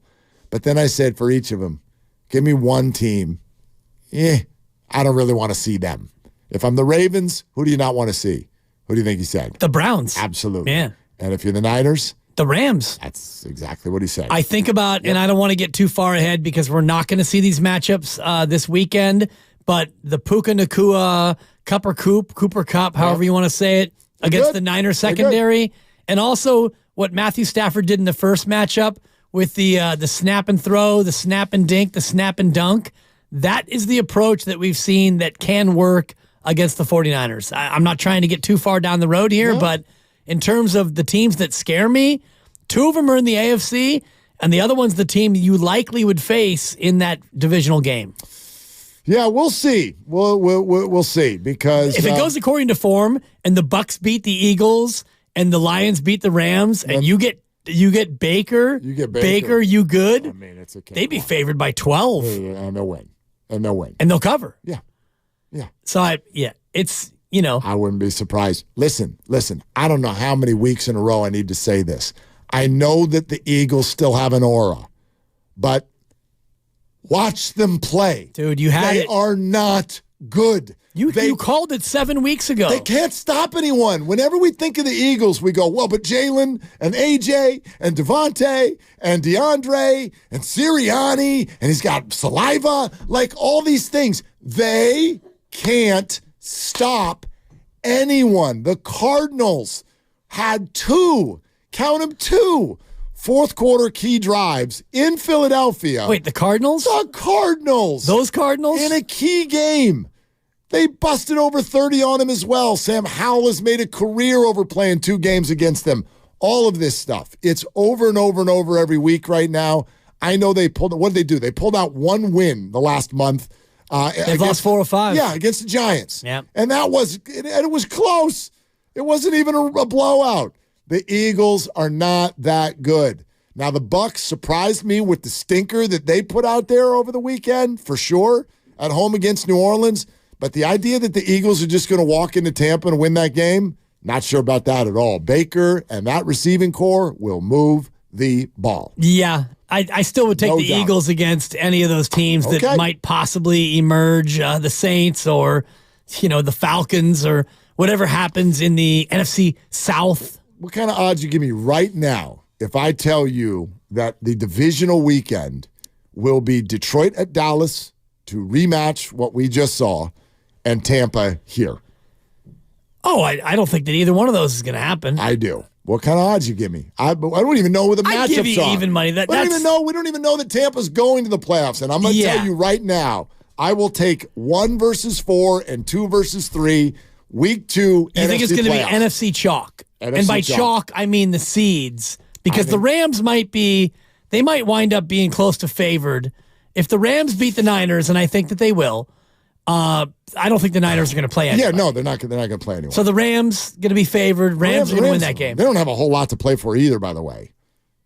You know what I mean? Like, they may pull some people in the second half. Can they move up to the 5? I guess they can't. They're stuck. That's the Eagles or the Cowboys. Right. Yeah. And can the Rams fall down to the 7, though? I do think that that's possible, but I don't even know that that's a bad thing for them. True. They're in. I mean? They're in the playoffs. They're in. Yeah, okay. I guess they'd rather go play Detroit than Dallas, I guess. Would you? I would, absolutely. Yeah. I don't know, man. Detroit, to me, looks more vulnerable. Yeah, I guess. I think Detroit's a good football team. Especially if you're the Rams and you cast off Jared Goff, you would love to have another piece of Jared Goff. Dallas does not win big games unless the refs come in and give it to them. Detroit can't even have their players properly report as eligible on a 2-point conversion. Don't do this to yourself. I just did it. Don't do it to yourself. It's done. The NFL. Brad Allen nailed that.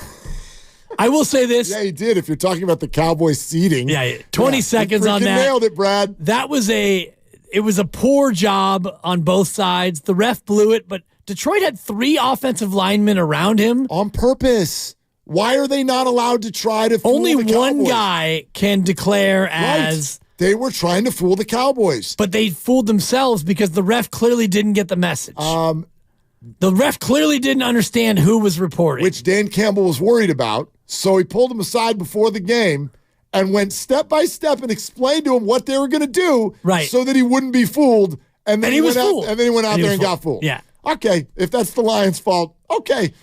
That's all Brad's fault. All 100%. He was supposed to announce it over the loudspeaker, right? So-and-so has declared himself. He announced the wrong guy. He did announce number 70. And then, even worse, and then they still ran the play. He doubled down afterward and took no accountability. Attaboy. Bleep you, Brad. Whoa. Seriously. I hate that. These, like, you know what we were talking about the other night? Jim Joyce. You remember Jim Joyce. Oh, man. And Galarraga. Armando Galarraga, the Detroit Tigers pitcher who threw a perfect game. And on the last play of the game, he was out by a half step at first base. Bang play. It was. And Jim Joyce called it wrong, and there's no replay back then. And what I still love and what America loved is when Jim went into the clubhouse and he watched the replay after the game was over, and then they questioned him about it. He cried. And he was like, I messed it up. There's nothing more human than somebody just going, I bleeped up. Yeah. And I'm sick to my stomach. And if Brad had done that, we're good here. But no, Brad. Nope, number 70 reported. Look at the big brain on Brad. We've got video evidence that you screwed this up sideways, and everybody on the field all says we know exactly what happened, and the Lions are like, and we told you before the game what was going to happen, and you have the gall to look at us in the eye and tell us, no, that's not what happened. I got it right. What a jerk. Is the fix in? No, he's just an idiot. He messed up. He just... Yeah, I don't know how you can mess that up, but honestly. But he did. Wow. He did. He got ahead of himself. And it's not reviewable? Nope. Of course not. Of course Could you imagine if we took that to review? We got lip readers. Who actually said what to the ref? Yeah. And that's where we are. It stinks, but it sets up for beauty in the playoffs. It sure does. Because now you might get Stafford to go home to Detroit, and if the Lions win, you get to go see him again. And it makes it so it's going to actually be fly, Eagles fly, because they're going to have to fly because they're not going to have a home game. So there's that as well. Because if Dallas loses that game, Philly is the 2 seed.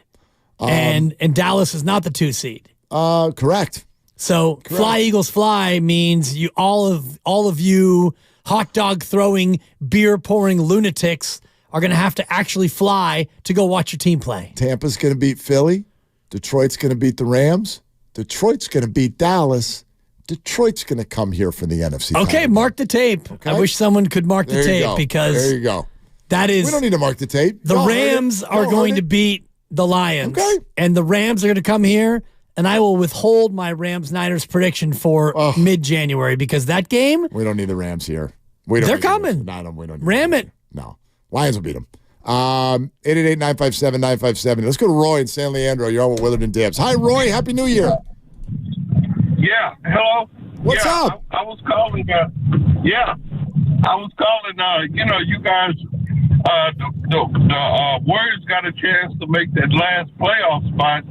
Then the Niners, you win in the Super Bowl because the 49ers are good enough to get there, but at the same time, though. I don't believe they can beat the Ravens because they don't have another good back to go with McCaffrey.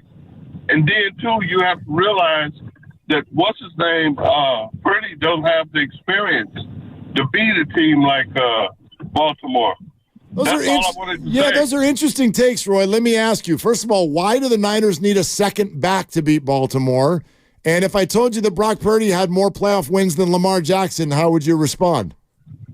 Okay, well, they don't. That guy named Mitchell, he's good, but ever since he came back from that injury, he hasn't been good enough. And so, what I'm saying is that you taking the pressure off of McCaffrey to do it all. But you see that game against the Rams, you see what happened. They came down and they came close to beating them because they got two good backs, and so do the Browns. But the 49ers don't. I don't know that who's the Rams' second good back behind Kyron Williams? Who's that? Well, they got a good offensive line too. It's slightly better than the 49ers. Yeah, listen. I think Roy, there are issues in the Niners-Ravens matchup for sure. This is just me. I'm not looking at the Niners running backs as the problem. I would look at the Niners offensive line. Ooh, I'd look at their defensive line. And like the trenches against the Ravens and the aggressiveness of the way the Ravens attack the 49ers offense and whether or not Kyle Shanahan could figure that out. We're a whole lot of games from this matchup. I look forward to talking about this in February. But if it does happen, that's what I would be thinking about. Right. I'd be thinking about Lamar Jackson and the air attack against a depleted Niners secondary. But you're talking about between now and then, who's healthy, who's not healthy. The biggest player right now for me for the Niners is Eric Armstead, because you saw it again this past weekend against Washington. They were able to run the ball between the tackles. The Niners' run defense has not been as good without Eric Armstead. That's true. And so that, to me, is the biggest part of them getting the number one overall seed, is getting him healthy, getting the D-line and the interior of the D-line healthy. That way you can stop the run and force these teams into third and long. Like the Niners won by 17, and Purdy looked fine, and they did plenty on offense. But, yeah, if you really looked at the Washington game, there were moments where you're like, this doesn't – you know what I mean? If you watch all the Niner games, you know when they look at their best. And this wasn't that. Brian Robinson came out and was doing some stuff for Washington. And that's not what the Niner defense looks like when it's at its best. So I agree with you. The Armstead thing is going to be interesting. And he was not the only injury on defense. Like, they've got some guys. That's what this break is beautiful for. They've got some guys to get healthy.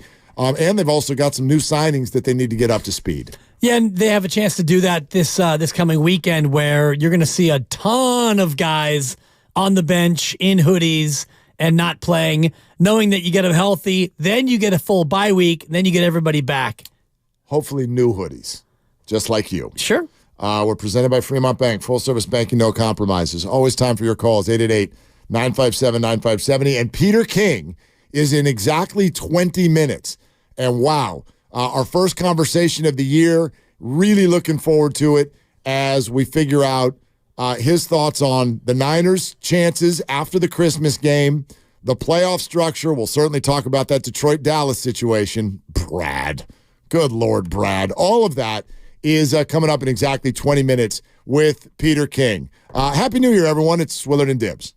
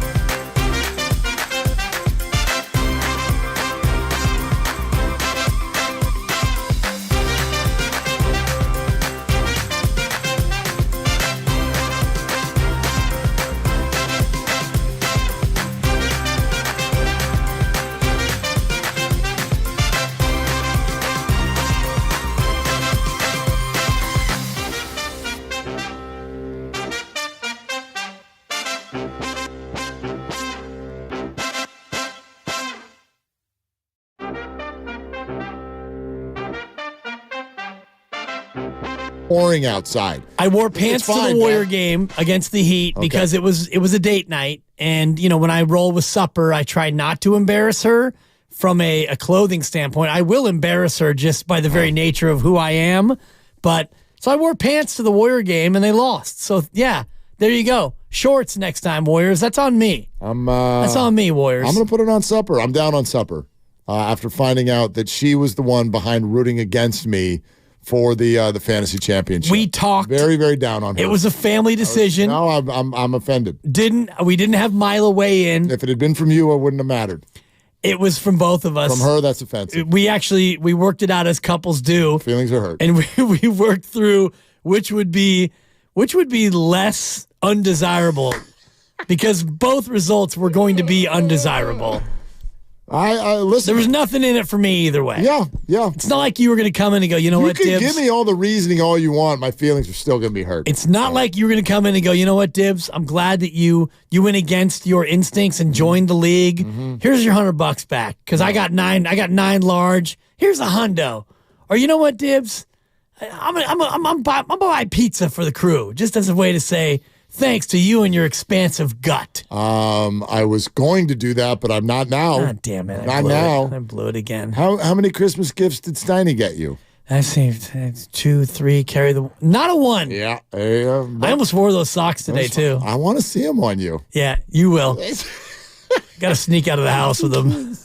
You know? That's why she doesn't like me. She doesn't like the socks that I got you, huh? These are atrocious. Stop trying to dress my man. You dressing my man. I dress my man. Too funny. All right. Peter King in just over 10 minutes. We can't wait to chat it up with him. Yeah, I like your mathematics. That makes sense to me. But I debunk the math with the English, if you will. Let's go to the liberal arts for a second. Okay. And the liberal arts say, I'm going to put all kinds of faith in the 49ers, and I'm not to win the Super Bowl. Well, just whatever. Like if you ask me because your right question now, was, what's more likely, the Niners win the Super Bowl or the Warriors make the playoffs? Or just your confidence level. I mean, obviously, yeah. You give the math. What's more likely? The Warriors making the playoffs. Right. But what do you have more confidence in as a fan if you're a fan of both of these teams? And right now, if you asked me anything, like, would you want the Niners or the Warriors to babysit your kids? Would you want the Niners or the Warriors to show up on time? Would you want the Niners or the Warriors to help you move?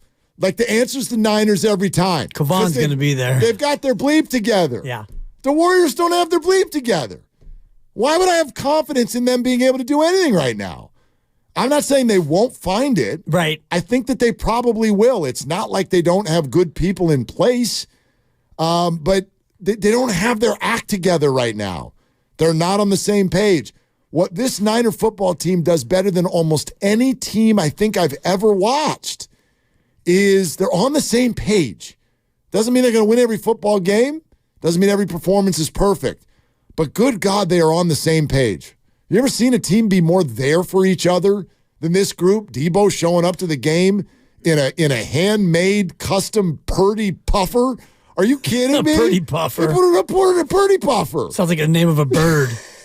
It's the red-winged Purdy puffer. I mean, my God, like, this team is so there for each other. They are. They're so kumbaya. They're so don't care who gets the numbers. And look what's happening. They're all getting the numbers. Everybody gets the numbers. They're all getting them. So, yeah, man.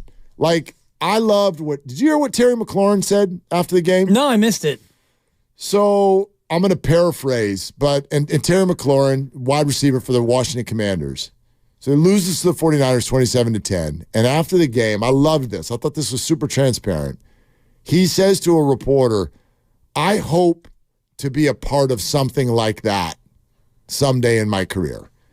And what that says to me, you're not just talking about a good football team. It says to me that Ron Rivera's getting fired. Right. Well, listen, you're a wide receiver, and he has spent his entire career with, I'm sorry, who is my quarterback? Sure. Right? So that's part of it.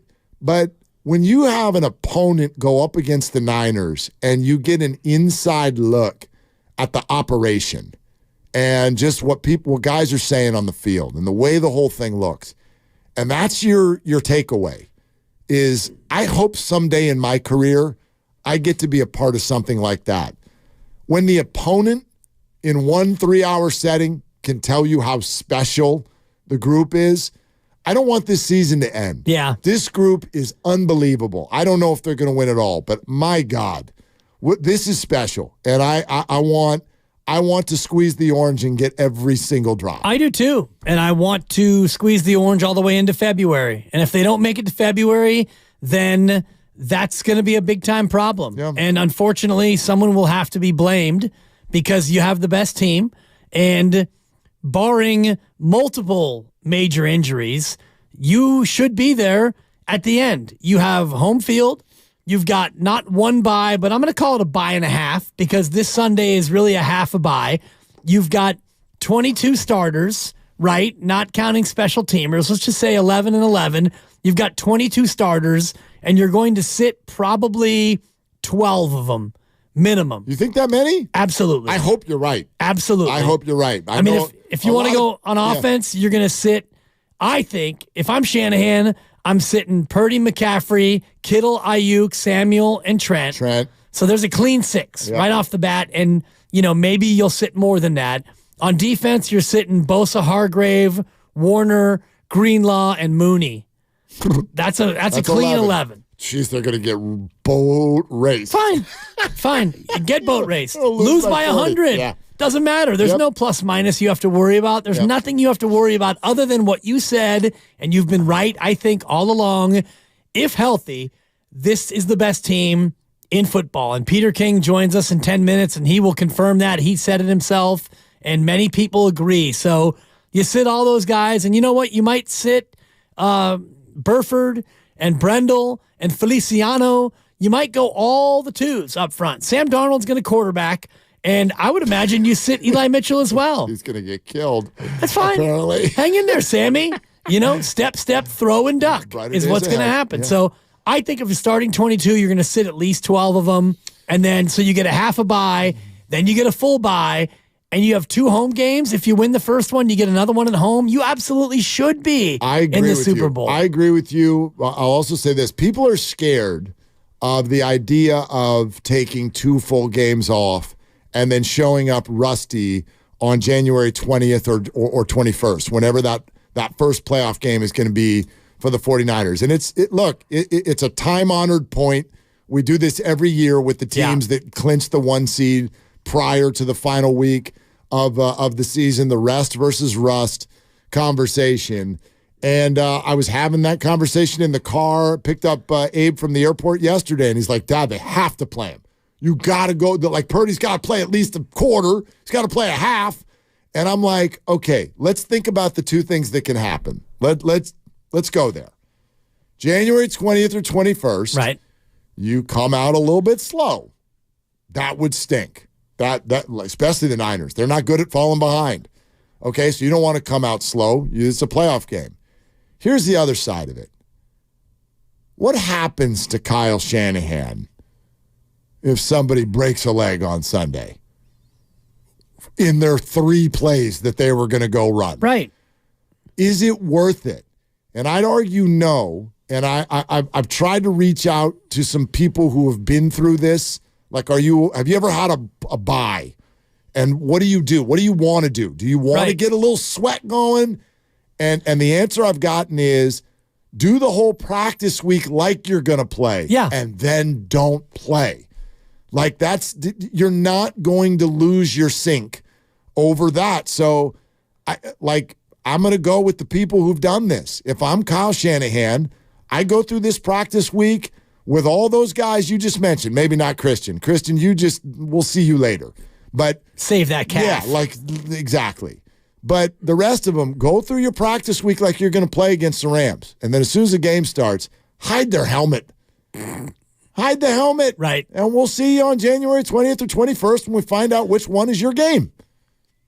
That's what I would do. Agreed. And but I don't know. I don't know if that's what they're going to do. That I would imagine that's what they're going to do with the majority of the guys. Does Trent Williams need to go out there and do anything? George Kittle and Debo and Ayuk, these guys aren't going to lose their flow by not playing and then not playing. And the timing of this offense is such that they're already so precise with what they run.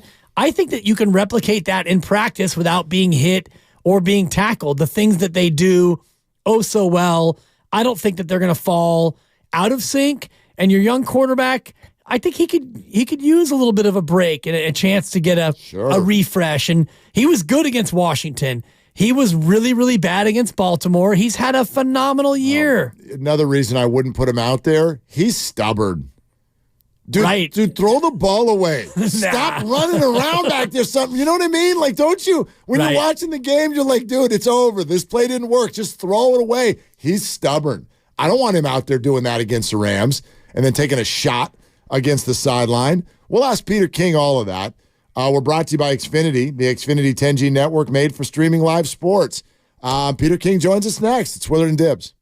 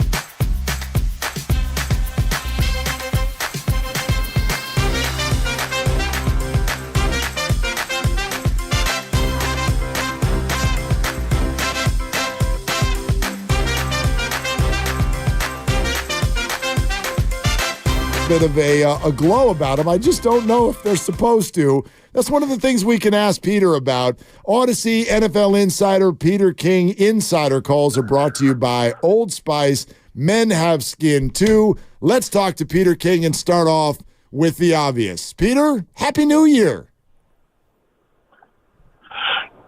Well, hey guys, can you hear me? Yes, we can. We said Happy New Year, Peter. Well, Happy New Year to you guys too. It's a heck of a new year, and I mean things couldn't look better for the Niners to me. I mean, think about it. You got two guys on your team, and probably there are 9, but the two ones that I think of are Christian McCaffrey and Trent Williams. Probably McCaffrey more, but these guys are now going to get 20 days to heal before they have to play a game that matters, which is really tremendous. I'm just assuming that Williams, as well as McCaffrey, will not play against the Rams, but I don't. You guys may know a little bit more about that than I do. Yeah, nothing definitive yet, but the thought is that Kyle Shanahan will sit the majority of the critical pieces, which leads me to the ultimate question, Peter, the eternal mythology of rest versus rust. What has your venerable experience and your general research told you about the idea of rest versus rust? Well, I think it, depending on what team you look at and when you look at it, I always thought it really hurt the Indianapolis Colts in the Peyton Manning era. Tony Dungy and Bill Polian disagreed, but the record pointed to a lot of losses early in playoffs when they took time off. And look, I think it depends on your team. You know, I think you listen to a guy like Dan Campbell, he sounds like he's going to play his guys, you know, against the Vikings. I mean, I think all coaches look at their team a little bit differently, but I'll just tell you this. If I were John Harbaugh and I had Lamar Jackson, who missed 34% of the snaps in the last 2 years before this year, and I had a meaningless game against an arch rival, it's meaningful for the arch rival, but not meaningful for me. As much as Lamar Jackson didn't deal well the only time he had the 2 weeks off before, he didn't deal with it well, I would sit Lamar Jackson this week. And certainly with the 49ers, I hardly think it's going to be an impact at all to a guy like Brock Purdy sitting this week. And I just think you're irreplaceable guys. If I had an extra week, I'd sit him. Peter King with us here on Willard and Dibbs. Since you brought up his name, Lamar Jackson, and because we've all had this conversation on a weekly basis for the last month and a half, let's find out how the Christmas night game and what's happened since has affected your thought. What is your current thought now on the MVP race? Unless something changes drastically this weekend, I'm probably going to vote for Lamar Jackson, number one.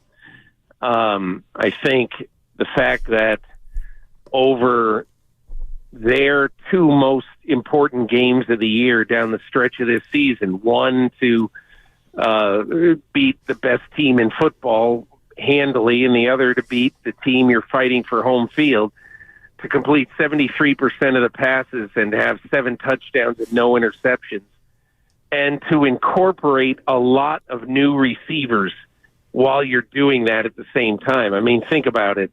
Isaiah Likely, Charlie Kolar, Lamar Jackson, I think, has answered all the questions. And look, Brock Purdy picked a bad time to have a very bad game against the.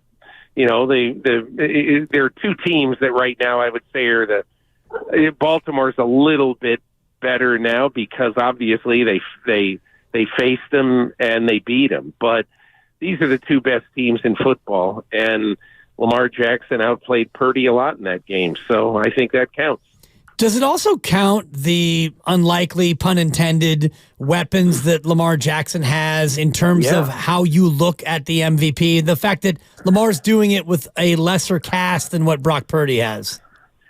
I mean, I think it matters. I don't think it's the overriding issue, but, look, when Lamar Jackson lost Mark Andrews, that was thought to be a gigantic blow with 5 or 6 games left in the season. But since Mark Andrews went down, Isaiah Likely, who was a 4th-round draft pick in 22, I wrote about him this week in my column. Isaiah Likely essentially has outplayed, statistically anyway, Mark Andrews in the first 10 games of the year. More yards per game, more touchdowns percentage per game. So to me, I look at this team and I look at this player and I basically say this is a guy who has done a lot with lesser players than what Brock Purdy has used. So it's a factor. It's not the factor, but it matters.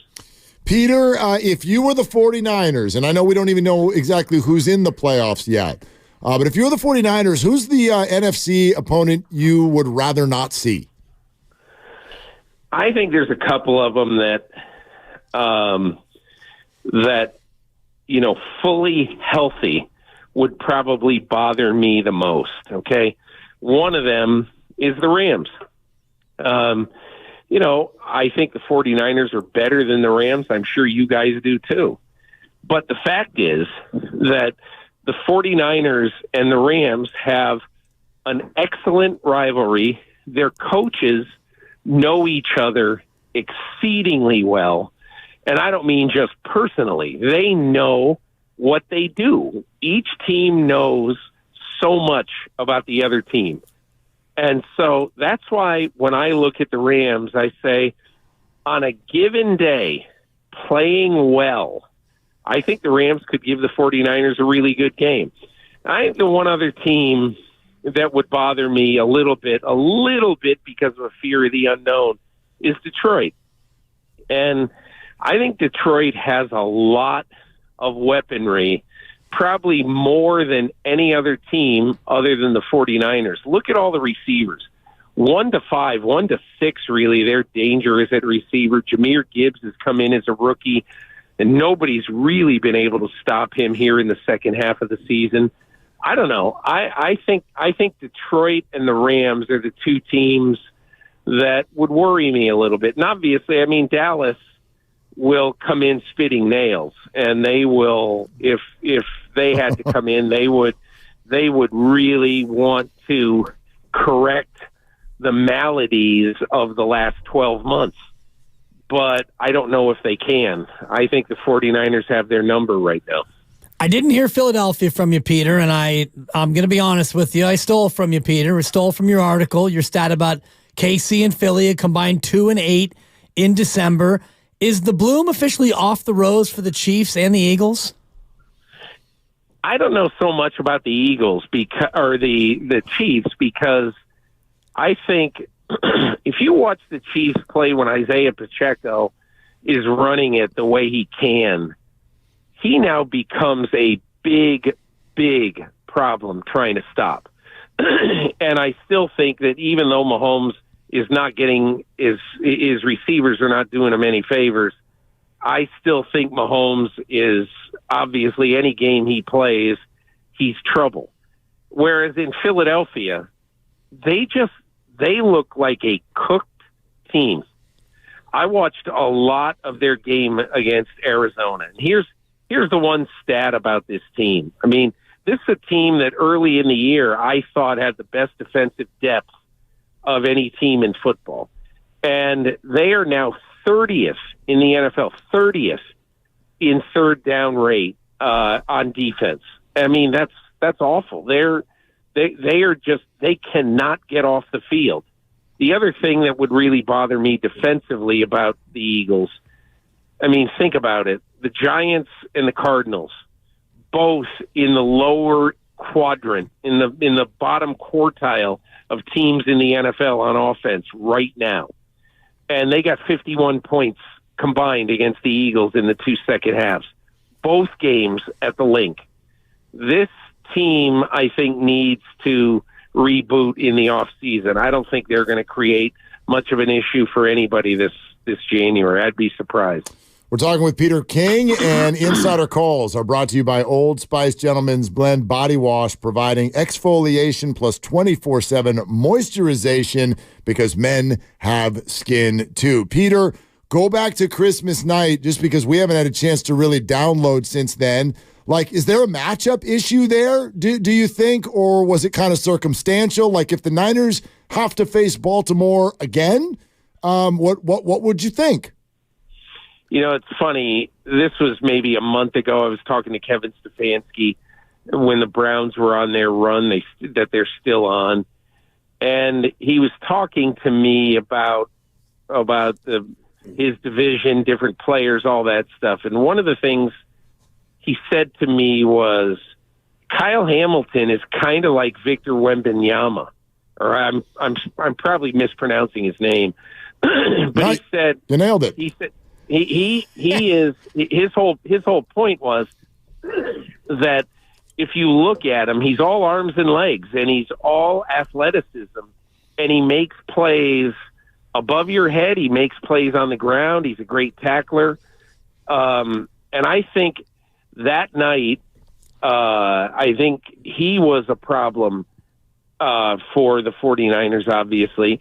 And look, I'm never a very big proponent of looking at a team like, for instance, the Niners in this case, and looking at a team when that team plays a lousy game. And also, I'm not a big proponent of fluky turnovers. You know, like two of those interceptions were kind of fluky. They just were, 2 of the 4 interceptions. But, again, it was not a good game for Brock Purdy. And when he had to make a play to try to come back, he couldn't do it. So the matchup issues for me, okay, they are all about the linebackers, Roquan Smith, Patrick Queen, and about the safeties. I think their corners are good. They're a little banged up right now. But I think the problems, I would say, are the physical sideline-to-sideline linebackers, sort of like Warner and Greenlaw, and a safety who I think is on the verge of big stardom in Kyle Hamilton. Which of the Harbaugh brothers is having a better year? Well, it looks like Jim is going to win a national championship, doesn't it? I mean, they must be favored going into that game against Washington. I think by 4.5, yeah. Yeah. You know, I was saying to somebody today how incredible it is. I think one of the things I understand yet hate about our business is, you know, in the middle of December, you already had everybody telling us, that, okay, Caleb Williams, maybe Drake Moy, those are the guys who are going to be, one of those 2 guys is going to be the first pick. The other guy will probably be the 2nd or 3rd pick and all that stuff. I mean, watch Michael Penix. I think this guy is special, and he's been special for a long time. He's had a tremendous amount of college football experience. Penix, Nix, these guys, I think it's a dangerous sport right now to try to forecast who's the best quarterback like right now. Really study, put the tape on for every single game of all these guys, and then make a choice. If I were Ryan Poles, you know, I'd probably hang on to Fields unless I felt one of those guys is Joe Burrow. And I think what I don't like is sort of pre-scouting. and pre-drafting guys when you got 4 months before the draft. Give it time. Nobody has to be right on January 2nd or 3rd. And that's why I think, I don't know, who's going to be the best one of those guys, but I think it's kind of foolish to try to predict right now who definitely is going to be the best guy. Peter, you mentioned some of the 49ers who may sit this weekend, and Purdy is certainly potentially among those. So that means he's ready to head on into his second playoff run. And he's looked so good from the moment he came onto the field. I think some people have had a hard time sort of quantifying his improvement. How would you compare Purdy on the way into the playoffs last year with this Brock Purdy? The one thing I think he does significantly better right now is layering his throws, is throwing over the first line of defense and making the throw almost perfect. And that's the one thing that I think he's really improved a lot. I mean, Kyle Shanahan would certainly be able to answer that question a lot better than I would. But just from watching the games, I think some of the throws he's made, 6 inches above fingertips of other guys, of defenders, in my opinion, that has been his biggest improvement. Looking at the offense in totality, with 20 days off, as you were mentioning, do you see any defense in the NFC that could be a matchup problem for what the 49ers can do with Kittle and Ayuk and Debo and McCaffrey? I don't see one unless let me go back to Dallas for a second. I think Dallas has the ability with the pass rush that it has to make life uncomfortable for Brock Purdy. But the last time they played, they didn't. And that was a healthy team that came into Santa Clara. So if they play now, it'll be 3 games in Santa Clara in 52 weeks or 53 weeks. And, I don't know. They certainly were better on defense in the first one. But to me, I think that defense would have to play monumentally better in January than it did in October. Peter King with us here on Willard and Dibs, as he is every single week throughout the football season on 95.7 The Game. Peter, we're so deep in the 49er weeds, but I definitely want to ask you about last Saturday night. What is your perspective on what went down in Dallas and how the league handled that finish with the officials? Well, the league handled it by basically burying its head in the sand. And it's a reprehensible reaction by the NFL, in my opinion. Week 17 is a week where there are all these games that people care about and they're talking about. I just recorded my podcast today with my partner, Miles Simmons at NBC, and we probably spent 12 minutes of a 58-minute podcast talking about an officiating thing that happened 3 days ago. It's just, and the NFL just sits there, and you know what they count on? The NFL counts on the next big, bright, shiny object, the next big thing to take our attention off this. And of course, it will take our attention off this, because what are you going to do? Cry? You got to move on. But anyway, the NFL does a good job of ignoring what everybody is talking about and should be talking about, because it was a terrible job. Now, having said that, I think there are 2 very specific and very different things that bother me about that. Number one, obviously, I think this is a 65-35 bit of blame. Brad Allen is the 65. He apparently got it wrong when he assumed that number 70, who's always been the guy all year for Detroit, to report as the extra offensive lineman to be legal on the line of scrimmage, okay? To be a legal receiver on the line of scrimmage. Brad Allen assumed And you know what they say about people who make assumptions. You know, this was a bad assumption, obviously. So that's the first thing. But the second thing is that, you know, the Detroit Lions sent 3 people to Brad Allen to confuse the Dallas Cowboys. Admittedly, Dan Campbell admitted that yesterday. They sent 3 people to try to confuse the Cowboys. And in the process, they confused Brad Allen. Okay? And so I blame Brad Allen for getting it wrong, but I don't absolve the Lions of any of the blame here because, look, they clearly were trying to use the hidden ball trick in this thing. They tried to do something that maybe you could say it's within the rules, but it doesn't seem very sportsmanlike to me. And once Brad Allen announces number 70 is an eligible receiver, pitcher, the fourth tackle on their team. Once he announces that, then there is no reason for the Dallas Cowboys to pay any attention to the left tackle Taylor Decker. So when he goes out and catches the ball, you see he's wide open. They wouldn't pay any attention to him because the official never said he was an eligible receiver.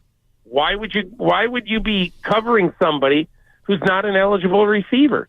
So that's the Lions' fault right there. It's Brad Allen's fault for getting that wrong, but the Lions contributed to it. And to me, the last thing I would say, if Brad Allen had said 68 is eligible, Taylor Decker, you know what would have happened? One of those linebackers or a safety for Dallas would have stood right across from Taylor Decker just because they knew at that point that he was eligible and they had to watch him. So that is what I think about it. It's unfortunate. And you know what? The NFL could fix it. Mike Florio wrote yesterday that the NFL doesn't plan to do anything about this. What a cop-out. What a bunch of children allowing this ridiculous thing. It could happen again. Somebody could send 5 linemen to a referee just to try to confuse the other team. You know, how do you know who's going to be eligible or ineligible? And the NFL, all they have to say is there's only one person who's allowed to go up to the official and say, I'm reporting eligible.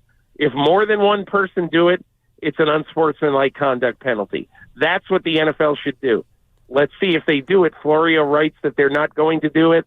Cop out by the NFL. Yeah, well said, Peter. And I'm glad that you at least gave some absolution to the official who was clearly confused and not making eye contact with the player who did report. But the fact that they announced it over the loudspeaker and the Lions didn't make the adjustment or call timeout or correct it does make them somewhat complicit as well. Culpable, yeah. I want to ask you about Joe Flacco and the inexplicable season he's had. Can you put that into some context as to just how unbelievable his maneuver from couch to contender has been?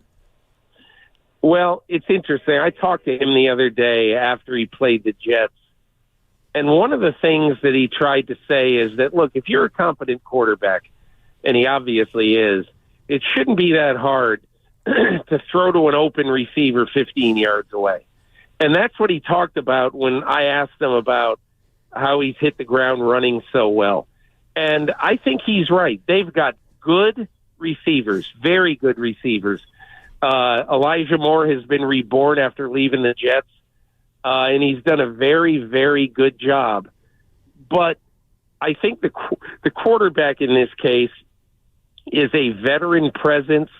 He knows what to do with the ball. He's been very smart. He's got an excellent coach and in Kevin Stefanski and a good play caller and a good offensive coordinator in Alex Van Pelt. To me, he's doing what he's supposed to do. All right. And the one other thing I would say about Flacco that's interesting, he's been great. I'm not going to sit here and say anything bad. However, he has turned the ball over 9 times in 5 games. So, you know, I think what's important to realize is that he's been really, really good. But if he turns it over twice a game in the playoffs, they'll lose a close game. Peter, you said a few minutes ago the Eagles look like a cooked team. Yeah. And, we're our Odyssey station in Philadelphia can't stop taking phone calls today about people who want Sirianni's head. You know how quickly a fan base can turn. But what's your perspective on this? The job Sirianni has done and the state of the Eagles and where they would go, for instance, if they did lose in round one? I don't know. I mean, it's easy to say, oh, that's ridiculous. He had him in the Super Bowl last year. I do think he's going to have to make some changes on his coaching staff. Probably he's going to have to overhaul his defense. I doubt he'll be fired, but I can't say for sure that he won't be. If they feel that he's lost control of his team, look what they did with Doug Peterson. They felt like he kind of lost control of a Super Bowl team too, and Peterson won the Super Bowl. So I can't tell, but this is not a time, honestly, to overreact. If you're in Philadelphia, you know you've got an excellent roster. There's a reason why this is happening. Your corners have gotten old before your very eyes. You're going to have to try to spend some money both in the secondary and on the coaching staff, I think, in the off season. And look, they're going to have some holes to fill. There's no question about it. But this is a good team with good players, and the last thing they should do is panic. Is it at all connected to the loss of Big Dom, Peter? That's hilarious to me. Thank you. You know, it's hilarious. It's hilarious that somebody just stands on the sideline and has a T-shirt vending or has a T-shirt stand at the link that everybody said, "Oh my God, they're 1 in 100 since Dom hasn't been on the sidelines." Yep. But anyway, I'm not trying to write your column for you, Peter, but I think there's a connection here. I got my lead for Sunday. There you go, Mr. King. You're welcome. Yeah. Once again, Happy New Year, Peter. We always love having you, and we're already looking forward to next week. Thanks a lot, guys. Take care. Okay, there he goes. Peter King, that was Odyssey NFL Insider Peter King, and Insider Calls are brought to you by Old Spice. Men have skin too. 2 quick reactions on things that Peter had to say. One of them we can sort of bat forward for maybe later. Okay. I don't agree with you guys with regard to the Lions being partially at fault. Deception is part of sports. It's literally what Kyle Shanahan does with regard to how he builds his offense. Trying to fool the defense is part of the deal. So if you do that in your pre-snap routine, whether you're in the huddle still or not, I got zero issue with it, especially if you walk the official through it before the game. It's within the rules. It's part of sport. Trying to fool people is part of the deal. To me, this is 100% on Brad for not listening. Well, that's all he did. There's a reason why you can't have 12 or 13 or 14 people in the huddle. There's rules about that. And this is a similar thing where you send 3 guys up to the referee, and the referee gets it wrong. And then the referee runs to the defense, and he goes on his mic and says, number 70 has declared himself eligible. And you hear that as a Detroit Lion team, then you either call timeout or you break off the play and you go over to him and say, no, 68 is the guy who has declared himself to be eligible. You correct the mistake then and there if there was a mistake made. Well, first of all, I don't know, and we're talking about this is from the Saturday night Lions-Cowboys game and the officiating debacle. I don't want to assume being on an NFL field with 30 seconds to go in a potentially tie game what the players can hear over the loudspeaker. Yep. That's very difficult. There's 60,000 screaming voices directed at you, number one. Number two, if you do have to go fix what the official just said, you've kind of lost a portion of your deception. So, yes, there are rules against putting 15 people in the huddle. There are no rules against this. And there's a reason there are no rules against this, because throwing a defense off of your scent, again, that's completely like, what is any trick play?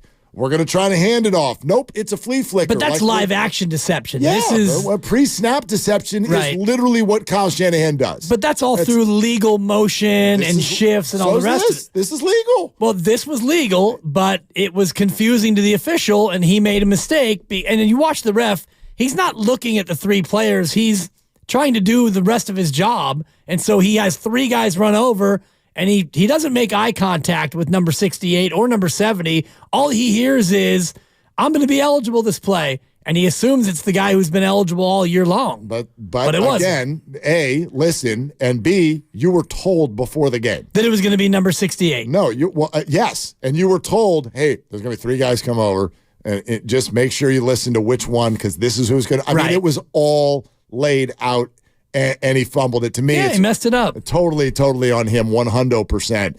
The other thing Peter said, and it sounds like you might agree with him, and I'm going to split the difference a little bit. I get where you guys are coming from, but I'm not terribly scared of the Rams if they end up coming to Levi's Stadium against the 49ers.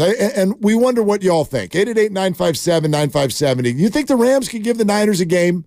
If that's the January 20 or 21 game, Rams at Levi's, what's the level of fear or concern with that being the particular matchup? Because it's funny, the 2 teams Peter brought up are the 2 teams that are the most likely to be here. It's going to be, he said, the Rams and the Lions just because of the unknown. Like, these 2 teams have not matched up at all. The Niners know everybody else well. Rams, Cowboys, they played the Cowboys, they played the Eagles. Right? Yep. This Lions group with Jared Goff, like, they have not, and Dan Campbell, there have been no matchups here. And so this is going to be totally new if it happens. And the way it's laid out, those are the 2 most likely opponents, either the Rams or the Lions, I think. But focusing on the Rams, you think they can give the Niners a game? I do, yeah. I think that the fact that they've played each other a bunch, McVay knows Shanahan knows McVay. And then you look at just the matchup of the wide receivers versus the cornerbacks, and I think that's where the Rams have a pretty big advantage. Puka Nacua, if he's not going to be offensive rookie of the year, he'll be second. Oh, he has to be. Well, what about break the record? CJ Stroud, right? I mean, yeah. Do they give 1 per conference, or is it? If they do give, I think they might give 1 per conference. I'll look that up. But I will too. I never remember. Either that. way, yeah. But he's the reason why you won the fantasy league. You can give credit to Pickens all you want. Yeah. Oh, no doubt. The cockamamie waiver rules.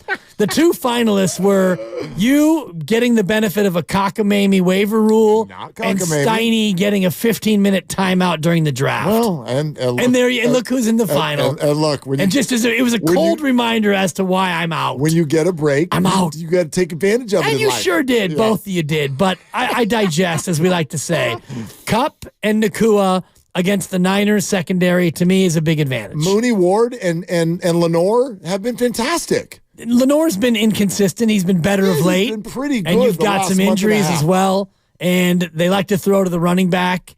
Kyron Williams has had a good year. Kyron's a scary dude now. That's a talented running back. Niners, by the way, favored by 3.5 this Sunday. And I wonder if you can, really? According to ESPN, and I don't know if that is surprising. If the place where you traffic in your wagering, that game, I can't imagine that game is on the board many places. It's on the board, and the Niners are favored by a field goal. Yeah, I got it at 3.5 here, and look at that. A little surprising to me, especially if you're looking at Sammy D and the boys. I wonder if the Rams are going to boot it too. Right, they might just boot it too. Carson Wentz might be starting for the Rams. Yeah. By the way, if I'm McVay, that's exactly what I'm doing. I'm not getting into all this. Again, and look at the way McVay has handled preseasons. He is probably the lead coach of all coaches in terms of, we're not playing people in the preseason. We're not playing Stafford and Kupp. Why would we do that? They lost 34-17, 34-17, and 41 biscuit in the preseason this year. Exactly. He's not going to play anybody, and why would he? If I'm the Rams right 109-34 was their aggregate in the preseason. Like, I'm worried about losing this game, and then maybe the Packers beat the Bears, and I don't know, is there some sort of a tiebreaker scenario that would knock the Packers into the 6th seed and the Rams into the 7? And if you're the Rams, are you feeling better or worse about that anyway? You go to the road to Detroit, road to Dallas, one or the other, maybe even road to Philly. I don't know how you can work out which one is advantageous. I think the Rams are the 6. Yeah. I'm looking right here. Green Bay wins the tiebreak over Seattle. Green Bay wins the tiebreak over New Orleans. And I don't see anything about Los Angeles in the tiebreak. Well, the Rams have a better conference record now, but if they lose to the Niners and the Packers beat the Bears, they would have the same conference record. Right. And is there a head-to-head there? Did they play this year? Packers and Rams? Packers and Rams. Rams lost to the Packers. Well, there you go. There it is. So the Packers would move ahead of them. So if the Packers beat the Bears and the Rams lose to the Niners, the Packers will move into the 6 and the Rams will move into the 7. But I don't know if you care about that if you're the Rams.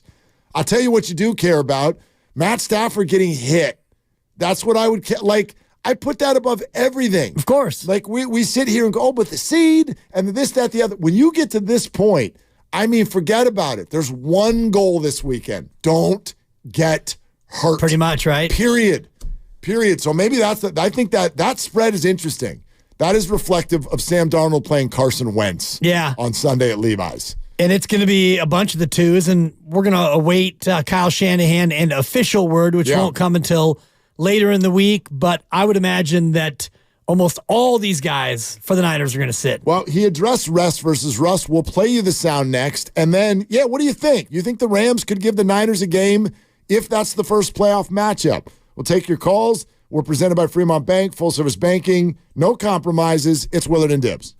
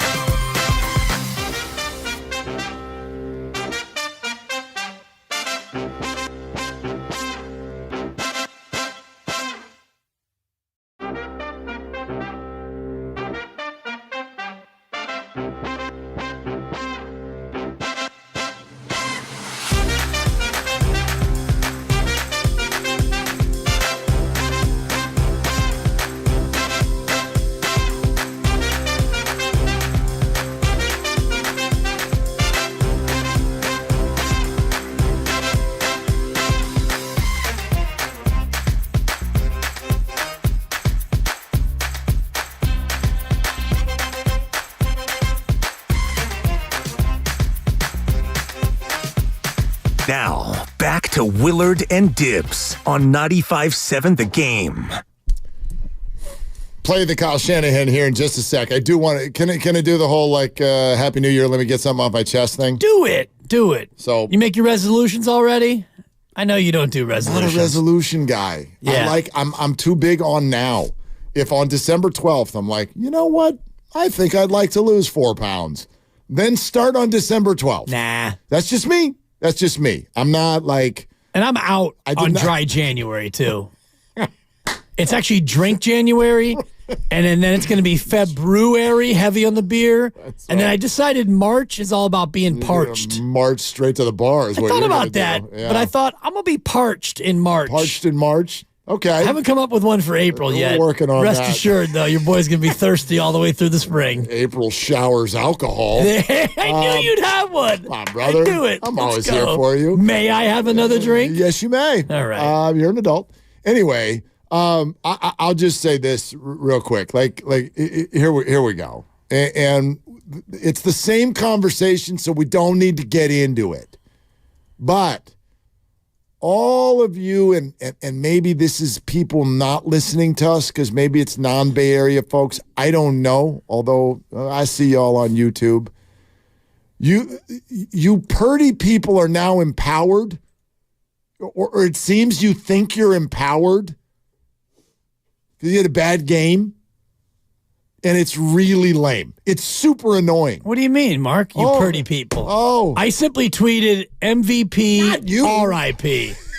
Well, you were right. That's it. RIP to his MVP case. That was my tweet. But I love the people who are going to be like, oh, well, now you guys are all stupid for bringing that up. He's going to finish in second. That does not mean that the conversation was done. He's going to finish in second. He's going to get a lot of first place votes, He's going to get a lot of votes. So if you're on a victory lap, I was right. Brock Purdy's not the MVP. No, stop it. Stop it. Back in week 5, when everyone, this is absurd that you're even bringing it up. No, it wasn't. Because he's going to finish in second. And that does not make you right. You know what you get for second place? No points. Set of steak knives. Well, I could use that right now. Shout out Glenn Ross. Got birthday coming up. If anybody wants to do steak knives, it's great. I actually asked my... Your birthday's coming up, huh? It is, yeah. I asked... 49. Brother. Dun, dun, dun. No. See, I actually... No. I mentioned dun, dun, dun. I'm not worried about it, though. I don't get bothered by it. I think the Niners are winning the Super Bowl right after I turn 49. Oh, I see where you're going. Get it? I'm going to be a 49er. When they win the Super Bowl. Exactly. I think that's a little poetic. Especially because the first Super Bowl that they won under Joe Montana was on my birthday. Okay. Back in 82. My 7th birthday. It's the first football game I remember watching. Anyway, whatever. My point is this. Like, I even hear it around the nation. You can, and some people are subtle with it, but I can hear it in your voice, especially with all the national programming that we get to hear over the holidays. Here comes Fox Sports Radio and everybody. Oh, it's like you feel like you were right. Oh, it's just all the way down deep in your bones. Everybody was like, but what's Purdy really doing? Doug Gottlieb. I'm driving around the other day, and here's Gottlieb. Purdy. Oh, he's good. He's nice. That high-pitched little... Good little quarterback. Oh, my gosh. It's so demeaning. Oh, that high... he's good. I'm not saying he's not good. He's having a good year. It's a nice little year. Stupid little high-pitched, you think you were right because he played poorly one time out of 23 games? You're so disingenuous. You're so disingenuous. Be like Brad Evans, or should. Be like Brad Evans should. Just step to the podium with a big big fat I was wrong. Stick it on your forehead and go with that because it's way better and it's way more accurate and it's way more human. Brock Purdy has been incredible. He has had an MVP level season. You mean Brad Allen? What did I call him? Brad Evans. Yeah, Brad Allen. Brad Evans is the fantasy football GOAT. Love right. Brad Evans. You're right. I messed up. No, I was just wondering, Brad Evans, he was wrong? Look at me. I was wrong. Yeah, you were. When I said his name. And you know how good that makes me feel? Not Brad Evans. It's you Brad know Allen. what else you were wrong about? What? Brock Purdy winning the MVP. I told you so. But look at me. I messed up, Dibs. I messed up when I called him Brad Evans. His name's Brad Allen. Yep. I really bleeped that one up. It's freeing. It's really freeing to say it. So if you are out there anywhere today with your Brock Purdy, like, sure, he's nice. Yeah, I know. But that one time we saw him look different than the 22 other times. That's the real Brock. Get out of here. Get out of here. That's more than just one bad game. When's his other bad games? He had the stinker against Cleveland. Oh, but it was wet and it was windy. And he took him on a game-winning drive that the kicker missed. Well, go ahead. It wasn't a game-winning drive because they didn't win the game. I'm not going to put those 3 games on the Baltimore level. Those were not as bad. Yeah, they were not as bad. I mean, they weren't great, but it's an all right game. Okay.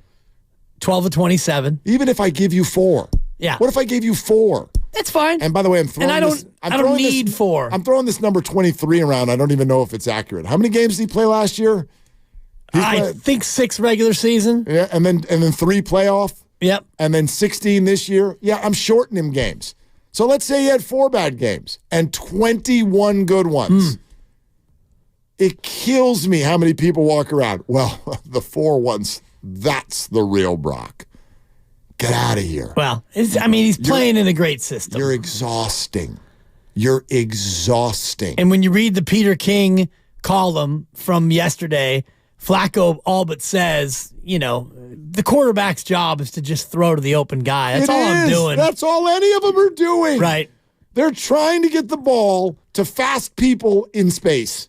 Yeah, who aren't being guarded. Yeah. That's the gig. Brock used to be really good at that. That's the job. You and I saw someone's resume in the other room this morning. That's the resume. I get the ball to people in space. It's Tom Brady's job. Yeah. It was Joe Montana's job, and it's Brock Purdy's job. He's masterful at it. Good little quarterback. Yeah, he is. Good little year. I wish Patrick Mahomes had only had 4 bad games this year. Jeez. That team can't get to 20 points. I don't know what gets knocked out of that game. Yeah. Sorry, Steiny. But anyway, T. Higgins gets knocked out of that game. Man. They got no Joe Burrow. They got nothing to play for. And Kansas City's still messing around. Can't find Travis Kelce for 1 completion until the second half. And they grind it out. But it's just like you look at them and something is wrong. I can't even put my finger on what it is. I know there's the right, his receivers aren't that good. They drop a lot of balls. But, that's not Mahomes. Mahomes is Mahomes. He'd done this just like Brady did. It's like it doesn't matter who the receivers are. Yeah. I don't know what it is with that team. They just don't look right. Yeah, they have just the one receiver who's any good, Rashee Rice, and they have a good ground game, but they just have a hard time getting it in the end zone. And with Travis Kelce, did he even play this past weekend? Not the first half he didn't. Jeez, Sorry, Steiny. Taylor, sorry again, Steiny. That thing, man. Oh, sorry about that. Yeah, tough. Sorry, not sorry. All right, here's Kyle Shanahan. Rest versus rust. Oh, we got to turn the sound on. Playing, it's how much you practice and everything too. And so you got to make sure that you prepare for games by practicing. And we got a game this week on Sunday, and that's what you got.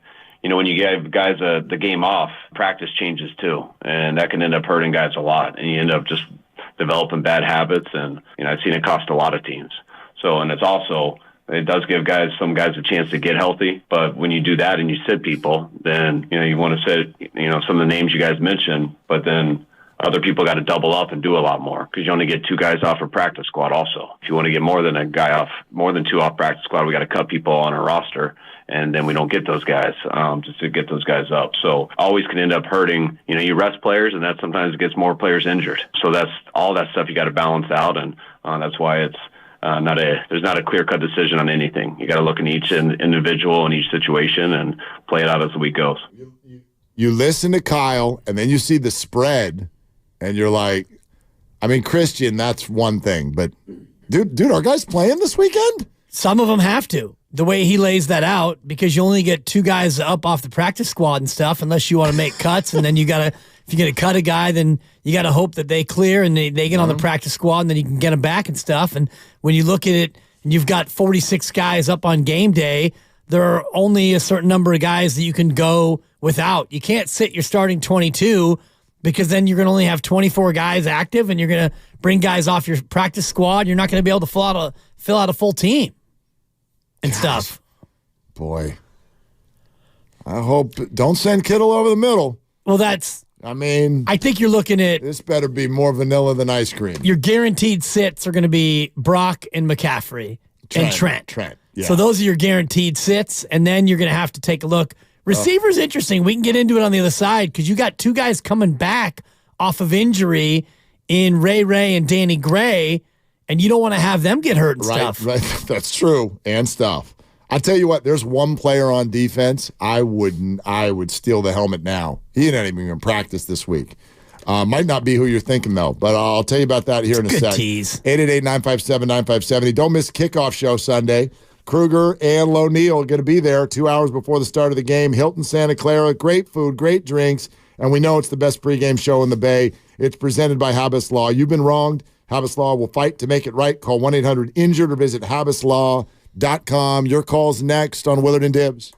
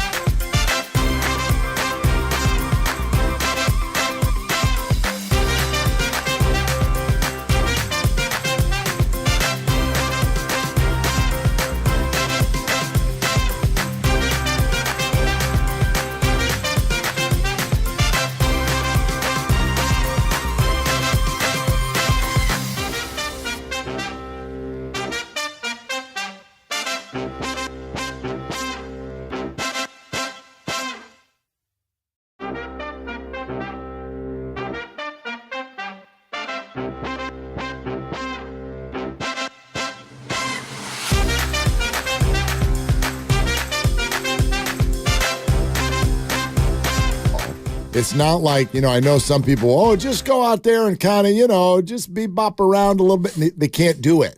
Right. They literally cannot do it. Debo cannot run for the sideline. He just does. It's not in his DNA.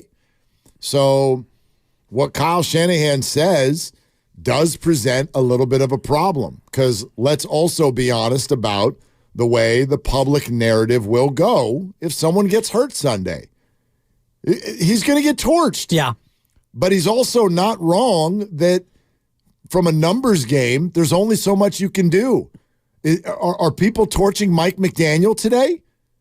Bradley Chubb tore his ACL in the fourth quarter, down 30.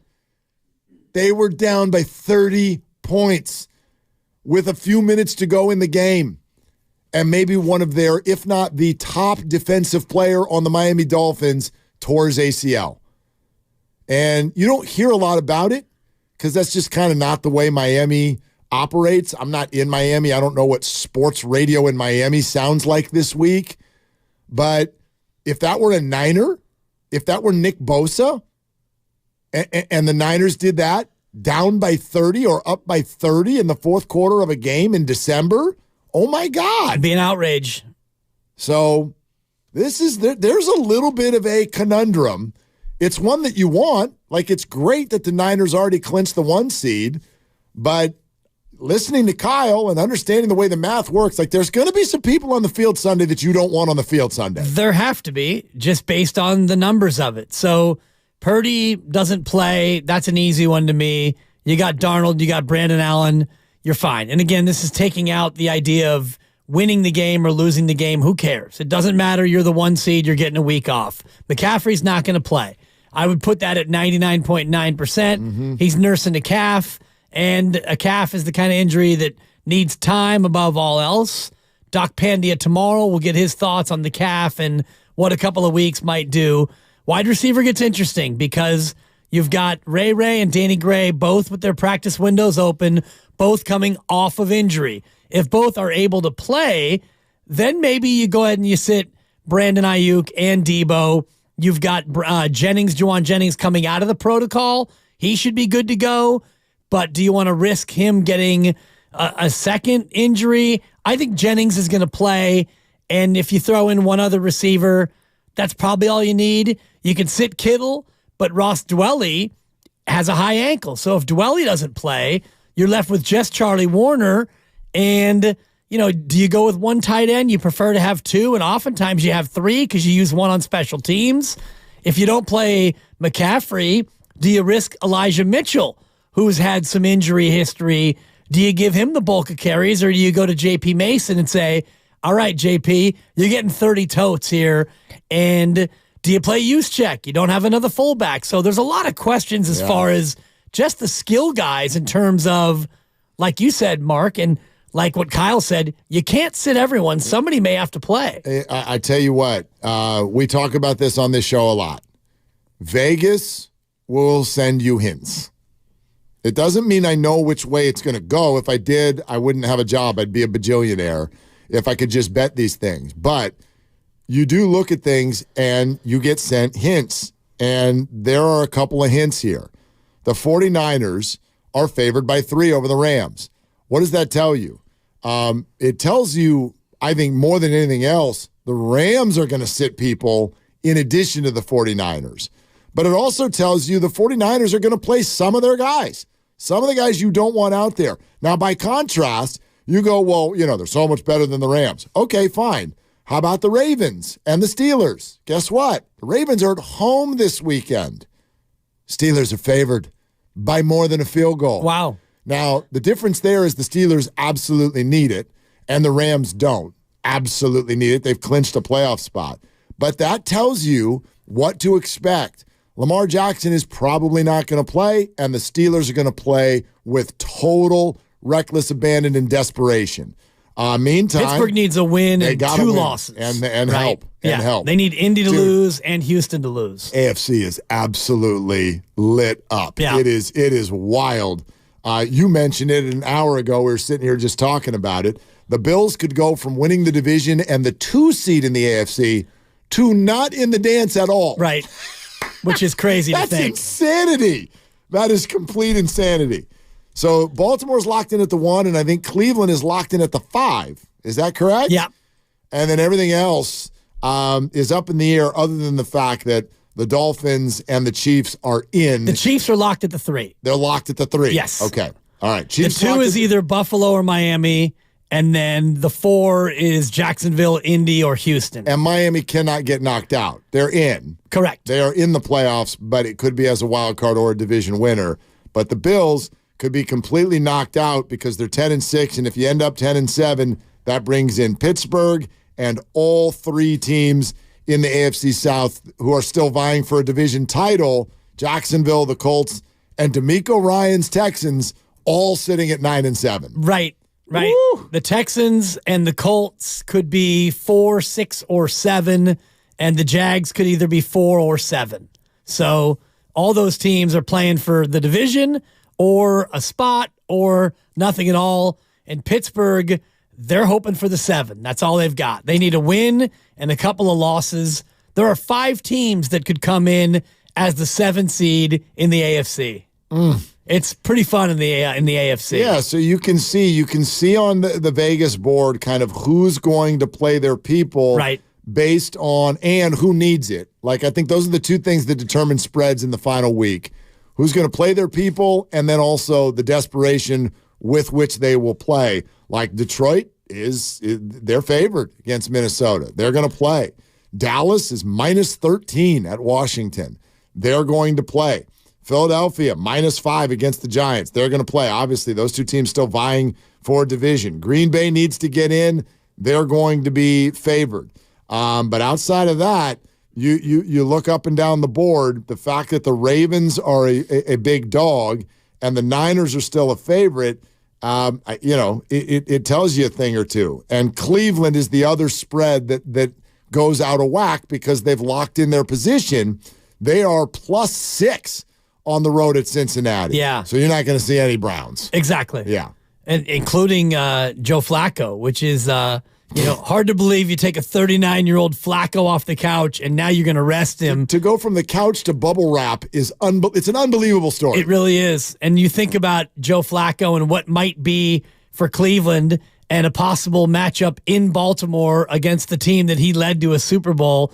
And, we can talk about all these fun scenarios, whether it's Jared Goff against the Rams and Stafford against the Lions, or Shanahan versus McVay in the playoffs, or a Philadelphia Dallas, or this one, Flacco against Baltimore. There are so many fun possible scenarios in these playoffs.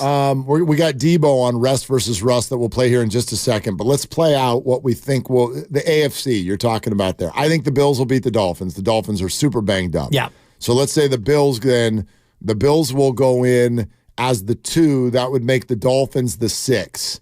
So the matchup would be Cleveland in round 1 is on the road at the winner of the AFC South. So that's probably Jacksonville. Yep. Probably. Yep.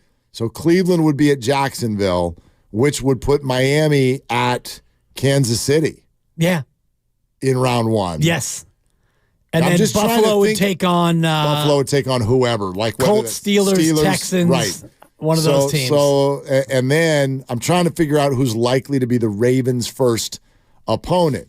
So if Miami's at Kansas City and Cleveland is at Jacksonville, and then the 7, I think the 7 will lose at Buffalo. Right. So if Buffalo wins and Kansas City wins, they're together. Like, there's a great chance that the Cleveland Browns are the Ravens' first opponent. If the Browns beat the Jags on the road. Yeah. And I think they'd be favored to do so. And the 6th seed, I think the Dolphins might have a good chance to beat Kansas City. So banged up.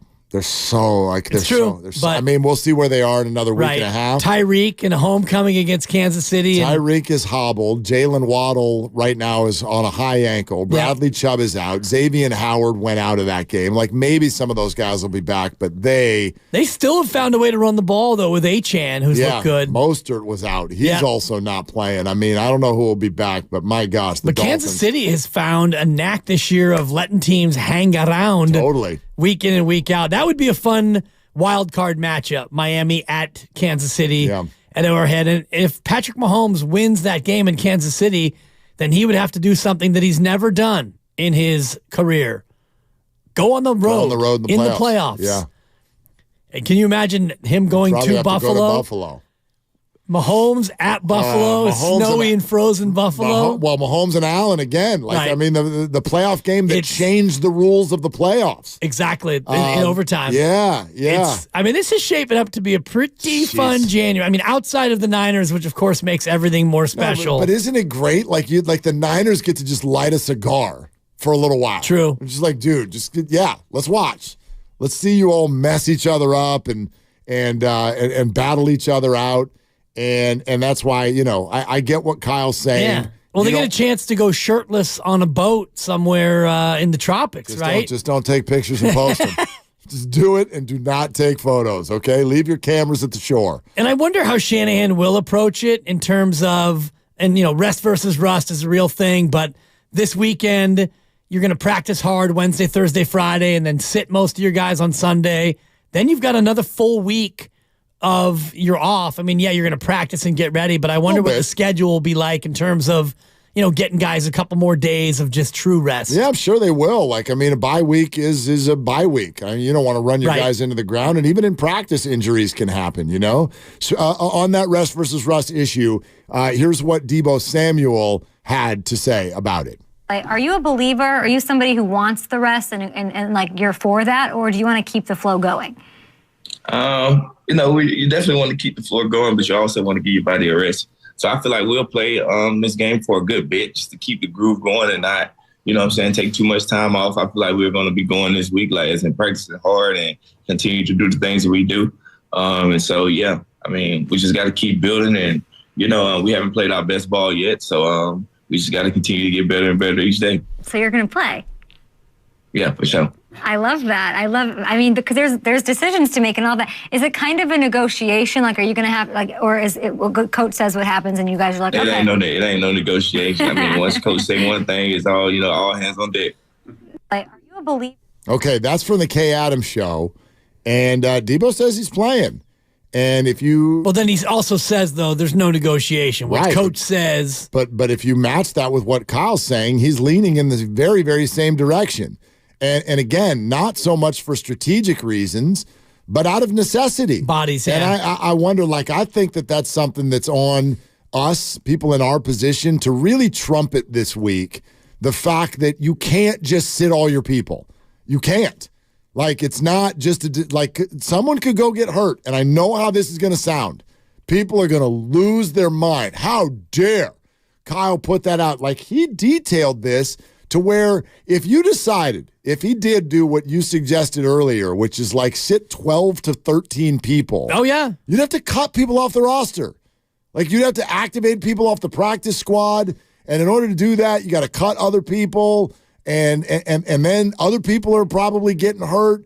Everybody suddenly gets out of their norm. And when you leave your norm, that's what opens you up to injury and just all kinds of bad stuff. So I really think that's probably what you're going to get. And I cross my fingers that nothing bad happens, because it does. It puts the coaching staff in a spot as far as the public discourse. And then even more importantly, it puts the Niners in a spot where you could potentially lose someone. And that would be awful. But you can't just take all of your players and bubble wrap them. It'd be great if you not could. all of them, but you want to take a certain number of guys and absolutely bubble wrap them. More than a few. And, probably fewer than a dozen, but closer to a dozen than a few. And I was naming a quick dozen earlier that you would want to not have play. And you probably can't have all those guys not play. But right off the rip, Brock Purdy's an easy one. You've got two other quarterbacks. He doesn't need to play. I'm not convinced he's going to do that. I'm pretty convinced he's not going to do that. We'll see. I'm with you. If I'm Kyle Shanahan, I think about Philly last year. I know. And his arm getting ripped off and the season ending. Especially if he's playing without Trent. Last thing I want to do is stick Brock Purdy out there without his left tackle. It's Brock, Christian, and Trent right away. Without even thinking about it, I redline all three of those guys. I'm with you. I'm just saying I'm not. I mean, if Debo's over here, yeah, for sure. Of course. Sure, We'll play of it. course he's going to say that. No, but I thought Debo's a guy who is hunting contact. He wants to hit you, and he's on offense. I know, but I also I think he's going to be out there. I think they're going to play this a lot like that last preseason game, that dress rehearsal. Let's go out there. You get a sweat. If it's 1 series, 2 series, whatever, probably very vanilla stuff, especially since you're going against a team you may well be playing 2 weeks later in your first playoff game. You're not going to show them anything. You're not going to, Brock, don't get cute. Get rid of the ball. Get it out of your hand. Is there risk? Of course there is. But one thing I always mention that I think is different for football teams versus fans, football teams, players, coaches, they are comfortable with the idea of major risk because it's just inherent. It's omnipresent. There's never a moment. So the whole idea But it's all risk-reward. I know. And there's no reward for playing these guys, in my opinion. How often have you, I agree with you, but how often have you seen Christian out there with 6 minutes to go and a 20-point lead? He's out there. Not with a calf strain, though. No, of course not. So this one is different on that front. Right. But Debo, Ayuk, maybe even Brock Kittle, like, are they going to go get a little run? It's sounding to me like they might. Yeah, I don't think so. And, Debo can say whatever he wants. And, of course, he's going to say that. He's not going to ever come out and say, oh, yeah, I look forward to 2 weeks off. You kidding me? I don't want to play football. Kay, I don't know if you noticed, but that S is dangerous out there. Yeah, but you heard what Kyle said. Like, and again, those of you just joining us, listen to it again. Here's what Kyle Shanahan said, Rust. Doesn't it sound like he's leaning toward putting some key people out there? I think it can be tough, but it's not just playing, it's how much you practice and everything too. And, so you got to make sure that you prepare for games by practicing. And we got a game this week on Sunday, and that's what you got. When you give guys the game off, practice changes too. And that can end up hurting guys a lot. And you end up just developing bad habits. And, I've seen it cost a lot of teams. So, and it does give some guys a chance to get healthy. But when you do that and you sit people, then, you want to sit, some of the names you guys mentioned, but then other people got to double up and do a lot more because you only get 2 guys off a practice squad also. If you want to get more than 2 off practice squad, we got to cut people on our roster.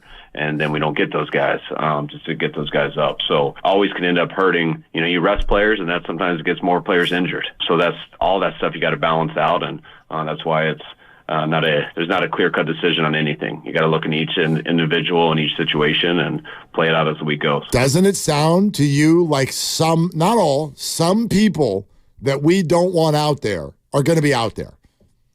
Depends on what you think of, like some people. I would put the over-under on players who don't play at 6.5, and I would take the over. I think there'll be more than 7. I think there'll be 7 or more starters who don't play. And I'm talking about big names. I'm thinking Bosa. Brock, Christian, and Trent for sure. Bosa, why would you play Bosa? And, you want to play Hargrave. You've got bodies. You've got guys who can go out there and play. You've got positions like the defensive line where you've got depth, enough depth to where you can have guys go out there. And you can have guys play more than they normally do. I'm looking at their D tackles. Kinlaw, he played 63%. They only had 46 defensive snaps against Washington. That's light work for that defense. So, you've got Kinlaw, who played 29 snaps. You've got Kevin Givens, who played 37%. Those guys can all up their numbers. You can sit Hargrave. Armstead's going to sit. I won't count him because he hasn't been healthy. He's not going to be, I don't even know if he's going to be ready for the playoffs. Sebastian Joseph Day played 11 snaps. He's in. You bump him up. Randy Gregory, you bump him up. He can play. No, I get it. There's enough. You got enough bodies to where you can just shuttle these guys deeper into the rotation. No doubt. But you hear what he says, where he's like, if you do that, now you're developing bad habits, both for those who are sitting and for those who are used to 20 snaps, and now I'm going to give them 60 snaps, and now they get hurt. And we don't want that either. True. A lot of these guys are special teamers, too. Yeah, but Randy Gregory's not. Like, the Niners need Randy Gregory for his whatever. Yeah. Want. Sure. Like, does he only play 20, 30 snaps a game? Sure, but He played 10 snaps against Washington. Okay. And Chase Young has made him less critical No than doubt. he was before. But does Chase Young play? Yeah. No. Chase Young, I would play Chase Young. Oh. Chase Young's a guy I would play. It's all nerve-wracking. I'm telling you that if I'm Kyle Shanahan and stuff, I'm taking 10 guys right away and saying, you're not playing. And if you look at like Debo and Ayuk, you sit them both and you go with Ronnie Bell. Chris Conley played 22 snaps against Washington. Tay Martin got 3 snaps. These are guys. Get in there, Tay Martin. I'm with you. Have a day, Tay. But it's gotta fit. Exactly. It has to fit. And I know you have to play somebody. It's kind of like here at 95.7 The Game. When everybody wants a day off and you run out of bodies, where do you look? Yeah. And next thing you know, the boss is on the air. How'd that go, by the way? I'd be dead honest with you. I slept. I heard the last half hour. Matt Nahagian, you did the morning show with FP, right? I would say this to you. How's me running the board right now? How many mistakes have I made? It's just wobbly. You've actually done pretty well. It's fine. We're still on the air, I trust. It's fine. Is this thing on? He's looking for the not 5, not 6, not 7. It's not Austin Slater against a lefty, but it's like it's okay. Just push all the buttons back here. There, you're the boss. He actually he did a good job, and I don't mean to high pitch my voice, but I heard the last half hour. You just purdied him right there. He did fine. Oh, he's a nice little host. He's having a good show. Yeah.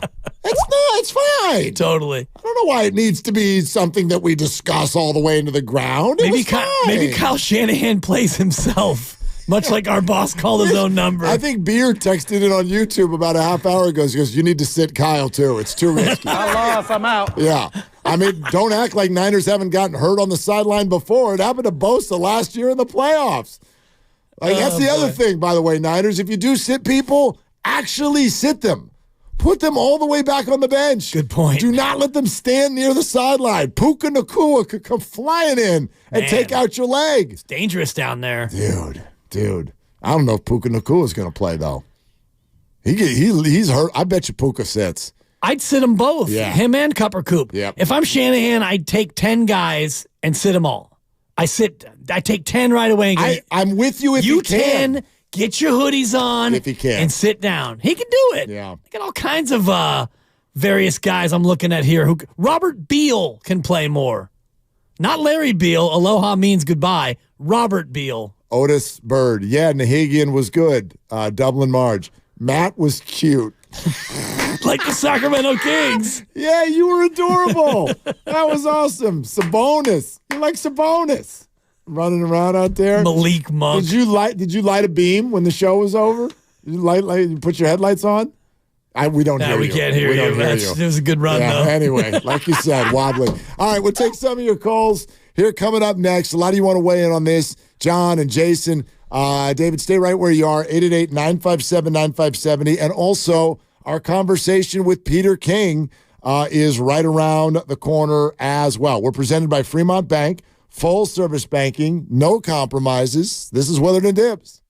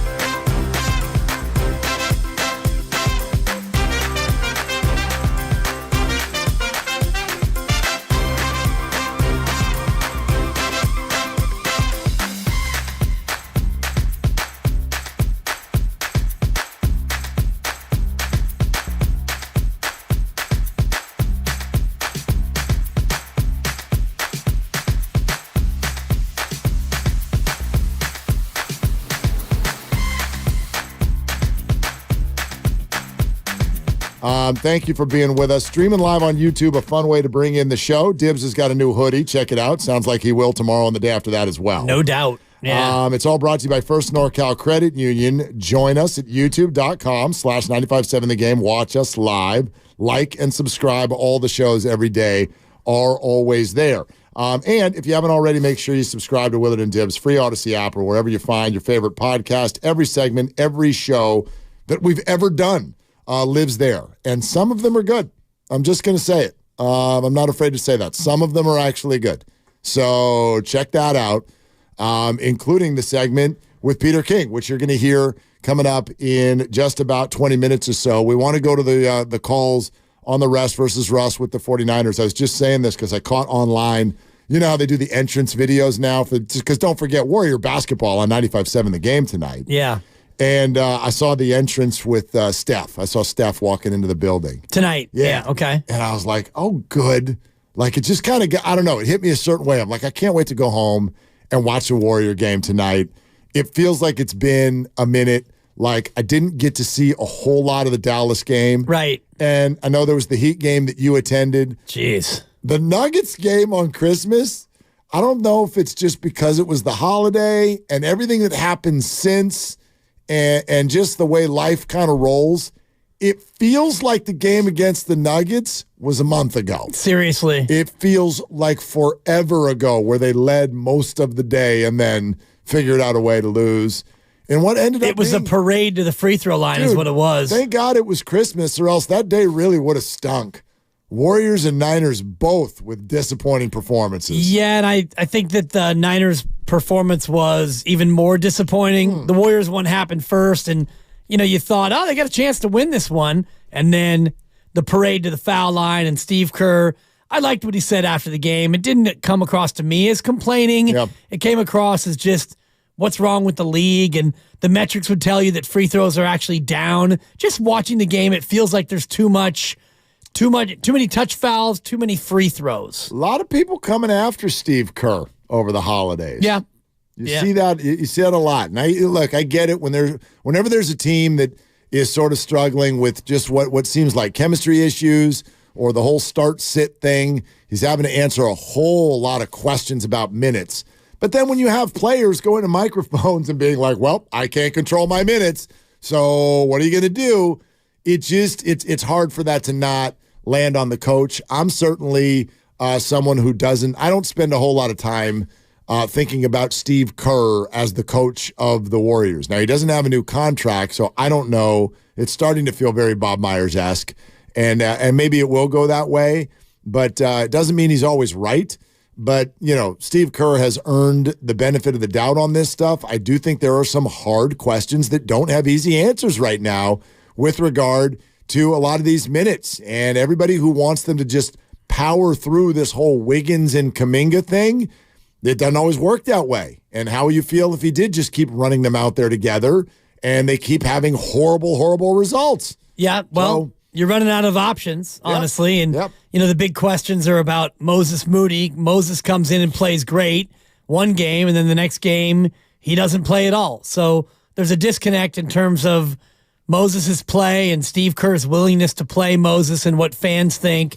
Kuminga's comments, Andrew Wiggins' kind of flatline season. And did we forget about Dre? You might mess around. I forgot about Dre. Yeah. We forgot about Dre because Dre hasn't played, and it's not like a lot of people are clamoring for his return, although he's going to return at some point. What team does he return to play on? I mean, 50 games to go. They're back below 500. They feel a little bit like they're adrift as a team. Well, I think within the next 10 days, we're going to start to get some answers over to whether or not the Warriors are looking to make a move. And whether that's Wiggins, whether that's Kuminga, whether it's both. Yeah. But you're like, there is some drama to Warrior games right now from that perspective. Like they can't wait. Like they got to get to the winning record part really soon. Well, this is or the else spot. This isn't going to be the team. Right. This is the schedule spot too. We talked about it with Steve, and I asked him if this is a time where you could look at maybe getting fat a little bit here with all these home games and winnable home games. And he kind of said, yeah, this is really the make or break stretch. And here we are in the midst of it, all these home games, and they're not really making the headway that we had hoped. Right. Sitting as the 11th seed. And, you're big getting, game tonight. And you're getting closer to the deadline, and you're going to have to either shift or get off the pot. Yeah. No, I said shift. Just trying to see if you're awake, boss.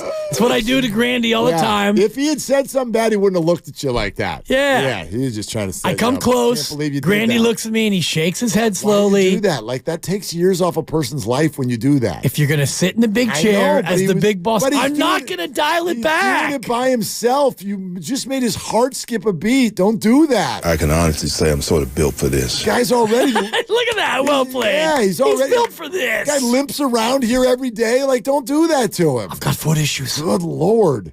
Let's go to John. Let's go to the phones. In the city. Hi, John. What are you doing? Hey, how's it going, guys? Happy New Year. Let's go 2024. I can't believe I just said. Your question. Yeah, this is John. Okay, Jonathan. Hey, this is the first time we've ever seen you come up on the board as John. Who the hell is John? Anyway. Yeah, to answer your question, I'm not worried about the Rams. We should just rest everybody, keep them healthy to, when they come down here for a playoff, our first playoff game 3 weeks from now. No NFC team worries me because it seemed like, based on recent history, that we could just bully everybody in the NFC because we're just more physical than they are. The only thing that worries me are both teams in the AFC because for some reason, like the Ravens and the Cleveland Browns, I think they're more hardened by the harsh weather in the East Coast. It's hard to explain, but we can't exert the same physicality and the bulliness that we could exert in the NFC. For some reason, even if you go further back, in the Super Bowl, it seemed like we're a physical team until we met the Ravens in the Super Bowl. So, no, I'm not worried about any team in the NFC. Just, and before I go, guys, before I forget, what's going on in Cleveland, man? It's the quarterback coaching or the coach who was playing quarterback. It just bobbles my mind. It's a crazy story, man. Jonathan, thanks so much. Like, you think about it, I caught myself saying this out loud the other day. I'm like, because Stefanski's going to win Coach of the Year. He's going to win it. We know the way that stuff works. It's whoever does the most with the least or is perceived to, to be surprising everybody. So Stefanski's going to win Coach of the Year with the Cleveland Browns. As he probably should. Probably should. He started 11 different quarterbacks this year, and they're 11-5. I was like, how have they already wrapped up their spot and they played 4 quarterbacks? Who would ever have to play 4 quarterbacks? Jeez. And I'm like, all right, the 49ers did that last Too year. soon, yeah. Although it didn't work well when they got to the 4th, and that was only for a quarter and a half. But, yeah, when you, to have success when you've got such disruption at the quarterback position is very unique. And then even more so when you're pulling someone off of the couch in order to do it. I don't know exactly what's going on. And Peter King pointed out, I do think there's a little bit of smoke around Joe Flacco that's probably just that. It's just smoke and not fire. He's playing well. He put up a bunch of numbers. He's also turned the ball over a ton. 8 picks in 5 games. Yeah, he's not been sparkling. They've been winning, and they've been dynamic at times, but I do think it's a little circumstantial, and I don't think they're just going to walk into the playoffs and pound everybody like people seem to think. It's a good football team. They've overachieved a little bit, but when you do nothing but respect, 4 quarterbacks, good Lord. That's incredible. If I told you a team had a completion percentage of 57.2 and a QB rating of 74.2. This is collectively? Collectively. Oh, my God. You would think that team is 5-11, not 11-5. Totally. Maybe worse. Right? And their defense, while I think is a very good defense, it is not necessarily playing right now as it was earlier in the year. That's true. Yeah. You can move the ball. If Cleveland, here's an example. If Cleveland, and this would be a fun matchup, I don't think Jacksonville's going to lose, but if Cleveland were to end up in Houston for their first game, if the Texans somehow came out and won that division, Cleveland might be favored. I think Houston would win. C.J. Stroud would move the ball up and down the field on Cleveland. I'm looking to see if C.J. played in that game, and that was DTR. DTR threw a touchdown pass. That's for Cleveland. I know. I just was stunned that was his game. No, it was Davis Mills and Case Keenum. Yeah. When they played, because they held Houston to 250 total yards, but that was a Davis Mills Case Keenum game. And it was just a week and a half ago. Right. Yeah, it was just a week and a half ago. So that was the week before C.J. Stroud came back for Houston. Yeah. I think Stroud, you take the weather out of it and all that. Like, Cleveland's going to have to go somewhere where weather does not play. They're probably either going to Jacksonville, Indy, or Houston. And that's not an advantage for them. I think they want to muck it up. Yeah. They want a slow turf. They're going to be going to a fast track in a warmer weather situation. And I actually think they've got their best chance. They want Jacksonville to win that division and go to Jacksonville because they don't look right. Trevor Lawrence hasn't looked right for weeks. But he's got the shoulder, right? Yeah, he sat out this week. And he's had concussion issues. But if they've got to go against Stroud or even Gardner Minshew. The shoe? Yeah, the shoe scores, man. I think those would be tough matchups for Cleveland. So we'll see on that one.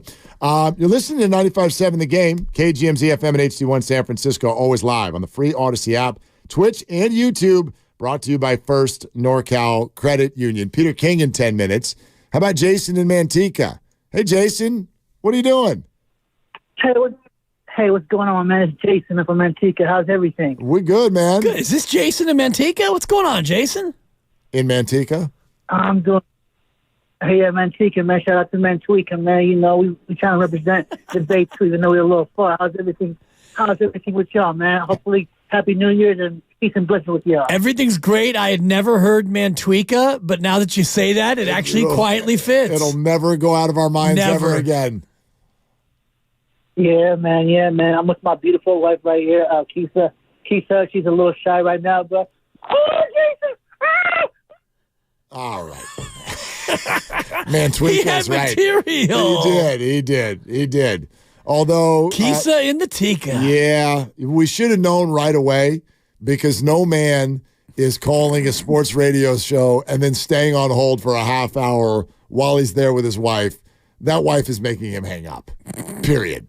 She's like, what are we doing with our night? It's 5:00. Unless the marriage had never been better with him on hold, quietly listening to you and I. Or unless we've got a Manti Te'o situation and that life is not real. Lene Kukua. Yeah. Thank you for pulling that name. You're welcome. Did you watch that doc? I did. It was incredible. What if I told you Manti Te'o didn't have a girlfriend?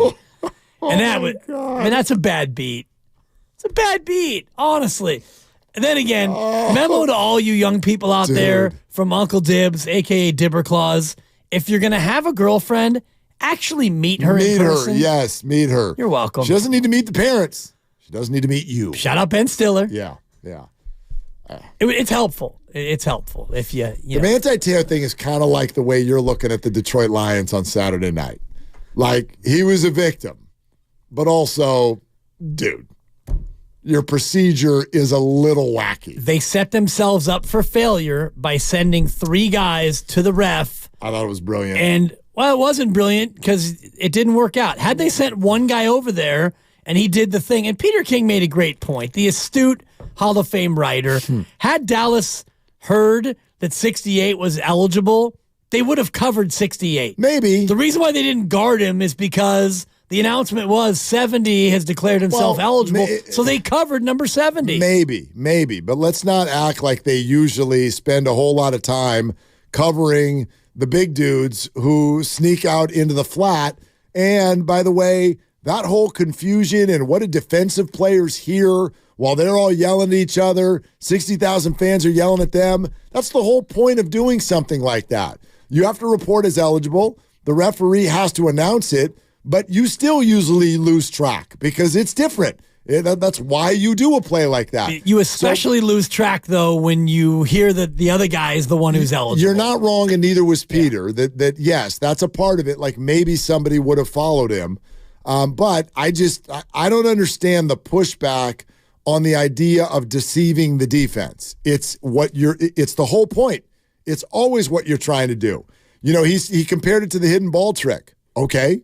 What's wrong with the hidden ball trick? Nothing, but there are rules about the hidden ball trick. You cannot be on the dirt on the mound without the baseball. Correct. So that is akin to this where, you have to report and the referee has to announce who's reported. If you didn't have to report and have them announce it, then you could get away with it a lot more easily. They don't want this sort of hokey backroom junior high deception to be a part of the National Football League. I don't know if they feel that way because they like, as even Peter pointed out, they could change the rule. They're not going to. Right. Because there's nothing wrong with it. They followed the rules. They did something that was a little bit out of the box.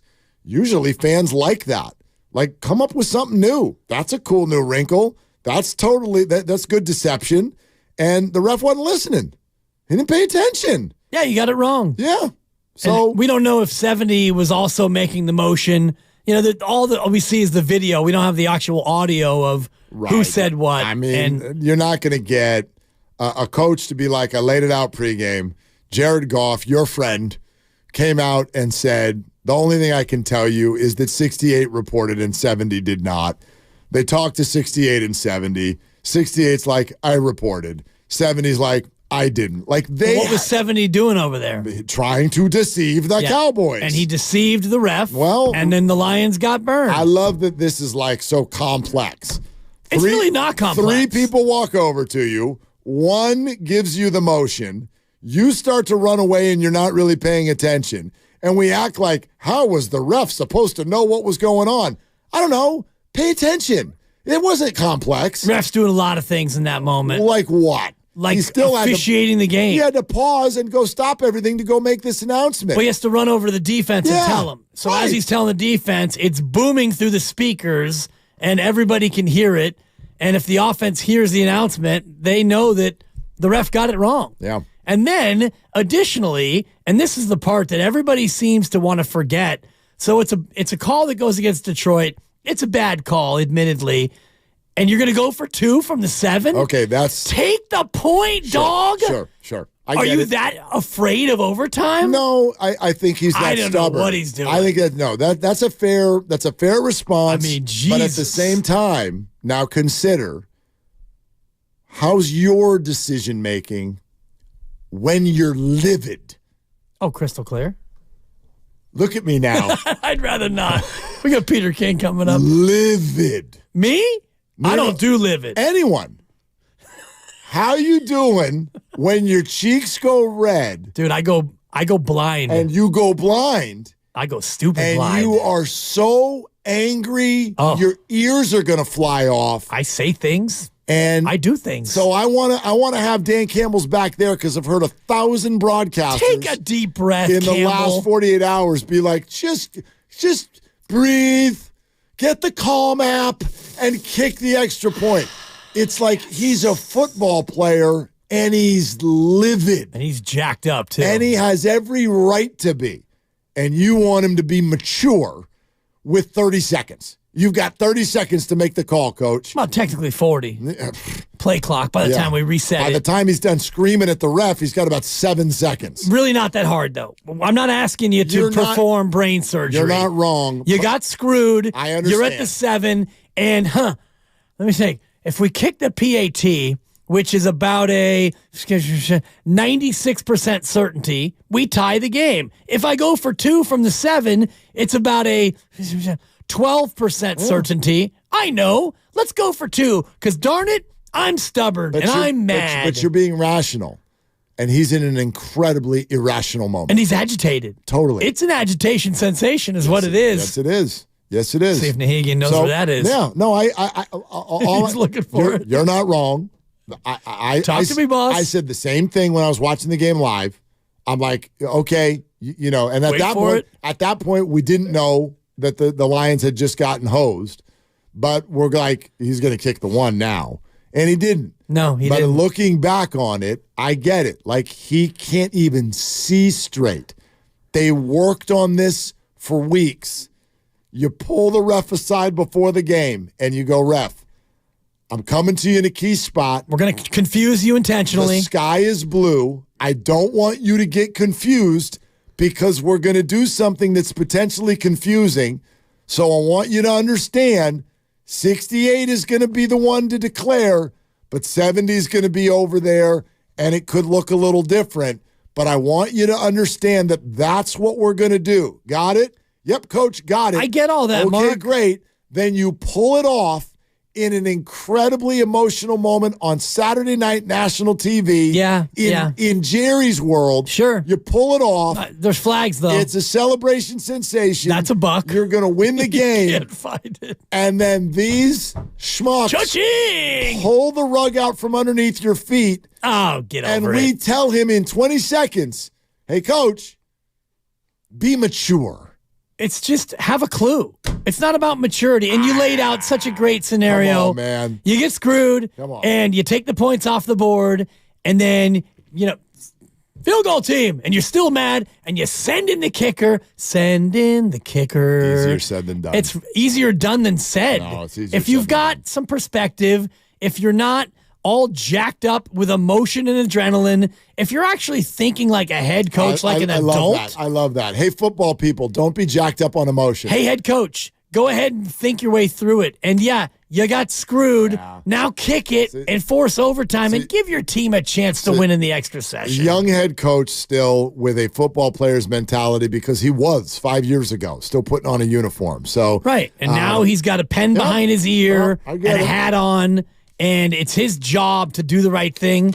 Shout out Spike Lee. He didn't. He bit a kneecap. He promised he would. He bit his own kneecap. and he did.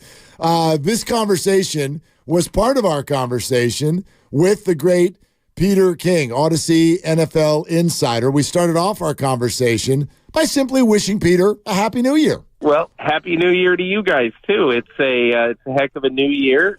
And, things couldn't look better for the Niners to me. Think about it. You got two guys on your team, and probably there are 9, but the two ones that I think of are Christian McCaffrey and Trent Williams, probably McCaffrey more, but these guys are now going to get 20 days to heal before they have to play a game that matters, which is really tremendous. I'm just assuming that Williams, as well as McCaffrey, is not going to will not play against the Rams, but I don't. You guys may know a little bit more about that than I do. Yeah, nothing definitive yet, but the thought is that Kyle Shanahan will sit the majority of the critical pieces, which leads me to the ultimate question, Peter, the eternal mythology of rest versus rust. What has your venerable experience and your general research told you about the idea of rest versus rust? Well, I think depending on what team you look at and when you look at it, I always thought it really hurt the Indianapolis Colts in the Peyton Manning era.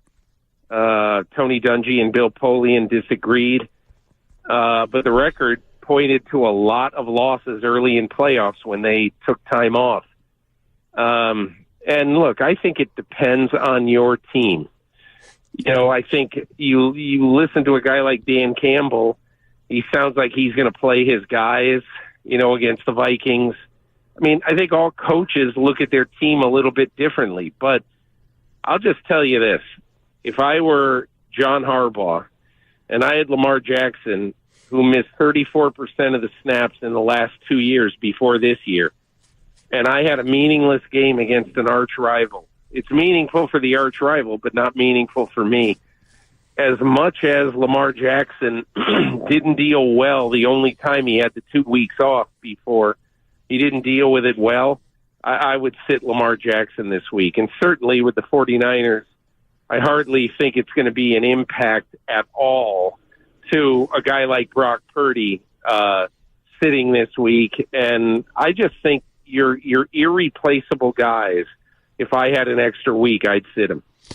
Peter King with us here on Willard and Dibbs. Since you brought up his name, Lamar Jackson, and because we've all had this conversation on a weekly basis for the last month and a half, let's find out how the Christmas night game and what's happened since has affected your thought. What is your current thought now on the MVP race? Unless something changes drastically this weekend, I'm probably going to vote for Lamar Jackson, number one. I think the fact that over their two most important games of the year down the stretch of this season. One, to beat the best team in football handily, and the other to beat the team you're fighting for home field, to complete 73% of the passes and have 7 touchdowns and no interceptions, and to incorporate a lot of new receivers while you're doing that at the same time. I mean, think about it. Isaiah Likely, Charlie Kolar, Lamar Jackson, I think, has answered all the questions. And look, Brock Purdy picked a bad time to have a very bad game against the. There are 2 teams that right now I would say are Baltimore's a little bit better now because obviously they faced them and they beat them. But these are the 2 best teams in football, and Lamar Jackson outplayed Purdy a lot in that game. So I think that counts. Does it also count the unlikely, pun intended, weapons that Lamar Jackson has in terms of how you look at the MVP? The fact that Lamar's doing it with a lesser cast than what Brock Purdy has? I mean, I think it matters. I don't think it's the overriding issue, but, look, when Lamar Jackson lost Mark Andrews, that was thought to be a gigantic blow with 5 or 6 games left in the season. But since Mark Andrews went down, Isaiah Likely, who was a 4th-round draft pick in 22, I wrote about him this week in my column. Isaiah Likely essentially has outplayed, statistically anyway, Mark Andrews in the first 10 games of the year. More yards per game, more touchdowns percentage per game. So to me, I look at this team and I look at this player and I basically say this is a guy who has done a lot with lesser players than what Brock Purdy has used. So it's a factor. It's not the factor, but it matters. Peter, if you were the 49ers, and I know we don't even know exactly who's in the playoffs yet, but if you were the 49ers, who's the NFC opponent you would rather not see? I think there's a couple of them that fully healthy would probably bother me the most, okay? One of them is the Rams. I think the 49ers are better than the Rams. I'm sure you guys do too. But the fact is that the 49ers and the Rams have an excellent rivalry. Their coaches know each other exceedingly well. And I don't mean just personally. They know what they do. Each team knows so much about the other team. And so that's why when I look at the Rams, I say on a given day, playing well, I think the Rams could give the 49ers a really good game. I think the one other team that would bother me a little bit because of a fear of the unknown is Detroit. And I think Detroit has a lot of weaponry, probably more than any other team other than the 49ers. Look at all the receivers. 1 to 5, 1 to 6, really. They're dangerous at receiver. Jahmyr Gibbs has come in as a rookie, and nobody's really been able to stop him here in the second half of the season. I don't know. I think Detroit and the Rams are the 2 teams that would worry me a little bit. And obviously, I mean, Dallas will come in spitting nails, and they will, if they had to come in, they would really want to correct the maladies of the last 12 months. But I don't know if they can. I think the 49ers have their number right now. I didn't hear Philadelphia from you, Peter, and I'm going to be honest with you. I stole from you, Peter. I stole from your article, your stat about KC and Philly, a combined 2-8 in December. Is the bloom officially off the rose for the Chiefs and the Eagles? I don't know so much about the Eagles or the Chiefs, because I think if you watch the Chiefs play when Isaiah Pacheco is running it the way he can, he now becomes a big big problem trying to stop. And I still think that even though Mahomes is not getting his receivers are not doing him any favors, I still think Mahomes is obviously any game he plays, he's trouble. Whereas in Philadelphia, they look like a cooked team. I watched a lot of their game against Arizona. And here's the one stat about this team. I mean, this is a team that early in the year I thought had the best defensive depth of any team in football. And they are now 30th in the NFL, 30th in third down rate on defense. I mean, that's awful. They cannot get off the field. The other thing that would really bother me defensively about the Eagles, I mean, think about it. The Giants and the Cardinals, both in the lower quadrant, in the bottom quartile of teams in the NFL on offense right now. And they got 51 points combined against the Eagles in the 2 second halves. Both games at the Link. This team, I think, needs to reboot in the offseason. I don't think they're going to create much of an issue for anybody this January. I'd be surprised. We're talking with Peter King, and Insider Calls are brought to you by Old Spice Gentleman's Blend Body Wash, providing exfoliation plus 24/7 moisturization because men have skin too. Peter, go back to Christmas night just because we haven't had a chance to really download since then. Like, is there a matchup issue there, do you think, or was it kind of circumstantial? Like, if the Niners have to face Baltimore again, what would you think? You know, it's funny. This was maybe a month ago. I was talking to Kevin Stefanski when the Browns were on their run that they're still on. And he was talking to me about his division, different players, all that stuff. And one of the things he said to me was, Kyle Hamilton is kind of like Victor Wembanyama, or I'm probably mispronouncing his name, but he said you nailed it. He said he is his whole point was that if you look at him, he's all arms and legs, and he's all athleticism, and he makes plays above your head. He makes plays on the ground. He's a great tackler, and I think that night, I think he was a problem for the 49ers, obviously. And look, I'm never a very big proponent of looking at a team like, for instance, the Niners in this case, and looking at a team when that team plays a lousy game. And also, I'm not a big proponent of fluky turnovers. You know, like two of those interceptions were kind of fluky. They just were, 2 of the 4 interceptions. But, again, it was not a good game for Brock Purdy. And when he had to make a play to try to come back, he couldn't do it.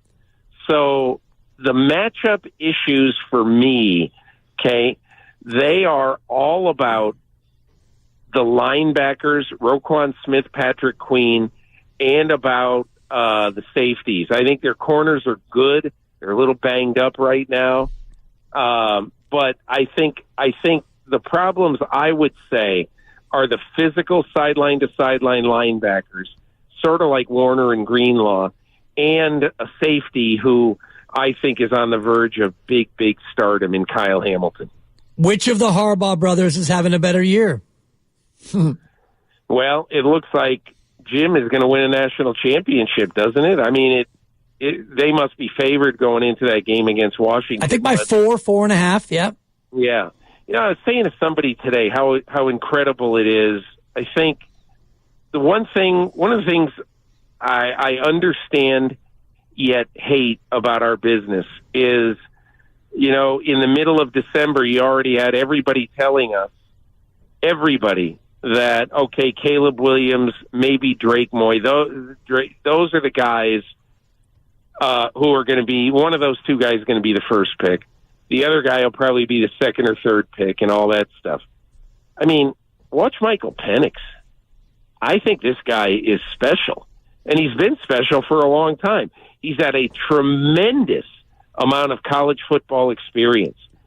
Penix, Nix, these guys, I think it's a dangerous sport right now to try to forecast who's the best quarterback like right now. Really study, put the tape on for every single game of all these guys, and then make a choice. If I were Ryan Poles, I'd probably hang on to Fields unless I felt one of those guys is Joe Burrow. And I think what I don't like is sort of pre-scouting, and pre-drafting guys when you got 4 months before the draft. Give it time. Nobody has to be right on January 2nd or 3rd. And that's why I think, I don't know, who's going to be the best one of those guys, but I think it's kind of foolish to try to predict right now who definitely is going to be the best guy. Peter, you mentioned some of the 49ers who may sit this weekend, and Purdy is certainly potentially among those.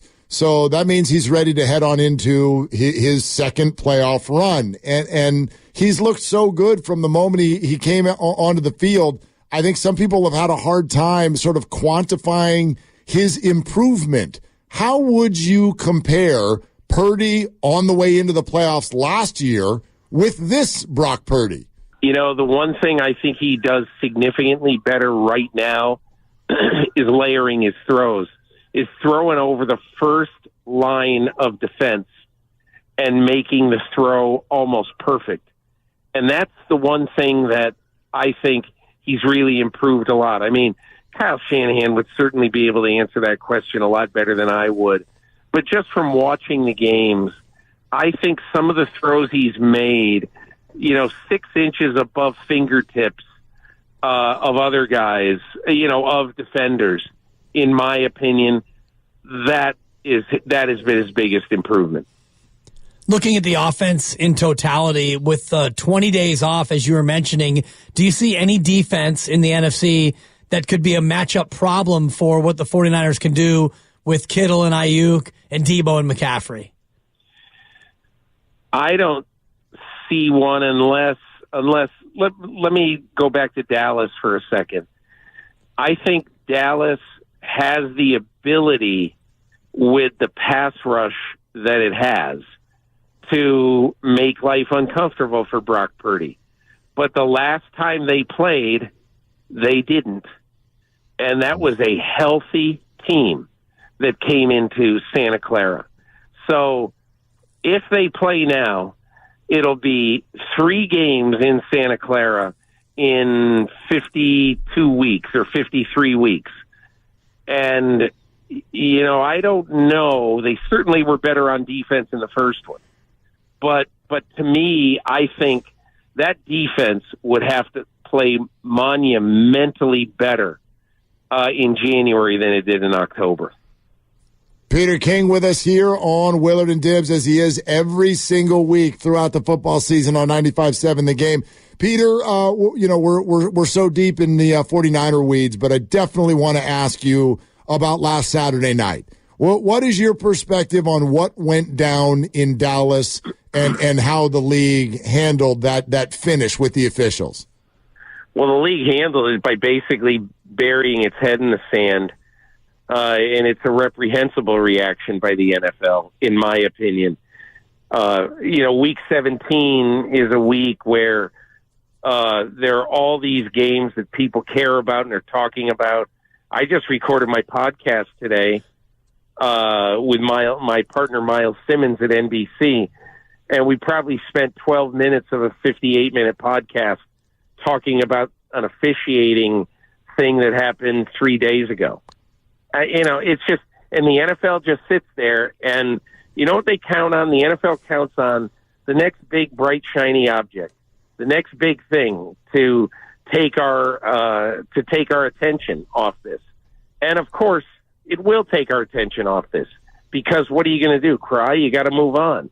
But anyway, the NFL does a good job of ignoring what everybody is talking about and should be talking about, because it was a terrible job. Now, having said that, I think there are 2 very specific and very different things that bother me about that. Number one, obviously, I think this is a 65-35 bit of blame. Brad Allen is the 65.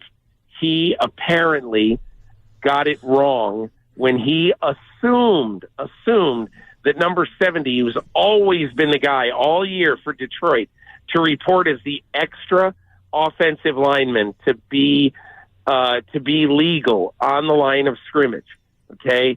To be a legal receiver on the line of scrimmage. Brad Allen assumed, and you know what they say about people who make assumptions. You know, this was a bad assumption, obviously. So that's the first thing.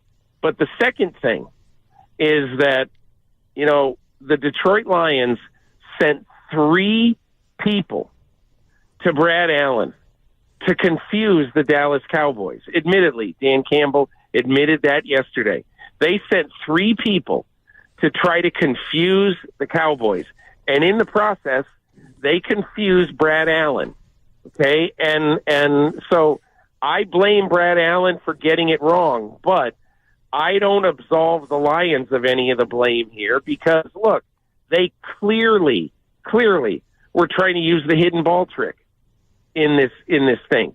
They tried to do something that maybe you could say it's within the rules, but it doesn't seem very sportsmanlike to me. And once Brad Allen announces number 70 is an eligible receiver, pitcher, the fourth tackle on their team, once he announces that, then there is no reason for the Dallas Cowboys to pay any attention to the left tackle Taylor Decker. So when he goes out and catches the ball, you see he's wide open. They wouldn't pay any attention to him because the official never said he was an eligible receiver. Why would you be covering somebody who's not an eligible receiver? So that's the Lions' fault right there. It's Brad Allen's fault for getting that wrong, but the Lions contributed to it. And to me, the last thing I would say, if Brad Allen had said 68 is eligible, Taylor Decker, you know what would have happened? One of those linebackers or a safety for Dallas would have stood right across from Taylor Decker just because they knew at that point that he was eligible and they had to watch him. So that is what I think about it. It's unfortunate. And you know what? The NFL could fix it. Mike Florio wrote yesterday that the NFL doesn't plan to do anything about this. What a cop-out. What a bunch of children allowing this ridiculous thing. It could happen again. Somebody could send 5 linemen to a referee just to try to confuse the other team. You know, how do you know who's going to be eligible or ineligible? And the NFL, all they have to say is there's only one person who's allowed to go up to the official and say, I'm reporting eligible. If more than one person do it, it's an unsportsmanlike conduct penalty. That's what the NFL should do. Let's see if they do it. Florio writes that they're not going to do it. Cop out by the NFL. Yeah, well said, Peter. And I'm glad that you at least gave some absolution to the official who was clearly confused and not making eye contact with the player who did report. But the fact that they announced it over the loudspeaker and the Lions didn't make the adjustment or call timeout or correct it does make them somewhat complicit as well. Culpable, yeah. I want to ask you about Joe Flacco and the inexplicable season he's had. Can you put that into some context as to just how unbelievable his maneuver from couch to contender has been? Well, it's interesting. I talked to him the other day after he played the Jets. And one of the things that he tried to say is that, look, if you're a competent quarterback, and he obviously is, it shouldn't be that hard to throw to an open receiver 15 yards away. And that's what he talked about when I asked him about how he's hit the ground running so well. And I think he's right. They've got good receivers, very good receivers. Elijah Moore has been reborn after leaving the Jets, and he's done a very, very good job. But I think the quarterback in this case is a veteran presence. He knows what to do with the ball. He's been very smart. He's got an excellent coach and in Kevin Stefanski and a good play caller. and a good offensive coordinator in Alex Van Pelt. To me, he's doing what he's supposed to do. All right. And the one other thing I would say about Flacco that's interesting, he's been great. I'm not going to sit here and say anything bad. However, he has turned the ball over 9 times in 5 games. So, I think what's important to realize is that he's been really, really good. But if he turns it over twice a game in the playoffs, they'll lose a close game. Peter, you said a few minutes ago the Eagles look like a cooked team. Yeah. And, our Odyssey station in Philadelphia can't stop taking phone calls today about people who want Sirianni's head. You know how quickly a fan base can turn. But what's your perspective on this? The job Sirianni has done and the state of the Eagles and where they would go, for instance, if they did lose in round 1? I don't know. I mean, it's easy to say, oh, that's ridiculous. He had him in the Super Bowl last year. I do think he's going to have to make some changes on his coaching staff. Probably he's going to have to overhaul his defense. I doubt he'll be fired, but I can't say for sure that he won't be. If they feel that he's lost control of his team, look what they did with Doug Peterson. They felt like he kind of lost control of a Super Bowl team too, and Peterson won the Super Bowl. So I can't tell, but this is not a time, honestly, to overreact. If you're in Philadelphia, you've got an excellent roster. There's a reason why this is happening. Your corners have gotten old before your very eyes. You're going to have to try to spend some money both in the secondary and on the coaching staff, I think, in the off season. And look, they're going to have some holes to fill. There's no question about it. But this is a good team with good players, and the last thing they should do is panic. All right, great stuff from Peter King with us every single week on Willard and Dibbs. If you missed any portion of that conversation, you can go to the Odyssey app. You can also do YouTube and check it out and listen to everything that Peter had to say to us about NFL Week 18 on the way in the playoffs, which are on tap. What's also on tap tonight right here on 95.7 The Game is the Warriors hosting the young and talented Orlando Magic coming into town and in need of a victory. But something a little bit more than the game itself has developed out of Steve Kerr's pregame news conference. Take a listen to what he has to say. This is an exchange with Anthony Slater about Draymond Green and where he is and what he's doing right now. We're into January now. I was just wondering on the Draymond front, is he back in the facility at all, or is there just any update? He's not been in the facility, at least with us. He may have been coming in on his own. Are you in contact with him at all? A little bit, yeah. We text, but we've been giving him his space. He's been giving us ours. I know what he's trying to deal with isn't necessarily on the court, but do you know, as far as the type of shape he's in, is it going to be even once he comes back, it's going to take a while? Or yeah, not sure. Okay. Not sure, yeah. Okay, that is a pretty quick back and forth between Steve Kerr and Anthony Slater in terms of the length of his answers. Right. Which I think that a lot of us, those of us who've talked to Steve, like that conversation started a few weeks ago on this show when he announced that Draymond is not practicing with the team because he's allowed to. He's allowed to practice with the team, but he's not. And the assumption was he would stay around the team and get help along with the team. And Steve broke that that's not the case. Right. And now to hear that we're now into the new year and that sentence, we're giving Draymond his space and he's giving us ours, is dripping with intrigue. Yeah. What do you make of that? I make of it that it's going to be longer than we thought, and it's been 3 weeks to the day since he last appeared, and he spun around and flailed into Yusuf Nurkic and subsequently was suspended. The team is 5-4 in the 9 games since he's been gone. And initially we thought it might be 10. Then we thought it might be 20 games. And it's been 3 weeks and it's been 9 basketball games. And it feels to me like it might be closer to 20 to 25 games before he returns. The fact that he hasn't been with them. And Anthony even followed up with Steve saying, has he been here at all? And Steve said, not with us. He might have been in here on his own, meaning, Draymond coming in on his own, working out on his own, lifting weights, getting treatment, but not being around the team. And then that part you mentioned, Mark, he's giving us his space or he's taking his. We're giving Draymond his space and he's giving us ours. That sounds to me like there's been very little contact outside of text messages. It's interesting that you kind of take from it that it might mean it's going to be longer. And I'll agree with you, but maybe there's also another aspect to this, which is it makes me just wonder how Draymond and the Warriors are doing. With each other. Right.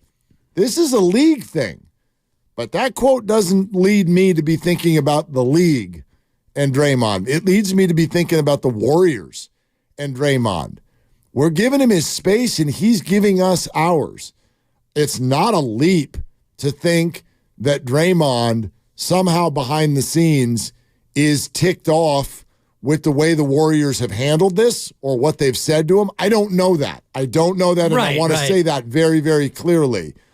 But it makes me wonder, like, this has been a number of weeks and there's no contact other than a few text messages here and there. 3 weeks to the day. No plan, no connection, no practicing, no nothing. No nothing. Right. And so that brings up new questions. Absolutely. Especially with the trade deadline looming in, I think, February 8th. Yeah. So you're looking at 37 days till the trade deadline. 5 weeks from Thursday will be the deadline. And everybody wants the Warriors to make a move. You got to make a move because this roster is not good enough to compete. And nobody ever throws out the name Draymond Green when it comes to, quote, make a move. But if there is a disconnect that continues and if there isn't any sort of, contact or sense of, Draymond coming back or the league being open to him coming back or the team pushing for him to come back, it feels to me like 3 weeks have passed and nothing has changed. Yeah. This is really it's a strange one. Well, it's getting to the point where it feels now like unless the Warriors go on a little streak here, that this roster is not going to survive the trade deadline. I don't know who it is. We throw these things around in a way that makes it sound like it's so much easier to trade people than it is. I always look at it whenever you start thinking about making roster moves, you got to understand this from the perspective of the other team. Who wants to acquire Draymond for 3 more years and close to $80 million after this year? What team is looking to do that? I don't know the answer to that. Andrew Wiggins is playing the worst basketball of his career. At least the consistency of it suggests that. And while he's at a relative bargain, there's a lot of money left on that deal too. Who wants to do that? Now, Kuminga, I think you could sell that all over town. But do the Warriors want to do that? That seems like that would not be a very popular thing right now. So this gets difficult, but it is starting to feel like there is a lot going on behind the scenes. So we can definitely take some calls on that. We're headed toward Warriors Live. 888-957-9570 is the number. And a little bit of a different tone around the Draymond Green situation based on that quote from Steve Kerr. This is Willard and Dibs.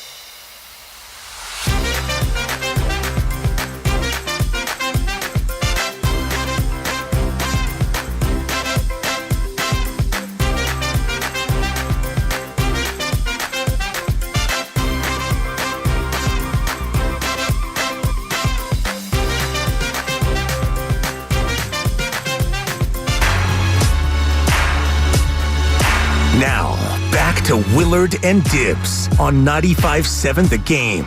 All right, we'll hit some phone calls here in a second. If you're just joining us, Steve Kerr, moments ago, maybe a little bit more than moments ago, a handful of minutes ago, getting ready for the game against Orlando tonight, being asked about the Draymond Green situation, and said he has not at any point been in the facility when the Warriors are. Maybe he's come in on his own. And the quote that is really interesting is Steve Kerr saying, we're giving Draymond his space and he's giving us ours. And as I'm just sitting here with this for a little bit, all I can tell you what goes on in my mind's eye. I don't know. I maybe everybody's really happy with each other. Maybe they all love the hell. It feels to me like the Warriors might have really gotten upset. And you can understand why. You know, we've had it. We've had it. Right. And that leads to something like this where we're like, everybody go to their corners for a few weeks and then we'll reassess. But what does that mean? Does that mean everybody calms down when the league reinstates him and he comes to play basketball? Or does it mean that the Warriors are like, look, go away for a little while and we're going to decide what to do, and that may mean not having you on the team anymore. Right, 37 days till the trade deadline. And Bill Simmons on his podcast already threw out the scenario from a few days ago of Draymond to the Lakers for Austin Reeves. And put aside the fact that Draymond's a legacy Warrior, he's a forever Warrior, he's a jersey retirement guy, statue guy, whatever you want to put him in the pantheon, he's there.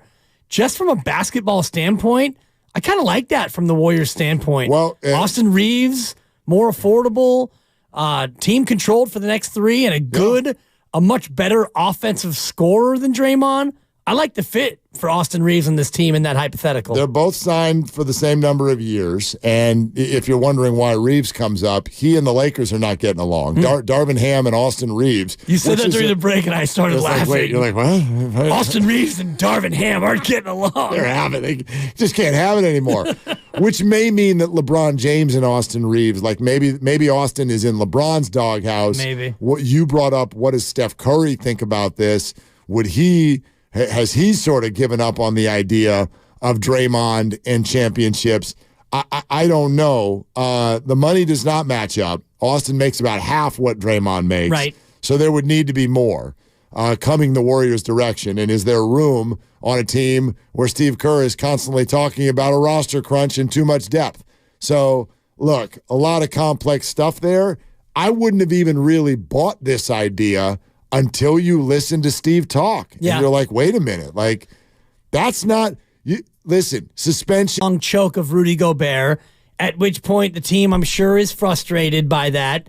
And Draymond had his teammates back and all that. And I'm sure there were conversations about enough is enough and this is it. And then just a couple of weeks later, he does what he did to Yusuf Nurkic, and he gets suspended indefinitely from the league. And then Steve said even to us on his weekly visit here on Willard and Dibs that he wasn't surprised and that he thought the suspension was appropriate and expected. So I'm sure the team is, in a certain way, saying enough is enough. No, livid. Like livid. Like livid. Yes. And so if Draymond is frustrated at the lividity, if it's a word, if not, I made it up and I'm going to keep using it. I think it is. The state of how livid they are. And he's like, well, forget you then. You're supposed to have my back. Maybe the two sides are really at odds. And is the dispute, for lack of a better way to describe it, is it irreparable, Mark? Because if it can't be fixed, well, then you got to do something here in the next 37 days. Lividity is a word. Score it. However, it does not mean what you thought that it meant. Well, it has to. It does not mean the state of being livid. Lividity refers to the bluish-purple discoloration of skin after death. Boy, that turned on me. You just killed the Warriors. Look at Sterling. Third different board op. Our show is so high maintenance. It didn't occur to me until I read it. I'm like, oh, yeah, I think I heard that word on CSI one time. Count that? Yeah. No, don't count it. Wave it off. I think those guys were like, yeah, lividity is set in.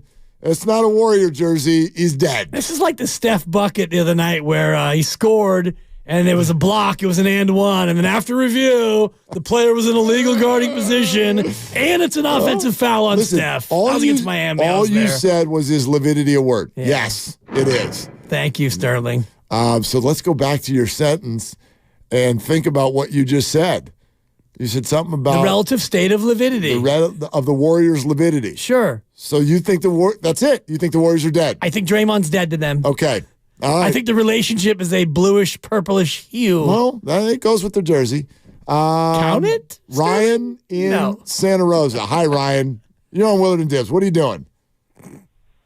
Dibs and Willard, I appreciate it. I hope you guys had a good New Year's, and I appreciate you guys taking my call. Thanks for calling. So we all know Draymond Green has a high basketball IQ. Does he also have a high IQ besides basketball? He's getting paid 4 years, $100 million contract, and he's suspended indefinitely. And does he know his team's on the decline? And since he's suspended, does that make his trade value go down? So he's stuck on the Warriors? Is all I'm asking. Well, here's the thing about Draymond. Ryan, thanks so much. This is why I do still think, like, the idea of Draymond on the open market is not crazy. And here's why. He still plays well. Like, we would be having a very different conversation if people were like, he's getting suspended and when he plays, he stinks. But that's not the case. He's played good basketball when he plays. And what do we also know about professional franchises and coaches and GMs? They always think they can fix a guy. Right. Like, let's get him over here. Like, especially if we are talking about the Lakers. You think LeBron is like, nope, can't control him. Probably not. LeBron's like, come here, big guy. Exactly. I got you, and you're going to fit into this. Same agent, same umbrella off the court, good friends. It's not a crazy thought once you can get past, and I don't know if we can, the whole, like, You telling me that that's how the big three is going to finish? The Warriors are just going to meekly on January 28th or something trade one of the big three because he can't stop hitting people? What's the alternative? The alternative is the insanity that we seem to be stuck in, which is, I hear you. It's ostrich basketball thinking that the big three are still good enough to be championship caliber. And if you don't think that this big three can still win a championship, and the evidence is piling up to the contrary that they actually can, if that's the reality, then you have two choices. Ride it out to the very end with the big three, or do something bold. And if you're going to do something bold, this would be the time, Mark, in the next 37 days with a player who may be more disgruntled than actually gruntled. Yeah, I mean, listen. See if I made that up. Can you be gruntled? Gruntled. Oh, boy, if you're disgruntled, gruntled. Gruntled. Pleased, satisfied. Why doesn't anyone ever use gruntled? You just did. We only use disgruntled. Why don't we ever just talk about being gruntled? The example that Google gives, once he was gruntled, a wife and a kid, a good job, but because he devoted too much time to the latter, the formers packed up and left. Man, I thought gruntled was what I was on New Year's Eve. Am I right? I'm going to start using gruntled. Okay, do it. Stop with the lividity, though. That gets uncomfortable. That turned on me. I mean, I know you like to kill people on the radio. Yeah. You've done it many times. But maybe we do something different with that word. I did that earlier off the air. Oh, yeah, with Greg Roman. Oh, that's right. Rest in peace. Turns out he's healthy and thriving. Greg Roman is Sorry, fine. Greg. Anyway. Greg is gruntled currently in Baltimore. This is why I think there's massive urgency on tonight and these next few games, because this is the rest of a homestand, and outside of a winning streak, I do think Warrior fans need to start preparing themselves for something that you didn't see coming.